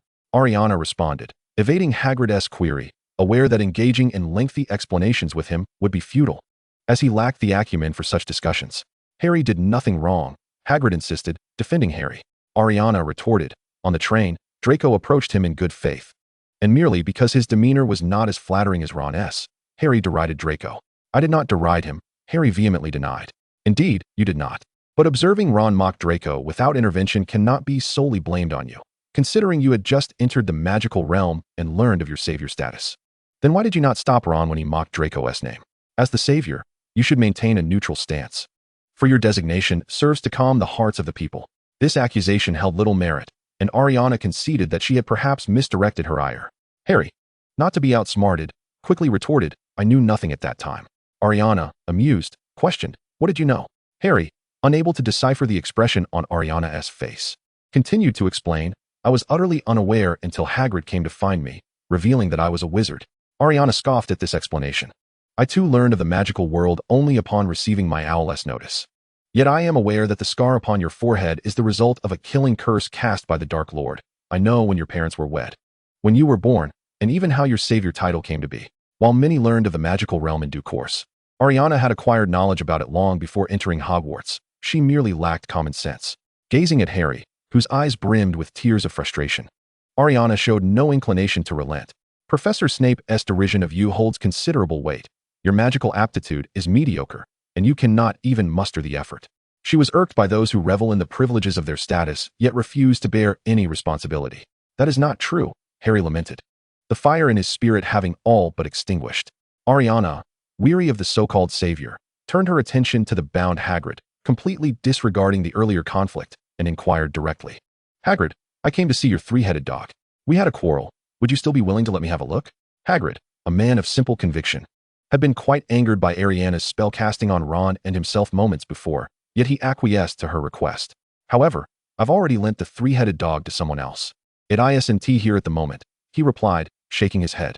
Ailiana pressed on. Will it be returned before Christmas? Unbeknownst to Hagrid, it had been entrusted to Dumbledore for the protection of the Philosopher's Stone, and he had no idea how long that would take. I don't know when he'll return it. You might have to wait until next year, he lamented, believing it would surely be back by the holiday season. Ailiana, unwilling to confront Dumbledore's cunning visage, sighed. It seemed her only option was to inquire if she could borrow his phoenix. With the three-headed dog unavailable, she decided to return to the castle with Draco, who was seething with indignation as he berated Harry along the way. I must find a way to get this fellow expelled. I'll devise a plan to lure him into the trophy room and have Filch catch him, Draco declared, convinced of the merit in his scheme. Ailiana, however, was skeptical. Simply wandering about at night won't lead to expulsion. Did I not explain to you? His role is to calm the masses. As long as he doesn't commit murder or arson. Look at Dumbledore. He hasn't expelled someone like me. How could he possibly expel the savior? Draco, however, held a different perspective. If once doesn't suffice, then twice. If twice doesn't suffice, then countless times. Isn't he meant to be a figure of reassurance? He must earn the trust of others to fulfill that role. If he frequently deducts points from Gryffindor, how can anyone respect him? Seeing Draco already in a fit of rage, Ailiana refrained from probing too deeply, merely guiding him to contemplate the consequences of his actions. If you challenge him to a duel, you must also participate. Otherwise, Filch will catch you as well. You're not like me. You can't accumulate as many house points, and I'm certain that Prefect Farley will make your life difficult. Draco looked at Ailiana with a puzzled expression. Who said I was going? You challenge someone to a duel and don't show up? What becomes of your reputation? Ailiana replied, her astonishment evident. Draco, momentarily taken aback by her words, sheepishly admitted, I hadn't considered that. Well, I shall think of another plan. In the wizarding world, reputation held significant weight. If he invited Potter to a duel and failed to attend, word would spread, and he would be held in contempt. After a lengthy period of contemplation without arriving at a solution, Ailiana, feeling a twinge of compassion, suggested, if you merely wish for him to enter the trophy room, you could simply inform him that his father's trophy is there. He seems oblivious to the fact that the trophy room is accessible during the day. After weighing the suggestion, Draco shook his head. Weasley should know that by now, considering he has so many brothers attending Hogwarts. Ailiana scoffed at this notion. I see Weasley as quite dim-witted. Aside from his incessant prattling, he possesses little talent. He is likely even more careless than Potter. She found it perplexing that the Weasley family, brimming with talent, would produce such an unremarkable son. Draco, recalling Weasley's foolish demeanor, conceded that Ailiana's assessment might hold merit. Weasley was undoubtedly not the sharpest tool in the shed, and probably wouldn't think to ask his brothers about such matters. Very well, I shall give it a try, he resolved with determination. Ailiana, disinterested in petty rivalries, intended to request a broomstick from Professor Hawk to study its flight trajectory. She was eager to explore the possibility of developing a flying spell. A broomstick operated through a specific set of procedures. Once a wizard infused it with magic, it would soar. Adapting it into a flying spell should, in theory, be feasible. I wish to borrow a broomstick, she stated. Professor Hawk hesitated at her request. Were it another student, she would have readily complied, as she doubted a first year which could truly develop a spell. I cannot make that decision. You must seek Professor Snape's approval. If he consents, bring his note to me. Professor Hawk decided to shift the responsibility. Ailiana initially believed this to be a trivial matter, merely borrowing a broomstick to examine its operational procedures, not to dismantle it. I merely wish to take a look. Must I really seek a note from Snape? She said, exasperatedly regarding Professor Hawk. This student, having only been enrolled for 2 weeks, had already stirred considerable commotion. She could not afford to be complacent. It is absolutely necessary. If you create any significant disturbance, I will have no explanation to provide. Professor Hawk resolutely shook her head. Ailiana's demeanor shifted as well. It was one thing to treat her differently, but now she was subjected to such extraordinary measures. Professor Hawk, unfazed by Ailiana's attitude, presented her with a fact. It is not just me. Regarding matters of magic, if you seek assistance from any professor, it ultimately leads back to Professor Snape for him to assess whether or not to assist you. All the professors were now exceptionally cautious around her. Ailiana was genuinely vexed. You are being unreasonable. I shall go confront Dumbledore about this. Seeing Ailiana's furious expression, Professor Hawk hesitated, asking, what will you say to Dumbledore? She had no desire to be the third professor Ailiana complained about. Noticing Professor Hawk's softening stance, Ailiana calmly replied, what else can I say? The school's professors discriminate against me. They relish singling me out during lessons. After class, I merely wish to borrow a broomstick for research. Would you refuse to lend it to someone else? Are you certain there will be no danger? Borrowing a broomstick shouldn't cause any significant trouble, right? Life is singular. How could I jest with it? Ailiana assured her. Professor Hawk chuckled lightly, clarifying, what I mean is, will it pose a danger to others? Ailiana's previously softened demeanor flared once more as she retorted, Professor, that is rather disheartening. It's just you and me here. Are you truly afraid that I might harm you? Professor Hawk shrugged, self-deprecatingly admitting, I possess a slight talent for flying, but my magical abilities are not strong. I couldn't defeat even Madame Pants, let alone Snape. Madame Pants was the only non-magical staff member at the school, using magic solely for organizing books. Ailiana looked at Professor Hawk in disbelief, remarking, Professor, to dissuade me, you degrade yourself? That was unexpected. However, I still offer you two choices. Either lend me the broomstick or I shall go to Dumbledore and complain that you are treating me differently. Ultimately, Professor Hawk acquiesced to Ailiana's eloquence, producing a broomstick, having no intention of leaving the room. Very well, I shall remain here to observe you. The potential damage to the broomstick was trivial. Should Ailiana cause any trouble, she would bear the responsibility. Ailiana, unperturbed, declared, I conduct all my endeavors with utmost transparency, unafraid of being observed. Moreover, this is the school's broomstick. It's prudent for you to oversee it, lest I be unjustly accused. In your eyes, I am no different from a criminal. Tomorrow, once Thompson delivers the gold bars, Ailiana will find herself financially secure, able to afford the cost of any broomsticks that may become damaged. According to Draco, these brooms are so antiquated that they are hardly worth a few coins.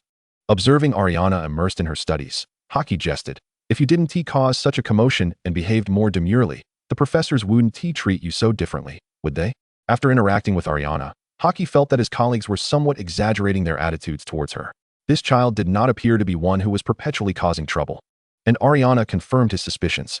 I cannot simply endure provocations like a punching bag, Professor. You may not be aware, but I'm an orphan. Had I done so, I would have perished long ago. The mention of this topic ignited her indignation. Even though she had compromised with Dumbledore and accepted the school as punishment, Ailiana did not perceive herself as being in the wrong. Hockey, possessing a tender heart and a penchant for sympathizing with the vulnerable, was immediately struck by compassion upon hearing her words. Is your situation truly so dire? He gazed at Ailiana with genuine affection, stifled by Hockey's remark. Ailiana responded with an awkward smile. It may be quite challenging for others, but I have always possessed this disposition, hence I do not perceive my circumstances as difficult. Hockey found Ailiana rather amusing and chuckled. Is character innate? I believed it was shaped by one's environment. Having previously delved into numerous psychological texts to refine her hypnotic techniques, Ailiana was well aware that character is influenced by both innate and environmental factors. Certainly, there are innate reasons. Take that savior, for instance. I've heard he was perpetually mistreated at his uncle's home. Logically, he should be exceedingly cautious about everything. Yet he appears to meddle in affairs that do not concern him. His savior's buff is fully stacked. In truth, Ailiana held no significant grievances against Harry. As long as he did not provoke her, not only did Harry's character possess innate elements, but the infamous dark wizard Tom Riddle did as well. He was born with memories, and innate factors played a substantial role. However, his intense disdain for muggles was undoubtedly shaped by his upbringing. It is essential to remember that this was during World War II, a time when very few maintained psychological stability. Moreover, growing up in an orphanage, a brutal environment where the weak were devoured by the strong, it would be peculiar if his psyche were not distorted. Unfortunately, upon entering Hogwarts, he encountered no professors who specialized in educational psychology. After Ailiana's brief criticism of Harry, she shifted the conversation back to her research. She had not previously disclosed to Hockey that she was studying flying spells. He only learned of it when he asked her, What? You intend to study the flying spell? That was the signature spell of the Dark Lord, Hockey exclaimed, astonished. This assertion irked Ailiana. Just because the Dark Lord developed the flying spell, does that mean no one else is allowed to study it? Moreover, even if he can fly, my spell's magical trajectory will undoubtedly differ from his. Did he file for a patent? Even so, I would not fear a lawsuit from him. Just like in contemporary science and technology, when a discovery is made, one can apply for a patent. If one nation invents an aircraft, can others not pursue the same research? As long as the technology differs, it does not infringe upon someone else's patent. Chapter 61. You have already said too late. Hockey chuckled, remarking, you still possess a Muggle-esque mindset. Ailiana habitually criticized the wizarding world. Muggles embody modern societal thinking. The magical world is antiquated. My antics have not solely resulted in detrimental consequences. At least the headmaster is considering revising the school's management system. Isn't that a positive influence? If there were no rationale behind it, why would Dumbledore heed her advice and alter the regulations? After conversing with Ailiana for this duration, Hockey ultimately reached a conclusion, based solely on hearsay. One might regard you as an exceedingly arrogant and unreasoned little witch, but after interacting with you, I find you rather entertaining. In any case, he rather enjoyed this little firebrand.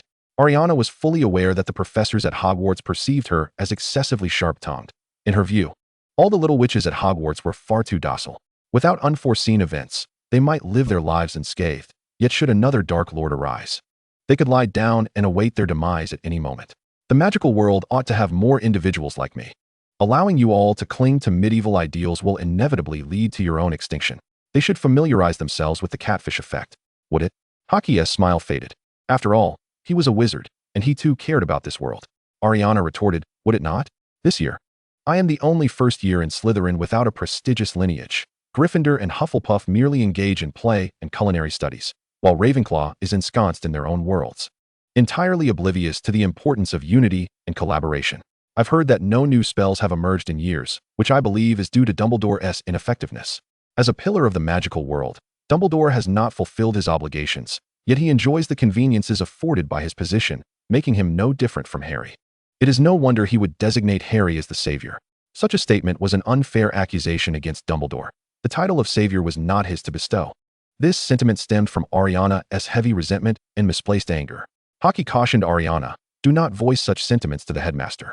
Unable to contain her laughter, Ailiana replied, Professor, you have already said too late. I have mentioned this to him several times. Before Hockey could further advise Ailiana to temper her sharpness, a young wizard hurriedly approached. Breathless, he informed Ailiana, Colin, the headmaster requests your presence in his office. The password is cockroach cluster. Without a moment's hesitation, Ailiana replied, it's likely because I just had a scuffle with Hagrid.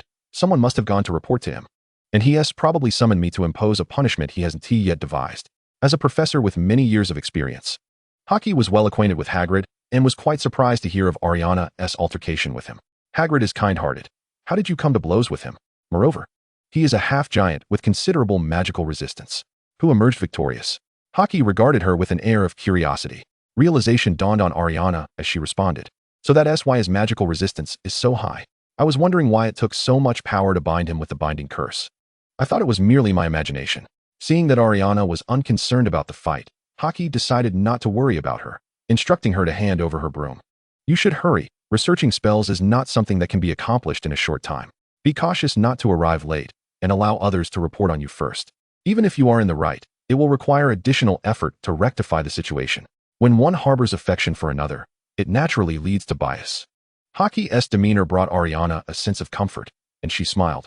Professor, you are the first rational person I have encountered since entering the magical world. Even if you treat me differently. Hockey did not engage in banter with Ailiana, but simply gestured for her to hurry along.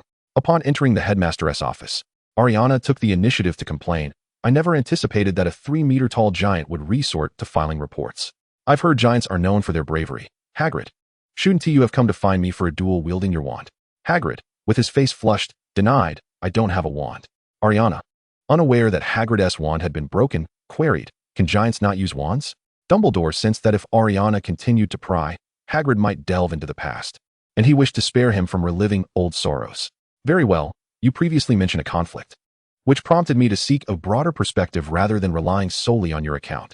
Hagrid has reported that you attacked him and Ron.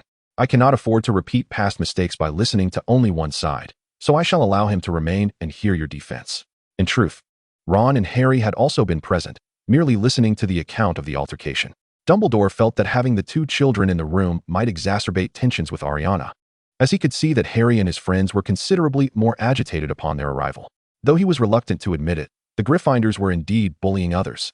taking advantage of their status as favored students under his headship, and their words conveyed that very sentiment. Ailiana was far too sensitive to ignore such implications. Ailiana recounted the events with impartiality, striking at the core of the issue. I genuinely believe Ron Weasley harbors troubling thoughts. Draco, influenced by his father, also exhibits disdain for muggles. However, I have noted that since our last encounter, irrespective of his inner thoughts, he has refrained from expressing such views. With a dismissive scoff, Ailiana continued, I refuse to believe that Ron's brothers have not chastised him. Yet here he stands, still spouting his prejudices against muggles. This accusation left Dumbledore with little room for rebuttal, as Ron's attitude was indeed problematic. He pondered how Arthur, a known supporter of muggles, could raise such a son who looked down upon them. Am I to understand that you resorted to physical confrontation merely due to his misguided beliefs? Is that not excessive? Dumbledore inquired with disapproval. In response, Ailiana coldly remarked, not cursing him was a courtesy. You are aware of my formidable skills at that moment. I merely employed a disarming spell, and subsequently, I did cast a healing charm upon him. Observing Ailiana's ire, Dumbledore opted to shift the focus of their discussion. Surely Hagrid did not utter any disparaging remarks about muggles? Hagrid, well aware of his own principles, asserted that he could never harbor such sentiments. Ailiana promptly countered with an irrefutable point. Yet he defamed me. I demanded he provide evidence, but he had none and maintained an atrocious demeanor. Hagrid immediately retorted, I did not possess an atrocious demeanor. Look at him, Headmaster. His eyes nearly bulged from their sockets, as if he were ready to devour me. For my safety, I merely cast a binding spell upon him. Ailiana indicated to Dumbledore for his observation. Dumbledore surveyed the scene, a realization dawning upon him. Ailiana, Hagrid is rather emotional due to his lineage. He means no malice. No one offered me such explanations at the time. I utilized magic solely to ensure my safety. Especially when he, along with a dog, attacked me. Ailiana insisted, unwilling to shoulder that burden. Chapter 62, the first to be ignored. Unable to counter Ailiana's arguments, Dumbledore conceded. Very well, your explanations are indeed impeccable. I cannot impose punishment upon you. Ailiana, bemused, retorted, look at our esteemed Gryffindor headmaster, perpetually scheming on how to penalize me. A humble Slytherin witch. Dumbledore chuckled. Indeed, you have denied me that opportunity. Ailiana, now adopting a serious demeanor, stated, Slytherin, as the defeated faction, is already constrained. If we continue to endure in silence, the entire house risks fading into the annals of history. Hogwarts was established by the four houses together. No one has the authority to strip any house of its right to exist. Dumbledore's expression grew stern, unwilling to accept such an accusation. Ailiana taunted, even if this house were to attract no more students? Before Dumbledore or the phoenix emblazoned on the wall could respond, the Sorting Hat, perched on its stand, erupted in protest, chastising her loudly. Arrogant little Slytherin. It seems you harbor grievances not only against the professors of Hogwarts, but also against me, this magical artifact. Do not underestimate my awareness. I am well informed. Ailiana did not belittle the enchanted hat, retorting, is that not the truth? This year, you have only assigned 9 students to Slytherin. The saying there is strength in numbers is not merely a platitude. Look at how swiftly one can rise with a smaller population. The Sorting Hat, unwilling to shoulder the blame, firmly replied, that is because Slytherin has not welcomed anyone outside of pure blood. Ailiana immediately countered, welcoming or not. One must first admit individuals before passing judgment. Do not forget that your duty is to analyze each young witch's attributes, not to sort them based on the environment of the house. The Sorting Hat fell silent for a long moment before finally conceding, very well. I have been influenced by Dumbledore. Dumbledore, not wishing to take responsibility, chuckled, you truly placed the blame upon my shoulders. How peculiar. Am I merely a repository for responsibility? The Sorting Hat, maintaining a serious tone, explained, though you have never complained to me, I can sense your concerns regarding the environment of Slytherin. You do not wish for young witches of other bloodlines to enter this house only to face ostracism from pure-blooded students. Dumbledore was taken aback, questioning. I was unaware that the Sorting Hat could be swayed by the headmaster. The Sorting Hat, being merely an enchanted hat, insisted it could not simply fabricate tales. You have never inquired of me. This is one of my attributes, designed to assist the headmaster in managing the school effectively since my inception. Dumbledore gazed at Ailiana with a resigned expression, wryly stating, it appears you will once again form a negative opinion of me. Ailiana, with a sardonic glint in her eye, pointedly remarked, yet you have never acknowledged that my opinions hold merit. You merely seek to secure my favor. Am I correct? Ailiana had perused numerous psychology texts. Though her practical experience was limited, her theoretical knowledge was robust. While Dumbledore was indeed formidable, with a little effort, she could discern many truths. Dumbledore gazed silently at Ailiana for a full minute before finally speaking. Indeed, as one ages, one tends to become more obstinate. Ailiana, I am now 110 years old, and my stubbornness has reached a point where I am nearly impervious to persuasion. However, this does not mean I am unaware of my faults. I shall endeavor to align with the expectations of all. This was the greatest concession he could offer. Ailiana understood that even if he was willing to yield due to her magical prowess, this concession would only hold when interests did not clash. Once their interests were at odds, she would undoubtedly be the first to be disregarded. Since the headmaster does not intend to punish me, may I take my leave? The spark of conversation had dimmed for Ailiana. Dumbledore, wishing to discuss matters beyond punishment, interjected, there is one more thing. I have heard from Hagrid that you questioned Harry's status as the Chosen One, believing it to be a title I conferred upon him. Is that correct? Having articulated those thoughts herself, Ailiana would not deny it. Is not Potter merely a banner you raised to soothe the masses after the war? Dumbledore admitted. I did indeed seek to promote recognition of Harry as the Chosen One, with the intention of providing reassurance. However, his identity as such is not a title I bestowed upon him. He did not shy away from acknowledging his actions. Then who is responsible? Ailiana inquired, curious. Reflecting on the events of yesteryear, Dumbledore felt a tinge of regret, his voice tinged with nostalgia as he began to recount the tale. By the time you reach the 3rd grade, you will have the option to enroll in a divination class, where you will encounter Professor Sybil Trelawney, who initially predicted that Harry would be the Chosen One. Dumbledore explained this. Ailiana found it rather absurd and remarked, so everyone just believes the prediction? What if she predicts that she could become the headmaster of Hogwarts? Would you then have to cede the position to her? Perhaps influenced by Draco's incessant talk about competing for the headmaster's position, Ailiana inadvertently made such a comparison. Dumbledore, however, took the jest in stride and found it quite amusing. Of course, the matter was not so straightforward. Sybil's prediction did not explicitly name Harry. Instead, it spoke of a person with the power to conquer the Dark Lord. Born at the end of July in a family that had triumphed over the Dark Lord 3 times. At that time, there were 2 candidates. If there were 2, why was it Potter? Ailiana was even more perplexed. Dumbledore continued to elucidate. It was because the Dark Lord perished at the Potter household, leaving only Harry alive. You are aware, of course, that the lightning scar on his forehead was a remnant of the killing curse. Ailiana recalled Blaze's earlier conjecture and furrowed her brow, saying, what if Potter's parents perished alongside the Dark Lord? Perhaps the killing curse accidentally struck his face? Despite her constant desire to learn the 3 unforgivable curses, Ailiana had yet to delve into the detailed analysis of the Cruciatus Curse. She was a law-abiding citizen, fully aware that studying such dark magic could lead to legal repercussions. Especially with so many aware of her knowledge of the Cruciatus Curse, under such circumstances, how could she act recklessly, having never studied the Cruciatus Curse? It was no surprise that she was unfamiliar with the principles of the killing curse. Dumbledore, being exceptionally astute, immediately recognized that Ailiana had not ventured into the realm of this malevolent magic, and his smile deepened.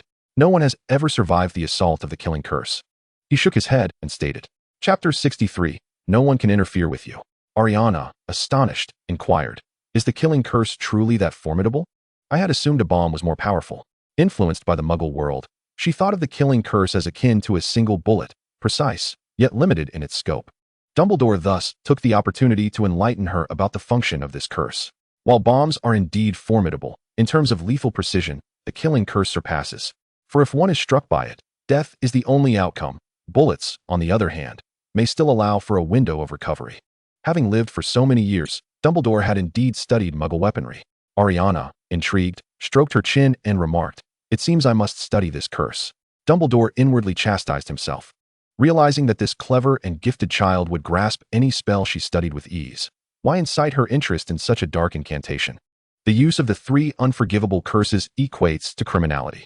I have heard about your debate with Granger, where you asserted that the Muggle world operates under the rule of law. You do not intend to break the law, do you? He attempted to dissuade Ailiana from acting impulsively by appealing to the consequences of her actions. Having known her for a while and gathered insights from others, Dumbledore had deduced Ailiana's guiding principles. She was a young witch who cared deeply about outcomes. Ailiana retorted, I am merely studying. I do not intend to apply it to anyone. Is that a crime? Especially in the absence of any ministry officials witnessing it? Even in Muggle society, secretly harboring a handgun at home, as long as no one knows, is not illegal, provided it is not in China, of course. But I am aware of it. Dumbledore cheerily replied. Ailiana huffed and countered, you shall not see it. The room of requirement is not merely for idle use.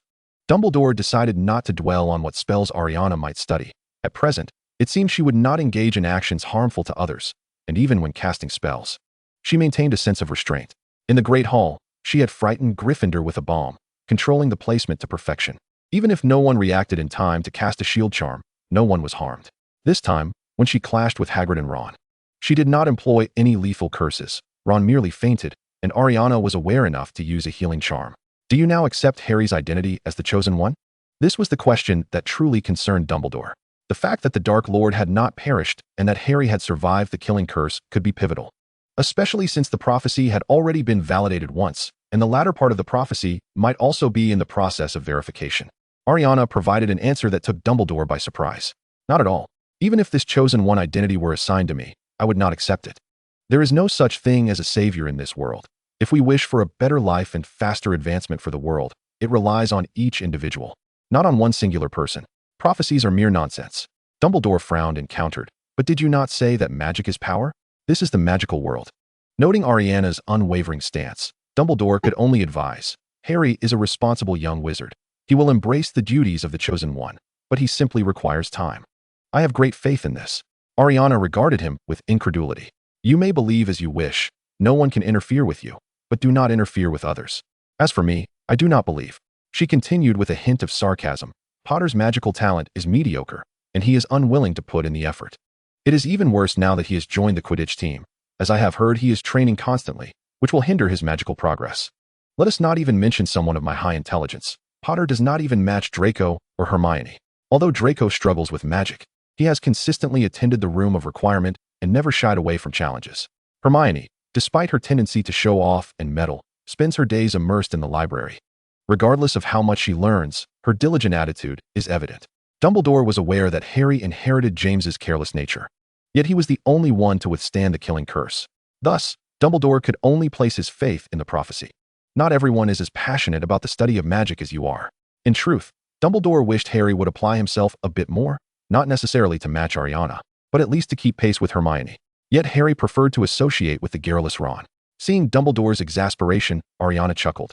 That is precisely why I told Professor McGonagall that if the magical world continues on this path, it will eventually vanish into some forgotten corner of the world. How do you perceive the future of the magical world?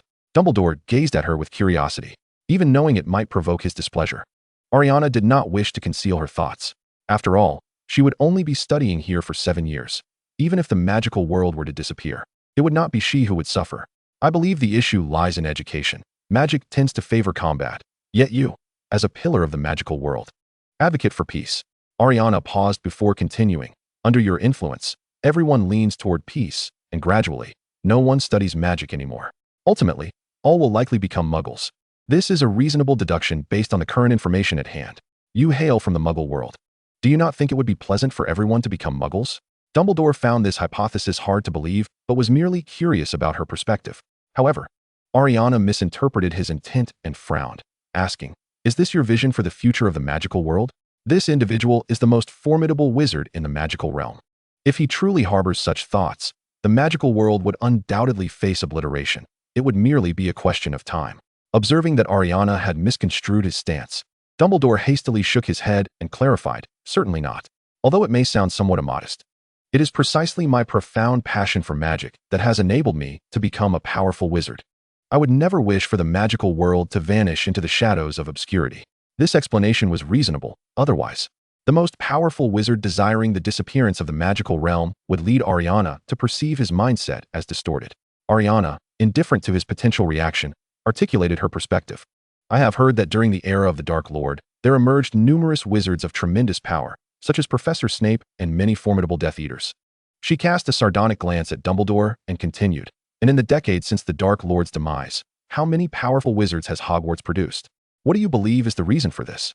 Dumbledore recognized that Ailiana was once again attempting to taunt his educational philosophy. Despite his obstinate claims of being unreceptive to others' opinions, he nonetheless absorbed Ailiana's progressive viewpoint. Chapter 64. Evading the development of the era. It seemed indeed that the school's management system required reform, and the dueling class should be prioritized. Otherwise, one day, the prestigious title of Europe's finest wizarding school would inevitably be ceded to Durmstrang. Previously, Ailiana had pointed out that the acceptance rate for Aurors at Hogwarts was dwindling, while Durmstrang, with its distinctive dueling curriculum, surpassed Hogwarts in enrollment numbers. Dumbledore sought confirmation and indeed found this to be the case, as Aurors require combat prowess. Ailiana was not finished. She further stated, without competition, there can be no development. The magical world has grown far too complacent. Dumbledore inquired placidly, is peace not a good thing? Have all my years of effort been for naught? Ailiana candidly replied, what you call peace is, in fact, avoidance, an evasion of the era's progression, an evasion of the upheaval that reform would bring, an evasion of all uncertain factors.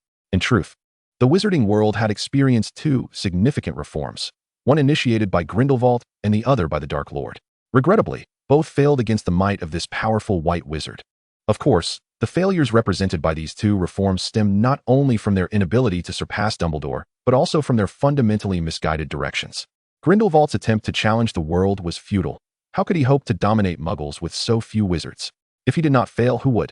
As for the Dark Lord, Ailiana only knew that he met an inexplicably untimely end, and his followers swiftly disbanded, leaving his reputation irrevocably tarnished. One could only conclude that this magical world was indeed grotesquely distorted. Dumbledore sighed, stating, the wizarding community is simply too sparse to withstand even minor setbacks. In Muggle wars, casualties can number in the hundreds of thousands, and it scarcely raises an eyebrow. Yet, the death of a mere handful of wizards sends shockwaves through the community. It is, quite simply, a matter of numbers. Every action must be approached with utmost caution. Observing Dumbledore's helpless demeanor, Ailiana retorted, that is hardly a justification for avoidance. Seeing Ailiana's confident countenance, and reflecting on her various actions upon entering the magical world, Dumbledore felt that today he would likely be fruitless in persuading her to acknowledge Harry's role as the savior. He sighed, thinking, it appears I cannot convince you to accept Harry's status today. Ailiana furrowed her brow and asked, why is it imperative for you that I acknowledge his savior identity? Does the affirmation of others enhance his magical potential? This is merely Gryffindor's banner of reassurance. I require no such comfort, for my heart is quite at peace. Regarding matters concerning the Dark Lord, Dumbledore could hardly divulge the truth, so he spoke vaguely. He has his own mission that requires the acknowledgement of others. He had only confided in Snape about the Dark Lord's survival, as he needed this colleague to monitor the changes in the Dark Mark. Ailiana regarded him with exasperation. Such a flimsy rationale could not compel her to follow that mediocre savior. If there are no compelling reasons, and it is merely others telling me I should, then I shall not act accordingly. It has always been others who heed my counsel. Before Dumbledore could press further, Ailiana waved her hand and declared, Headmaster, it is getting late, and you are unlikely to provide me with any persuasive reasoning. May I proceed to the Great Hall for dinner? Dumbledore glanced at the portrait that was winking and gesturing at him, and he conceded, very well, I shall ponder what arguments might persuade you. Ailiana was destined to become a powerful witch. Such formidable strength could not allow her to side with Tom, for even neutrality would pose significant risks, as he would not tolerate it. Unbeknownst to Ailiana, Dumbledore's internal conflict was profound, and she, indifferent to his turmoil, remarked, by the way, consider the two punishments I mentioned. What a vexing little witch she was, Dumbledore thought with a rueful smile. Before departing, Ailiana could not resist delivering another jab at him. That is because you have trained wizards to become mere lambs. If one day this great wolf can no longer protect them, one can only imagine the dire consequences. Dumbledore, weary of her sarcasm, simply stated, indeed. It is time for dinner.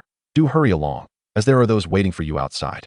Curious about who awaited her, Ailiana stepped outside to find Draco, which was not entirely surprising, given their close relationship at Hogwarts, though it was somewhat peculiar. How did you know I was in the headmaster's office? She asked, regarding Draco with suspicion. I heard you were summoned again by Dumbledore. Was it regarding the incident at Hagrid's hut? Did he punish you? Why didn't he call for me? My testimony would be the most impartial, he urged eagerly. Upon hearing Draco's words, Ailiana could not help but laugh, saying, I have my doubts about your claim to impartiality.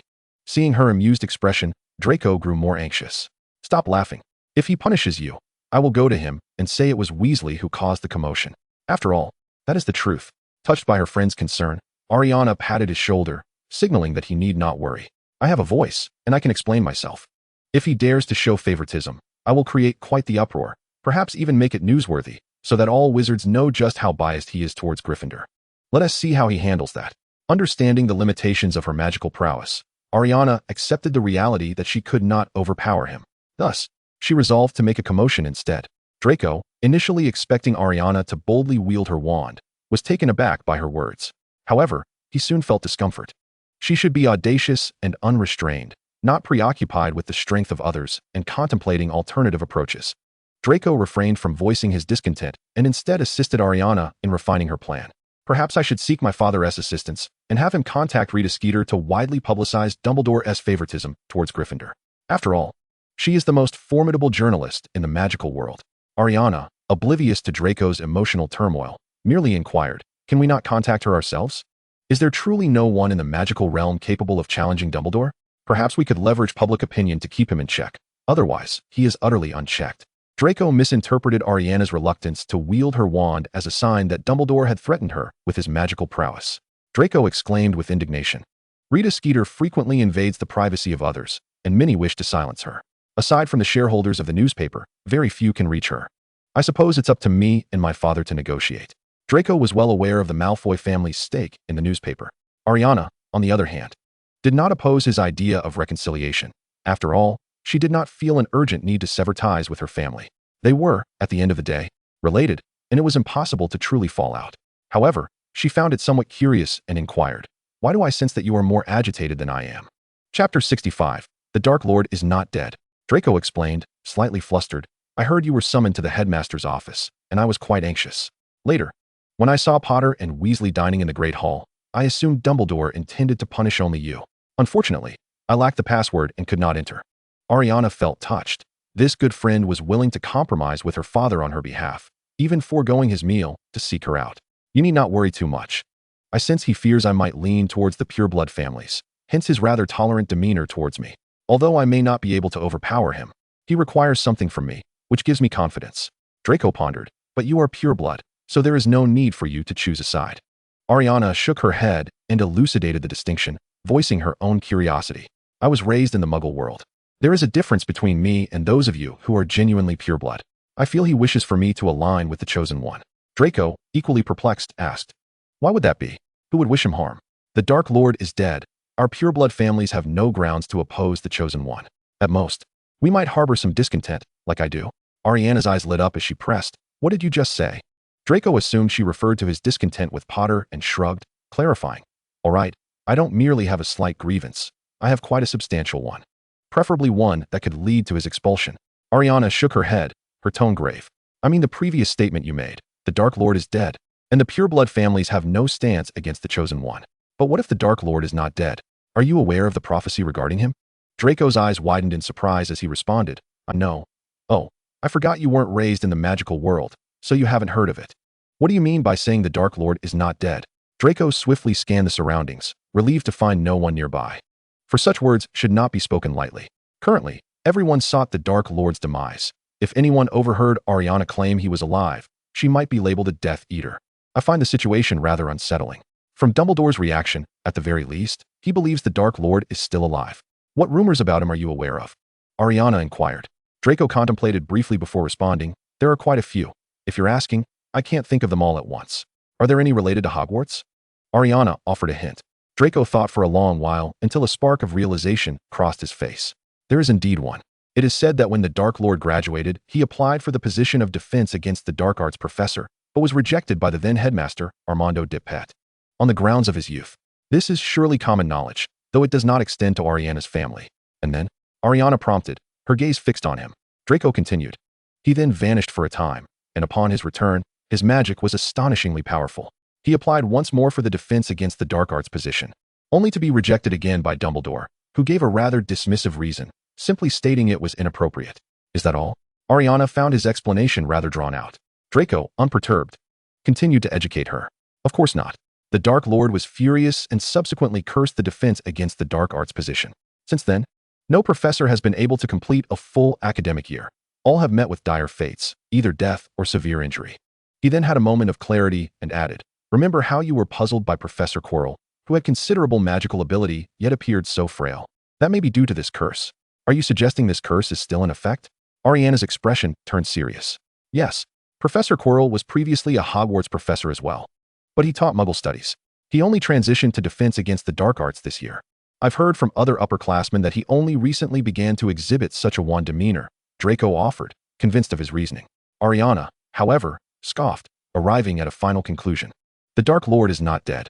At this, Draco ceased scanning the area and pulled Ailiana into a narrow corridor, ensuring no one could approach them. What are you saying?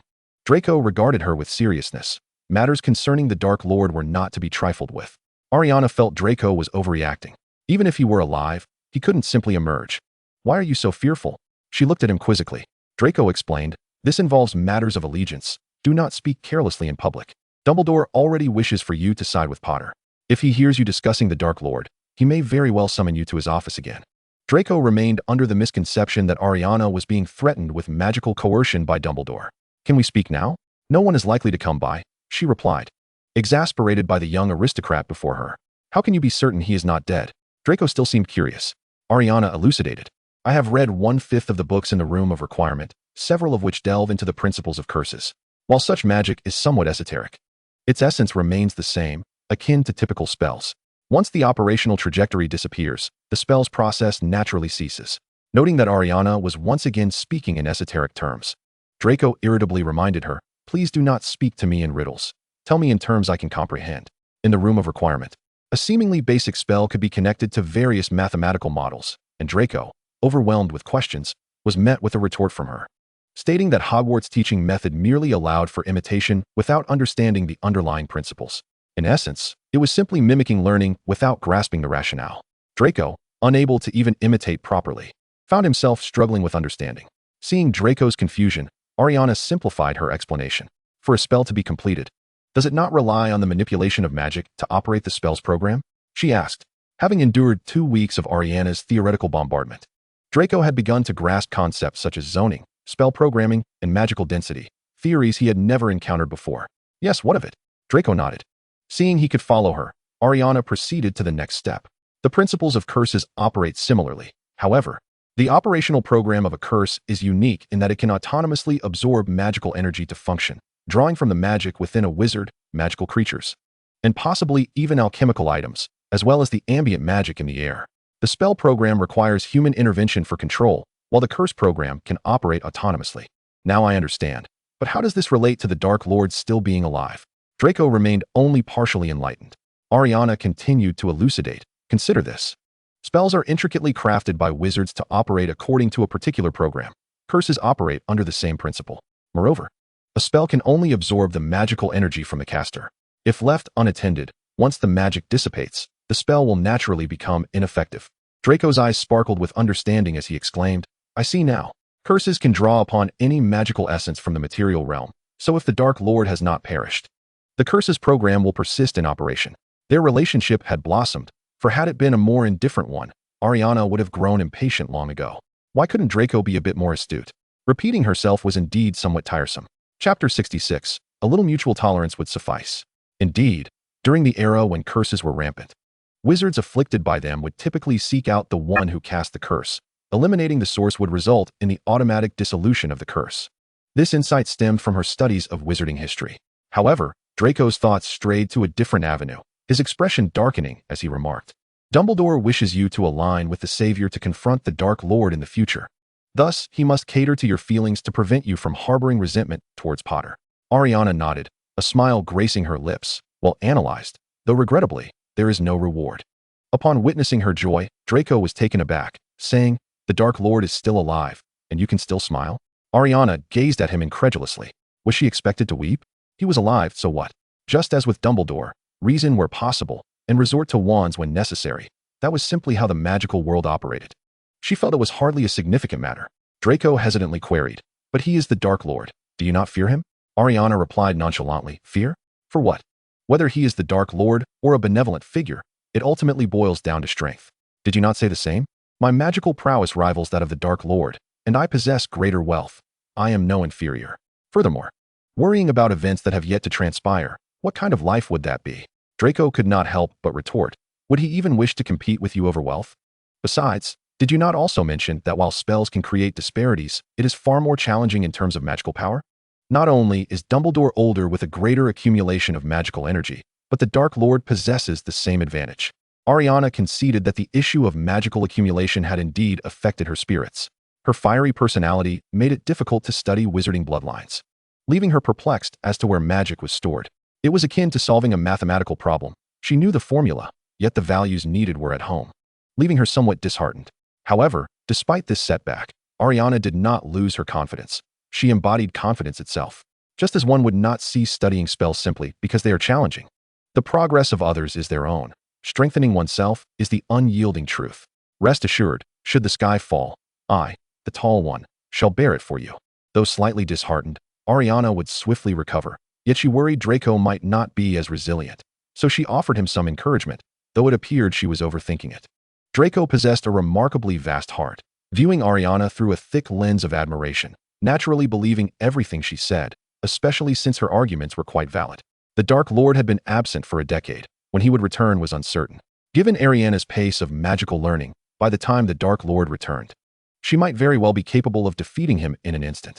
Draco chose to set aside this matter, at that moment entirely neglecting to inform his father.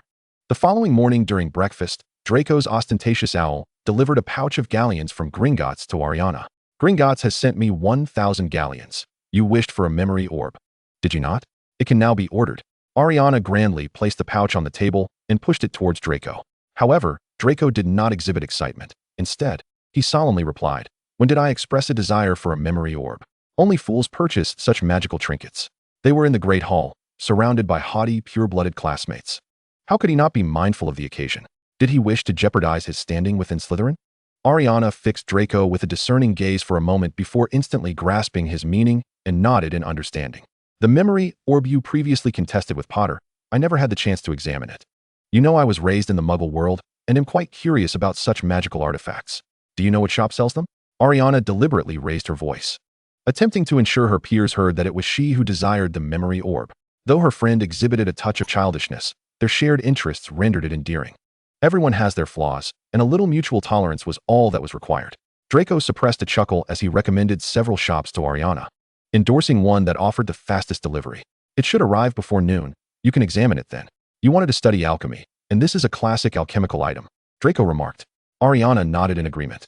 After sending the payment, the memory orb indeed arrived by noon. Rather than handing it directly to Draco, she took it to study the operational program inscribed upon it. With the eye spell, Ailiana found it much easier to observe the flow of magic and soon comprehensively understood the program of the memory orb. The program is far too simplistic. I expected it to incorporate principles of the memory charm or the soul-sucking curse. What a letdown. Ailiana mused, finding the item rather useless. Today was Sunday. Aside from dining in the Great Hall, the two remained in the room of requirement, devoid of other classmates. Draco showed no restraint in revealing his childish nature. "Don't you find it fascinating? You can input your daily tasks into it, and if you forget something, it will display it in red." Draco could hardly agree with his friend's perspective. Ailiana retorted, "It cannot even remind you of what you've forgotten. And relying on another object to prompt you about your forgetfulness is rather foolish." No wonder Pansy said only fools would buy such magical items. Since the last incident, Ailiana had heard from Pansy about Neville's situation. His condition clearly indicated stress-related disorders, so utilizing such auxiliary magical tools was entirely reasonable. Hearing Ailiana's assessment, Draco felt some displeasure and countered, "Do you think I am a fool then?" Ailiana understood that if she dared to reply affirmatively, their friendship would likely capsize. She had but one friend at Hogwarts, and given her current reputation, making new ones was a daunting task. It was best not to offend Draco. "You are not a fool. You are a young master. Would you like me to modify this memory orb for you? At least to prompt you with written reminders of what you've forgotten." As a hacker, Ailiana certainly knew how to write program codes. After all, the memory orb operated on a spell-based programming system. Having studied magic for 2 weeks, she could easily craft such rudimentary programs with her eyes closed. Draco, who spent every day by Ailiana's side, was well aware of her daily activities. Hearing her propose to modify her memory orb to provide textual prompts left him astounded. "You can perform alchemy?" Draco was particularly intrigued by the memory orb, not only for its rarity as an alchemical item, but also because he had a genuine interest in alchemy itself, which was no simple skill. Chapter 67. Ailiana immediately injects personal remarks. Observing Draco's astonishment, Ailiana realized he was somewhat disheartened, yet she found herself incapable of deceit. Conservatively, she expressed, "If I comprehend it mentally, does that count? What does that mean?" Draco's face was a canvas of confusion. Ailiana, conceding defeat, acknowledged her inability to articulate delicately. "What I mean is, I already know how to make the changes, but I haven't executed them practically yet. As you are aware, I mentally verify spells. This can also be calculated, with a probability of 999 for the modification. If you are unwilling, I can refrain from altering it," she said with a resigned shrug. Draco stared at her, exasperated. "Couldn't you have just said that directly?" Amused, Ailiana retorted, "If I had, would you have been upset? Haven't I endured enough of your criticisms? Draco quipped back at her. Ailiana, cutting to the chase, asked, so, shall we proceed with the modifications?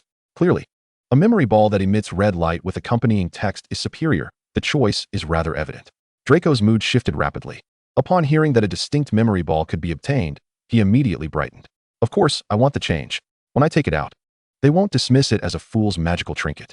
I shall declare that I've thoroughly studied it and no longer wish to play, hence gifting it to me. He had already envisioned several scenarios for boasting. Ailiana looked at him incredulously and teased. All right, O vain young master. Draco vehemently disagreed, swiftly countering. As if you are not concerned with appearances yourself. Do you need any materials? I have collected some alchemical ingredients. I can have my mother send them over. However, merely altering the program did not necessitate alchemical materials, given Ailiana's precision down to 0.0001 millimeters. While modifying, Ailiana suddenly recalled something and inquired of Draco, by the way, didn't you mention wanting to reconcile with your father? Why have I not heard any updates? Draco replied indifferently, did Dumbledore not punish you? If I approach my father for reconciliation, he would undoubtedly demand that I end things with you. You still have 2 punishments yet to be disclosed. What if he involves my parents? Draco found it peculiar that Dumbledore had not yet revealed Ailiana's punishment. Could it be a means to coerce her into siding with Potter? Concerned for Ailiana, as a friend would be, she reciprocated that concern for him. So, your relationship with your mother remains unaffected? You haven't soured relations with both parents, have you? No, haven't you seen? She still sends me sweets. Draco shook his head. Speaking of sweets, Ailiana could not help but jest about him. The countless candies she had procured were nearly depleted, not to mention those sent by his mother. Be cautious with all that sugar, it could lead to weight gain. So many muggles are overweight due to excessive sugar in their food, and there are quite a few plump individuals among the British. A once attractive person, if they gain weight, can be quite an eyesore. The wizarding world lacked any slimming potions, and Draco, upon hearing this, looked at Ailiana in surprise. Really? But what fun is there in avoiding sugar? He said, his face a picture of conflict. Ailiana, seizing the moment, suggested, why not engage in fencing with me? Look at how pitiful I am, with no computer to work on, constantly worrying about my financial assets dwindling. Here, apart from you, no one else wishes to befriend me. Not only did she portray herself as exceedingly unfortunate, but she also donned a pitiful expression, which Draco found hard to resist. All right, but you cannot be as impatient with me as you are with teaching spells if I fail to grasp it after 2 attempts. He was well aware of Ailiana's temperament. Feeling somewhat affronted by the accusation, Ailiana retorted, but the spell assignments I give you are exceptionally simple. Just follow a certain procedure and input the magical energy. To this day, she had not devised a method for training Draco, and if he continued to struggle, she might lose her patience too. The spells she taught Draco were basic Hogwarts incantations, meticulously analyzed over generations, with precise magical outputs, which is why Ailiana could effortlessly learn them in class. So far, she had yet to complete any assignments. Unlike the tomes filled with dark magic, which often contained only theories or incomplete processes, requiring Ailiana to deduce each step, Draco, in exasperation, remarked, that applies to you, not to us. Well, since you are willing to practice fencing with me, how could I possibly be impatient with you? And if I teach you twice and you still don't understand, I would naturally continue to teach. She felt she'd been quite generous toward Draco. Unlike Snape, who had attempted to learn fiendfire from her, she had been impatient, merely providing him with the principles and adopting a standoffish demeanor to deter further inquiries. After more than 2 weeks of intensive magical study, Draco was indeed growing weary. He felt it necessary to offer Ailiana some constructive criticism, recalling her words that as long as they remained friends, any opinions could be shared. How about we utilize our time more wisely? If we spend all day learning magic, your patience might dwindle. Draco gazed at her in disbelief. Ailiana merely lacked patience. She was not dismissive of others' opinions and acknowledged that Draco had a point. You are correct. It is not just about time management. Staying in the room of requirement all day is also an issue. Prolonged exposure would surely raise suspicions. We ought to find an empty classroom to serve as a cover. Otherwise, practicing fencing there might become problematic. What do you think? She queried Draco. If you ask me, I believe we are spending too much time on magical studies. After all, you are not dropping out, so there is no need to rush through these spells, Draco replied. Although first years were not permitted to bring broomsticks to school, the old broomsticks available could be borrowed. For the sake of mastering these spells, Draco had not ridden a broom in quite some time. Yet, magic was exceedingly fascinating. The thought of not exploring it left him restless. Ailiana appeared conflicted. Seizing the opportunity, Draco, with a serious demeanor, began to reason with her. Let us allocate our time wisely. We cannot become too engrossed in magic simply because it is enjoyable. We must engage in other pursuits as well. What if one day you find magic loses its allure? You already believe Hogwarts is solely interesting because of magic, and if that interest wanes, you might once again contemplate withdrawing. Draco stated. He had not forgotten that Ailiana had initially considered stepping back due to her attachment to her lightning wood wand. Now that she had money, retaining her wand should not be a challenge, and he must not remind her of this. Previously, he had been reluctant to see her leave Hogwarts, and now he felt even more so. Just imagine, if Slytherin were deprived of Ailiana, they would surely be overwhelmed by Gryffindor.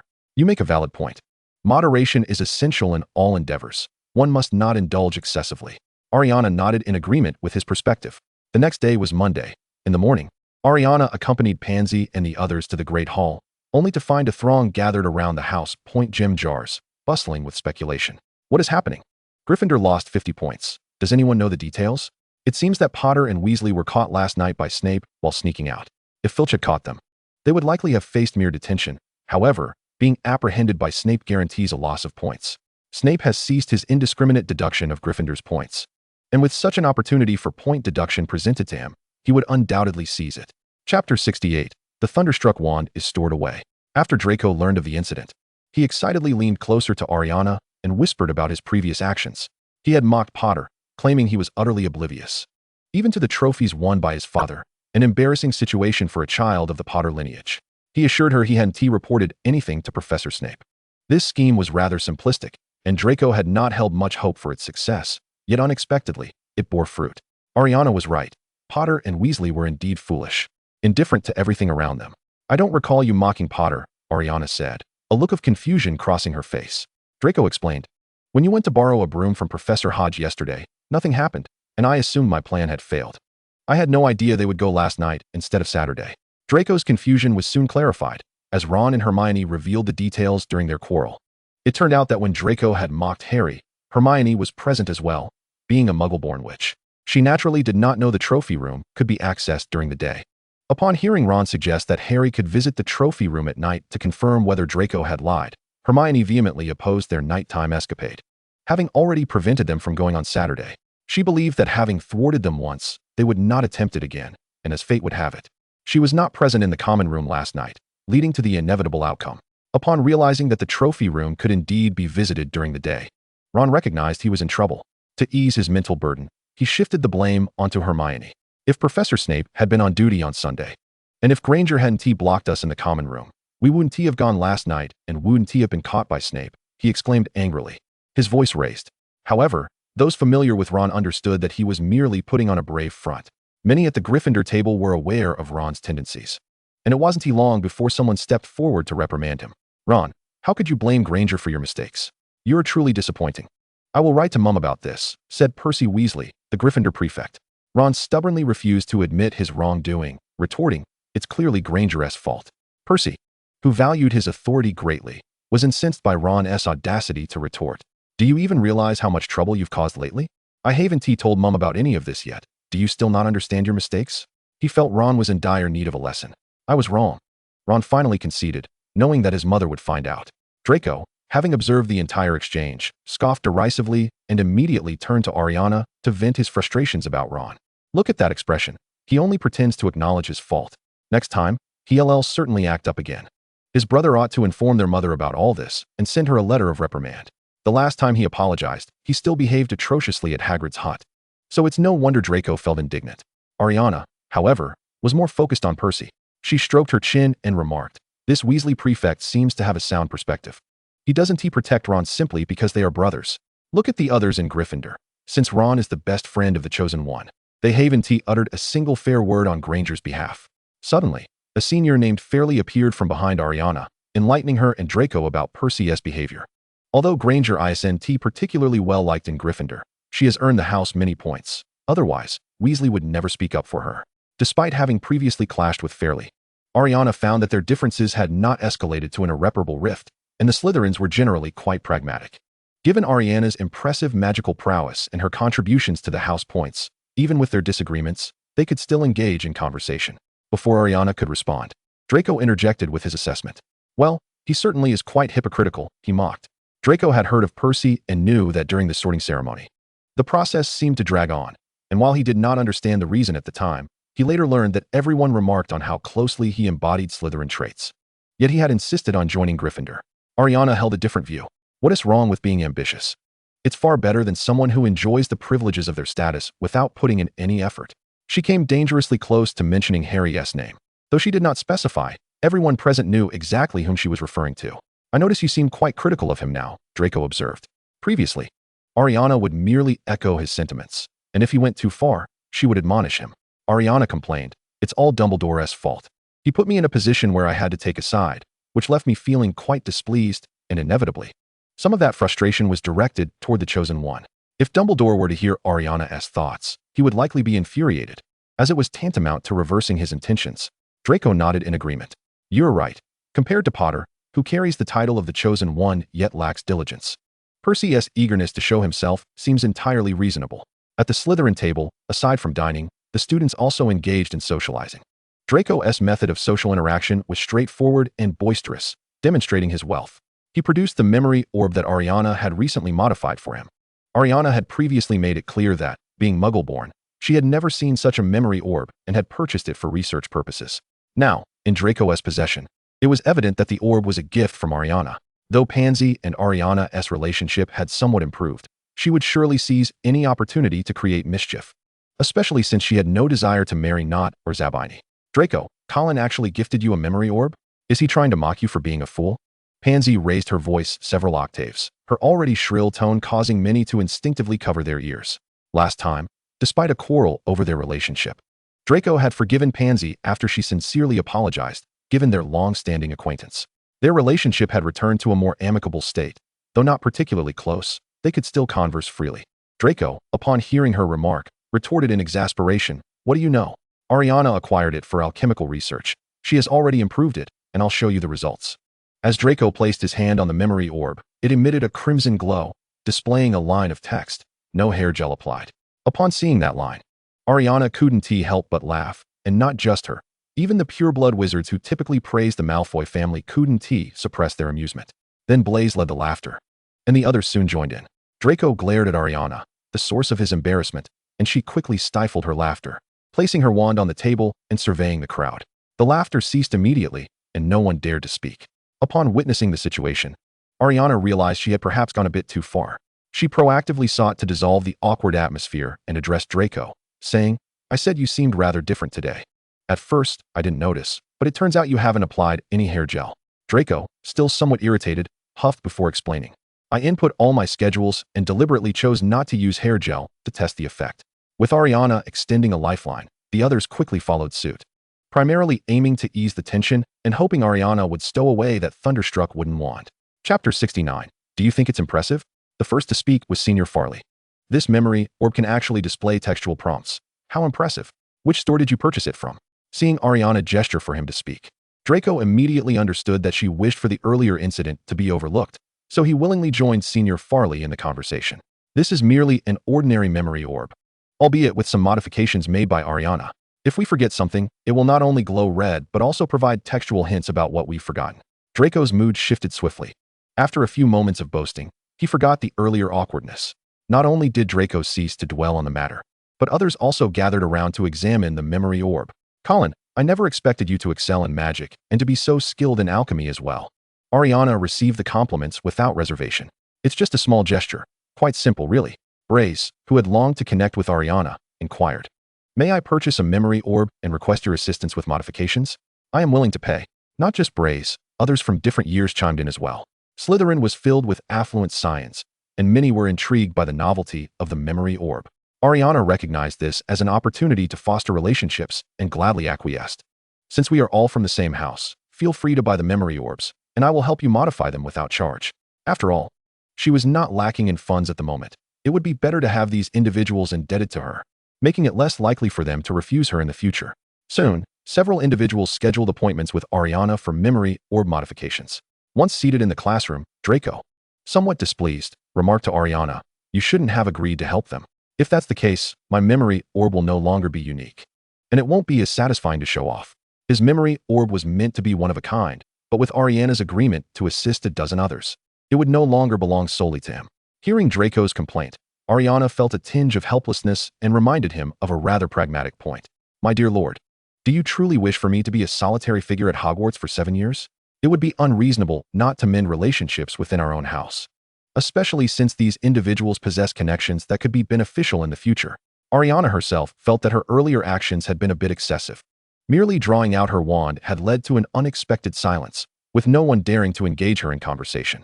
All right, but if you create any more fascinating magical items in the future, I must be the first to possess them. Although Draco relented, he made a request. The previous day's memory orb had taken Ailiana only 5 or 6 minutes to modify, and prior to that, she had no experience with alchemy. She was bound to create many more alchemical items in the future. Draco wondered how her mind operated. He had tried to study the old book she had gifted him, but found the content exceedingly difficult. Moreover, the notion of using brain confinement techniques to learn other subjects was daunting. He often observed Ailiana employing brain confinement to simulate spell operations, something no one else could do as effectively, yet she still found it lacking compared to supercomputers.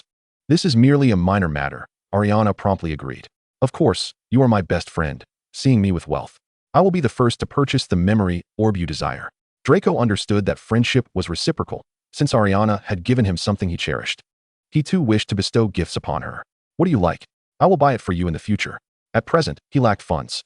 Without hesitation, Ailiana replied, I am currently devoid of any wants. I have commenced my pursuit of the spiritual realm, thus the things I desire cannot be purchased with money. Then what do you wish for? Draco asked, puzzled. To immigrate to America and create my own financial empire. Ailiana's ambitions remained steadfast. Though Draco had heard her express this desire numerous times, he still failed to grasp her ultimate objective. What can a financial empire accomplish? Being young, Draco perceived money merely as a means to acquire desirable items. He could not fathom what else it could enable him to do. Ailiana responded matter-of-factly. It can influence the development of a nation, controlling the livelihoods of millions. Everyone relies on you for their existence, watching your every move. Do you not find that impressive? Draco acknowledged that his worldview had been profoundly challenged. He had never considered that money could wield such power over countless lives, compelling everyone to heed his commands. Was this not 100 times more formidable than the Imperious Curse? Observing his audacious friend, Draco contemplated a notion he had never dared to entertain before. That is indeed impressive. Do you think I should immigrate to America with you after graduation? He sought to know Ailiana's opinion. Ailiana was taken aback by Draco's words. She had previously worried that if he followed her into the Muggle world in Britain, the Malfoy family would retaliate against her. Now, he was expressing a desire to accompany her to America. That might not be wise. Your conflicts with your father primarily stem from me. After graduation, I certainly won't require parental guidance, at which point you won't need to endure a cold war with him. Ailiana felt like an isolated figure, unlike Draco. Draco was not foolhardy. He could discern that Ailiana did not wish for him to sever ties with his family. But his current disputes with his father went beyond just her. Do you not understand? My disagreements with my father are not solely due to you. It's also because he constantly attempts to control me and insists I act according to his wishes.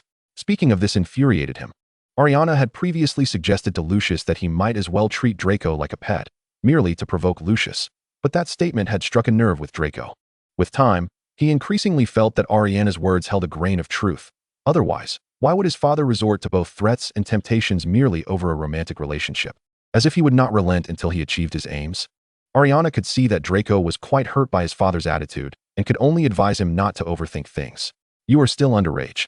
Isn't it typical for minors to experience such things? It is merely an exception that I am like this. Draco looked at her incredulously and replied, anyone could say that.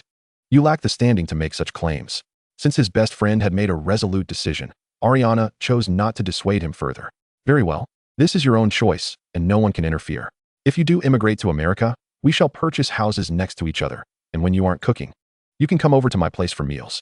The prospect of two good friends becoming neighbors seemed quite delightful. Draco considered that scenario and furrowed his brow, asking, but aren't meals usually prepared by house elves? Ailiana retorted incredulously, you are planning to immigrate to America. Will you still be able to enjoy the Malfoy family's house elves? Not every magical family is blessed with a house elf. Such legacies are typically reserved for those of long-standing lineage. Draco frowned and remarked, but I cannot cook, nor do I wish to. Chapter 70, A Simple Favor. Ailiana discerned that it was not solely her inclination to infuse magical thinking into her perspective. Draco mirrored her sentiments, albeit in reverse. Are you foolish? Did we lack funds back then? Without a house elf, we could simply hire someone. We could employ chefs from various countries, letting them prepare whatever we desire, discarding half if we wish. While her words were exaggerated, Ailiana indulged in extravagance without being wasteful. Inspired by Ailiana's vivid portrayal of a promising future, Draco suddenly felt invigorated. All right, I must diligently learn to earn money. Did you not mention there would be an opportunity for quick profits next September? I shall amass wealth and then immigrate to America with you, free from my father's scrutiny. He remained resentful of his father's habit of withholding his allowance. This lesson was shared with Gryffindor, with clear divisions in seating, and students departed separately when class ended. Today, however, Hermione and Neville obstructed Ailiana and Draco's path. Colin, I wish to ask for your assistance in modifying my memory orb, one that provides textual prompts. I am willing to pay any price. This was Neville speaking. Draco had boasted about his unique memory orb in the Great Hall, inciting a frenzy among Slytherin and stirring interest in other houses. Yet, Ailiana's fearsome reputation had thus far deterred anyone from inquiring if she would enhance their orbs. Others sought to alter their memory orbs merely for amusement, but Neville's need was genuine. Summoning his courage, he brought Hermione to ask Ailiana for help. Ailiana did not outright refuse. Instead, she posed a question. Do you know what the most expensive thing in the world is? What is it? Hermione and Neville inquired, puzzled. Ailiana smiled slightly and replied, free things. Hermione, living in the Muggle world, grasped the implication. You know Neville's memory is particularly poor, and he genuinely needs a memory orb that provides textual prompts. I implore you to assist him. Hermione believed in the importance of mutual support among classmates. Neville, however, misunderstood Ailiana's meaning, thinking she desired something from him. I have plenty of money. What do you need? I can buy it for you. Ailiana shook her head. I am considered affluent in the Muggle world, and now I have discovered that my parents left me the key to Gringotts. Whether in the Muggle or magical realm, I am not short on funds. Whatever you require, as long as I possess it. Neville grew anxious. Ailiana had not declined to leave, clearly having a need. You do not possess this item, only your grandmother does. Confused, Neville recalled his grandmother's demeanor and hesitantly replied, what do you need from my grandmother? I am uncertain if she will agree. She is quite formidable. Neville's grandmother was not truly fierce, but rather serious. He perceived her sternness as a result of her high expectations. Nonetheless, she undoubtedly cared for her grandson and would likely be willing to bear the cost of modifying the memory orb. Ailiana was untroubled by the prospect of Neville's grandmother rejecting her proposal. It's merely a favor. You can write to her. As long as it does not contravene laws or ethics, she need only support me when I require it. She laid out her terms. Though Neville did not comprehend entirely, he was desperate for the memory orb with textual prompts and could only acquiesce. Then I shall write to her.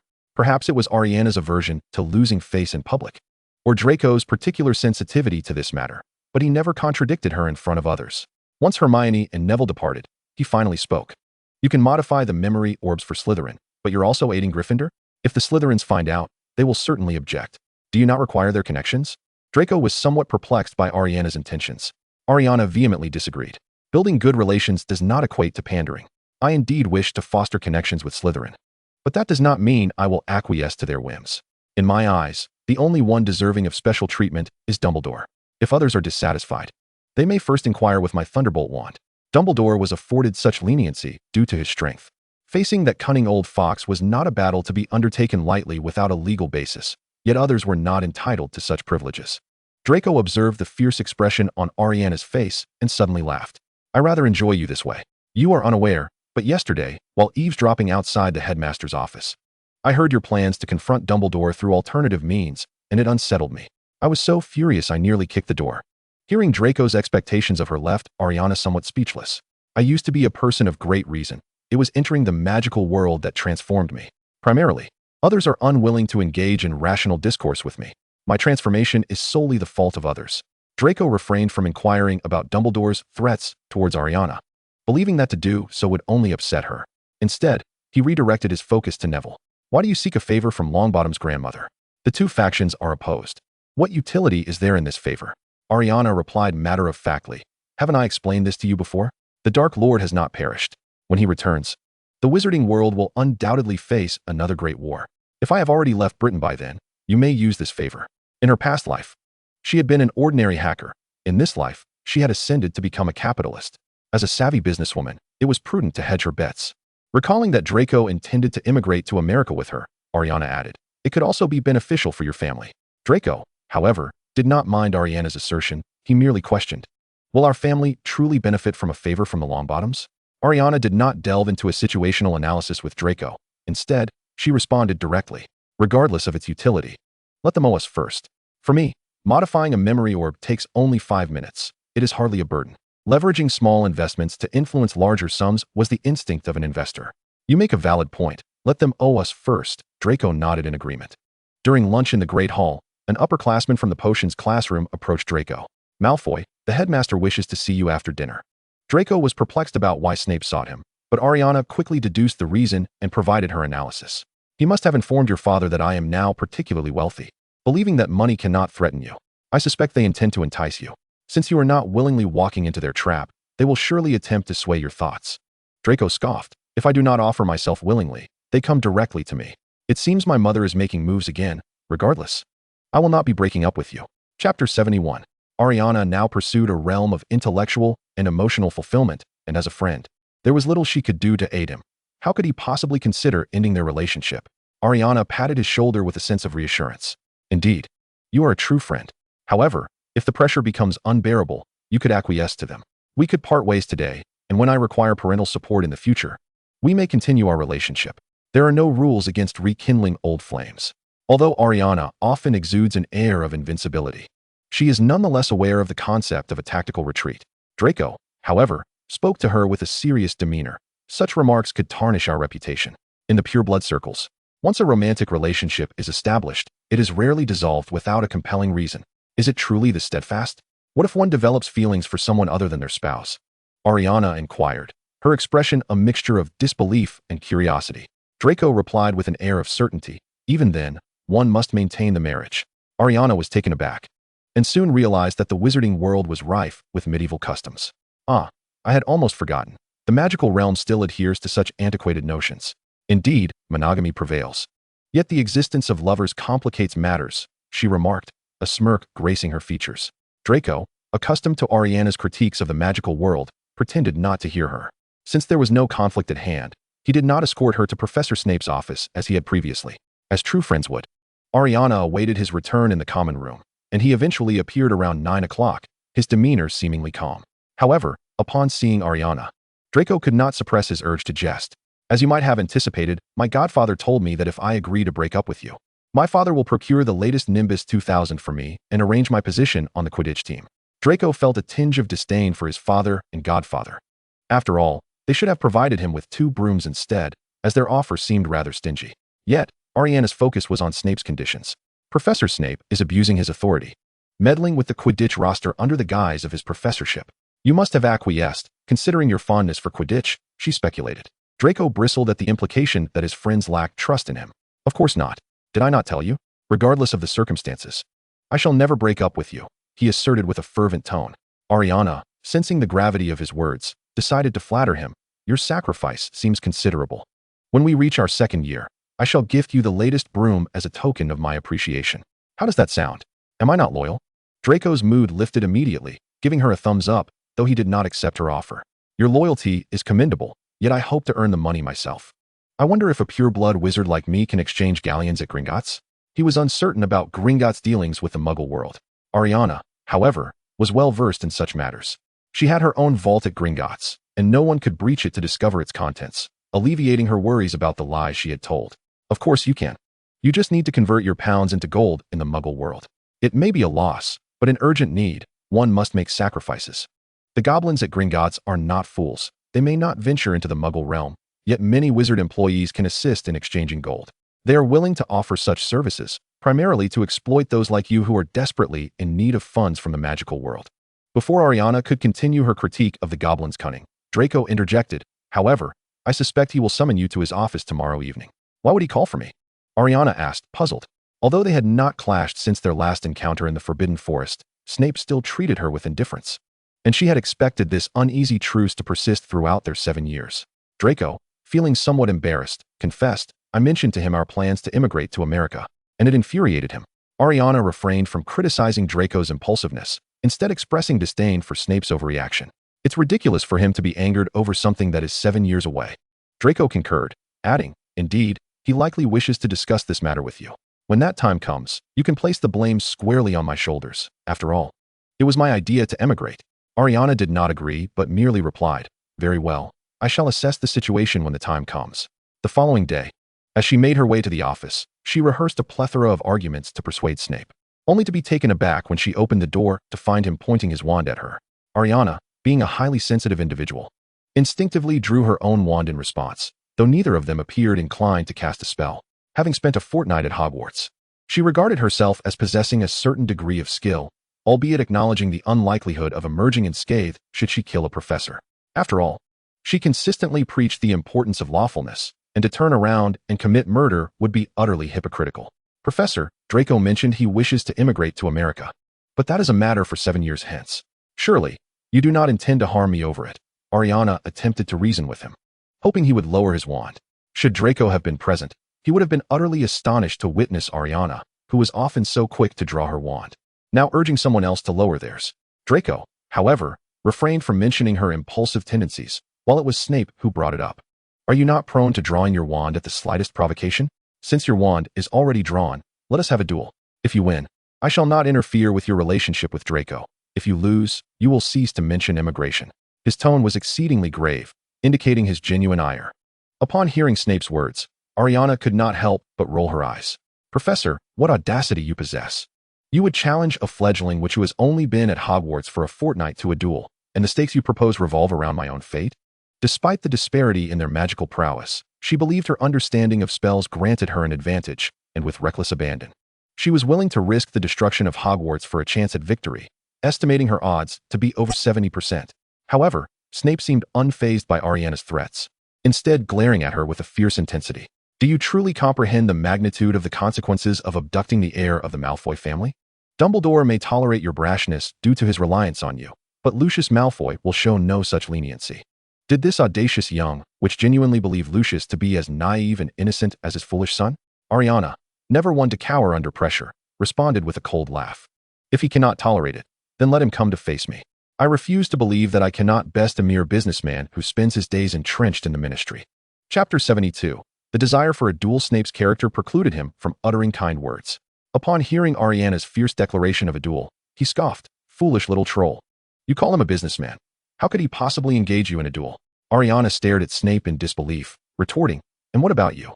A potions master draped in shadows? Why do you wield your wand against me? One must be prepared for the repercussions of bestowing nicknames upon others. Snape was tempted to cast a hex upon her, but recalling her incisive analysis of his own spells, he inhaled deeply, striving for composure, and aimed to impart a lesson about the power dynamics of noble families. The Malfoy family's influence permeated the entire magical world, while he may not engage in a duel. He certainly had the means to ensure her existence within the magical realm became untenable. He hoped this little troll would grasp the gravity of the situation. Ailiana, however, was not foolish enough to declare her disdain for the magical world, for having secured her entry into it, and possessing exceptional magical talent. She saw no reason not to thrive within this realm. Moreover, the magical realm does not belong exclusively to the Malfoy family. Is it truly the case that if they declare one unwelcome, one must comply? Such audacity! Ailiana refrained from directly countering her opponent, instead opting for a different approach. Inquiring, if the Dark Lord were to stand before him, would he possess the audacity to threaten the Dark Lord, compelling him to vacate the magical community? The image of a follower dismissing their leader was rather amusing, and a cold smile crept across Ailiana's face, though she was unable to retaliate. Snape found the foolish little giantess to be quite vexing. Did she truly possess such a lack of sense to invoke the Dark Lord's name so casually? It was indeed outrageous. Yet, observing Ailiana's demeanor, which had regained a semblance of calm, Snape found it peculiar. This was not in accordance with her usual character. What do you mean? Does this little giantess possess knowledge of something? Ailiana, having not yet mastered her training, inadvertently revealed her thoughts upon deducing that the Dark Lord had not perished. Snape, being a spy adept at detecting subtle cues, immediately sensed the shift. Unbeknownst to Ailiana, her expressions had betrayed her. She would certainly not disclose her suspicions to Snape and swiftly shifted the topic. Let us not forget that Draco has yet to immigrate to America. Even if he does, he would thrive there, with his father merely unable to see him frequently, which would not constitute a significant loss. Changing the subject, she continued, however, the Dark Lord nearly condemned him to Azkaban. Who has more reason to offend him, me or the Dark Lord?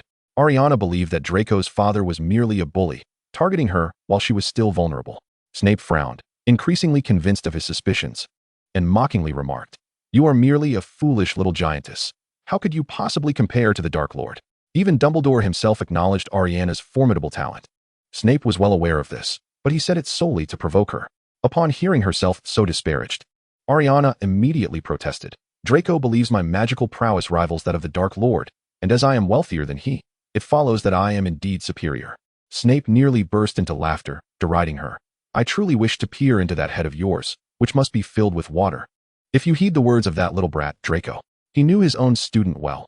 Although influenced by Ailiana, he had made some progress, yet at his core, he remained a naive child, preoccupied solely with Quidditch. Finding the conversation futile, Ailiana impatiently queried, Professor, are we going to duel or not? If not, please put away your wand. Holding it up for too long is tiresome. Snape, with a huff of irritation, sheathed his wand, retorting, Foolish little giantess. If I truly wished to duel you, do you think I would choose to do so in an office brimming with precious potions ingredients? He was not oblivious. This obstinate little giantess surely understood that he had no intention of engaging her, or else she would have cast a spell first, just as she had before. I suspect that is the case, Ailiana shrugged. After Snape retracted his wand, Ailiana recalled a matter and began to complain. Dumbledore mentioned reinstating dueling classes. I see you as quite combative, with a rather unpleasant temperament, which makes me believe you are ill-suited for teaching potions. You would be more fitting as a dueling professor. Among the faculty at Hogwarts, Snape was indeed the most combative, particularly suited for instructing on how to engage in duels, especially of the intense variety. As for Professor Flitwick, the legendary dueling champion, Ailiana could hardly envision him in fierce combat against others. Snape replied with irritation. Dumbledore currently requires your cooperation. You can express this opinion to him. Ailiana was already aware of Dumbledore's intentions, and Snape was certainly perceptive enough to recognize them as well. With this matter at hand, Ailiana had countless grievances regarding Dumbledore. That is unacceptable. This is clearly your issue. Why should I use my goodwill to assist you? What does he want from me? To stand beside the Savior? I have already clashed with him several times. How am I to align myself with him? Even if I witnessed Potter saving the world with my own eyes, I still would not wish to stand by his side, as our worldviews are fundamentally incompatible. Snape's brows furrowed even deeper at her words. Yet he inquired in a neutral tone, when did Dumbledore ask you to side with Potter? This weekend, Ailiana casually responded. Snape's expression immediately darkened, and after a pause, he told Ailiana, you may leave now. However, Ailiana showed no inclination to depart. There had been no resolution to their discussion, and she had not engaged in any duel. So what was the purpose of her visit? How was this matter with Draco to be resolved? I see he is quite distressed over his father withholding his allowance. Otherwise, he would not have resolved to learn how to earn money and even planned to go to America with me. She did not wish for Draco to clash with his family, as she felt it unnecessary. In her view, their conflict was trivial and hardly worth concern. Imagine your son in primary school, dating a little girl, attending classes, and sharing meals together. It is no different from playing house. And she could not comprehend what was so objectionable about it. Hearing Ailiana's tone, Snape uncertainly asked, Are you two actually together? Knowing the importance of leaving some matters ambiguous, Ailiana declined to answer. Does that truly matter? Professor, the issue is that you should speak with his father. If their stalemate continues, Draco will undoubtedly immigrate to America after graduation. Snape, wishing to avoid entertaining that flamboyant friend of his, curtly suggested, the Malfoy family cannot afford to lose an heir. Advised Draco not to forget his responsibilities. Ailiana retorted incredulously. How can one fulfill their responsibilities when their allowance is being withheld? This is her forte. Snape pondered that if Ailiana and Draco were indeed together, their intellect would surely plummet to negative numbers. How could these two children not realize how little time had passed since the start of term? His monthly allowance was 60 galleons, and that was well before the next allowance day. Surely, with their impoverished brains, they could deduce that Lucius was threatening Draco with a future that had yet to unfold. Ailiana replied flatly, So, his father is merely trying to intimidate him. If this continues, it will surely sadden him.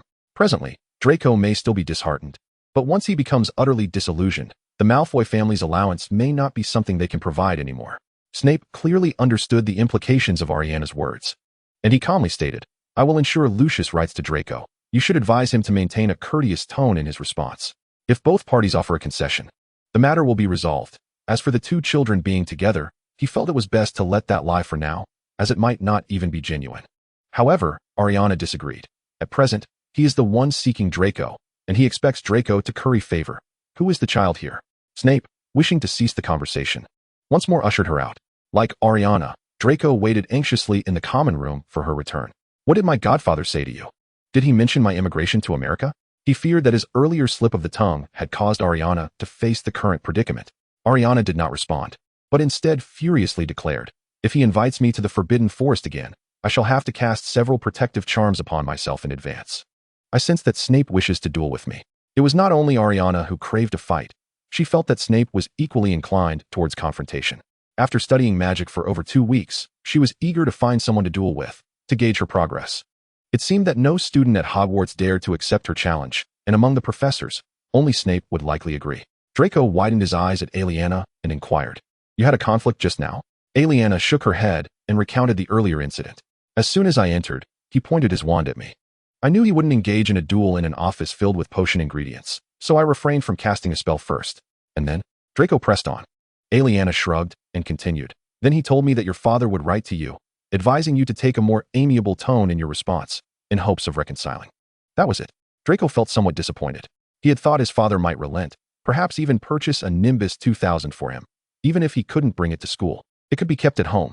When Ailiana visited during the holidays, she could try out the latest model, and perhaps she would fall in love with flying broomsticks, thus adding another shared interest between them.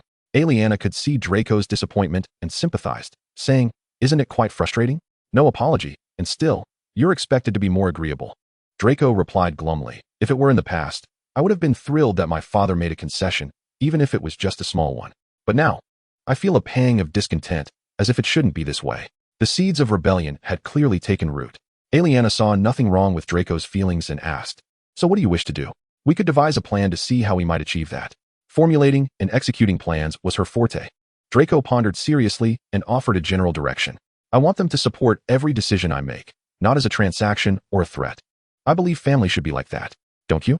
The magical families did not live in communal settings, and the distance between castles was considerable. Previously, Draco had no comparative family, but upon arriving at Hogwarts, he realized that the atmosphere in his own home was not as pleasant as he had thought.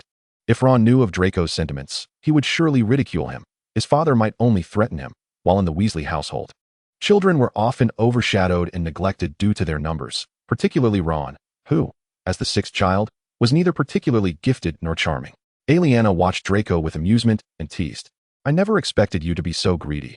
Not only do you plan to abandon them and emigrate to America, but you also seek their emotional support. And you want them to back you financially as well. Am I wrong?" In front of his best friend, Draco had no qualms about admitting it.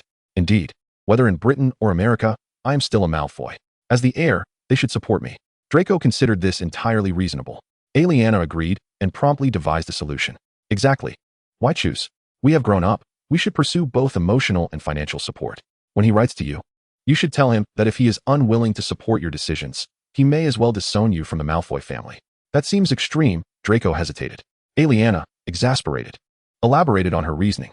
"Aim high. You can negotiate for maximum advantage. We have 7 years ahead of us, and this strategy could secure your rights right now. Regardless of where we are, to lead a happy life, we must have ample resources. As the heir of the Malfoy family, what was wrong with advocating for his rightful interests?" Draco found Ailiana's plan quite appealing, and as he contemplated his desires, he recalled his earlier confrontation with Professor Snape. He suddenly thought of their previous conversation, where they had mentioned that if he agreed to break up with her, he would receive the latest Nimbus 2000. Snape would also allow him to join the Quidditch team. He could then inform his father that if those two conditions were not met, he would emigrate to America. What had initially been a lure was now being turned into a leverage against them. Excellent. Ailiana gave him a thumbs up. However, before Draco could implement his plan, he found himself provoked by Harry the next day. During breakfast in the Great Hall, a flurry of owls delivered letters, and a small flock arrived at the Gryffindor table, carrying a long box. Its size drew the attention of everyone in the hall, curious to see who had received such a large parcel. The long box ultimately landed before Harry, who was already the center of attention. This conspicuous item immediately sparked considerable chatter. "What has Potter purchased? Why so many owls for delivery?" By the shape, it appears to be a broomstick. Indeed, it was a broomstick, one that Professor McGonagall had unlawfully procured for Harry. To avoid drawing attention, she had even instructed the vendor to label the box "Do Not Open" in the Great Hall. Chapter 74. Draco shouted in frustration.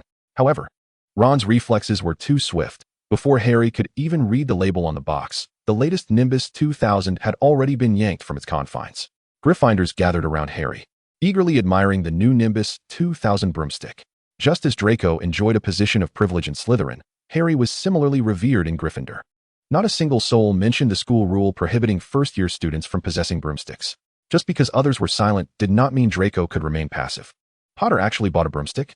Doesn't he know first years aren't allowed to bring new ones? He was seething, his eyes reddening in anger.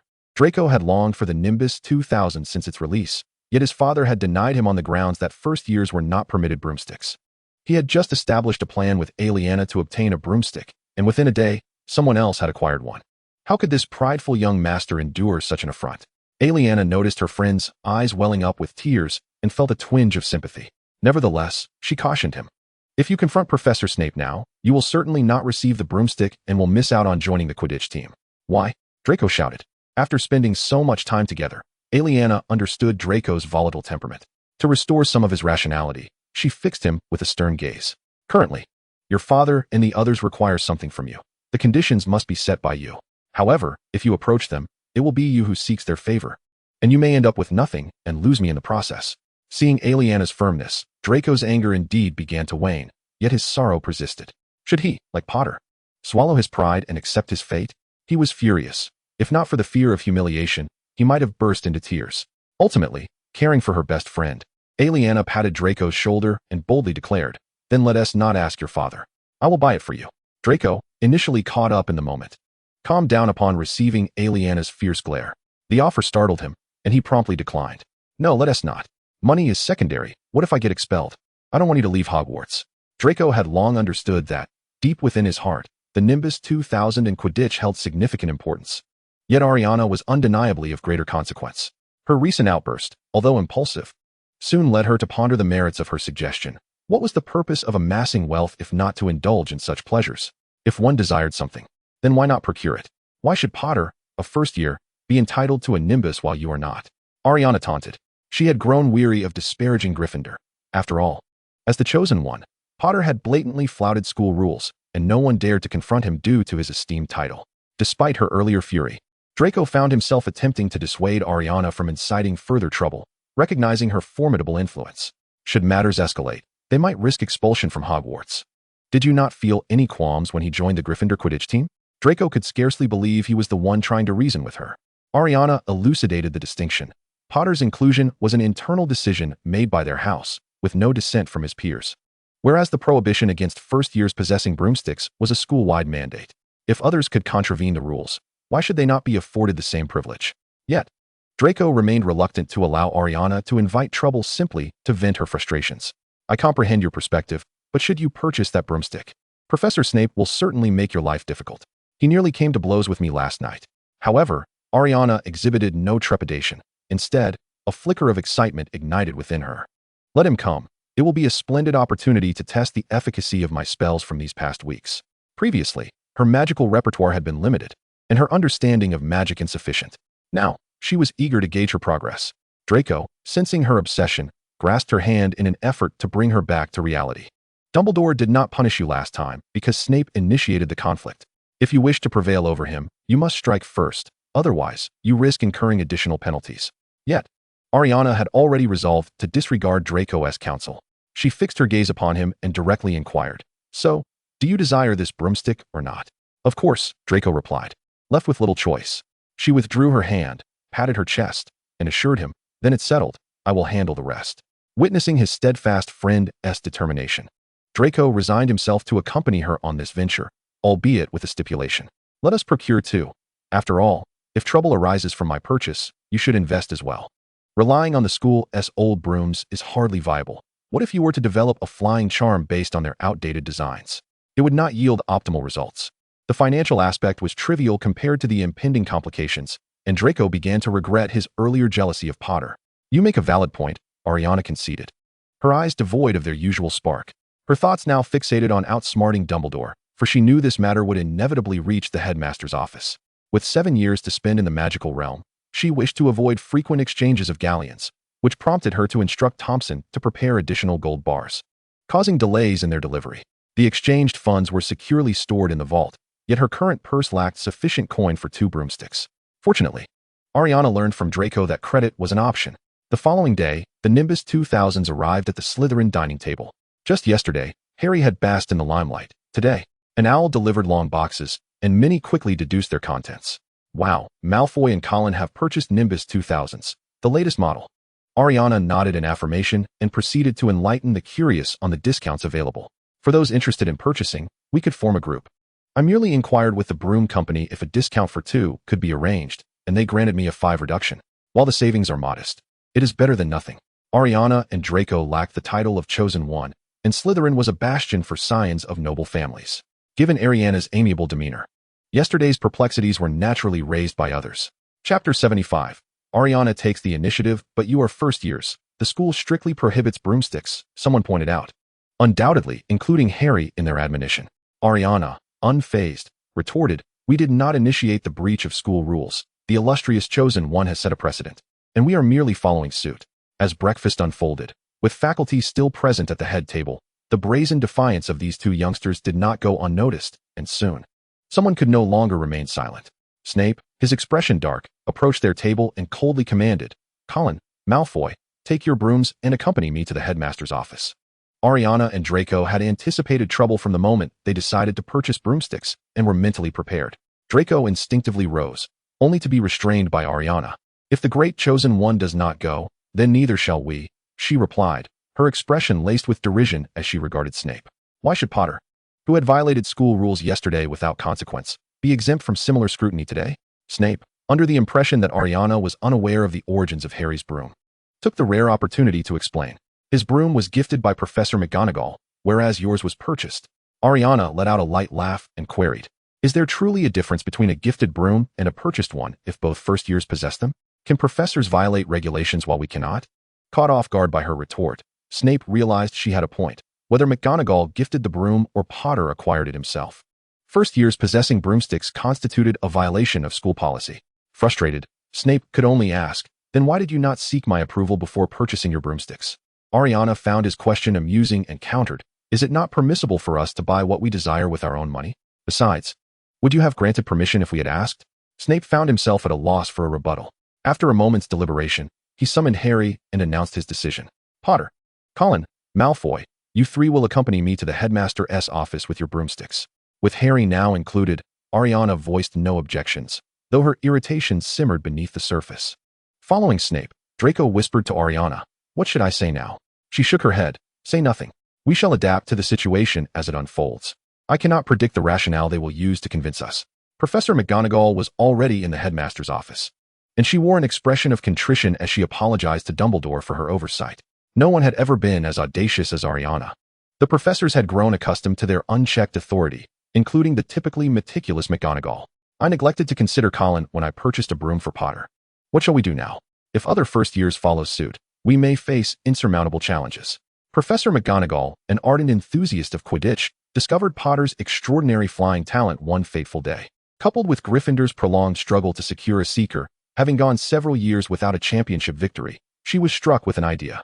Although Harry had been training with the Quidditch team for several days, he showed no inclination to purchase a new broomstick, opting instead for one left behind by a former player. Consequently, she took it upon herself to purchase the latest Nimbus 2000 for him. Upon learning of the circumstances, Dumbledore assessed the situation and deemed it not overly grave. There was no cause for excessive concern. A state-of-the-art broomstick cost 1,000 galleons. And even the Malfoy family only allocated a meager 60 galleons as pocket money for their child each month. Even if this school regulation were to be abolished, very few students could afford such an extravagant item. Dumbledore was already aware of Draco's familial discord and had received further detailed information from Snape, including the precise amount of Draco's monthly allowance. Ordinary employees of the Ministry of Magic earned merely 50 galleons a month, a sum even less than Draco's allowance. Thus, it was implausible that parents would part with 1,000 galleons for a broomstick. As for young wizards of Muggle descent, many were oblivious to the fact that gold could be exchanged for galleons, and even if they were aware of Gringotts' services, parents would likely be reluctant to engage in such transactions. For individuals entered the headmaster's office, yet they stood a considerable distance apart from one another. Snape and Harry occupied opposite sides, while Ailiana and Draco stood in the middle. As they entered the office, Ailiana took the initiative and spoke first. Pray tell, our illustrious Gryffindor headmaster, what punishment do you intend to impose upon us Slytherins? I hope it includes our esteemed Gryffindor savior. Ailiana had come to realize that her resentment towards Dumbledore and Potter was quite considerable, though it remained confined to mere indignation, primarily. It stemmed from their lack of decorum in handling the situation. They had set the tone of the matter against the backdrop of inter-house rivalry, and Dumbledore, far from issuing any reprimand, seemed reluctant even to question them. This sweet-toothed old man maintained his characteristic jovial demeanor as he replied to Ailiana with a smile. I do not intend to impose any punishment upon you. I called you here merely to convey a message. Should you choose to engage in any actions that contravene school regulations, it would be prudent to inform the professors in advance. His tone was exceedingly gentle, yet the content was infuriating. Ailiana retorted with sarcasm. If we were to inform you, would you actually permit us to purchase broomsticks? Dumbledore was fully aware of the substantial objections raised by the other party and had already deduced the best approach for dealing with Ailiana, one rooted in sincerity, where honesty was paramount. No, we would not permit it, but we cannot prevent it either, can we? However, being informed in advance could allow us to devise ways to soothe others' feelings, considering not everyone can afford such an expensive broomstick. Dumbledore was accustomed to considering the welfare of all, yet he overlooked the fact that it was his deputy who had initially failed to consider others. Ailiana immediately scoffed. Then, did Professor McGonagall contemplate how to assuage others' feelings before contravening the regulations? Otherwise, how could we have proceeded to purchase broomsticks? This was a classic case of allowing officials to set fire while forbidding the common folk from lighting lamps. Naturally, McGonagall could no longer remain silent. She admitted her oversight and expressed, "This matter was poorly considered on my part, and I sincerely apologize. I shall endeavor to amend my ways in the future." Ailiana offered no rebuttal, responding lightly, "Oh, then we too express our regrets for purchasing broomsticks without permission. We shall strive to be more mindful in the future." She refrained from mentioning the notion of returning the broom, intending to observe how these hypocritical professors would navigate the situation.